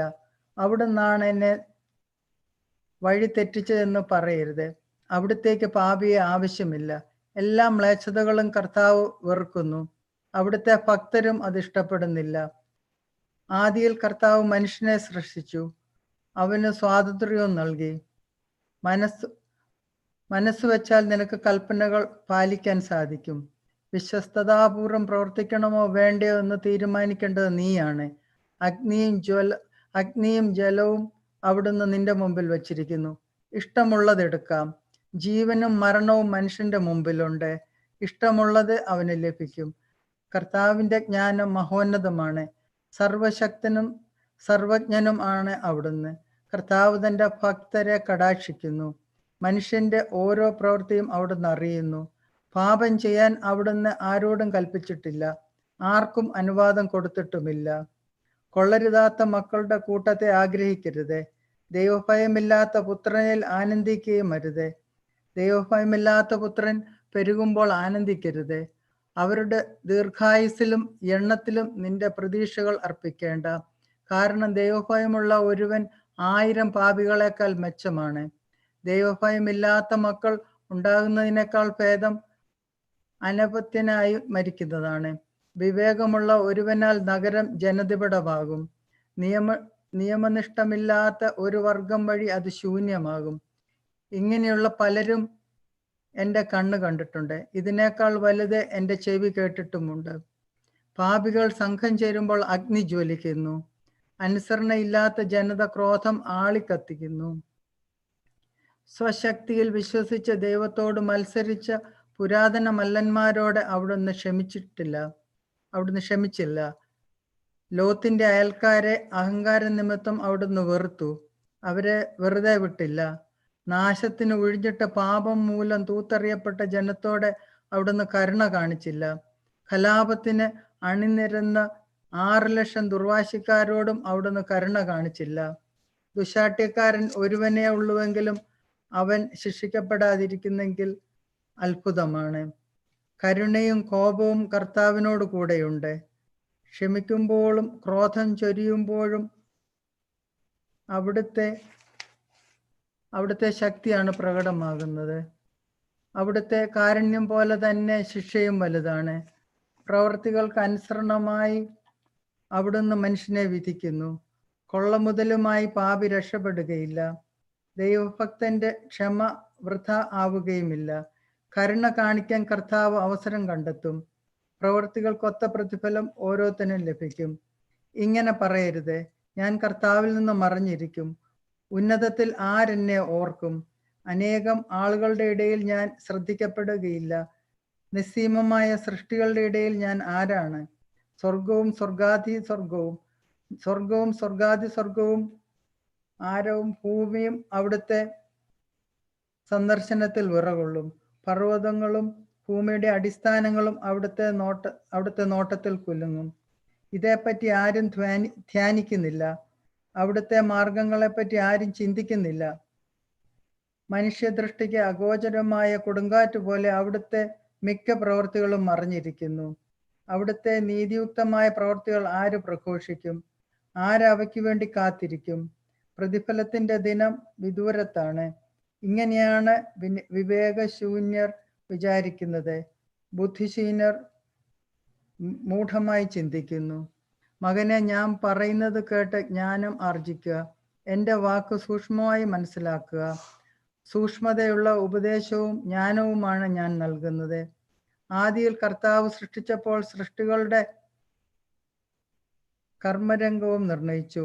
ശാശ്വതമായ ക്രമത്തിലാണ് അവയെ സംവിധാനം ചെയ്തത്. അത് ഭാവി തലമുറകൾക്കും ബാധകമാണ്. അവയ്ക്ക് വിശപ്പോ ക്ഷീണമോ ഇല്ല. ഒരിക്കലും അവ കർമ്മത്തിൽ നിന്ന് വിരമിക്കുന്നില്ല. അവ പരസ്പരം തിക്കിത്തിരക്കുന്നില്ല. അവ ഒരിക്കലും അവിടുത്തെ വാക്ക് ധിക്കരിക്കുന്നില്ല. കർത്താവ് ഭൂമിയെ നോക്കുകയും തൻ്റെ നന്മകൾ കൊണ്ട് അതിനെ നിറയ്ക്കുകയും ചെയ്തു. എല്ലാവിധ ജീവജാലങ്ങളെയും കൊണ്ട് അവിടുന്ന് അതിൻ്റെ ഉപരിതലം നിറച്ചു. അവ മണ്ണിലേക്കും മടങ്ങും. കർത്താവ് മനുഷ്യനെ മണ്ണിൽ നിന്ന് സൃഷ്ടിക്കുകയും അതിലേക്ക് തന്നെ മടക്കി അയക്കുകയും ചെയ്തു. ചുരുങ്ങിയ കാലം മാത്രം അവിടുന്ന് മനുഷ്യർക്ക് നൽകി. എന്നാൽ ഭൂമിയിൽ സകലത്തിൻ്റെയും മേൽ അവർക്ക് അധികാരം കൊടുത്തു. അവിടുന്ന് അവർക്ക് തൻ്റെ ശക്തിക്ക് സദൃശ്യമായ ശക്തി നൽകുകയും തൻ്റെ സാദൃശ്യത്തിൽ അവരെ സൃഷ്ടിക്കുകയും ചെയ്തു. എല്ലാ ജീവജാലങ്ങളിലും അവരെക്കുറിച്ചുള്ള ഭീതി അവിടുന്ന് ഉളവാക്കി. മൃഗങ്ങളുടെയും പക്ഷികളുടെയും മേൽ അവിടുന്ന് അവർക്ക് അധികാരം നൽകി. അവിടുന്ന് അവർക്ക് നാവും കണ്ണുകളും ചെവികളും ചിന്തിക്കാൻ മനസ്സും നൽകി. അവിടുന്ന് അറിവും വിവേകവും കൊണ്ട് അവരെ നിറയ്ക്കുകയും നന്മയും തിന്മയും അവർക്ക് കാണിച്ചു കൊടുക്കുകയും ചെയ്തു. തൻ്റെ പ്രവൃത്തികളുടെ മഹത്വം അവർ കാണുന്നതിന് അവിടുന്ന് തൻ്റെ പ്രകാശം അവരുടെ ഹൃദയങ്ങളിൽ നിറച്ചു. അവർ അവിടുത്തെ പ്രവൃത്തികളുടെ മഹത്വം പ്രഖ്യാപിച്ച് അവിടുത്തെ വിശുദ്ധനാമം സ്തുതിക്കും. അവിടുന്ന് അവരുടെ മേൽ ജ്ഞാനം വർഷിക്കുകയും ജീവന്റെ നിയമം അവർക്ക് നൽകുകയും ചെയ്തു. അവിടുന്ന് അവരുമായി ശാശ്വതമായ ഒരു ഉടമ്പടി ഉറപ്പിക്കുകയും തൻ്റെ നീതിവിധികൾ അവർക്ക് വെളിപ്പെടുത്തുകയും ചെയ്തു. അവരുടെ കണ്ണുകൾ അവിടുത്തെ മഹത്വപൂർണമായ പ്രതാപം ദർശിക്കുകയും അവരുടെ കാതുകൾ അവിടുത്തെ നാമത്തിന്റെ മഹിമ ആസ്വദിക്കുകയും ചെയ്തു. എല്ലാ അനീതികൾക്കുമെതിരെ ജാഗരൂകത പാലിക്കുവിൻ എന്ന് അവിടുന്ന് അവരോട് പറഞ്ഞു. അയൽക്കാരനുള്ള കടമ അവിടുന്ന് ഓരോരുത്തരെയും പഠിപ്പിച്ചു. അവരുടെ മാർഗങ്ങൾ എപ്പോഴും അവിടുത്തെ മുമ്പിലുണ്ട്. അവിടുത്തെ ദൃഷ്ടികളിൽ നിന്ന് അത് മറഞ്ഞിരിക്കുകയില്ല. ഓരോ രാജ്യത്തിനും അവിടുന്ന് ഭരണാധികാരിയെ നൽകി. എന്നാൽ ഇസ്രായേലിനെ സ്വന്തം അവകാശമായി തെരഞ്ഞെടുത്തു. അവരുടെ പ്രവൃത്തികൾ അവിടുത്തെ മുമ്പിൽ സൂര്യപ്രകാശം പോലെ വ്യക്തമാണ്. അവരുടെ മാർഗങ്ങളിൽ അവിടുത്തെ ദൃഷ്ടി പതിഞ്ഞിരിക്കുന്നു. അവരുടെ അകൃത്യങ്ങൾ കർത്താവിൽ നിന്ന് മറഞ്ഞിരിക്കുന്നില്ല. അവരുടെ പാപങ്ങൾ കർത്താവ് വീക്ഷിക്കുന്നു. മനുഷ്യന്റെ ദാനധർമ്മത്തെ മുദ്രമോതിരത്തെ എന്ന പോലെ കർത്താവ് വിലമതിക്കുന്നു. അവന്റെ കാരുണ്യത്തെ കണ്ണിലെ കൃഷ്ണമണി പോലെ അവിടുന്ന് കരുതുന്നു. അവിടുന്ന് അവരോട് പകരം ചോദിക്കും. അവരുടെ പ്രതിഫലം അവരുടെ ശിരസിൽ പതിക്കും.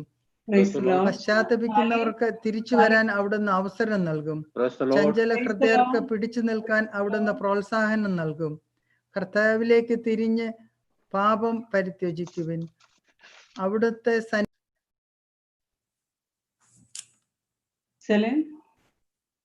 പറഞ്ഞു. സാലി എത്രാമത്തെ വേർഡ്സ് ആണ് നിർത്തിയത്? 24 തുടങ്ങി.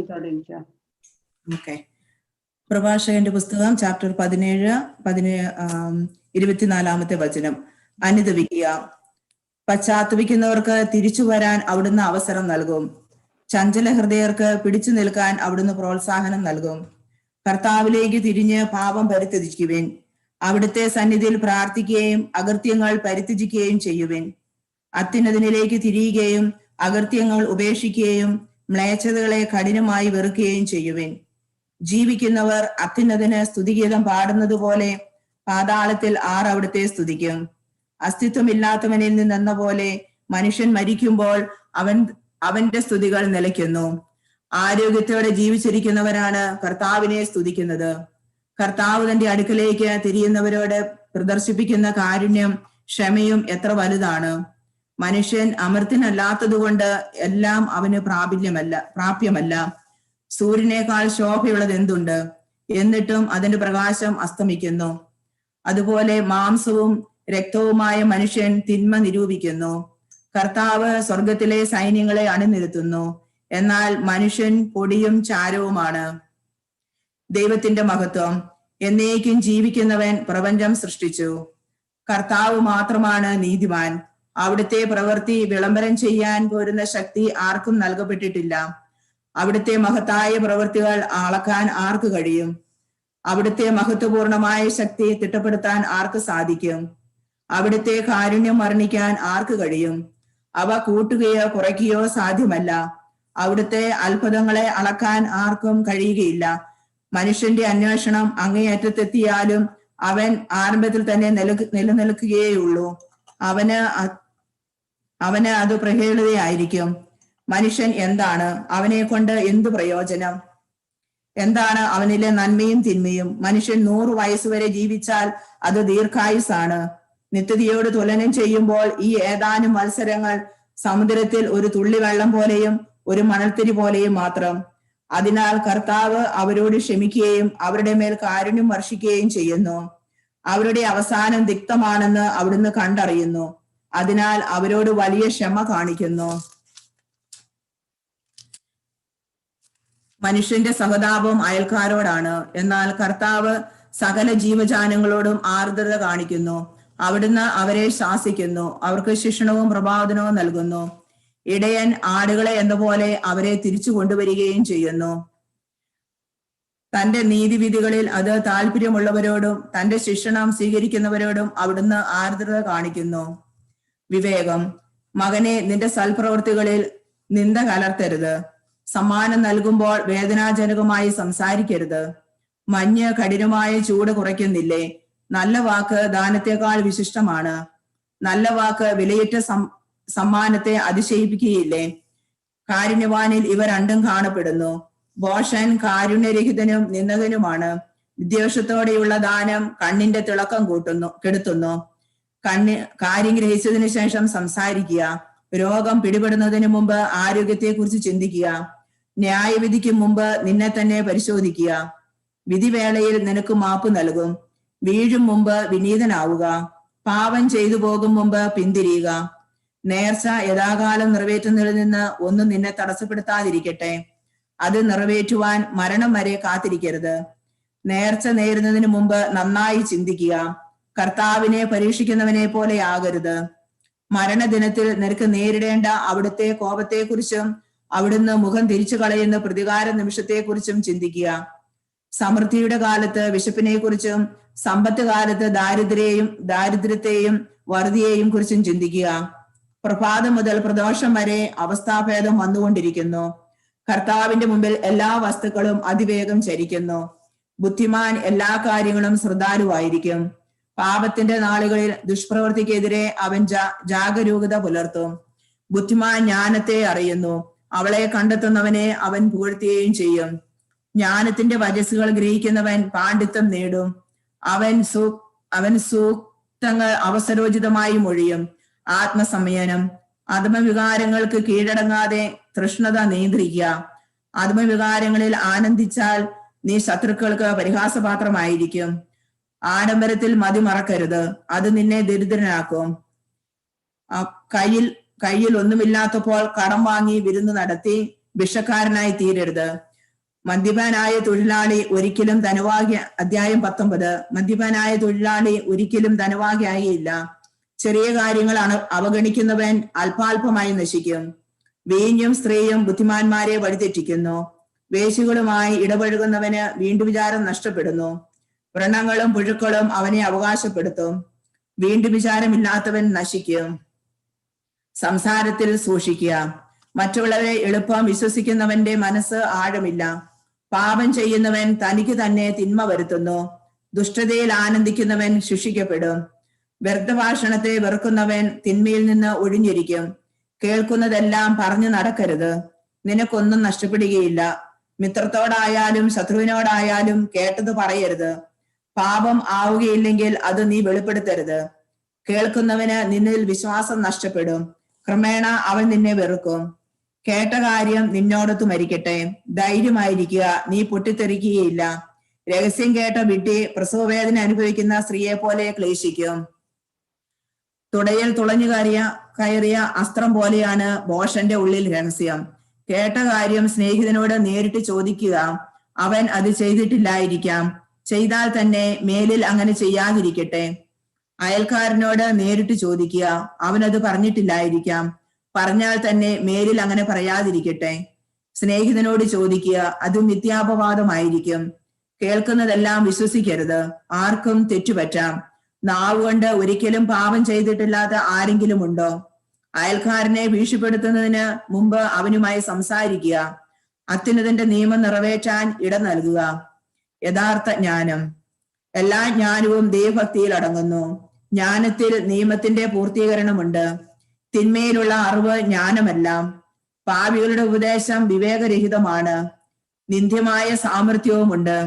ജ്ഞാനമില്ലാത്തത് കൊണ്ട് മാത്രം ഭോഷനായിരിക്കുന്നവനുമുണ്ട്. നിയമം ധിക്കരിക്കുന്ന ബുദ്ധിമാനേക്കാൾ ഭേദമാണ് ദൈവഭയമുള്ള ബുദ്ധിഹീനൻ. സൂക്ഷ്മവും എന്നാൽ അനീതി നിറഞ്ഞതുമായ സാമർഥ്യവുമുണ്ട്. താൻ കാര്യം നേടാൻ നിഷ്കരണം പ്രവർത്തിക്കുന്നവരുമുണ്ട്. ശിരസ് നമിച്ച് വിലപിച്ചു നടക്കുന്ന ആഭാസനുണ്ട്. അവന്റെ ഹൃദയം നിറയെ കാപട്യമാണ്. അവൻ മുഖം മറച്ച് ഒന്നും കേൾക്കുന്നില്ലെന്ന് നടിക്കും. ആരും ശ്രദ്ധിക്കാത്തപ്പോൾ അവൻ നിന്റെ മേൽ ചാടി വീഴും. അശക്തി കൊണ്ട് പാപത്തിൽ നിന്ന് ഒഴിഞ്ഞു നിന്നാലും തക്കം കിട്ടുമ്പോൾ തിന്മ പ്രവർത്തിക്കും. ബാഹ്യഭാവം നോക്കിയാണ് മനുഷ്യനെ അറിയുന്നത്. ബുദ്ധിമാനെ മുഖം കണ്ടാൽ അറിയാം. വേഷം, ചിരി, നടപ്പ് ഇവ മനുഷ്യന്റെ സത്വം വെളിപ്പെടുത്തുന്നു. അധ്യായം 20. അവസരോചിതമായി സംസാരിക്കുക. സമയോചിതമല്ലാത്ത ശാസനയുണ്ട്. മൗനം അവലംബിക്കുന്ന ബുദ്ധിമാനുമുണ്ട്. കോപം ഉള്ളിൽ വയ്ക്കുന്നതിനേക്കാൾ ഭേദമാണ് ശാസിക്കുന്നത്. കുറ്റം ഏറ്റു പറയുന്നവന് ശിക്ഷ ഒഴിഞ്ഞു കിട്ടും. അക്രമം കൊണ്ട് നീതി നടത്തുന്നവൻ കന്യകയുടെ ശുദ്ധി അപഹരിക്കാൻ ആഗ്രഹിക്കുന്ന ഷണ്ടനെ പോലെയാണ്. മൗനം കൊണ്ട് ബുദ്ധിമാനായി കരുതപ്പെടുന്നവനുണ്ട്. അതിഭാഷണം കൊണ്ട് വെറുക്കപ്പെടുന്നവരുമുണ്ട്. മറുപടി പറയാൻ കഴിവില്ലാത്തത് കൊണ്ട് മൗനം ദീക്ഷിക്കുന്നവനുമുണ്ട്. സംസാരിക്കേണ്ടത് എപ്പോഴെന്ന് അറിയാവുന്നത് കൊണ്ട് മൗനം പാലിക്കുന്നവനുമുണ്ട്. ഉചിതമായ സമയം വരെ ബുദ്ധിമാൻ മൗനം പാലിക്കും. പൊങ്ങച്ചക്കാരനും ഭോഷനും സമയനോട്ടമില്ല. അമിതഭാഷി നിന്ദ്യനാണ്. തള്ളിക്കേറി സംസാരിക്കുന്നവനും വെറുക്കപ്പെടും. ദൗർഭാഗ്യം ഭാഗ്യമായി തീരാം, ഭാഗ്യം ദൗർഭാഗ്യമായും. നിഷ്പ്രയോജനമായ ദാനമുണ്ട്, ഇരട്ടി മടക്കി കിട്ടുന്ന ദാനവുമുണ്ട്. അപമതിയിലേക്ക് നയിക്കുന്ന ബഹുമതിയുണ്ട്. താഴ്മയിൽ നിന്ന് മഹത്വത്തിലേക്ക് ഉയരുന്നവരുമുണ്ട്. കുറഞ്ഞ വിലയ്ക്ക് ഏറെ വാങ്ങുന്നവരുമുണ്ട്. 7 ഇരട്ടി കൊടുക്കുന്നവരുമുണ്ട്. ബുദ്ധിമാൻ സംസാരത്തിലൂടെ പ്രീതി നേടുന്നു. ഭോഷന്റെ ഉപചാരം വ്യർത്ഥമാണ്. ഭോഷന്റെ ദാനം നിനക്ക് ഉതകുകയില്ല. അവന്റെ പ്രതീക്ഷ 7 ഇരട്ടിയാണ്. അവൻ അല്പം നൽകുകയും അധികം വീമ്പടിക്കുകയും ചെയ്യുന്നു. അവൻ തന്നെ കൊട്ടിഘോഷിക്കുന്നു. ഇന്ന് കടം കൊടുത്ത് നാളെ തിരികെ ചോദിക്കുന്നവൻ നിന്ദ്യനാണ്. ഭോഷൻ പറയും, എനിക്ക് സ്നേഹിതന്മാരാരുമില്ല. എന്റെ സൽപ്രവൃത്തികൾക്ക് പ്രതിഫലം ലഭിക്കുന്നില്ല. എന്റെ അപ്പം ഭക്ഷിക്കുന്നവൻ എന്നെ നിന്ദിക്കുന്നു. എത്രയോ പേർ അവനെ പരിഹസിക്കും. അത് എത്ര പ്രാവശ്യം. വാക്കിൽ പഴിക്കുന്നതിനേക്കാൾ ഭേദമാണ് കാൽ തെറ്റി വീഴുന്നത്. ദുഷ്ടൻ അതിവേഗം നിലം പതിക്കുന്നു. അജ്ഞരുടെ അധരങ്ങൾ ആവർത്തിക്കുന്ന അവസരോചിതമല്ലാത്ത കഥ പോലെയാണ് സംസ്കാരശൂന്യൻ. ഭോഷന്റെ നാവിൽ നിന്ന് വരുന്ന സൂക്തങ്ങൾ തിരസ്കരിക്കപ്പെടുന്നു. അവസരോചിതമല്ല അവന്റെ വാക്ക്. ദാരിദ്ര്യം പാപത്തിൽ നിന്ന് ഒരുവനെ അകറ്റി നിർത്താം. വിശ്രമവേളയിൽ മനസാക്ഷി അവനെ അലട്ടുന്നില്ല. അപമാന ഭീതിയിൽ നശിക്കുന്നവരുമുണ്ട്. ഭോഷന്റെ വാക്ക് ഭയന്ന് ജീവൻ ഒടുക്കുന്നവരുമുണ്ട്. മിഥ്യാഭിമാന നിമിത്തം സ്നേഹിതന് വാഗ്ദാനം നൽകുന്നവൻ അനാവശ്യമായി അവന്റെ ശത്രുത നേടുന്നു. നുണ വികൃതമായ കറയാണ്. അജ്ഞന്റെ അധരത്തിൽ അത് എപ്പോഴും കാണും. കള്ളൻ നുണയനേക്കാൾ ഭേദമാണ്. രണ്ടുപേരുടെയും വിധി നാശം തന്നെ. നുണ പറയുന്ന പ്രവണത അപകീർത്തി വരുത്തുന്നു. അപമാനം അവനെ അനുധാവനം ചെയ്യും. ബുദ്ധിപൂർവമായ സംസാരം ഉത്കർഷത്തിന് നിദാനം. വിജ്ഞൻ മഹാന്മാരെ പ്രസാദിപ്പിക്കും. മണ്ണിൽ അധ്വാനിക്കുന്നവൻ വിളവ് കുന്നുകൂട്ടും. പ്രബലരെ പ്രീതിപ്പെടുത്തുന്നവന്റെ തെറ്റുകൾക്ക് മാപ്പ് ലഭിക്കും. സമ്മാനങ്ങളും ദാനങ്ങളും ജ്ഞാനികളെ അന്ധരാക്കുന്നു. വായിൽ തിരികെ തുണി പോലെയാണ് അവ. ശാസനകളെ നിശബ്ദമാക്കുന്നു. മറിഞ്ഞിരിക്കുന്ന ജ്ഞാനവും അജ്ഞാതമായ നിധിയും കൊണ്ട് എന്തു പ്രയോജനം? സ്വന്തം ഭോഷത്വം മറച്ചു വെക്കുന്നവൻ സ്വന്തം ജ്ഞാനം മറച്ചു വെക്കുന്നവനേക്കാൾ ഭേദമാണ്. കർത്താവിനെ തേടുന്ന ദീർഘക്ഷമയാണ് അനിയന്ത്രിതമായ ജീവിത സാരഥ്യത്തെക്കാൾ ഭേദം. അധ്യായം 21. പാപം വർജിക്കുക. മകനെ, നീ പാപം ചെയ്തിട്ടുണ്ടോ? ഇനി ചെയ്യരുത്. പഴയ പാപങ്ങളിൽ നിന്നുള്ള മോചനത്തിനായി പ്രാർത്ഥിക്കുക. സർപ്പത്തിൽ നിന്നെന്ന പോലെ പാപത്തിൽ നിന്ന് ഓടി അകലുക. അടുത്തു ചെന്നാൽ അത് കടിക്കും. അതിന്റെ പല്ലുകൾ സിംഹത്തിന്റെ പല്ലുകളാണ്. അത് ജീവൻ അപഹരിക്കും. നിയമലംഘനം ഇരുവായ്ത്തല വാൾ പോലെയാണ്. അതുണ്ടാക്കുന്ന മുറിവുകൾ ഉണങ്ങുകയില്ല. ഭീകരതയും അക്രമവും ധനം നശിപ്പിക്കുന്നു.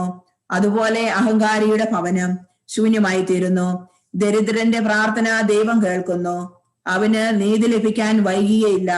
ശാസന വെറുക്കുന്നവൻ പാപികളുടെ വഴിയിലാണ്. കർത്താവിനെ ഭയപ്പെടുന്നവൻ ഹൃദയം കൊണ്ട് പശ്ചാത്തപിക്കുന്നു. വാചാതിര്യമുള്ളവൻ പ്രശസ്തി നേടുന്നു. ജ്ഞാനി തന്റെ പാളിച്ച കണ്ടുപിടിക്കുന്നു. അന്യന്റെ പണം കൊണ്ട് വീട് പണിയുന്നവൻ തന്റെ ശവകുടീരത്തിന് കല്ല് ശേഖരിക്കുന്നവനെ പോലെയാണ്. ദുഷ്ടരുടെ സമൂഹം ചണനാര് കൂട്ടിവെച്ചതുപോലെയാണ്. അവർ അഗ്നിയിൽ എരിഞ്ഞു തീരും. പാപിയുടെ പാത കല്ലുവാകി മിനുസപ്പെടുത്തിയിരിക്കുന്നു. അത് അവസാനിക്കുന്നത് പാതാളത്തിലേക്കാണ്. ജ്ഞാനിയും ഭോഷനും. നിയമവിധേയൻ വികാരങ്ങളെ നിയന്ത്രിക്കുന്നു. ജ്ഞാനം ദൈവഭക്തിയിൽ പൂർണ്ണമാകുന്നു. ബുദ്ധിസാമർഥ്യമില്ലാത്തവനെ പഠിപ്പിക്കുക സാധ്യമല്ല. എന്നാൽ നീരസം വളർത്തുന്ന ഒരുതരം സാമർഥ്യമുണ്ട്. ബുദ്ധിമാന്റെ ജ്ഞാനം കവിഞ്ഞൊഴുകുന്ന നദി പോലെ പെരുകുന്നു. അവന്റെ ഉപദേശം വറ്റാത്ത നീരുറവയാണ്. ഭോഷന്റെ മനസ്സ് ഓട്ടക്കലം പോലെയാണ്, അതിൽ അറിവ് തങ്ങി നിൽക്കുകയില്ല. അറിവുള്ളവൻ ജ്ഞാനസൂക്തങ്ങൾ കേൾക്കുമ്പോൾ അവയെ പുകഴ്ത്തുകയും പരിപുഷ്ടമാക്കുകയും ചെയ്യും. ഭോഷൻ അവ പുച്ഛിച്ചു പുറന്തള്ളും. ഭോഷന്റെ സംസാരം ഭാരമുള്ള ചുമട് പോലെയാണ്. ബുദ്ധിമാന്റെ സംസാരം ആനന്ദം ഉളവാക്കുന്നു. സദസ്യർ ബുദ്ധിമാന്റെ സംസാരം സ്വാഗതം ചെയ്യുകയും അതേപ്പറ്റി ചിന്തിക്കുകയും ചെയ്യുന്നു. ഭോഷന് ജ്ഞാനം വീണു തകർന്ന വീട് പോലെയാണ്. അജ്ഞന്റെ അറിവ് പരസ്പര ബന്ധമില്ലാത്ത പുലമ്പലാണ്. മൂഢന് വിദ്യാഭ്യാസം കാലുകളിൽ ചങ്ങല പോലെയും വലതു കൈയിൽ വിലങ്ങു പോലെയുമാണ്. ഭോഷൻ ഉറക്കച്ചിരിക്കുന്നു, ബുദ്ധിമാൻ നിശബ്ദം പുഞ്ചിരിക്കുന്നു. ബുദ്ധിമാന് വിദ്യ സ്വർണ്ണാഭരണം പോലെയും വലത്തു കൈയിൽ വള പോലെയുമാണ്. ഭോഷൻ വീട്ടിലോട്ട് തള്ളിക്കയറുന്നു. അനുഭവസമ്പന്നൻ ഉപചാരപൂർവം അതിന്റെ മുമ്പിൽ നിൽക്കുന്നു. സംസ്കാരശൂന്യൻ വീട്ടിനുള്ളിലേക്ക് ഒളിഞ്ഞു നോക്കുന്നു. സംസ്കാര സമ്പന്നൻ പുറത്ത് കാത്തു നിൽക്കുന്നു. വാതിക്കൽ ഒളിഞ്ഞു നിന്ന് ശ്രദ്ധിക്കുന്നത് അപമര്യാദയാണ്. വിവേകി അങ്ങനെ ചെയ്യാൻ ലജ്ജിക്കും. വ്യർത്ഥ ഭാഷകൻ അന്യരുടെ വാക്കുകൾ ആവർത്തിക്കുന്നു. വിവേകി വാക്കുകൾ തൂക്കി ഉപയോഗിക്കുന്നു. ഭോഷന്റെ മനസ്സ് വായിലും ബുദ്ധിമാന്റെ വാ മനസ്സിലുമാണ്. ദൈവഭയമില്ലാത്തവൻ പ്രതിയോഗിയെ ശപിക്കുമ്പോൾ തന്നെ തന്നെയാണ് ശപിക്കുന്നത്. പരദൂഷകൻ തന്നെ തന്നെ മലിനനാക്കുന്നു. അവൻ അയൽക്കാരന് നിന്ദനാണ്. അധ്യായം 22. അലസതയും ഭോഷത്വവും. ചെളിയിൽ പൂണ്ട കല്ലുപോലെയാണ് അലസൻ. അവന്റെ നിത്യാവസ്ഥയെ എല്ലാവരും പരിഹസിക്കുന്നു. അലസൻ ശുചിത്വമില്ലാത്ത ചാണകക്കൂനയിലെ ചേറിന് തുല്യം. അതിനെ സ്പർശിക്കുന്നവൻ കൈകുടഞ്ഞു കളയുന്നു. ദുർമാർഗിയുടെ പിതാവായിരിക്കുക അപകീർത്തികരമാണ്. പെൺകുട്ടി ജനിക്കുന്നത് നഷ്ടമാണ്. വിവേകമുള്ള പുത്രിക്ക് വരനെ ലഭിക്കും. ലജ്ജാകരമായി പ്രവർത്തിക്കുന്ന പുത്രി പിതാവിന് ദുഃഖഹേതുവാണ്. അടക്കമില്ലാത്ത മകൾ പിതാവിനും ഭർത്താവിനും അപകീർത്തി വരുത്തുകയും ഇരുവരാലും വെറുക്കപ്പെടുകയും ചെയ്യുന്നു. അനവസരത്തിൽ പറയുന്ന കഥ വിലാപവേളയിൽ സംഗീതം പോലെയാണ്. എന്നാൽ ജ്ഞാനത്തിന്റെ ശിക്ഷണം എപ്പോഴും ഉചിതമാണ്. മൂഢനെ വിദ്യ അഭ്യസിപ്പിക്കുന്നത് പൊട്ടിയ കലത്തിന്റെ കഷ്ണങ്ങൾ ഒട്ടിച്ചു ചേർക്കുന്നത് പോലെയാണ്, അല്ലെങ്കിൽ ഗാഠനിദ്രയിൽ ലയിച്ചവനെ ഉണർത്തുന്നത് പോലെയാണ്. മൂഢനോട് കഥ പറയുന്നവൻ അർദ്ധനിദ്രാവസ്ഥയിൽ കഴിയുന്നവനോടാണ് പറയുന്നത്. പറഞ്ഞു കഴിയുമ്പോൾ എന്താണ് പറഞ്ഞതെന്ന് അവൻ ചോദിക്കും. മരിച്ചവനെ ഓർത്ത് കരയുക, അവന്റെ പ്രകാശം അണഞ്ഞുപോയി. ഭോഷനെ ഓർത്ത് കരയുക, അവന്റെ ബുദ്ധി കെട്ടുപോയി. മരിച്ചവനെ ഓർത്ത് ഏറെ കരയേണ്ട, അവന് വിശ്രമം ലഭിച്ചു. ഭോഷന്റെ ജീവിതം മരണത്തെക്കാൾ കഷ്ടമാണ്. മരിച്ചവന് വേണ്ടിയുള്ള വിലാപം 7 ദിവസം കൊണ്ട് അവസാനിക്കുന്നു. ഭോഷന് വേണ്ടിയോ ദൈവഭയമില്ലാത്തവന് വേണ്ടിയോ ഉള്ളത് അവന്റെ ജീവിതകാലം മുഴുവൻ നീണ്ടു നിൽക്കുന്നു. മൂഢനുമായി അധികം സംസാരിക്കുകയോ ബുദ്ധിശൂന്യനെ സന്ദർശിക്കുകയോ അരുത്. അവനിൽ നിന്ന് അകന്നു നിൽക്കുക, അവൻ നിന്നെ കുഴപ്പത്തിലാക്കും. തന്നെ കുടഞ്ഞ് അവൻ നിന്റെ മേൽ ചെളി തെറിപ്പിക്കും. അവനെ ഒഴിവാക്കുക, നിനക്ക് സ്വസ്ഥത ലഭിക്കും. അവന്റെ ഭോഷത്വം നിന്നെ വലയ്ക്കുകയില്ല. ഈയത്തേക്കാൾ ഭാരമുള്ളത് എന്താണ്? അതിന്റെ പേര് ഭോഷൻ എന്നല്ലാതെ മറ്റെന്താണ്? മണലും ഉപ്പും ഇരുമ്പ് കട്ടിയും ഭോഷനേക്കാൾ എളുപ്പത്തിൽ വഹിക്കാവുന്നതാണ്. കെട്ടിടത്തിന്റെ ശക്തിയായി ഉറത്തരം ഭൂമി കുലുക്കത്തിലും ഇളകുകയില്ല. ബുദ്ധിപൂർവമായ ആലോചന കൊണ്ട് ദൃഢമായ മനസ്സ് ഏത് വിപത്ത് സന്ധിയിലും കുലുങ്ങുകയില്ല. ബുദ്ധിപൂർവമായ ചിന്തയിൽ ഉറപ്പിച്ച മനസ്സ് സ്തൂപനിരയിലെ വെൺകളി അലങ്കാരം പോലെയാണ്. മലമുകളിലെ വേലി കാറ്റത്തിളകി പോകുന്നത് പോലെ മൂഢ ലക്ഷ്യമുള്ള അധീര മനസ്സ് അപകടത്തിൽ ചഞ്ചലമാകും. സുഹൃത്ത് ബന്ധം. കണ്ണിൽ കുത്തിയാൽ അശ്രുക്കൾ ഒഴുകും. ഹൃദയം നോവിച്ചാൽ വികാരം പ്രകടമാകും. പക്ഷികളെ എറിഞ്ഞാൽ അവ ഭയന്ന് പറന്നുപോകും. സ്നേഹിതനെ നിന്ദിച്ചാൽ സൗഹൃദം അവസാനിക്കും. സ്നേഹിതനെതിരെ നീ വാളെടുത്തു പോയാൽ പോലും നിരാശനാകേണ്ട, സൗഹൃദം വീണ്ടെടുക്കാൻ സാധിക്കും. സ്നേഹിതനെതിരെ നീ സംസാരിച്ചാലും അസ്വസ്ഥനാകേണ്ട, അനുരഞ്ജന സാധ്യതയുണ്ട്. എന്നാൽ നിന്ദ, ധിക്കാരം, രഹസ്യം വെളിപ്പെടുത്തൽ, ചതി എന്നിവ സ്നേഹിതരെ ഓടിച്ചു കളയുന്നു.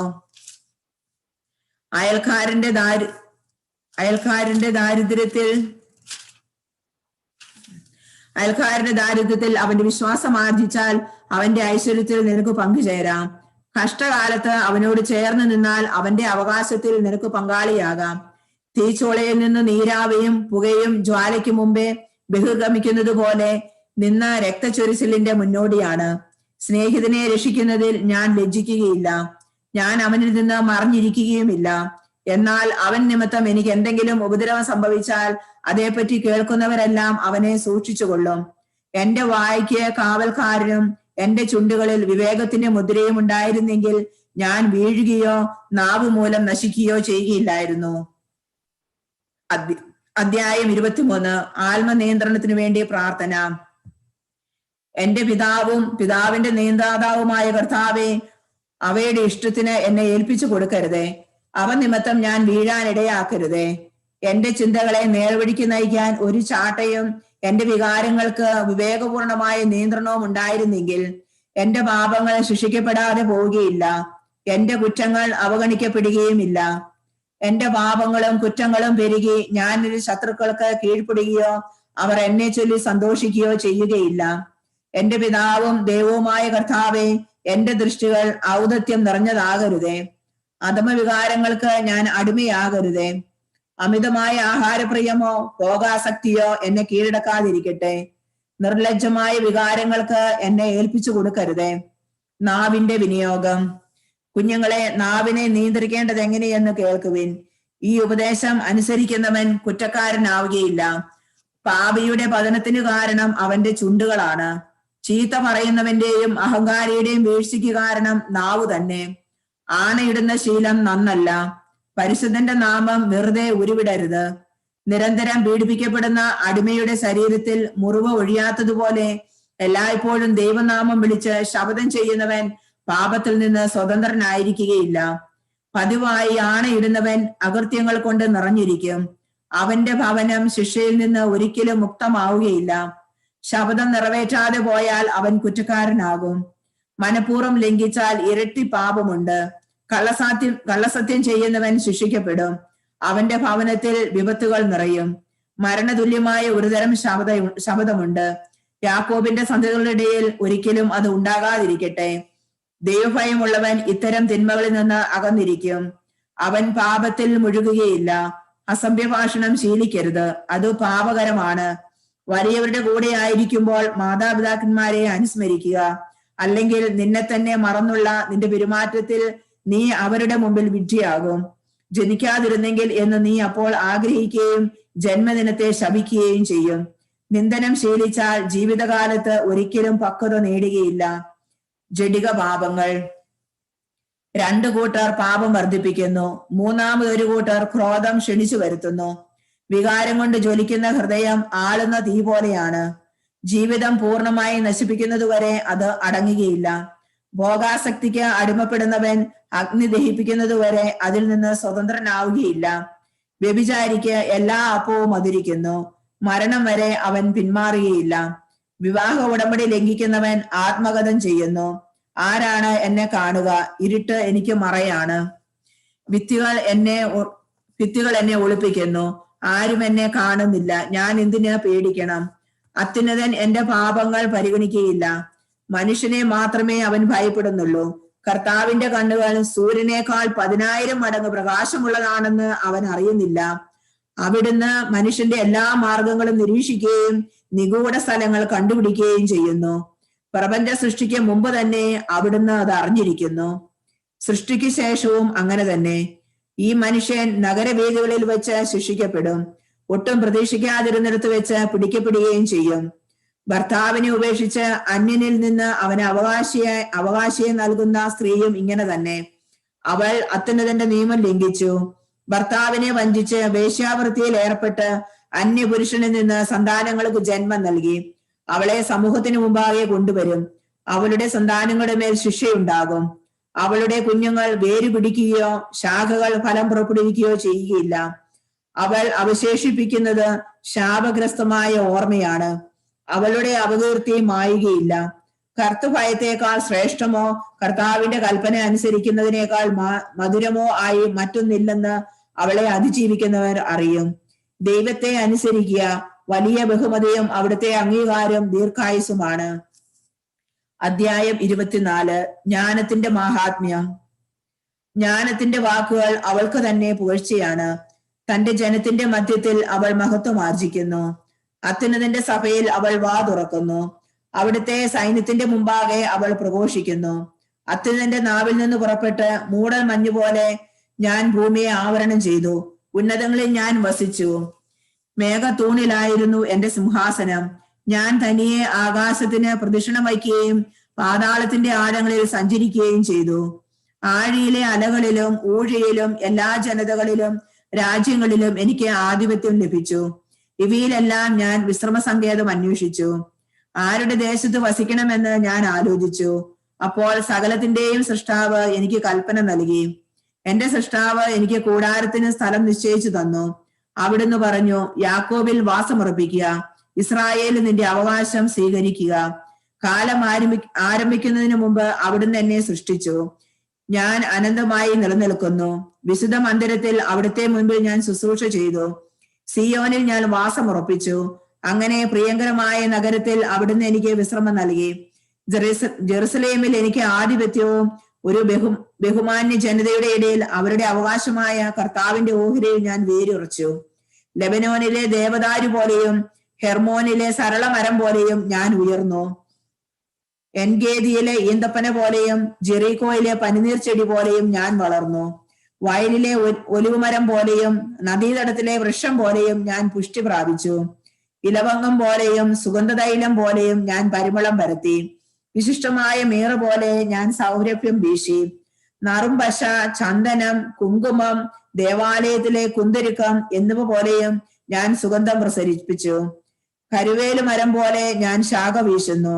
എന്റെ ശാഖകൾ മഹത്വവും മനോഹാരിതയും നിറഞ്ഞവയാണ്. മുന്തിരിച്ചെടി പോലെ ഞാൻ എന്റെ മുകുളങ്ങൾക്ക് ഞാൻ സൗന്ദര്യം പകർന്നു.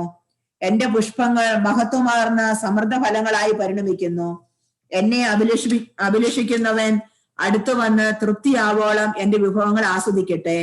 എന്നെ സ്മരിക്കുന്നത് തേനിനേക്കാളും എന്നെ സ്വന്തമാക്കുന്നത് തേൻ കട്ടയേക്കാളും മാധുര്യം പകരും. എന്നെ ഭുജിക്കുന്നവന്റെ വിശപ്പ് ശമിക്കുകയില്ല, പിന്നെയും ആഗ്രഹിക്കും. എന്നെ പാനം ചെയ്യുന്നവൻ വീണ്ടും അഭിലഷിക്കും. എന്നെ അനുസരിക്കുന്നവൻ ലജ്ജിതനാവുകയില്ല. എന്റെ സഹായത്തോടെ അധ്വാനിക്കുന്നവൻ പാപത്തിൽ വീഴുകയില്ല. ജ്ഞാനവും നിയമവും ഇതെല്ലാമാണ് അത്യുന്നത ദൈവത്തിന്റെ ഉടമ്പടി ഗ്രന്ഥം. യാക്കോബിന്റെ സമൂഹങ്ങൾക്ക് അവകാശമായി മോശ നമുക്ക് കൽപ്പിച്ചു നൽകിയ നിയമം. അത് മനുഷ്യരെ ജ്ഞാനം കൊണ്ട് പിഷോൺ നദി പോലെയും ആദ്യ ഫലകാലത്തെ ടൈഗ്രീസ് നദി പോലെയും നിറയ്ക്കുന്നു. യൂഫ്രട്ടീസ് പോലെയും വിളവെടുപ്പ് കാലത്ത് ജോർദാൻ പോലെയും അത് അവരെ ജ്ഞാനപൂരിതരാക്കുന്നു. അത് നൈൽ നദി പോലെയും മുന്തിരി പഴുക്കും കാലത്തെ ഗീഹോൻ പോലെയും പ്രബോധനത്തെ പ്രവഹിപ്പിക്കുന്നു. ആദ്യ മനുഷ്യൻ അവളെ പൂർണ്ണമായി അറിഞ്ഞില്ല, അവസാനത്തെ മനുഷ്യനും അവളുടെ ആഴം അളക്കുകയില്ല. അവളുടെ ചിന്ത സമുദ്രത്തെക്കാൾ വിശാലവും അവളുടെ പ്രബോധനം അഗാധത്തെക്കാൾ ആഴമേറിയതുമാണ്. നദിയിൽ നിന്നുള്ള തോട് പോലെയും ഉദ്യാനത്തിലേക്കുള്ള നീർച്ചാല് പോലെയും ഞാൻ ഒഴുകി. എന്റെ ഉപവനം നനയ്ക്കുകയും തോട്ടം കുതിർക്കുകയും ചെയ്യും എന്ന് ഞാൻ പറഞ്ഞു. ഇതാ എന്റെ തോട് നദിയായി, എന്റെ നദി സമുദ്രമായി. ഞാൻ വീണ്ടും എന്റെ ഉപദേശത്തെ പ്രഭാതം പോലെ പ്രകാശനമാക്കും. അതിന്റെ കാന്തി വിദൂരങ്ങളിലും പ്രസരിപ്പിക്കും. ഞാൻ ഇനിയും എന്റെ പ്രബോധനങ്ങൾ പ്രവചനം പോലെ ചൊരിയുകയും ഭാവി തലമുറകൾക്ക് നൽകുകയും ചെയ്യും. ഞാൻ എനിക്ക് വേണ്ടി മാത്രമല്ല, ഉപദേശം തേടുന്ന എല്ലാവർക്കും വേണ്ടിയാണ് അധ്വാനിച്ചതെന്ന് അറിയുക. അധ്യായം 25. ആദരണീയർ, എന്റെ ഹൃദയം 3 കാര്യങ്ങളിൽ ആനന്ദം കൊള്ളുന്നു. കർത്താവിന്റെയും മനുഷ്യരുടെയും ദൃഷ്ടിയിൽ മനോഹരമാണ്. സഹോദരന്മാർ തമ്മിലുള്ള യോജിപ്പ്, അയൽക്കാർ തമ്മിലുള്ള സൗഹൃദം, ഭാര്യാഭർത്താക്കന്മാർ പരസ്പരമുള്ള ലയം. 3 തരക്കാരെ എന്റെ ഹൃദയം വെറുക്കുന്നു. അവരുടെ ജീവിതം എന്നിൽ കടുത്ത അമർഷം ഉളവാക്കുന്നു. ഗർഭിഷ്ഠനായ യാചകൻ, വ്യാജം പറയുന്ന ധനവാൻ, മൂഢനായ വ്യർത്ഥ വ്യഭിചാരി, യൗവനത്തിൽ സമ്പാദിക്കാൻ കഴിയാത്ത നിനക്ക് വാർദ്ധക്യത്തിൽ എന്ത് നേടാൻ കഴിയും? നരചൂടിയവന്റെ വിവേകവും വയോവൃത്തിന്റെ സതുദ്ദേശവും എത്ര ആകർഷകമാണ്. വൃദ്ധനിൽ വിജ്ഞാനവും മഹത്വങ്ങളിൽ വിവേകവും ഉപദേശവും എത്ര മനോഹരം. അനുഭവ സമ്പത്ത് വയോധികന് കിരീടവും ദൈവഭക്തി അവന് അഭിമാനവുമാണ്. 9 ചിന്തകൾ കൊണ്ട് ഞാൻ എന്റെ ഹൃദയത്തെ പ്രമോദിപ്പിച്ചു. 10-ാമതൊരെണ്ണം ഞാൻ പറയാം. മക്കളിൽ ആനന്ദിക്കുന്നവൻ, ശത്രുക്കളുടെ പതനം കാണാൻ കഴിയുന്നവൻ, ബുദ്ധിമതിയായ ഭാര്യയോടുകൂടി ജീവിക്കുന്നവൻ, വാക്കിൽ പിഴയ്ക്കാത്തവൻ, തന്നേക്കാൾ താഴ്ന്നവന് ദാസ്യവൃത്തി ചെയ്തിട്ടില്ലാത്തവൻ ഭാഗ്യവാൻ. വിവേകം നേടിയവനും ശ്രദ്ധാലുക്കളായ ശ്രോതാക്കളോട് സംസാരിക്കുന്നവനും ഭാഗ്യവാൻ. ജ്ഞാനം നേടിയവൻ എത്ര ശ്രേഷ്ഠൻ! ദൈവഭക്തനേക്കാൾ ഉത്കർഷനായി ആരുമില്ല. ദൈവഭക്തി എല്ലാറ്റിനെയും അതിശയിപ്പിക്കുന്നു. അതിനെ മുറുകെ പിടിക്കുന്നവൻ അതുല്യൻ. ദുഷ്ടസ്ത്രീകൾ. ഞാൻ ചെയ്തോളാം. അടുത്ത ആൾ റെഡിയാണോ? തുടങ്ങാനോ? റെഡി ആയിക്കോളാം. പിള്ളേരാണോ? പിള്ളേരാ.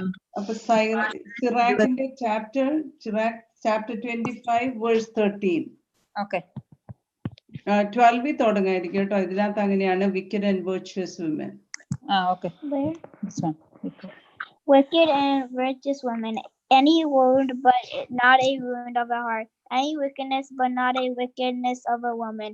Any suffering, but not a suffering from one's bones. Any vengeance, but not the vengeance of one's enemies. There is no poison worse than that of a serpent. No woman gather than that of a woman. I would rather live within a dragon or a lion than live with a wicked woman. A woman's wicked disappointment changes her appearance and makes her face as dark as a bear. When her husband sits among his neighbors, a bitter sigh escapes him unawares. There is hardly an evil like that in a woman. May she fall to the lot of the sinner, like a sandy hill to a great feet. Is a graceless wife to a quiet husband. Do not be ensnared by a woman's beauty or be greedy for her wealth. Hers is the servly and great the shame when a wife supports her husband. Distressed mind, glory face, and a wound heart, a wicked woman. Drooping hands and whacking knees. Any wife does not make her husband happy. With a woman, sin had a beginning, and because of her we all die. Allow water no outlet, and no boundless of speech to a wicked woman. If she does not go along as you distressed, cut her away from you. Chapter 26. Happy the husband of a good wife. The number of the days will be doomed. A loyal wife brings joy to her husband, and he will finish his years in peace.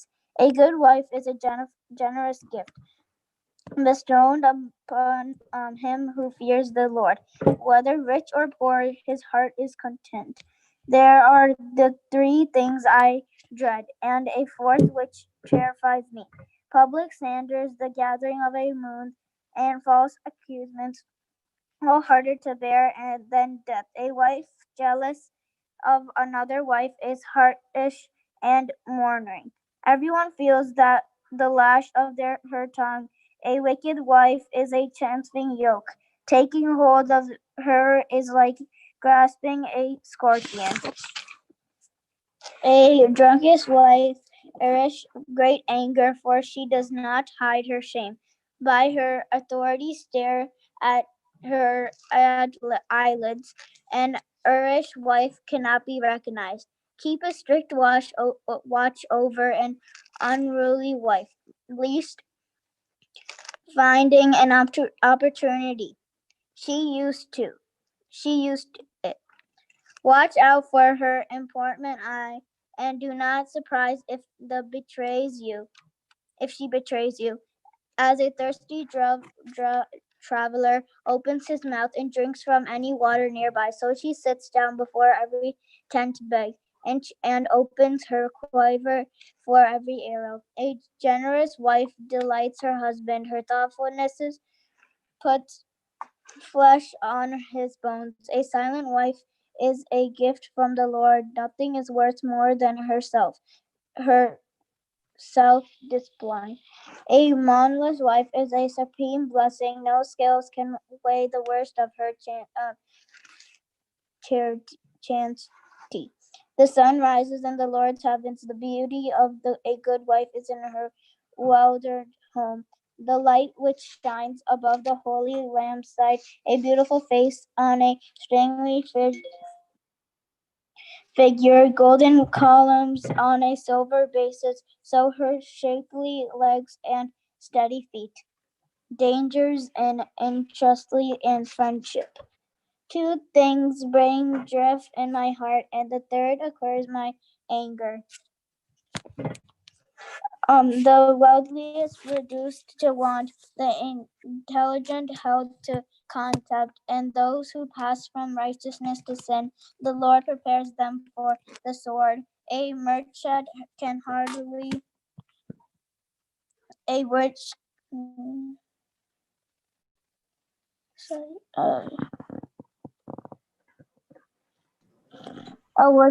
a virgin held in contempt, and those who pass from righteousness to sin. The Lord then prepares them for the sword.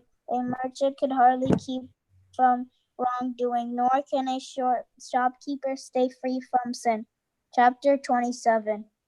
For the sake for profit many sin, and the struggle for wealth blinds the eyes. A stake will be driven between fitted stones. Sin will be wedged in between buying and selling, unless one holds faster the fear of the Lord. With sudden swiftness would one's house be thrown down. When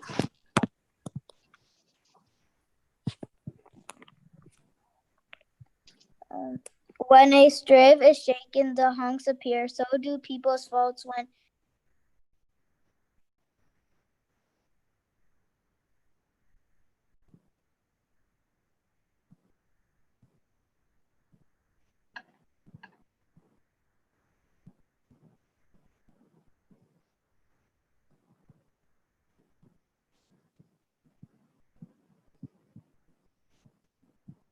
Are you mute?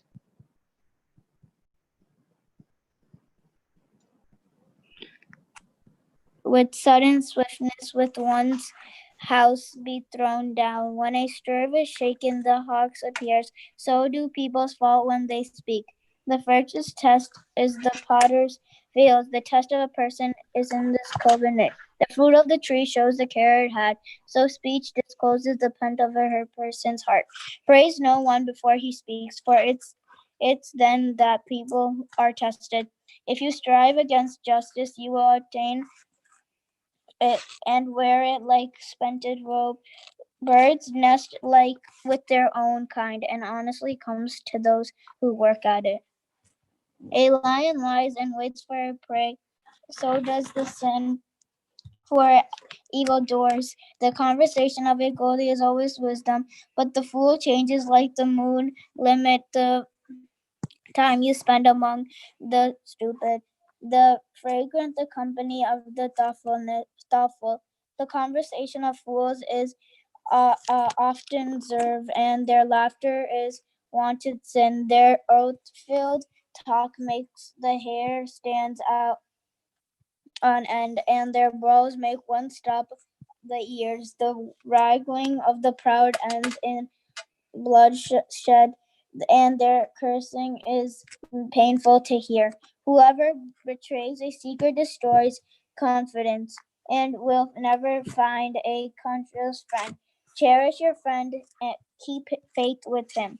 But if you betray his secrets, do not go after him. For as one might kill another, you have killed your neighbor's friendship. Like a bird released from your hand, you will not let your friend go and cannot return him.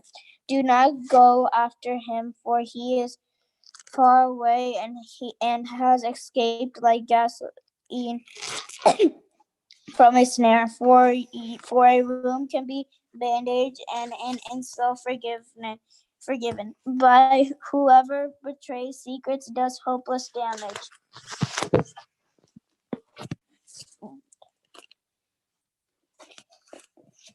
Whoever has Whoever has shifty eyes blots mischief, and those who know him will keep their distance. In your presence he will use honeyed talk and admires your words. But later he changes his tone and twists the words to your ruin, much as him. And the Lord hates him as well. A stone falls back on the head of the one who throws it high, and a treacherous blow many wounds. Whoever digs a pit falls into it, and whoever lays a snare is caught in it. The evil anyone does will recoil on him without knowing how to came upon him. Mockery and obtuse will befall the arrogant, and the vaccine lies in wait for them like a lion. Those who rejoice in a downfall of the godly will be caught in a snare, and pain will consume them before they die. Wealth and anger, these also are obtained just, yet a sinner holds on to them. Chapter 28. The vengeful will face the Lord. Vagueness, indeed, he remembers their sins in detail. Forgive your neighbor the wrong done to you. Then, when you pray, your own sins will be forgiven. Does anyone now nourish anger against another and expect healing from the Lord? Can one refuse mercy to a sinner like you oneself, yet seek pardon from one's own sins? If a mere mortal cherishes wrath, who will forgive his sins? Remember your last days and set enmity aside. Remember death and decay, and cease from sin. Remember the commandments and do not be angry with your neighbor. Remember the covenant of the Most High and overlook faults. Avoid strife, and your sins will be for the hot-tempered kindle strife. The sinner disputes friendships and sows discord among those who are at peace. The more the wood, the greater the fire.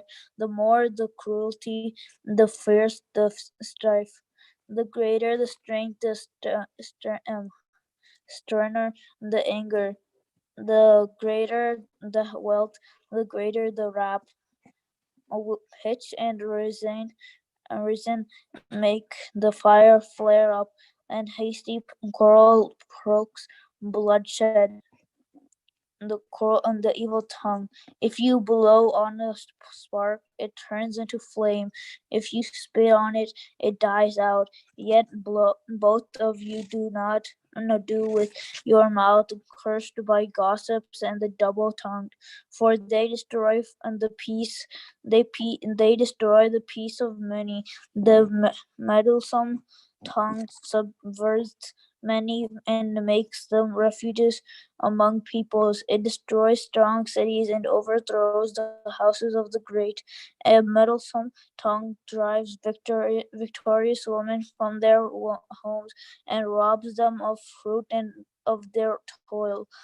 Whoever heed it will find no rest, nor will they dwell in peace. A blow from a whip raises a welt, but a blow from the tongue will break bones. Many have fallen by the edge of the sword, but not as many as by the tongue. Happy the one who is sheltered from it and has not endured its wrath, who has not borne its yoke, not been bound with its chains, for its yoke is yoke of iron, and its chains are chains of bronze. The death inflicts, and every death, even Sheol, is preferable to it. It will have no power over the godly, nor will they have burned in its flames. But those who forsake the Lord will fall victim to it, as it burns among them unquenchable.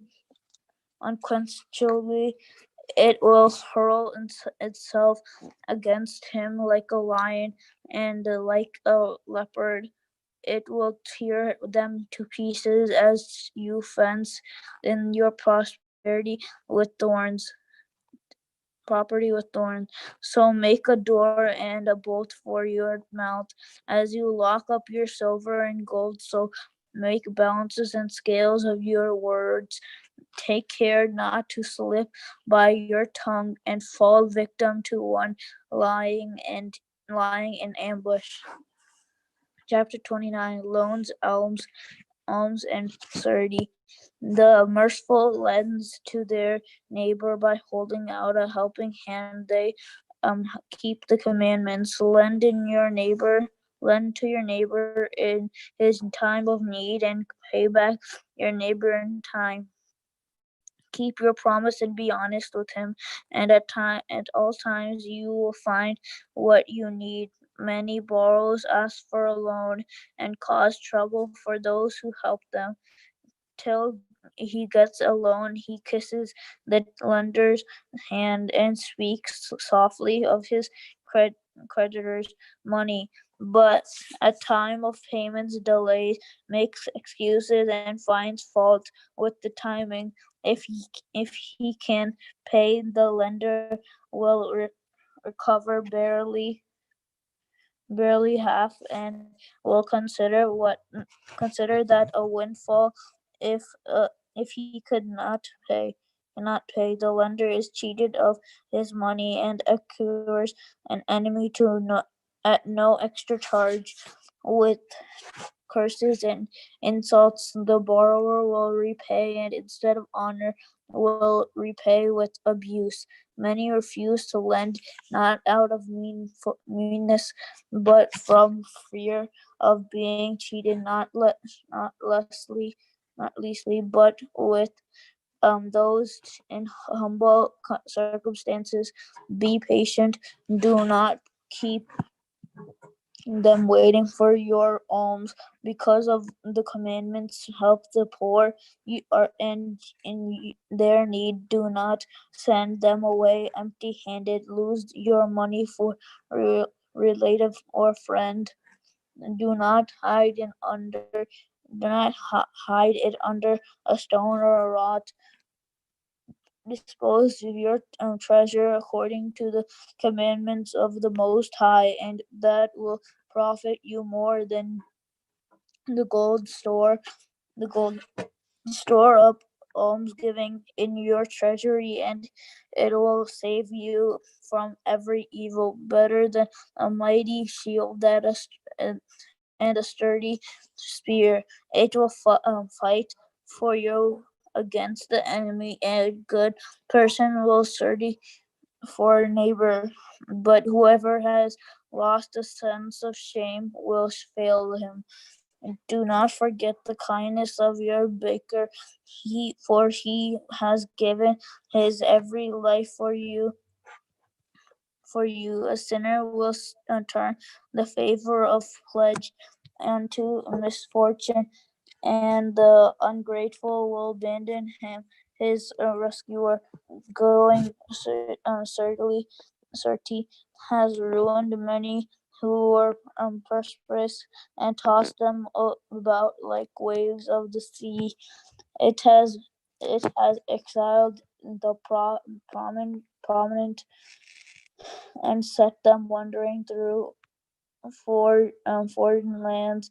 The sinner will come to grief through surety, and whoever undertakes too much will fail into lawsuit.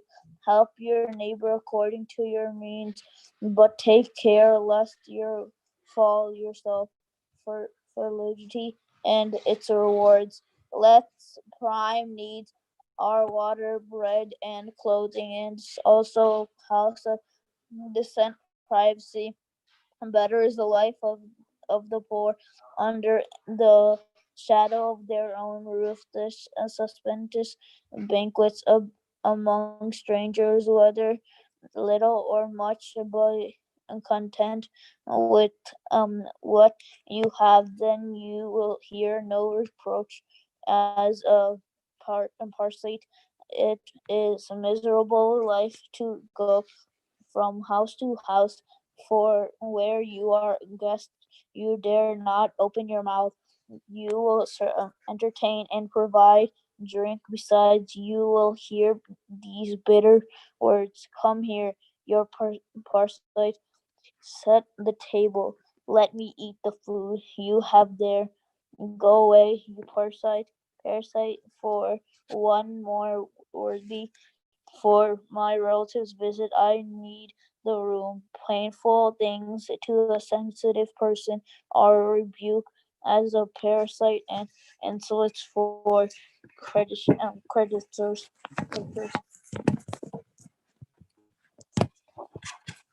Chapter 30, the training of children.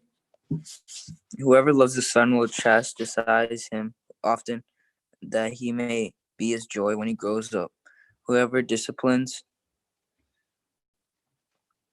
a son will benefit from him, and boast of him among acquaintances. Whoever educates a son will make his enemy jealous and rejoice in him among his friends.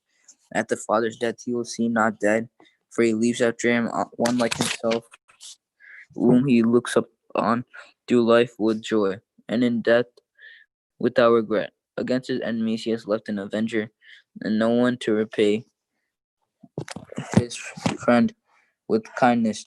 Whoever spoils his son will have wounds to bandage, and he will suffer heartache at every cry. An untamed horse turns out stubborn, and his son left to himself grows up unruly. Pamper a child, and he will not be a terror for you. Indulge him, and he will bring you grief. Do not laugh with him, lest you share sorrow with him, and in the end you will gnash your teeth. Do not give him his own way in his youth, and do not ignore his follies. Bow down his head in his youth, beat his sides while he is still young, lest he become stubborn and disobey you, and leave you disconsolate. Discipline your son and make heavy his yoke. Let you be offended by his shamelessness. Better the poor and vigorous health than the rich with bodily ills. I'd rather have bodily health than any gold, and contentment of spirit than pearls. No riches are greater than a healthy body, and no happiness than a joyful heart. Better is death than a wretched life, everlasting sleep than constant illness. Good things set before one who cannot eat are like food offerings placed before a tomb. What good is an offering to an idol that can neither eat nor smell?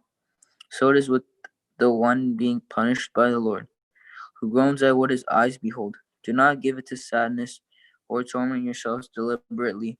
Gladness of heart is the very life of a person, and cheerfulness prolongs his days. Distract yourself and renew your courage. Drive resentment far away from you, for grief has killed many, and nothing is to be gained from resentment. Envy and anger shorten one's days, and anxiety brings on premature old age. Those who are cheerful and merry are at table benefit from their child. Chapter 31, the proper attitude toward riches. Wakefulness over wealth wastes away the flesh, and anxiety over it drives away sleep. Wakeful anxiety banishes slumber. More than a serious illness, it disturbs repose. The rich labor to pile up wealth, and if they rest, it is to enjoy pleasure. The poor labor for a meager living, and if they ever rest, they become needy. The lover of gold will not be free from sin. Whoever pursues money will be led astray by it. Many have come to ruin for the sake of gold. New destruction lay before their very eyes. It is a stumbling block for fools. Any simpleton will be ensnared by it. Happy the rich person found without fault, who does not turn aside after wealth. Who is he that he may praise him? For he has done wonders among his people.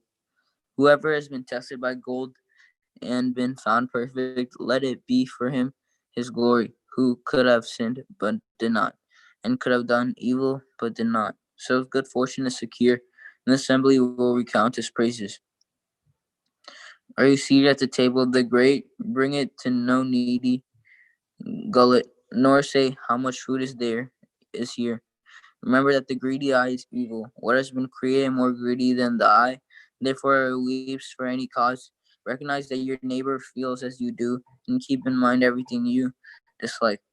Toward what he looks at, do not put out a hand, nor reach for the same dish when he does. Eat like anyone else what is set before you, but do not eat greedily, lest you be despised. Be the first to stop as befits good manners, and do not gorge yourself, let you give offense. If there are many with you at table, do not be the first to stretch out your hand. Does not a loaf suffice for a well-bred person? When he lies down, he does not wheeze. Moderate eating ensures sound slumber, and a clear mind on rising the next day. The distress of sleeplessness and of nausea and colic are with the glutton. Should you have eaten too much, get up to vomit, and you will have relief. Listen to me, my child, and do not scorn me. Later you will find my advice good, and whatever you do, be moderate, and no sickness will befall you. People will bless one who is generous with food, and this testimony to his goodness is lasting. The city complains about one who is stingy with food, and this testimony to stinginess is lasting. Let not wine be the proof of your strength, for wine has been the ruin of many, and as the furnace tests the work of the smith, so does wine the hearts of the insolent. Wine is the very life to anyone if it taken in moderation. Does anyone really live who lacks the wine, which from the beginning was created for joy? Joy of heart, good cheer, and delight is wine enough. Drink at the proper time. Headache, bitterness, and disgrace is wine drunk amid anger and strife. Wine in excess is a snarl for the fool. It lessens strength and multiple wounds. Do not wrangle with your neighbor when wine is served, nor despise him when he is having a good time. Say no harsh words to him, nor distress him by making commands.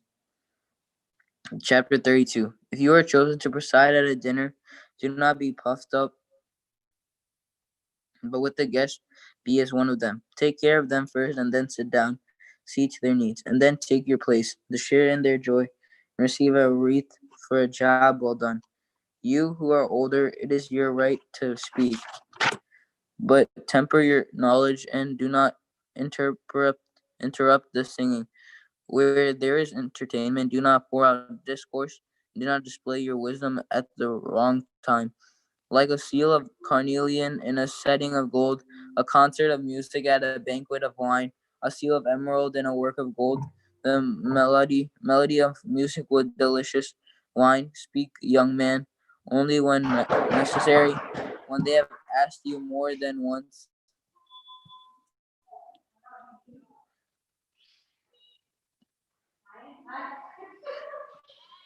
Be brief, say much in few words, be knowledgeable and yet quiet. When among elders, do not be forward, and with officials, do not be too insistent. The lighting that flashes before a hailstorm, the steam that shines on modesty. Leave in good time and do not be the last. Go home quickly without delay. There, enjoy doing as you wish, but do not sin through words of pride. Above all, bless your Maker, which showers in favor upon you. Whoever seeks God must accept discipline, and whoever restores to him obtain an answer. Whoever seeks the law will master it, but the hypocrite will be ensnared by it. Whoever fears the Lord will understand what is right, and out of obscurity he will draw forth the course of actions. The lawless turn aside warnings and distort the law to suit their purpose.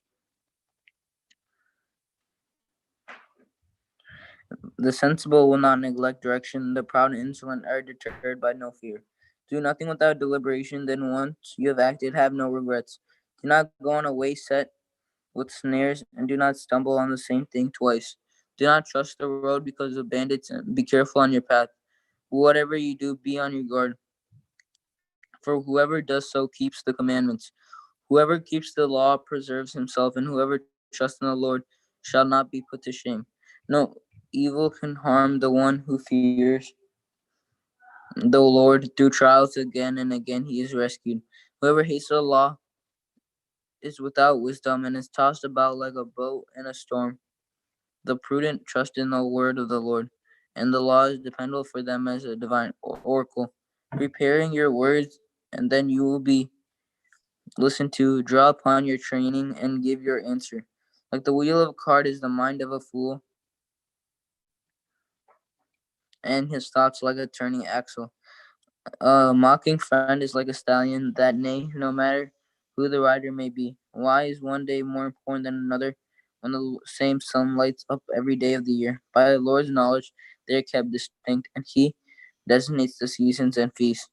Some he exalts and sanctifies, and others he lists as ordinary days. Likewise, all people are of clay, and are from earth. Humankind was formed. In his fullness of his knowledge, the Lord distinguished them, and he designated their different ways. Some he blessed and exalted, and some he sanctified and drew to himself. Others he cursed and brought low and expelled them from the place, like clay in the hands of a potter, and to be molded across his pleasure. So are people in the hands of their Maker, to be dealt with as he decides. As evil contrasts with good and death with life, so are sinners in contrast with the godly. So now all the work of the Most High, they come and perish, one of the opposite of the other, and now I am last to keep vigil, like a gleaner following the grape picker. Since by the Lord's blessing I have made progress till a grape picker I filled my wine press. Consider that's not for myself only have I labored, but for all who seek instruction. Thank you, Mane. Thank you. Tinsley is ready. Okay. You got it, right? Sirach 32:19. 32:19.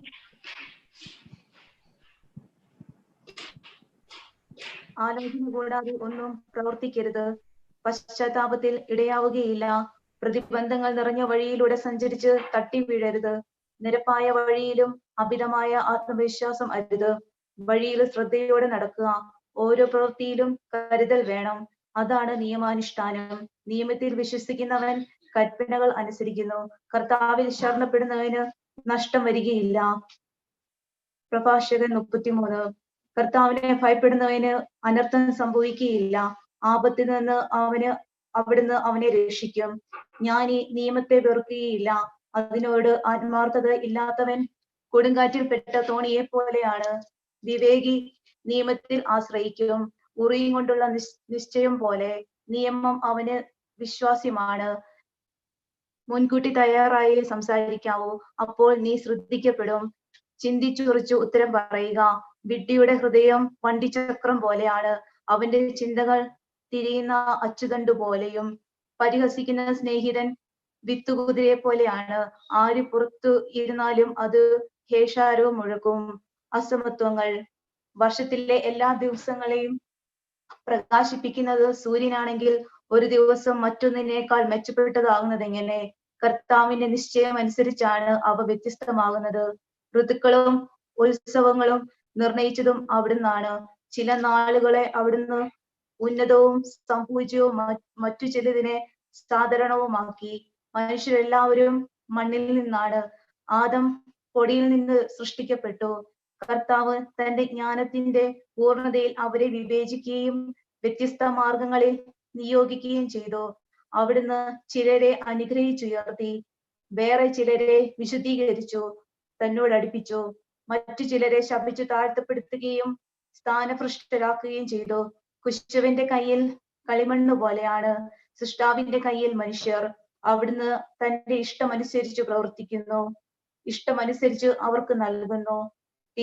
തിന്മയുടെയും ജീവൻ മരണത്തിന്റെയും വിപരീതമാണ്. അപ്രകാരം തന്നെ പാപി ദൈവഭക്തന്റെയും.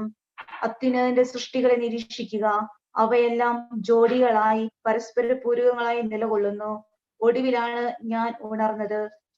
കാലാ പെറുക്കുന്നവനെ പോലെ ഞാൻ മുന്തിരിപ്പഴം ശേഖരിക്കുന്നവരുടെ പിന്നിലായി.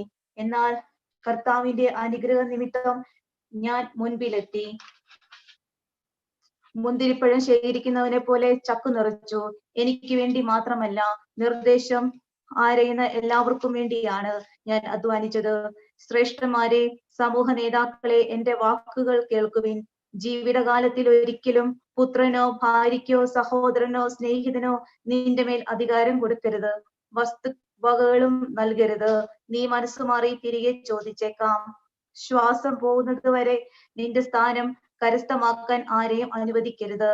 മക്കളെ ആശ്രയിക്കുന്നതിനേക്കാൾ നല്ലത് അവർ നിന്നെ ആശ്രയിക്കുന്നതാണ്. ചെയ്യുന്നതിനെല്ലാം ശ്രേഷ്ഠത കൈവരിക്കുക. കീർത്തിക്കു കളങ്കം വരുത്തരുത്. ജീവിതാന്തത്തിൽ മരണനാഴികയിൽ സ്വത്ത് വിഭജിച്ചു കൊടുക്കുക.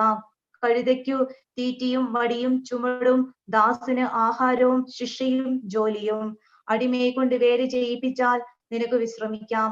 അലസനായി വീട്ടിൽ അവൻ സ്വതന്ത്രനാകാൻ നോക്കും. നുകവും ചാട്ടയും കാളയെ തല കുനിപ്പിക്കും. പീഡ നയന്ത്രവും പ്രഹരങ്ങളും അനുസരണമില്ലാത്ത അടിമയെയും. അലസനാകാതിരിക്കാൻ അവനെ കൊണ്ട് വേല ചെയ്യിക്കുക. അലസത തിന്മകൾ വളർത്തുന്നു.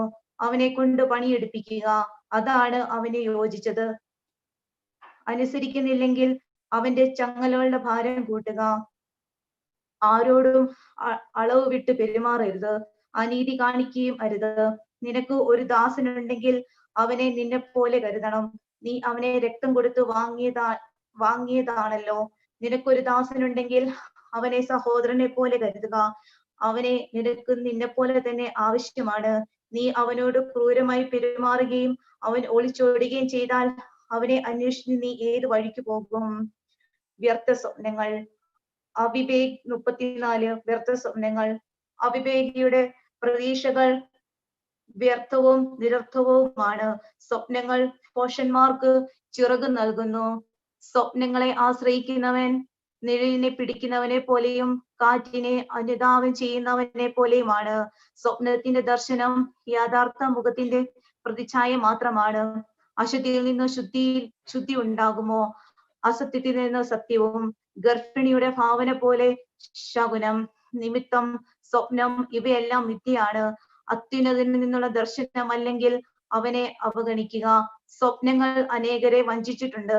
അവയിൽ ആശ്രയിച്ചവർ പരാജയപ്പെട്ടിട്ടുണ്ട്.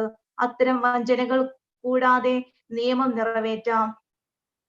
സത്യസന്ധമായ ചുണ്ടുകളിൽ വിജ്ഞാനത്തിന് പൂർണ്ണത ലഭിക്കുന്നു. വിദ്യാസമ്പന്നൻ വളരെ കാര്യങ്ങൾ അറിയുന്നു. അനുഭവ സമ്പന്നൻ വിവേകത്തോടെ സംസാരിക്കുന്നു. അനുഭവജ്ഞാനമില്ലാത്തവന് അറിവ് കുറയും. യാത്ര ചെയ്തിട്ടുള്ളവൻ കഴിവുറ്റവനാകുന്നു. യാത്രയിൽ ഞാൻ വളരെ കാര്യങ്ങൾ കണ്ടിട്ടുണ്ട്. പ്രകടിപ്പിക്കാൻ കഴിയുന്നതിനേക്കാൾ കൂടുതൽ ഞാൻ ഗ്രഹിക്കുന്നു. ഞാൻ പലപ്പോഴും മാരകമായ അപകടങ്ങളിൽ പെട്ടിട്ടുണ്ട്. എന്നാൽ അനുഭവജ്ഞാനം എന്നെ രക്ഷിച്ചു. ദൈവഭക്തന്റെ ജീവൻ നിലനിൽക്കും. അവന്റെ പ്രത്യാശ അവന്റെ രക്ഷകനിലാണ്. ദൈവഭയം. കർത്താവിനെ ഭയപ്പെടുന്നവൻ അധീരനാവുകയോ ഭീരുത്വം പ്രകടിപ്പിക്കുകയോ ഇല്ല. അവിടുന്നാണ് അവന്റെ പ്രത്യാശ. ദൈവഭക്തന്റെ ആത്മാവ് അനുഗ്രഹീതമാണ്. തന്റെ ആശ്രയം അവൻ അറിയുന്നു. തന്നെ സ്നേഹിക്കുന്നവരെ കർത്താവ് കടാക്ഷിക്കുന്നു. അവിടുന്ന് ശക്തമായ സംരക്ഷണവും ഉറപ്പുള്ള താങ്ങും. ചുടുകാറ്റിൽ അഭയകേന്ദ്രവും പൊരിവേലിയിൽ തണലും ഇടറാതിരിക്കാൻ സംരക്ഷണവും വീഴാതിരിക്കാൻ ഉറപ്പുമാണ്. അവിടുന്ന് ആത്മാവിനെ ഉത്തേജിപ്പിച്ച് കണ്ണുകളെ പ്രകാശിപ്പിക്കുന്നു. അവിടുന്ന് സൗഖ്യവും ജീവനും അനുഗ്രഹവും പ്രദാനം ചെയ്യുന്നു. അന്യായ സമ്പത്തിൽ നിന്നുള്ള ബലി പങ്കിലമാണ്. നിയമ നിഷേധകന്റെ കാഴ്ചകൾ സ്വീകാര്യമല്ല. ദൈവഭക്തി ഇല്ലാത്തവന്റെ ബലികളിൽ അത്യുന്നതൻ പ്രസാദിക്കുന്നില്ല. അവൻ എത്ര ബലി അർപ്പിച്ചാലും അവിടുന്ന് പ്രസാദിക്കുകയോ പാപമോചനം നൽകുകയോ ഇല്ല. ദരിദ്രന്റെ സമ്പത്ത് തട്ടിയെടുത്ത് ബലി അർപ്പിക്കുന്നവൻ പിതാവിന്റെ മുൻപിൽ വെച്ച് പുത്രനെ കൊല്ലുന്നവനെ പോലെയാണ്. യഥാർത്ഥ ഭക്തി. ദരിദ്രന്റെ ജീവൻ അവന്റെ ആഹാരമാണ്. അത് അപഹരിക്കുന്നവൻ കൊലപാതകിയാണ്. അയൽക്കാരന്റെ ഉപജീവന മാർഗം തടയുന്നവൻ അവനെ കൊല്ലുകയാണ്. വേലക്കാരന്റെ കൂലി കൊടുക്കാതിരിക്കുക രക്തച്ചൊരിച്ചിലാണ്. ഒരുവൻ പണിയുന്നു, അപരൻ നശിപ്പിക്കുന്നു. അധ്വാനമില്ലാതെ അവർക്ക് എന്ത് ലാഭം? ഒരുവൻ പ്രാർത്ഥിക്കുന്നു, അവരെ ശപിക്കുന്നു. ആരുടെ ശബ്ദമാണ് കർത്താവ് ശ്രവിക്കുക? മൃതശരീരത്തിൽ തൊട്ടിട്ട് കൈ കഴുകിയവൻ വീണ്ടും അതിനെ സ്പർശിച്ചാൽ കഴുകൽ കൊണ്ട് എന്തു പ്രയോജനം? പാവങ്ങളെ പ്രതി ഉപവസിച്ചിട്ട് വീണ്ടും അത്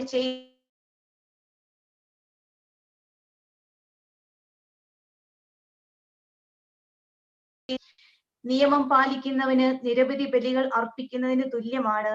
കൽപ്പനകൾ അനുസരിക്കുന്നത് സമാധാന ബലിക്ക് തുല്യവും കരുണയ്ക്ക് പകരം കരുണ കാണിക്കുന്നത് ധ്യാന ബലിക്ക് തുല്യമാണ്.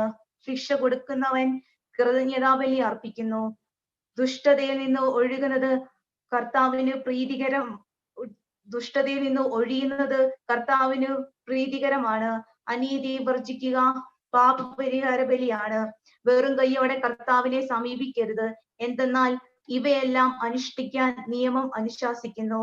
നീതിമാന്റെ ബലിപീഠത്തെ അഭിഷേകം ചെയ്യുന്നു, അതിന്റെ സുഗന്ധം അത്യുന്നതന്റെ സന്നിധിയിലേക്ക് ഉയരുന്നു. നീതിമാന്റെ ബലി സ്വീകാര്യമാണ്, അത് വിസ്മരിക്കപ്പെടുകയില്ല. കർത്താവിനെ മനം തുറന്ന് മഹത്വപ്പെടുത്തുക. ആദിഫലം സമർപ്പിക്കുമ്പോൾ ലുബ്ധത കാട്ടരുത്. കാഴ്ച സമർപ്പിക്കുമ്പോൾ മുഖം വാടരുത്. സന്തോഷത്തോടെ ദശാംശം കൊടുക്കുക. അത്യുന്നതൻ നൽകിയതുപോലെ അവിടത്തേക്ക് തിരികെ കൊടുക്കുക. കർത്താവിനൊത്ത് ഉദാരമായി കൊടുക്കുക. കർത്താവ് പ്രതിഫലം നൽകുന്നവനാണ്, അവിടുന്ന് 7 ഇരട്ടിയായി തിരികെ തരും. കർത്താവിന് കൈക്കൂലി കൊടുക്കരുത്, അവിടുന്ന് സ്വീകരിക്കുകയില്ല.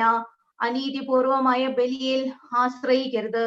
കർത്താവ് പക്ഷപാതമില്ലാത്ത ന്യായാധിപനാണ്, അവിടുന്ന് ദരിദ്രനോട് പക്ഷപാതം കാണിക്കുന്നില്ല. തിന്മയ്ക്ക് വിധേയനായവന്റെ പ്രാർത്ഥന അവിടുന്ന് കേൾക്കുന്നു. അനാഥന്റെ പ്രാർത്ഥനയോ വിധവയുടെ പരാതികളോ അവിടുന്ന് അവഗണിക്കുകയില്ല. തന്റെ കണ്ണീരിന് കാരണമായവനെതിരായി വിധവ വിലപിക്കുമ്പോൾ അവളുടെ കവിളുകളുടെ കണ്ണീർ ഒഴുകുകയില്ലേ? കർത്താവിന് പ്രീതികരമായി ശുശ്രൂഷ ചെയ്യുന്നവൻ സ്വീകാര്യനാണ്, അവന്റെ പ്രാർത്ഥന മേഘങ്ങളോളം എത്തുന്നു. വിനീതന്റെ പ്രാർത്ഥന മേഘങ്ങളിൽ തുളച്ചു കയറുന്നു, അത് കർത്ത സന്നിധിയിൽ എത്തുന്നത് വരെ അവൻ സ്വസ്ഥനാവുകയില്ല. ന്യായവിധി നടത്തി നിഷ്കളങ്കന് നീതി നൽകാൻ അത്യുന്നതൻ സന്ദർശിക്കുന്നവരെ അവൻ പിൻവാങ്ങുകയില്ല.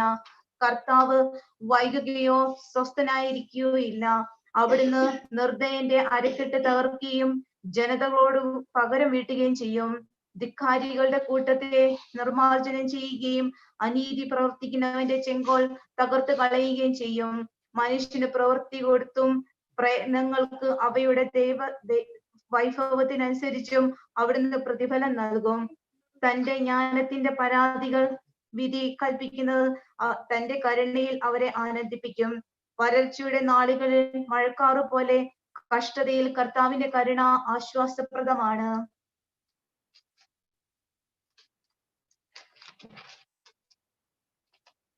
മുപ്പത്തിയാറാം അധ്യായം. ഇസ്രായേലിന്റെ രക്ഷയ്ക്ക് വേണ്ടി പ്രാർത്ഥന. എല്ലാത്തിന്റെയും ദൈവമായ കർത്താവെ, ഞങ്ങളെ കാരുണ്യപൂർവ്വം കടാക്ഷിക്കണമേ. എല്ലാ ജനതകളും അങ്ങയെ ഭയപ്പെടാൻ ഇടയാക്കണമേ. അന്യജനതകൾക്കെതിരെ അവിടുന്ന് കരമുയർത്തണമേ. അവിടുത്തെ ശക്തി അവർ ദർശിക്കട്ടെ. അവരുടെ മുമ്പിൽ ഞങ്ങൾ അങ്ങയെ മഹത്വപ്പെടുത്തുന്നത് പോലെ ഞങ്ങളുടെ മുൻപിൽ അവർ അവിടുത്തെ മഹത്വപ്പെടുത്തുവാൻ ഇടയാക്കണമേ. കർത്താവെ, ഞങ്ങൾ അങ്ങയെ അറിഞ്ഞതുപോലെ അവരും അങ്ങയെ അറിയുകയും അങ്ങല്ലാതെ മറ്റൊരു ദൈവമില്ലെന്ന് മനസ്സിലാക്കുകയും ചെയ്യട്ടെ. അടയാളങ്ങളും അത്ഭുതങ്ങളും വീണ്ടും പ്രവർത്തിച്ച് അങ്ങയുടെ കരബലം പ്രകടമാക്കണമേ. കോപത്തെ ഉണർത്തി ക്രോധം വർഷിച്ച് ശത്രുക്കളെ നിശേഷം നശിപ്പിക്കണമേ. വാഗ്ദാനം അനുസരിച്ച് അങ്ങ് കാലത്തെ ത്വരിപ്പിക്കണമേ. അങ്ങയുടെ കരുത്തേറിയ പ്രവർത്തനങ്ങളെ ജനം പ്രകീർത്തിക്കട്ടെ. അവശേഷിക്കുന്നവൻ അങ്ങയുടെ കോപാഗ്നിയിൽ ദഹിക്കുകയും അവിടുത്തെ ജനത്തെ ദ്രോഹിക്കുന്നവർ നാശമടക്കുകയും ചെയ്യട്ടെ. ഞങ്ങൾക്ക് തുല്യം മറ്റാരുമില്ലെന്ന് ജ്വലിക്കുന്ന ശത്രു രാജാക്കന്മാരുടെ തല തകർക്കണമേ. യാക്കോബിന്റെ ഗോത്രങ്ങളെ ഒരുമിച്ച് കൂട്ടുകയും അവരുടെ അവകാശം മുമ്പിലത്തെ പോലെ അവർക്ക് നൽകുകയും ചെയ്യണമേ. കർത്താവെ, അങ്ങയുടെ നാമത്തിൽ വിളിക്കപ്പെട്ട ജനത്തിന്മേൽ ആദിജാതനെ പോലെ അങ്ങ് പരിഗണിച്ച ഇസ്രായേലിന്മേൽ കരുണയുണ്ടാകണമേ. അങ്ങയുടെ വിശുദ്ധ മന്ദിരം സ്ഥിതി ചെയ്യുന്ന നഗരത്തോട്, അങ്ങയുടെ വിശ്രമ സങ്കേതമായ ജെറുസലേമിനോട് കരുണ തോന്നണമേ. അങ്ങയുടെ അത്ഭുത പ്രവൃത്തികളുടെ ഘോഷം കൊണ്ടും സിയോനെ നിറയ്ക്കണമേ. അങ്ങയുടെ മഹത്വം കൊണ്ട് അങ്ങയുടെ ആലയത്തെയും അങ്ങയുടെ ആദ്യ സൃഷ്ടിക്ക് സാക്ഷ്യം നൽകണമേ. അങ്ങയുടെ നാമത്തിൽ അരുളി ചെയ്യപ്പെട്ട പ്രവചനങ്ങൾ പൂർത്തിയാക്കണമേ. അങ്ങേക്ക് വേണ്ടി കാത്തിരിക്കുന്നവർക്ക് പ്രതിഫലം നൽകണമേ. അങ്ങയുടെ പ്രവാചകന്മാരുടെ വിശ്വാസ്യത തെളിയട്ടെ. കർത്താവെ, അങ്ങയുടെ ജനത്തിന് അഹറോൻ നൽകിയ അനുഗ്രഹത്തിനൊത്ത് അങ്ങയുടെ ദാസരുടെ പ്രാർത്ഥന കേൾക്കണമേ. അങ്ങാണ് യുഗങ്ങളുടെ ദൈവമായ കർത്താവെന്നു ഭൂമിയുള്ള സകല ജനതകളും അറിയട്ടെ. ശ്രേഷ്ഠമായത് തിരഞ്ഞെടുക്കുക. ഉദരം ഏത് ഭക്ഷണത്തെയും സ്വീകരിക്കുന്നു, എങ്കിലും അവയ്ക്ക് തമ്മിൽ ഭേദമുണ്ട്. നാവ് രുചിച്ചുകൊണ്ട് ഇറച്ചി തിരിച്ചറിയുന്നത് പോലെ സൂക്ഷ്മ ബുദ്ധി വ്യാജവാക്ക് തിരിച്ചറിയുന്നു. കുടില ബുദ്ധി ദുഃഖം വിതയ്ക്കുന്നു. അനുഭവ സമ്പന്നൻ അതിന് പകരം വീട്ടും. സ്ത്രീ ഏത് പുരുഷനെയും സ്വീകരിക്കും, എന്നാൽ പുരുഷൻ എല്ലാ സ്ത്രീകളെയും അനുരൂപികളായി പരിഗണിക്കുന്നില്ല. സ്ത്രീയുടെ സൗന്ദര്യം പുരുഷനെ സന്തുഷ്ടനാക്കുന്നു. മറ്റെല്ലാ ആഗ്രഹങ്ങൾക്കും ഉപരിയാണത്. അവളുടെ സംഭാഷണം വിനയവും സൗമ്യതയും നിറഞ്ഞതാണെങ്കിൽ അവളുടെ ഭർത്താവ് മറ്റുള്ളവരെക്കാൾ ഭാഗ്യവാനാണ്. ഭാര്യയാണ് പുരുഷന്റെ ഏറ്റവും വലിയ സമ്പത്ത്. അവന്റെ തുണയും താങ്ങും അവൾ തന്നെ. വേലി ഇല്ലാത്ത വസ്തു കൊള്ള ചെയ്യപ്പെടും. ഭാര്യയില്ലാത്തവൻ നെടുവീർപ്പിട്ടുകൊണ്ട് അലഞ്ഞു നടക്കും. നഗരം തോറും ചുറ്റി നടക്കുന്ന കൊള്ളക്കാരെ ആര് വിശ്വസിക്കും? അതുപോലെ വീടില്ലാതെ അലഞ്ഞു നടക്കുകയും എത്തുന്നിടത്ത് അന്തി ഉറങ്ങുകയും ചെയ്യുന്നവനെ ആര് വിശ്വസിക്കും? 37-ാം അധ്യായം. യഥാർത്ഥ സ്നേഹിതൻ. ഞാനും നിന്റെ സ്നേഹിതനാണെന്ന് എല്ലാവരും പറയും, എന്നാൽ ചിലർ നാമമാത്ര സുഹൃത്തുക്കളാണ്. സ്നേഹിതൻ ശത്രുവായി മാറുന്നത് മരണതുല്യമായ ദുഃഖമല്ലേ? ദുഷിച്ച ഭാവനയെ ലോകത്തെ വഞ്ചന കൊണ്ട് നിറയ്ക്കാൻ നീ എന്തിനുണ്ടായി? ചില സ്നേഹിതന്മാർ കൂട്ടുകാരന്റെ സന്തോഷത്തിൽ ആനന്ദിക്കുന്നു, എന്നാൽ ആപത്ത് വരുമ്പോൾ അവനെതിരായി തിരിയുന്നു. ചിലർ സ്നേഹിതനെ സഹായിക്കുന്നത് ഉദരപൂർണതയ്ക്ക് വേണ്ടിയാണ്, എങ്കിലും യുദ്ധം വരുമ്പോൾ അവർ അവന് വേണ്ടി പരിചയായി നിൽക്കും. സ്നേഹിതനെ മറക്കരുത്. നിന്റെ ഐശ്വര്യകാലത്ത് അവനെ അവഗണിക്കരുത്. എല്ലാ ഉപദേശകരും മാർഗനിർദ്ദേശം നൽകുന്നു, എന്നാൽ ചിലരുടെ ഉപദേശവും സ്വാർത്ഥപരമാണ്. ഉപദേശകനെ സൂക്ഷിച്ചു കൊള്ളുക. ആദ്യം അവന്റെ ലക്ഷ്യം ഗ്രഹണം. അവൻ നിന്നെ ചതിച്ചെന്നു വരാം. സ്വാർത്ഥ ലാഭമായിരിക്കാം അവന്റെ ഉന്നം. നിന്റെ മാർഗം സുരക്ഷിതമാണ് എന്ന് പറഞ്ഞിട്ടും നിനക്ക് എന്ത് സംഭവിക്കുന്നു എന്ന് കാണാൻ അവൻ മാറി നിൽക്കും. നിന്നെ സംശയിക്കുന്നവനോട് ഉപദേശം ചോദിക്കരുത്. അസൂയാലുവിനോട് നിന്റെ ലക്ഷ്യം വെളിപ്പെടുത്തരുത്. സ്ത്രീയോട് അവളുടെ പ്രതിധ്വനിയെ പറ്റിയോ, ഭീരുവിനോട് യുദ്ധത്തെ പറ്റിയോ, വ്യാപാരിയോട് വിലയെ പറ്റിയോ, വാങ്ങുന്നവനോട് വിൽപ്പനയെ പറ്റിയോ, വിദ്വേഷിയോട് നന്ദിയെ പറ്റിയോ, ക്രൂരനോട് കരുണയെ പറ്റിയോ, അലസനോട് അധ്വാനത്തെ പറ്റിയോ, 1 വർഷത്തേക്ക് കൂലി കൊടുത്തവനോട് ജോലി പൂർത്തിയാക്കുന്നതിനെ പറ്റിയോ, മടിയനായ ദാസനോട് വലിയ ഉദ്യമത്തെ പറ്റിയോ ആലോചന നടത്തരുത്. ഇത്തരക്കാരോട് ഉപദേശം തേടരുത്. ദൈവഭക്തനും കൽപ്പനകൾ പാലിക്കുന്നവനെന്ന് ഉറപ്പുള്ളവനും നിന്റെ സ്വഭാവത്തിന് ഇണങ്ങുന്നവനും നിന്റെ പരാജയത്തിൽ സഹതപിക്കുന്നവനുമായ ഒരുവനോട് എപ്പോഴും ഒട്ടി നിൽക്കുക. നിന്റെ ഹൃദയത്തിന്റെ ഉപദേശം സ്വീകരിക്കുക. അതിനേക്കാൾ വിശ്വാസമായി എന്തുണ്ട്? ഗോപുരത്തിന് മുകളിലിരുന്ന് നിരീക്ഷിക്കുന്ന 7 പേരെക്കാൾ നിന്റെ ഹൃദയമാണ് കൂടുതൽ വിവരങ്ങൾ നൽകുന്നത്. എല്ലാറ്റിനുമുപരി സത്യമാർഗത്തിൽ നിന്നെ നയിക്കുന്നതിന് അത്യുന്നതനോട് പ്രാർത്ഥിക്കാം. യഥാർത്ഥ ജ്ഞാനി. ചിന്തയാണ് എല്ലാ പ്രവൃത്തിയുടെയും ആരംഭം. എല്ലാ ഉദ്യമവും ആലോചനയുടെ തുടർച്ചയാണ്. നിന്റെ ഹൃദയത്തിൽ വേരൂന്നിയിരിക്കുന്നു. അതിന് 4 ശാഖകളുണ്ട്: നന്മയും തിന്മയും, ജീവനും മരണവും. നാവാണ് ഇവയുടെ നിയന്താവ്. മറ്റുള്ളവരെ ഉപദേശിക്കുന്ന സമർത്ഥന്മാരുണ്ട്. സ്വന്തം കാര്യത്തിൽ അവർ ബുദ്ധിശൂന്യമായി പെരുമാറുന്നു. വാചാലതയുള്ളവനും ശത്രുക്കളെ സമ്പാദിക്കാം. പട്ടിണിയാണ് അവന്റെ അനുഭവം. ഒന്നിനും ജ്ഞാനമില്ലാത്തത് കൊണ്ട് കർത്താവ് അവനെ അനുഗ്രഹിച്ചില്ല. തൻ കാര്യത്തിൽ ജ്ഞാനിയായവന്റെ ജ്ഞാനം അവന്റെ വാക്കുകളിൽ ഒതുങ്ങും. ജ്ഞാനി സ്വന്തം ജനത്തെ ഉപദേശിക്കും. അവന്റെ വിവേകത്തിന്റെ ഫലം വിശ്വസനീയമാണ്. ജ്ഞാനിയുടെ മേൽ സ്തുതി കുന്നുകൂടും. കാണുന്നവരെല്ലാം അവനെ ഭാഗ്യവാൻ എന്ന് വിളിക്കും. മനുഷ്യന്റെ ദിനങ്ങൾ പരിമിതമാണ്, ഇസ്രായേലിന്റെ ദിനങ്ങൾ സംഖ്യാതീതവും. ജ്ഞാനി സ്വജനമധ്യേ ആദരം നേടും, അവന്റെ നാമം അനശ്വരമാകും. മകനെ, ജീവിച്ചിരിക്കുമ്പോൾ ആത്മശോധന നടത്തുക, ഹാനികരമായത് ചെയ്യരുത്. എല്ലാവർക്കും എല്ലാം നന്നല്ല, എല്ലാവരും എല്ലാം ആസ്വദിക്കുന്നുമില്ല. ആഡംബരത്തിൽ അതിര് കവിഞ്ഞ് അഭിനിവേശമരുത്, ഭക്ഷണത്തിൽ ആർത്തി കാണിക്കരുത്. അമിതാഹാരം രോഗത്തിന് കാരണമാകുന്നു, അമിത ഭോജനം ദഹനം ക്ഷയം ഉണ്ടാക്കുന്നു. അമിത ഭോജനം അനേകരുടെ മരണത്തിന് ഇടയാക്കുന്നുണ്ട്, അത് നിയന്ത്രിക്കുവാൻ ദീർഘായുസ്സുണ്ടാകും. 38-ാം അധ്യായം. വൈദ്യന് രോഗശാന്തിയും. വൈദ്യനെ ബഹുമാനിക്കുക, നിനക്ക് അവനെ ആവശ്യമുണ്ട്. കർത്താവാണ് അവനെ നിയോഗിച്ചത്. വൈദ്യന്റെ ജ്ഞാനം അത്യുന്നതത്തിൽ നിന്നും വരുന്നു, രാജാവ് അവനെ സമ്മാനിക്കുന്നു. വൈദ്യന്റെ വൈഭവം അവനെ ഉന്നതനാക്കുന്നു, മഹാന്മാർ അവനെ പ്രശംസിക്കുന്നു. കർത്താവ് ഭൂമിയിൽ നിന്ന് ഔഷധങ്ങൾ സൃഷ്ടിച്ചു, ബുദ്ധിയുള്ളവൻ അവയെ അവഗണിക്കുകയില്ല. അവിടുന്ന് വെള്ളത്തെ തടിക്കഷ്ണം കൊണ്ട് മധുരീകരിച്ച് തന്റെ ശക്തി വെളിപ്പെടുത്തുകയില്ലേ? മനുഷ്യന്റെ അത്ഭുത കൃത്യങ്ങൾ മഹത്വപ്പെടുത്തേണ്ടതിന് അവിടുന്ന് മനുഷ്യർക്ക് സിദ്ധികൾ നൽകി. അത് മുഖേന അവർ വേദന മാറ്റുകയും രോഗം സുഖമാക്കുകയും ചെയ്യുന്നു. ഔഷധ നിർമ്മാതാവ് അതുപയോഗിച്ച് മിശ്രിതം ഉണ്ടാക്കുന്നു. അവിടുത്തെ പ്രവൃത്തികൾക്ക് അന്തമില്ല. ഭൂമുഖത്തെ അവിടുന്ന് ആരോഗ്യം വ്യാപിപ്പിക്കുന്നു. മകനെ, രോഗം വരുമ്പോൾ ഉദാസീനനാകാതെ കർത്താവിനോട് പ്രാർത്ഥിക്കുക, അവിടുന്ന് നിന്നെ സുഖപ്പെടുത്തും. നീ തെറ്റുകൾ തിരുത്തി നേരായ മാർഗത്തിലേക്ക് തിരിയുകയും ഹൃദയത്തിൽ നിന്ന് പാപം കഴുകിക്കളയുകയും ചെയ്യുക.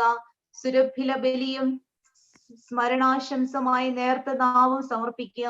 കാഴ്ച വസ്തുക്കളിൽ കഴിവിനൊത്ത് എണ്ണ പകരുക. വൈദ്യന് അർഹമായ സ്ഥാനം നൽകുക.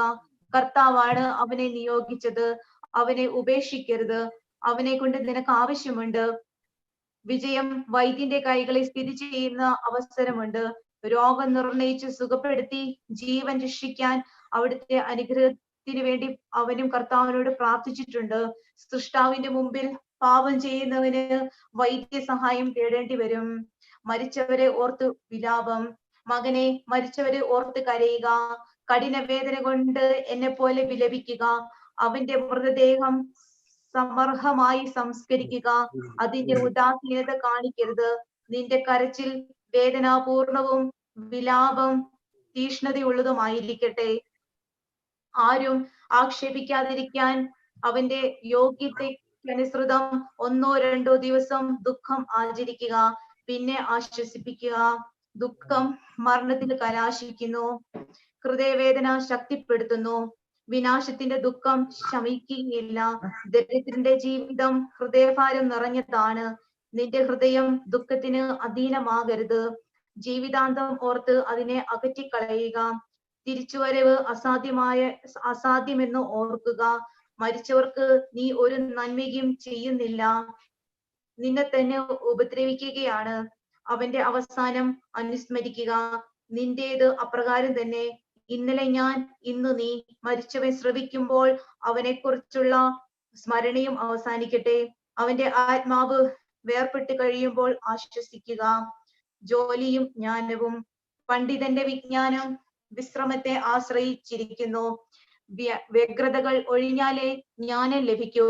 കലപ്പ പിടിക്കുകയും ചാട്ടയിൽ അഭിമാനിക്കുകയും ചെയ്യുന്നവൻ കാളുകളെ തെളിക്കുകയും നോക്കുകയും അവയെപ്പറ്റി സംസാരിക്കുകയും ചെയ്യുന്നവൻ എങ്ങനെ വിജ്ഞാനനാകും? അവൻ ഉഴവുചാലുകളെ പറ്റി ചിന്തിക്കുകയും പശുക്കുട്ടികൾക്കുള്ള തീറ്റയുടെ കാര്യത്തിൽ ശ്രദ്ധിക്കുകയും ചെയ്യുന്നു. രാവും പകലും അധ്വാനിച്ച് മുദ്ര കൊത്തുപണിക്കാരും കരവേല വിദഗ്ധരും ഇങ്ങനെ തന്നെ. പുതിയ രൂപങ്ങൾ നിർമ്മിക്കുന്നതിലും ചൈതന്യമുള്ള ചിത്രങ്ങൾ രചിക്കുന്നതിലും പണിക്കുറ തീർക്കുന്നതിലും അവർ മനസ്സിരുത്തുന്നു. ഉലയൂതുന്ന ഇരുമ്പ് പണിക്കാരനും അങ്ങനെ തന്നെ.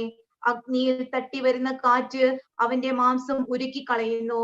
ഉലയിലെ ചൂടേറ്റ് അവൻ ഇല്ലാതാക്കുന്നു. കൂട മടിക്കുന്ന ശബ്ദമാണ് അവന്റെ കാതുകളിൽ. അവന്റെ കണ്ണുകൾ പണിത്തരങ്ങളുടെ രൂപഭംഗിയിൽ പതിയുന്നു. അവ പണിക്കൂറ തീർത്ത് അലങ്കരിക്കാൻ അവൻ ദത്തശ്രദ്ധനാണ്. കാലുകൊണ്ട് ചക്രം തിരിച്ച് ജോലി ചെയ്യുന്ന കുശവനും അങ്ങനെ തന്നെ. അവൻ സർവദാ കൃത്യനിർവഹണത്തിൽ മുഴുകിയിരിക്കുന്നു. എണ്ണം നോക്കിയാണ് അവന്റെ പ്രയത്നം നിർണയിക്കുന്നത്. അവൻ കൈകൊണ്ട് കളിമണ്ണ് രൂപം കൊടുക്കുന്നു, കാലുകൊണ്ട് കുഴിച്ചു പാകമാക്കുന്നു. മിനുക്കുന്നതിൽ അവൻ ശ്രദ്ധ പതിക്കുന്നു, തീച്ചൂള വൃത്തിയാക്കുന്നതിലും അവൻ ശ്രദ്ധിക്കുന്നു. ഇവരെല്ലാം കരവിരുതിനെ ആശ്രയിച്ചിരിക്കുന്നു. ഓരോരുത്തരും തന്താങ്ങളുടെ തൊഴിലിൽ സമർത്ഥരാണ്. അവരെ കൂടാതെ നഗരം പണിയാനാവില്ല. ആളുകൾക്ക് ഇവിടെ വരുന്നതിനോ താമസിക്കുന്നതിനോ സാധിക്കുകയില്ല. എങ്കിലും പൗരസമിതികളിലേക്ക് അവർ വിളിക്കപ്പെടുന്നില്ല. പൊതുസഭയിൽ അവർക്ക് പ്രാമുഖ്യമില്ല. ന്യായാസനത്തിൽ അവർ ഇരിക്കുന്നില്ല. വിധി പ്രസ്താവനം അവർ ഗ്രഹിക്കുന്നില്ല. അനുശാസനമോ വിധി പ്രസ്താവമോ വ്യാഖ്യാനിക്കാൻ അവർക്ക് സാധിക്കുകയില്ല. ആപദ്വാക്യങ്ങൾ അവർ പ്രയോഗിക്കുന്നില്ല. എന്നാൽ ലോകത്തിന്റെ ഘടന അവർ നിലനിർത്തുന്നു. തങ്ങളുടെ തൊഴിലിനെ കുറിച്ചാണ് അവരുടെ പ്രാർത്ഥന. 39-ാം അധ്യായം. നിയമപണ്ഡിതൻ. അത്യുന്നതന്റെ നിയമങ്ങൾ പഠിക്കുന്നതിൽ താല്പര്യമുള്ളവൻ എല്ലാ പൗരാണിക ജ്ഞാനവും ആരാഞ്ഞ് അറിയുകയും പ്രവചനങ്ങളിൽ ഔത്സുക്യം പ്രദർശിപ്പിക്കുകയും ചെയ്യും. അവൻ വിശ്രുതരുടെ വാക്ക് വിലമതിക്കാതിരിക്കുകയും ഉപമകളുടെ പൊരുൾ സൂക്ഷ്മമായി അപഗ്രഹിക്കുകയും ചെയ്യും. അവർ ആപദ്വാക്യങ്ങളുടെ അന്തരാർത്ഥം തേടുകയും ഉപമകളുടെ നിഗൂഢതകളെ സ്വായത്തമാക്കുകയും ചെയ്യുന്നു. അവൻ മഹാന്മാരെ സേവിക്കുന്നു. ഭരണാധിപരുടെ മുൻപിലും അവന് പ്രവേശനമുണ്ട്. വിദേശ രാജ്യങ്ങൾ അവർ സഞ്ചരിക്കും. മനുഷ്യരുടെ നന്മ തിന്മകൾ അവർ വേർതിരിച്ചറിയുന്നു. സൃഷ്ടാവായ കർത്താവിനെ അന്വേഷിക്കാൻ അവൻ അതിരാവിലെ താല്പര്യപൂർവ്വം എഴുന്നേൽക്കുന്നു. അവൻ അത്യുന്നതന്റെ മുൻപിൽ പ്രാർത്ഥനകൾ അർപ്പിക്കുന്നു. അവർ പാപമോചനത്തിനായി യാചിക്കുന്നു. സർവശക്തനായ കർത്താവ് കനിഞ്ഞാൽ ജ്ഞാനത്തിന്റെ ചൈതന്യം അവനിൽ നിറയും. വിജ്ഞാന വചസ്സുകൾ പൊഴിഞ്ഞ് പ്രാർത്ഥനാപൂർവം അവൻ കർത്താവിന് നന്ദി പറയും. അവന്റെ ചിന്തയും അറിവും നേരായ മാർഗത്തിലേക്ക് തിരിയും. അവിടുന്ന് രഹസ്യങ്ങളെ കുറിച്ച് ധ്യാനിക്കുകയും ചെയ്യും. അവർ പ്രബോധനങ്ങളിലൂടെ അറിവ് പ്രകടമാക്കുകയും കർത്താവിന്റെ ഉടമ്പടി നിർബന്ധനങ്ങളിൽ അഭിമാനം കൊള്ളുകയും ചെയ്യും. അനേകർ അവന്റെ ജ്ഞാനത്തെ പുകഴ്ത്തും. അതൊരിക്കലും മാഞ്ഞു പോവുകയില്ല. അവന്റെ സ്മരണ അപ്രത്യക്ഷമാവുകയില്ല. അവന്റെ നാമം തലമുറകളോടെ ജീവിക്കും. ജനതകൾ അവന്റെ വിജ്ഞാനം പ്രഘോഷിക്കും. സമൂഹം അവന്റെ സ്തുതി ഉദ്ഘോഷിക്കും. ദീർഘകാലം ജീവിച്ചിരുന്നാൽ ആയിരങ്ങളുടേതിനേക്കാൾ ശ്രേഷ്ഠമായ ഒരു നാമം അവൻ അവശേഷിപ്പിക്കും. അവർ മരണമടഞ്ഞാലും അത് നിലനിൽക്കും. സൃഷ്ടാവായ ദൈവത്തിന് സ്തുതി. സുചിന്തമായ കാര്യങ്ങൾ എനിക്ക് ഇനിയും പറയാനുണ്ട്. പൂർണ്ണചന്ദ്രനെ പോലെ ഞാൻ പൂരിതനാണ്. വിശ്വസ്തന്മാരായ പുത്രന്മാരെ, എന്റെ വാക്കുകൾ കേട്ട് അരുവിക്കരയിലെ പനിനീർ ചെടി പോലെ മൊട്ടിടുവിൻ. കുന്തുരുക്കം പോലെ സൗരഭ്യം പരത്തുകയും ലില്ലി പോലെ പൂവണിയുകയും ചെയ്യുവിൻ. സുഗന്ധം പരത്തുകയും സ്തുതിഗീതം ആലപിക്കുകയും ചെയ്യുവിൻ. കർത്താവിന്റെ എല്ലാ പ്രവൃത്തികളും നിമിത്തം അവിടുത്തെ വാഴ്ത്തുവിൻ. സ്തുതികളോടെ ഗാനാലാപത്തോടും വീണനാദത്തോടും കൂടെ അവിടുത്തെ നാമത്തെ മഹത്വപ്പെടുത്തുകയും അവിടുത്തോട് നന്ദി പറയുകയും ചെയ്യുവിൻ. നിങ്ങൾ ഇങ്ങനെ പറയണം: എല്ലാം കർത്താവിന്റെ പ്രവൃത്തിയാണ്, അവയെല്ലാം അത്യുത്തമമാണ്. അവിടുന്ന് കൽപ്പിക്കുന്നതൊക്കെയും അവിടുത്തെ നാമത്തിൽ നിർവഹിക്കപ്പെടും. എന്തുകൊണ്ട് എന്നിങ്ങനെ ആർക്കും ചോദിക്കാൻ സാധിക്കുകയില്ല. യഥാകാലം എല്ലാം വെളിവാകും. അവിടുന്ന് അരുളി ചെയ്തപ്പോൾ ജലം കുന്നുകൂടി. അവിടുന്ന് കൽപ്പിച്ചപ്പോൾ ജലാശയങ്ങൾ ഉണ്ടായി. അവിടുന്ന് കൽപ്പിക്കുമ്പോൾ അവിടുത്തെ ഇഷ്ടം നിറവേറുന്നു. അവിടുത്തെ രക്ഷാകര ശക്തിയെ പരിമിതമാക്കുക ആർക്കും സാധ്യമല്ല. മർത്യന്റെ പ്രവൃത്തികൾ അവിടുന്ന് കാണുന്നു. അവിടുത്തെ ദൃഷ്ടിയിൽ നിന്ന് ഒന്നും മറിഞ്ഞിരിക്കുന്നില്ല.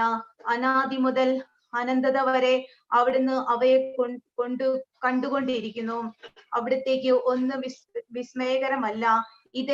എന്തുകൊണ്ട് എന്നിങ്ങനെ ആർക്കും ചോദിക്കാൻ സാധിക്കുകയില്ല. ഓരോന്നും സൃഷ്ടിക്കപ്പെട്ടിരിക്കുന്നത് നിശ്ചിത തോപയോഗത്തിലാണ്. അവിടുത്തെ അനുഗ്രഹം നദിയെ പോലെ വരണ്ട ഭൂമിയെ ആവരണം ചെയ്യുന്നു. വെള്ളപ്പൊക്കം പോലെ അതിനെ കുതിർക്കുന്നു. അവിടുത്തെ ശുദ്ധജലത്തെ ഉപ്പാക്കി അവിടുന്ന് ശുദ്ധജലത്തെ ഉപ്പാക്കി മാറ്റുന്നത് പോലെ ജനതകൾ അവിടുത്തെ കോപത്തിനിരയാകും. വിശുദ്ധർക്ക് അവിടുത്തെ മാർഗം ഋജുവാണ്. ദുഷ്ടർക്ക് പ്രതിബന്ധങ്ങൾ നിറഞ്ഞതും തിന്മ ദുഷ്ടർക്കെന്ന പോലെ നന്മ ശിഷ്ടർക്ക് വേണ്ടി ആദ്യം മുതൽ തന്നെ സൃഷ്ടിക്കപ്പെട്ടു. മനുഷ്യന്റെ ജീവിതത്തിലെ പ്രാഥമിക ആവശ്യങ്ങൾ ജലം, അഗ്നി, ഇരുമ്പ്, ഉപ്പ്, ഗോതമ്പ്, പാൽ, തേൻ, എണ്ണ ഇവയെല്ലാം നന്മയായും ദുഷ്ടർക്ക് തിന്മയായും പരിണമിക്കുന്നു.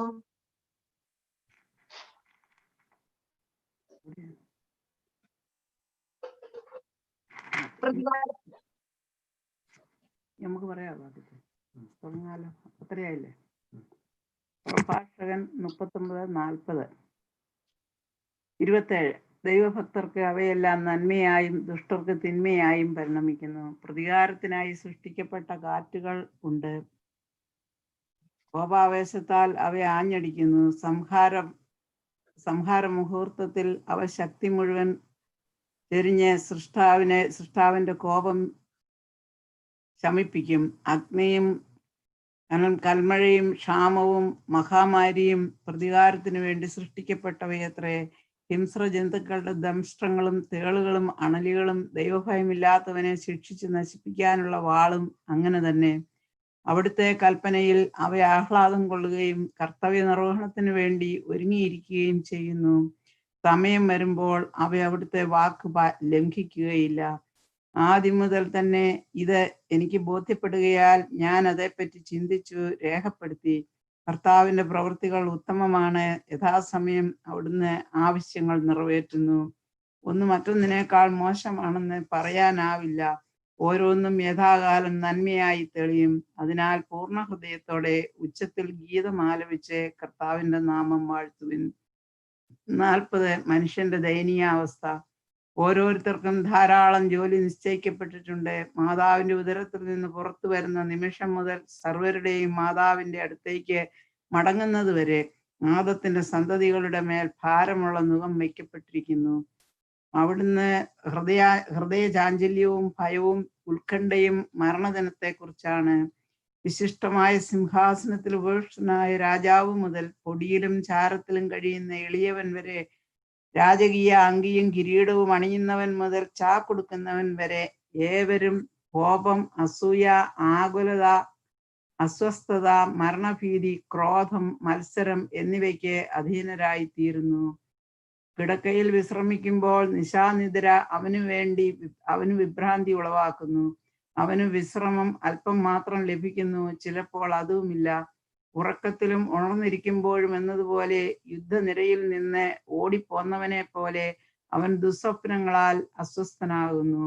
അവൻ ഞെട്ടിയുണരുകയും ദുസ്വപ്നങ്ങളാണെന്ന് അറിയുമ്പോൾ വിസ്മയിക്കുകയും ചെയ്യുന്നു. എല്ലാ ജീവികൾക്കും മനുഷ്യനും മൃഗങ്ങൾക്കും പാപികൾക്ക് 7 ഇരട്ടിയും മരണവും രക്തച്ചൊരിച്ചിലും കലഹവും വാളും ആപത്തും ക്ഷാമവും പീഡനവും മഹാമാരിയും വന്നു ചേരുന്നു. ഇവയെല്ലാം സൃഷ്ടിക്കപ്പെട്ടത് ദുഷ്ടർക്ക് വേണ്ടിയാണ്. അവർ നിമിത്തം ജലപ്രളയവും ഉണ്ടായി. മണ്ണിൽ നിന്ന് വന്നത് മണ്ണിലേക്കും ജലത്തിൽ നിന്ന് വന്നത് ജലത്തിലേക്കും മടങ്ങുന്നു. കൈക്കൂലിയും അനീതിയും നിർമാർജനം ചെയ്യപ്പെടും. വിശ്വസ്തത എന്നേക്കും നിലനിൽക്കും. അനീതി പ്രവർത്തിക്കുന്നവന്റെ സമ്പത്ത് കുത്തിയൊഴുക്ക് പോലെ പെട്ടെന്ന് അപ്രത്യക്ഷമാകും. ഭയാനകമായ ഇടിമുഴക്കം പോലെ തകർന്നു പോകും. ഔദാര്യശീലന് സന്തോഷം ലഭിക്കും. പാപികൾ നിശേഷം പരാജയപ്പെടും. ദൈവഭയമില്ലാത്തവന്റെ സന്തതി അധികം ശാഖ ചൂടുകയില്ല.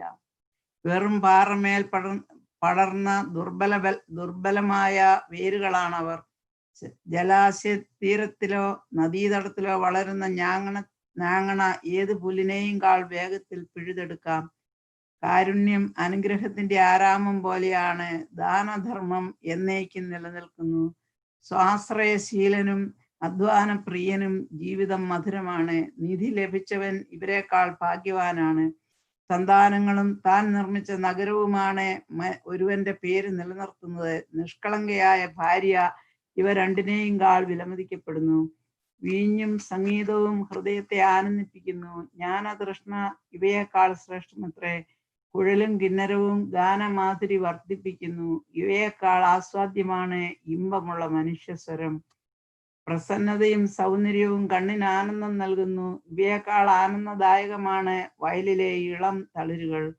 സുഹൃത്തോ സഹചാരിയോ എപ്പോഴും സ്വാഗതാർഹനാണ്. എന്നാൽ ഭാര്യാഭർത്താക്കന്മാരുടെ സന്ദർശനം അതിനേക്കാൾ ഹൃദ്യമാണ്. സഹോദരരും സഹായരും വിഷമസന്ധികളിൽ ഉപകരിക്കുന്നു. ദാനധർമ്മം ഇവരെക്കാൾ സുരക്ഷിതമായ അഭയമാണ്. സ്വർണവും വെള്ളിയും പാദങ്ങളെ ഉറപ്പിച്ചു നിർത്തുന്നു. സതുപദേശം ഇവയേക്കാൾ ശ്രേഷ്ഠമാണ്. ധനവും ബലവും ഹൃദയത്തെ ഉത്തേജിപ്പിക്കുന്നു. ദൈവഭക്തി ഇവയേക്കാൾ അഭികാമ്യമാണ്. ദൈവഭക്തന് അന്യസഹായം തേടേണ്ടതില്ല. ദൈവഭക്തി അനുഗ്രഹത്തിന്റെ ആരാമം പോലെയാണ്.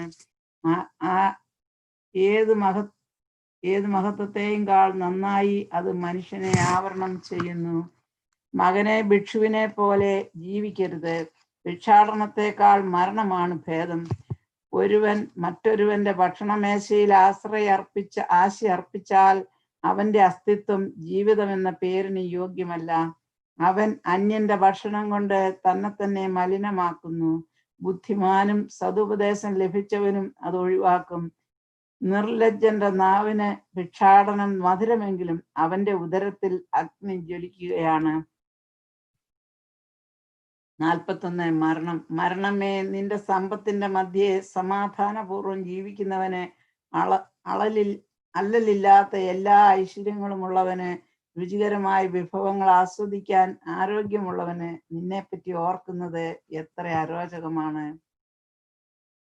മരണമേ, ദരിദ്രനും ശക്തി ക്ഷയിച്ചവനും വൃദ്ധനും അല്ലൽ നിറഞ്ഞവനും സഹിഷ്ണുത നഷ്ടപ്പെട്ട് സദാ നീരസം പ്രകടിപ്പിക്കുന്നവനും നിന്റെ വിധി എത്രയോ സ്വാഗതാർഹം. മരണവിധിയെ ഭയപ്പെടേണ്ട.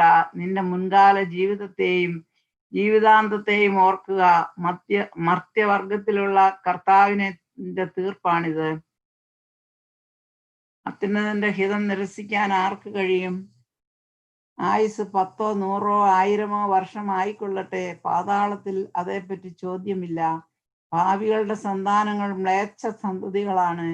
അവർ ദൈവമില്ലാത്തവരുടെ സങ്കേതങ്ങളിൽ സമ്മേളിക്കുന്നു. പാപികളുടെ സന്താനങ്ങളുടെ അവകാശം നശിച്ചു പോകും. അവരുടെ പിൻതലമുറ നിത്യനിന്ദയ്ക്ക് പാത്രമാകും. ദൈവഭയമില്ലാത്ത പിതാവിനെ മക്കൾ കുറ്റപ്പെടുത്തും. അവൻ നിമിത്തമാണ് അവർ നിന്നെ അനുഭവിക്കുന്നത്. അത്യുന്നത ദൈവത്തിന്റെ കൽപ്പനകൾ നിരസിച്ച ദൈവഭയമില്ലാത്ത ജനമേ, നിങ്ങൾക്ക് കഷ്ടം. നിങ്ങൾ ശാപത്തിലേക്കാണ് ജനിച്ചത്. മരണത്തിലും ശാപമാണ് നിങ്ങളുടെ വിധി. പൊടിയിൽ നിന്ന് വന്നവൻ പൊടിയിലേക്ക് മടങ്ങുന്നു. ദൈവഭയമില്ലാത്തവൻ ശാപത്തിൽ നിന്ന് നാശത്തിലേക്ക് പോകുന്നു. ശരീരനാശത്തെ പ്രതി മനുഷ്യൻ വിലപിക്കുന്നു. എന്നാൽ പാപികളുടെ പേര് പോലും മാഞ്ഞു പോകും. തൽകീർത്തിയിൽ ശ്രദ്ധാലുവായിരിക്കുക. 1000 സ്വർണ നിക്ഷേപങ്ങളെക്കാൾ അത് അക്ഷയമാണ്.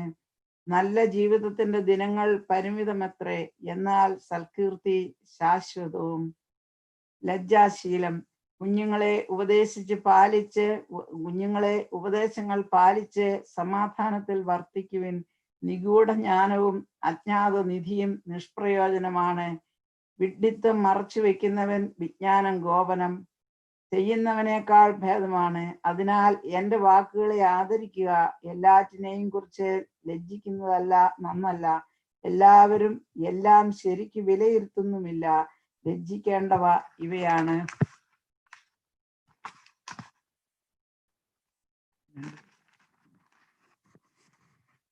പിതാവിന്റെയോ മാതാവിന്റെയോ മുമ്പിൽ അസന്മാർഗിയായിരിക്കുക. പ്രഭുവിന്റെയോ ഭരണാധികാരിയുടെയോ മുമ്പിൽ വ്യാജം പറയുക. ന്യായാധിപന്റെയോ വിധിയാളന്റെയോ മുമ്പിൽ തെറ്റ് ചെയ്യുക. ജനത്തിന്റെയോ സമൂഹത്തിന്റെയോ മുമ്പിൽ തിന്മ പ്രവർത്തിക്കുക. സ്നേഹിതന്റെയോ പങ്കാളിയുടെയോ മുമ്പിൽ അനീതി പ്രവർത്തിക്കുക. സ്വന്തം സ്ഥലത്തു നിന്ന് മോഷ്ടിക്കുക. ഇവയെല്ലാം ലജ്ജാകരമാണ്. ദൈവത്തിന്റെ വിശ്വസ്തതയുടെയും ഉടമ്പടിയുടെയും മുമ്പിൽ ലജ്ജിതനാകുക. ലജ്ജാഭരിതനാകുക. ഭക്ഷണാവസരങ്ങളിൽ സ്വാർത്ഥ താല്പര്യം കാണിക്കുന്നതിലും ക്രയവിക്രയങ്ങളിൽ കാപട്യം കാണിക്കുന്നതിലും പ്രത്യഭിവാദനം ചെയ്യാതിരിക്കുന്നതിലും കുലടയെ അഭിലാഷപൂർവ്വം നോക്കുന്നതിലും ബന്ധുവിന്റെ അഭ്യർത്ഥന നിരസിക്കുന്നതിലും അന്യന്റെ ഓഹരിയോ സമ്മാനമോ അപഹരിക്കുന്നതിലും അന്യന്റെ ഭാര്യയെ ദുർമോഹത്തോടെ നോക്കുന്നതിലും അവന്റെ ദാസിയുമായി ബന്ധപ്പെടുന്നതിലും ലജ്ജിക്കുക. അവളുടെ കിടക്കയെ സമീപിക്കരുത്. സ്നേഹിതന്മാരുടെ മുമ്പാകെ നടത്തിയ വഷളായ സംസാരത്തിന്റെ പേരിൽ ലജ്ജിക്കുക. ദാനം ചെയ്തിട്ട് കൊട്ടിഘോഷിക്കാതിരിക്കുക. പരദൂഷണം ആവർത്തിക്കുന്നതിലും രഹസ്യം വെളിപ്പെടുത്തുന്നതിലും ലജ്ജിക്കുക. അപ്പോൾ ഉചിതമായ ലജ്ജയായിരിക്കും നിന്റേത്. എല്ലാവരും നിന്നെ ഇഷ്ടപ്പെടുകയും ചെയ്യും. 42 പ്രഭാഷകൻ 42. താഴെ പറയുന്ന കാര്യങ്ങളിൽ നീ ലജ്ജിക്കുകയോ മറ്റുള്ളവരെ ഭയന്ന് പാപം ചെയ്യുകയോ ചെയ്യരുത്. അത്യുന്നതന്റെ നിയമം, അവിടുത്തെ ഉടമ്പടി, അപരാധനെ കുറ്റം വിധിക്കുക, പങ്കാളിയും സഹയാത്രികനുമായി കണക്ക് തീർക്കുക, സ്നേഹിതരുടെ പിതൃസ്വത്ത് വിഭജിക്കുക, കൂടുതലോ കുറവോ വരാതെ അളവിലും തൂക്കത്തിലും സൂക്ഷ്മത കാണിക്കുക, കച്ചവടത്തിൽ ലാഭം നേടുക, കുട്ടികൾക്ക് നല്ല ശിക്ഷണം നൽകുക, ദുഷ്ടനായ ദാസന് തക്ക ശിക്ഷ കൊടുക്കുക. ഇവയൊന്നിലും നീ ലജ്ജിക്കേണ്ട. അവിശ്വസ്തയായ ഭാര്യയെ നിലയ്ക്ക് നിർത്തുന്നതും നന്ന്, അനേകർ ഉള്ളിടത്ത് സാധനങ്ങൾ പൂട്ടി സൂക്ഷിക്കുന്നതും നന്ന്. എല്ലാ ഇടപാടുകളിലും കണക്ക് വയ്ക്കണം. ക്രയവിക്രയങ്ങളിൽ രേഖ സൂക്ഷിക്കണം. അജ്ഞതയോ വിഡ്ഢിത്തെയോ ചെറുപ്പക്കാരുമായി ശണ്ട കൂടുന്ന വൃദ്ധനെയോ ഉപദേശിക്കുന്നതിൽ ലജ്ജിക്കേണ്ട. അപ്പോൾ നീ അറിവുള്ളവനാണെന്ന് വ്യക്തമാവുകയും എല്ലാവരും നിന്നെ അംഗീകരിക്കുകയും ചെയ്യും. മകളെ കുറിച്ച് ആകുലത. മകൾ സ്വയം അറിയാതെ തന്നെ പിതാവിനെ ജാഗരൂകതയുള്ളവനാക്കുന്നു. അവളെ കുറിച്ചുള്ള വിചാരം അവന്റെ നിദ്ര അപഹരിച്ചു കളയുന്നു. യൗവനത്തിൽ അവൾ വിവാഹിതയാകുമോ എന്നും വിവാഹത്തിന് ശേഷം അവൾ ഭർത്താവിന് അഹിതയാകുമോ എന്നും ഓർത്ത് ആകുലനാകുന്നു. കന്യകയായിരിക്കുമ്പോൾ അവൾ കളങ്കിതയും പിതൃഭവനത്തിൽ വെച്ച് ഗർഭിണിയുമാകുമോ എന്നും ഭയപ്പെടുന്നു. ഭർത്തൃമതിയെങ്കിൽ അവിശ്വസ്തതയോ വന്ധ്യതയോ ആകുമോ എന്നും ശങ്കിക്കുന്നു. ദുശാഠ്യക്കാരിയായ പുത്രിയെ കർശനമായി സൂക്ഷിക്കുക, അല്ലെങ്കിൽ അവൾ നിന്നെ ശത്രുക്കളുടെ പരിഹാസപാത്രവും നഗരത്തിൽ സംസാര വിഷയവും ജനമധ്യ അപമാനിതനും ആക്കും. സമൂഹത്തിന്റെ മുമ്പിൽ നിനക്ക് ലജ്ജിക്കേണ്ടി വരും. ആരുടെയും ആകാര ഭംഗി നോക്കിയിരിക്കരുത്. സ്ത്രീകളുടെ ഇടയിൽ ഇരിക്കുകയും അരുത്. വസ്ത്രത്തിൽ നിന്ന് കീടങ്ങൾ എന്ന പോലെ സ്ത്രീയിൽ നിന്ന് ദുഷ്ടത വരുന്നു. സ്ത്രീയുടെ നന്മയേക്കാൾ ഭേദമാണ് പുരുഷന്റെ ദുഷ്ടത. സ്ത്രീയാണ് ലജ്ജയും അപമാനവും വരുത്തുന്നത്. പ്രപഞ്ചത്തിൽ ദൈവമഹത്വം. ഞാനിപ്പോൾ കർത്താവിന്റെ പ്രവൃത്തികളെ അനുസ്മരിക്കുകയും ഞാൻ കണ്ടത് പ്രഘോഷിക്കുകയും ചെയ്യും. കർത്താവിന്റെ പ്രവൃത്തികൾ വചനം വഴി നിർവഹിക്കപ്പെടുന്നു. സൂര്യൻ തന്റെ കിരണങ്ങൾ കൊണ്ട് എല്ലാ വസ്തുക്കളെയും കടാക്ഷിക്കുന്നു. കർത്താവിന്റെ മഹത്വം എല്ലാ സൃഷ്ടികളിലും നിറഞ്ഞിരിക്കുന്നു. കർത്താവിന്റെ വിസ്മയനീയമായ പ്രവൃത്തികൾ അവിടുത്തെ വൃദ്ധർക്ക് പോലും അവർണ്ണനീയമാണ്, വിശുദ്ധർക്ക് പോലും അവർണ്ണനീയമാണ്. പ്രപഞ്ചം മുഴുവൻ തന്റെ മഹത്വത്തിൽ നിലകൊള്ളാൻ വേണ്ടി സർവശക്തനായ കർത്താവ് സ്ഥാപിച്ചവയത്രേ. അവയവിടുന്ന് ആഴിയുടെ അഗാധത്തെയും മനുഷ്യ ഹൃദയങ്ങളെയും പരിശോധിച്ച് അവയുടെ നിഗൂഢതകൾ ഗ്രഹിക്കുന്നു. അറിയേണ്ടതെല്ലാം അവിടുന്ന് അറിയുന്നു. കാലത്തിന്റെ സൂചനകൾ അവിടുന്ന് നിരീക്ഷിക്കുകയും ചെയ്യുന്നു. ഭൂതവും ഭാവിയും അവിടുന്ന് പ്രഖ്യാപിക്കുന്നു. നിഗൂഢ രഹസ്യങ്ങൾ അവിടുന്ന് വെളിപ്പെടുത്തുന്നു. ഒരു ചിന്തയും അവിടുത്തേക്ക് അജ്ഞാതമല്ല, ഒരു വാക്കും കർത്താവിന് മറഞ്ഞിരിക്കുന്നില്ല. അവിടുത്തെ ജ്ഞാനത്തിന്റെ മഹിമകൾ അവിടുന്ന് ക്രമീകരിച്ചിരിക്കുന്നു. അവിടുന്ന് അനാദി മുതൽ അനന്തത വരെ സ്ഥിതി ചെയ്യുന്നു. ഒന്നും കൂട്ടാനോ കുറയ്ക്കാനോ സാധിക്കുകയില്ല. അവിടുത്തേക്ക് ഉപദേശകരെയും ആവശ്യമില്ല. അവിടുത്തെ പ്രവൃത്തികൾ എത്ര അഭികാമ്യം, അവ കാഴ്ചയ്ക്ക് എത്ര ദീപ്തമാണ്. അവയെല്ലാം എന്നേക്കും ജീവിക്കുകയും നിലനിൽക്കുകയും ചെയ്യുന്നു. സ്വധർമ്മത്തോടെ വിശ്വസ്തത പുലർത്തുന്നു. എല്ലാ വസ്തുക്കളും ജോഡികളായി ദ്വന്ദ്ങ്ങളായി സൃഷ്ടിക്കപ്പെട്ടിരിക്കുന്നു. ഒന്നും അപൂർണമല്ല, ഒന്ന് മറ്റൊന്നിന് പൂരകമാണ്. അവിടുത്തെ മഹത്വം ദർശിച്ച് ആർക്കെങ്കിലും മതി വരുമോ? 43 പ്രഭാഷകൻ 43 തെളിഞ്ഞ ആകാശവിധാനം. സ്വർഗീയ ഔന്നത്യത്തിന്റെ അഭിമാനമാണ് സ്വർഗം. എത്ര മഹനീയ ദൃശ്യമാണ്! അത്യുന്നതന്റെ സൃഷ്ടി എത്ര വിസ്മയാവഹമാണെന്ന് ഉദിച്ചു വരുന്ന സൂര്യൻ പ്രഘോഷിക്കുന്നു. മധ്യാഹ്നത്തിൽ അത് ഭൂമിയെ വരട്ടുന്നു. അതിന്റെ അത്യുഗ്രമായ ചൂട് സഹിക്കാൻ ആർക്ക് കഴിയും? ചൂള ജ്വലിപ്പിക്കുന്നവൻ എരിയുന്ന ചൂടിൽ ജോലി ചെയ്യുന്നു. സൂര്യനാകട്ടെ അതിന്റെ 3 ഇരട്ടി ചൂടിലാണ് പർവ്വതങ്ങളെ ദഹിപ്പിക്കുന്നത്. അത് അഗ്നി ശരങ്ങൾ ചൊരിയുന്നു. ഉജ്ജ്വല രശ്മികൾ കൊണ്ട് കണ്ണഞ്ചിക്കുന്നു. ഇത് സൃഷ്ടിച്ച കർത്താവ് ഉന്നതനാണ്. അവിടുത്തെ കൽപ്പനയിൽ അത് ഗതിവേഗം കൂട്ടുന്നു. യഥാസമയം സ്വധർമ്മം അനുഷ്ഠിക്കാൻ ചന്ദ്രനെയും അവിടുന്ന് സൃഷ്ടിച്ചു. കാലം നിർണയിക്കാനും ശാശ്വതമായ അടയാളമായിരിക്കാനും തന്നെ ഉത്സവ ദിനങ്ങൾ ചന്ദ്രനെ നോക്കി നിർണയിക്കുന്നു. പൂർണ്ണതയിൽ എത്തിയിട്ട് ക്ഷയിക്കുന്ന വെളിച്ചമാണത്. അത്ഭുതകരമായി വളരുന്നു. ചന്ദ്രക്കലയെ അടിസ്ഥാനമാക്കി മാസങ്ങൾക്ക് പേര് നൽകുന്നു. ആകാശ സൈന്യങ്ങളുടെ പ്രകാശ ഗോപുരമാണത്. നക്ഷത്രങ്ങളുടെ ശോഭ ആകാശത്തിന്റെ സൗന്ദര്യമാകുന്നു. കർത്താവിന്റെ ഉന്നതങ്ങളിൽ മിന്നിത്തിളങ്ങുന്ന അലങ്കാര നിരയും പരിശുദ്ധന്റെ കൽപ്പനയാൽ അവ യഥാസ്ഥാനം നിലകൊള്ളുന്നു. അവയൊരിക്കലും കണ്ണു ചിമ്മുന്നില്ല. ശോഭയാൽ അഴകുറ്റ മഴവില്ലിനെ നോക്കി അതിന്റെ സൃഷ്ടാവിനെ സ്തുതിക്കുവിൻ. മനോഹരമായ ചാപം കൊണ്ട് അത് ആകാശത്തെ വലയം ചെയ്യുന്നു. അത്യുന്നതന്റെ കരങ്ങളാണ് അത് കുലച്ചിരിക്കുന്നത്. അവിടുന്ന് തന്റെ കൽപ്പനയാൽ ഹിമവാതം അയക്കുന്നു. തന്റെ വിധിയുടെ മിന്നൽ പിണരുകളെ ത്വരിപ്പിക്കുന്നു. അങ്ങനെ സംഭരണശാലകൾ തുറന്ന് മേഘങ്ങൾ പക്ഷികളെ പോലെ പറക്കുന്നു.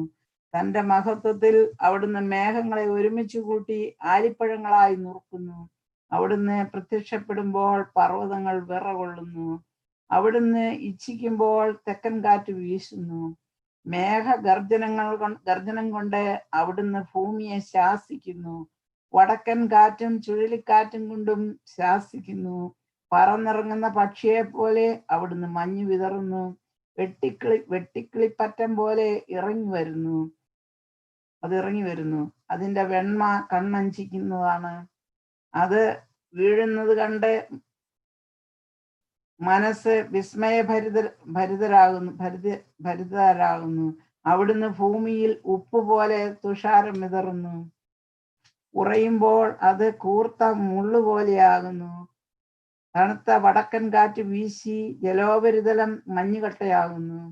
ജലാശയങ്ങളുടെ മുകളിൽ അത് പൊങ്ങിക്കിടക്കുകയും ജലം അതിനെ പടച്ചട്ട പോലെ അണിയുകയും ചെയ്യുന്നു. പർവ്വതങ്ങൾ ചൂടുകൊണ്ട് ദഹിക്കുകയും മരുഭൂമി വരളുകയും സസ്യങ്ങൾ അഗ്നി കൊണ്ടെന്ന പോലെ വാടിപ്പോവുകയും ചെയ്യുന്നു. എന്നാൽ മൂടൽമഞ്ഞ് എല്ലാറ്റിനെയും അതിവേഗം സുഖപ്പെടുത്തുന്നു. മഞ്ഞ് പ്രത്യക്ഷമാകുമ്പോൾ ചൂട് ശമിച്ച് ഉന്മേഷമുണ്ടാകുന്നു. അത്യഗാധത്തെ നിശ്ചലമാക്കി അതിൽ ദ്വീപുകൾ പ്രതിഷ്ഠിച്ചത് അവിടുത്തെ നിശ്ചയമാണ്. സമുദ്ര സഞ്ചാരികൾ അതിലെ അപകടങ്ങളെപ്പറ്റി സംസാരിക്കുന്നു. നാം അത് കേട്ട് വിസ്മയിക്കുന്നു. അസാധാരണവും അത്ഭുതകരവുമായ സൃഷ്ടികൾ അതിലുണ്ട്. എല്ലാത്തരം ജീവജാലങ്ങളും അതികായങ്ങളായ സമുദ്ര സത്വങ്ങളും അതിലുണ്ട്. സ്വന്തം ശക്തിയാൽ അവിടുന്ന് ലക്ഷ്യം പ്രാപിക്കുന്നു. അവിടുത്തെ വചനത്താൽ എല്ലാം നിശ്ചിത മാർഗത്തിൽ ചരിക്കുന്നു.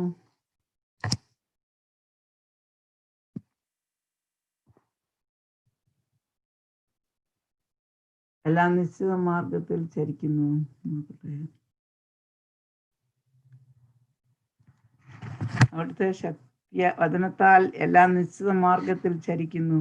എത്ര പറഞ്ഞാലും മുഴുവനാവുകയില്ല. എല്ലാറ്റിൻ്റെയും സാരം ഇതാണ്: അവിടുന്നാണ് സർവവും. അവിടുത്തെ പ്രകീർത്തിക്കാൻ എവിടെ നിന്നാണ് നമുക്ക് ശക്തി ലഭിക്കുക? എല്ലാ സൃഷ്ടികളെയും കാൾ അവിടുന്ന് ഉന്നതനാണ്. കർത്താവ് ഭയവും ഭക്തിയും ജനിപ്പിക്കുന്നു. അവിടുന്ന് അത്യുന്നതനും അവിടുത്തെ ശക്തി അത്ഭുതകരവും ആണ്. എല്ലാ കഴിവും ഉപയോഗിച്ച് കർത്താവിനെ സ്തുതിക്കുവിൻ. അവിടുന്ന് അതിനും ഉപരിയാണ്. സർവശക്തിയോടും കൂടി അവിടുത്തെ പുകഴ്ത്തുവിൻ. തളർന്നു പോകരുത്. എത്ര പുകഴ്ത്തിയാലും പരിധിയിൽ എത്തുകയില്ല. ആർ അവിടുത്തെ കണ്ടിട്ടുണ്ട്? ആർക്ക് അവിടുത്തെ വർണ്ണിക്കാൻ കഴിയും? ആർക്ക് അവിടുത്തെ വേണ്ട വിധം പുകഴ്ത്താൻ കഴിയും? ഇവയേക്കാൾ മഹത്തായ നിരവധി കാര്യങ്ങൾ നമുക്ക് അജ്ഞാതമായി വർത്തിക്കുന്നു. അവിടുത്തെ ഏതാനും സൃഷ്ടികൾ മാത്രമേ നാം ദർശിച്ചിട്ടുള്ളൂ.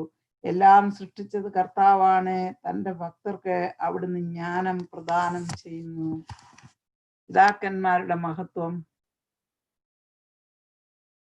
44. നമുക്കിപ്പോൾ മഹത്തുക്കളെയും നമ്മുടെ പൂർവ്വപിതാക്കന്മാരെയും തലമുറക്രമത്തിൽ പ്രകീർത്തിക്കാം. കർത്താവ് ആദ്യം മുതൽ തന്നെ തൻ്റെ പ്രതാപവും മഹത്വവും അവർക്ക് ഓഹരിയായി നൽകി. രാജാക്കന്മാരും കീർത്തിയുറ്റ ബലശാലികളും ജ്ഞാനത്താൽ ഉപദേശം നൽകിയവരും പ്രവാചകന്മാരും അവരുടെ ഇടയിൽ ഉണ്ടായിരുന്നു. ആലോചനകളാലും നിയമപരിജ്ഞാനത്താലും ജനത്തിന് നേതൃത്വം കൊടുത്തവരും വിവേകപൂർവമായ ഉപദേശം നൽകിയവരും അക്കൂട്ടത്തിൽ ഉണ്ടായിരുന്നു. ചിലർ സംഗീതജ്ഞന്മാരും കവികളുമായിരുന്നു. വിഭവ സമൃദ്ധിയുള്ളവരും സ്വവസതികളിൽ സമാധാനപൂർവ്വം വസിച്ചവരുമാണ് ചിലർ. ഇവർ തങ്ങളുടെ തലമുറകളിൽ ബഹുമാനിതരും കാലത്തിന്റെ മഹിമയുമായിരുന്നു. ജനങ്ങൾ പ്രകീർത്തിച്ച പ്രസിദ്ധരാണ് ചിലർ. സ്മരണ അവശേഷിപ്പിക്കാതെ മാഞ്ഞു പോയവരുമുണ്ട്. ജീവിക്കുകയോ ജനിക്കുക പോലുമോ ചെയ്തില്ലെന്ന് തോന്നുമാറ് അവർ മൺമറഞ്ഞു. അവരുടെ മക്കളും അങ്ങനെ തന്നെ. എന്നാൽ അവർ കാരുണ്യമുള്ളവരായിരുന്നു. അവരുടെ സൽപ്രവൃത്തികൾ വിസ്മരിക്കപ്പെട്ടിട്ടില്ല. അവരുടെ ഐശ്വര്യം അവരുടെ പിൻഗാമികളിലും അവരുടെ അവകാശം മക്കളുടെ മക്കളിലും നിലനിൽക്കും. അവരുടെ സന്തതികൾ ഉടമ്പടി പാലിക്കും. അവരുടെ മക്കളും അവയ്ക്ക് വേണ്ടി നിലകൊള്ളും. അവരുടെ ഭാവി തലമുറകൾ എന്നേക്കും നിലനിൽക്കും. അവരുടെ പ്രതാപം മാഞ്ഞു പോവുകയില്ല. അവർ സമാധാനത്തിൽ സംസ്കരിക്കപ്പെട്ടു. അവരുടെ പേര് തലമുറകൾ തോറും നിലനിൽക്കും. അവരുടെ വിജ്ഞാനം ജനതകൾ പ്രഘോഷിക്കും. സമൂഹം അവരെ പ്രകീർത്തിക്കുകയും ചെയ്യും.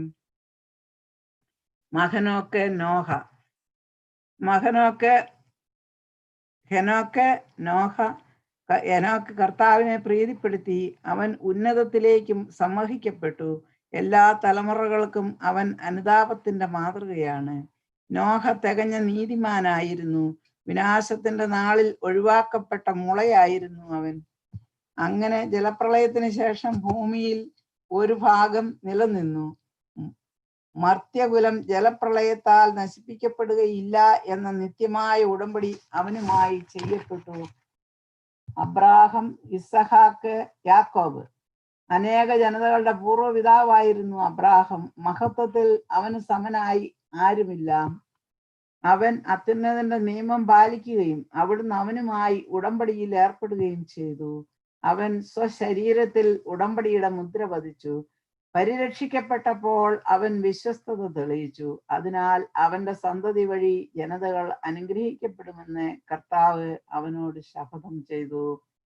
ഭൂമിയിലെ മണൽത്തരി പോലെ അവനെ വർദ്ധിപ്പിക്കുമെന്നും അവന്റെ സന്തതി ആകാശത്തിലെ നക്ഷത്രങ്ങളെ പോലെ പെരുകുമെന്നും അവർ സമുദ്രം മുതൽ സമുദ്രം വരെയും മഹാനദി മുതൽ ഭൂമിയുടെ അതിർത്തികൾ വരെയും അവകാശമാക്കാൻ ഇടവരുത്തുമെന്നും അവന് വാഗ്ദാനവും ലഭിച്ചു.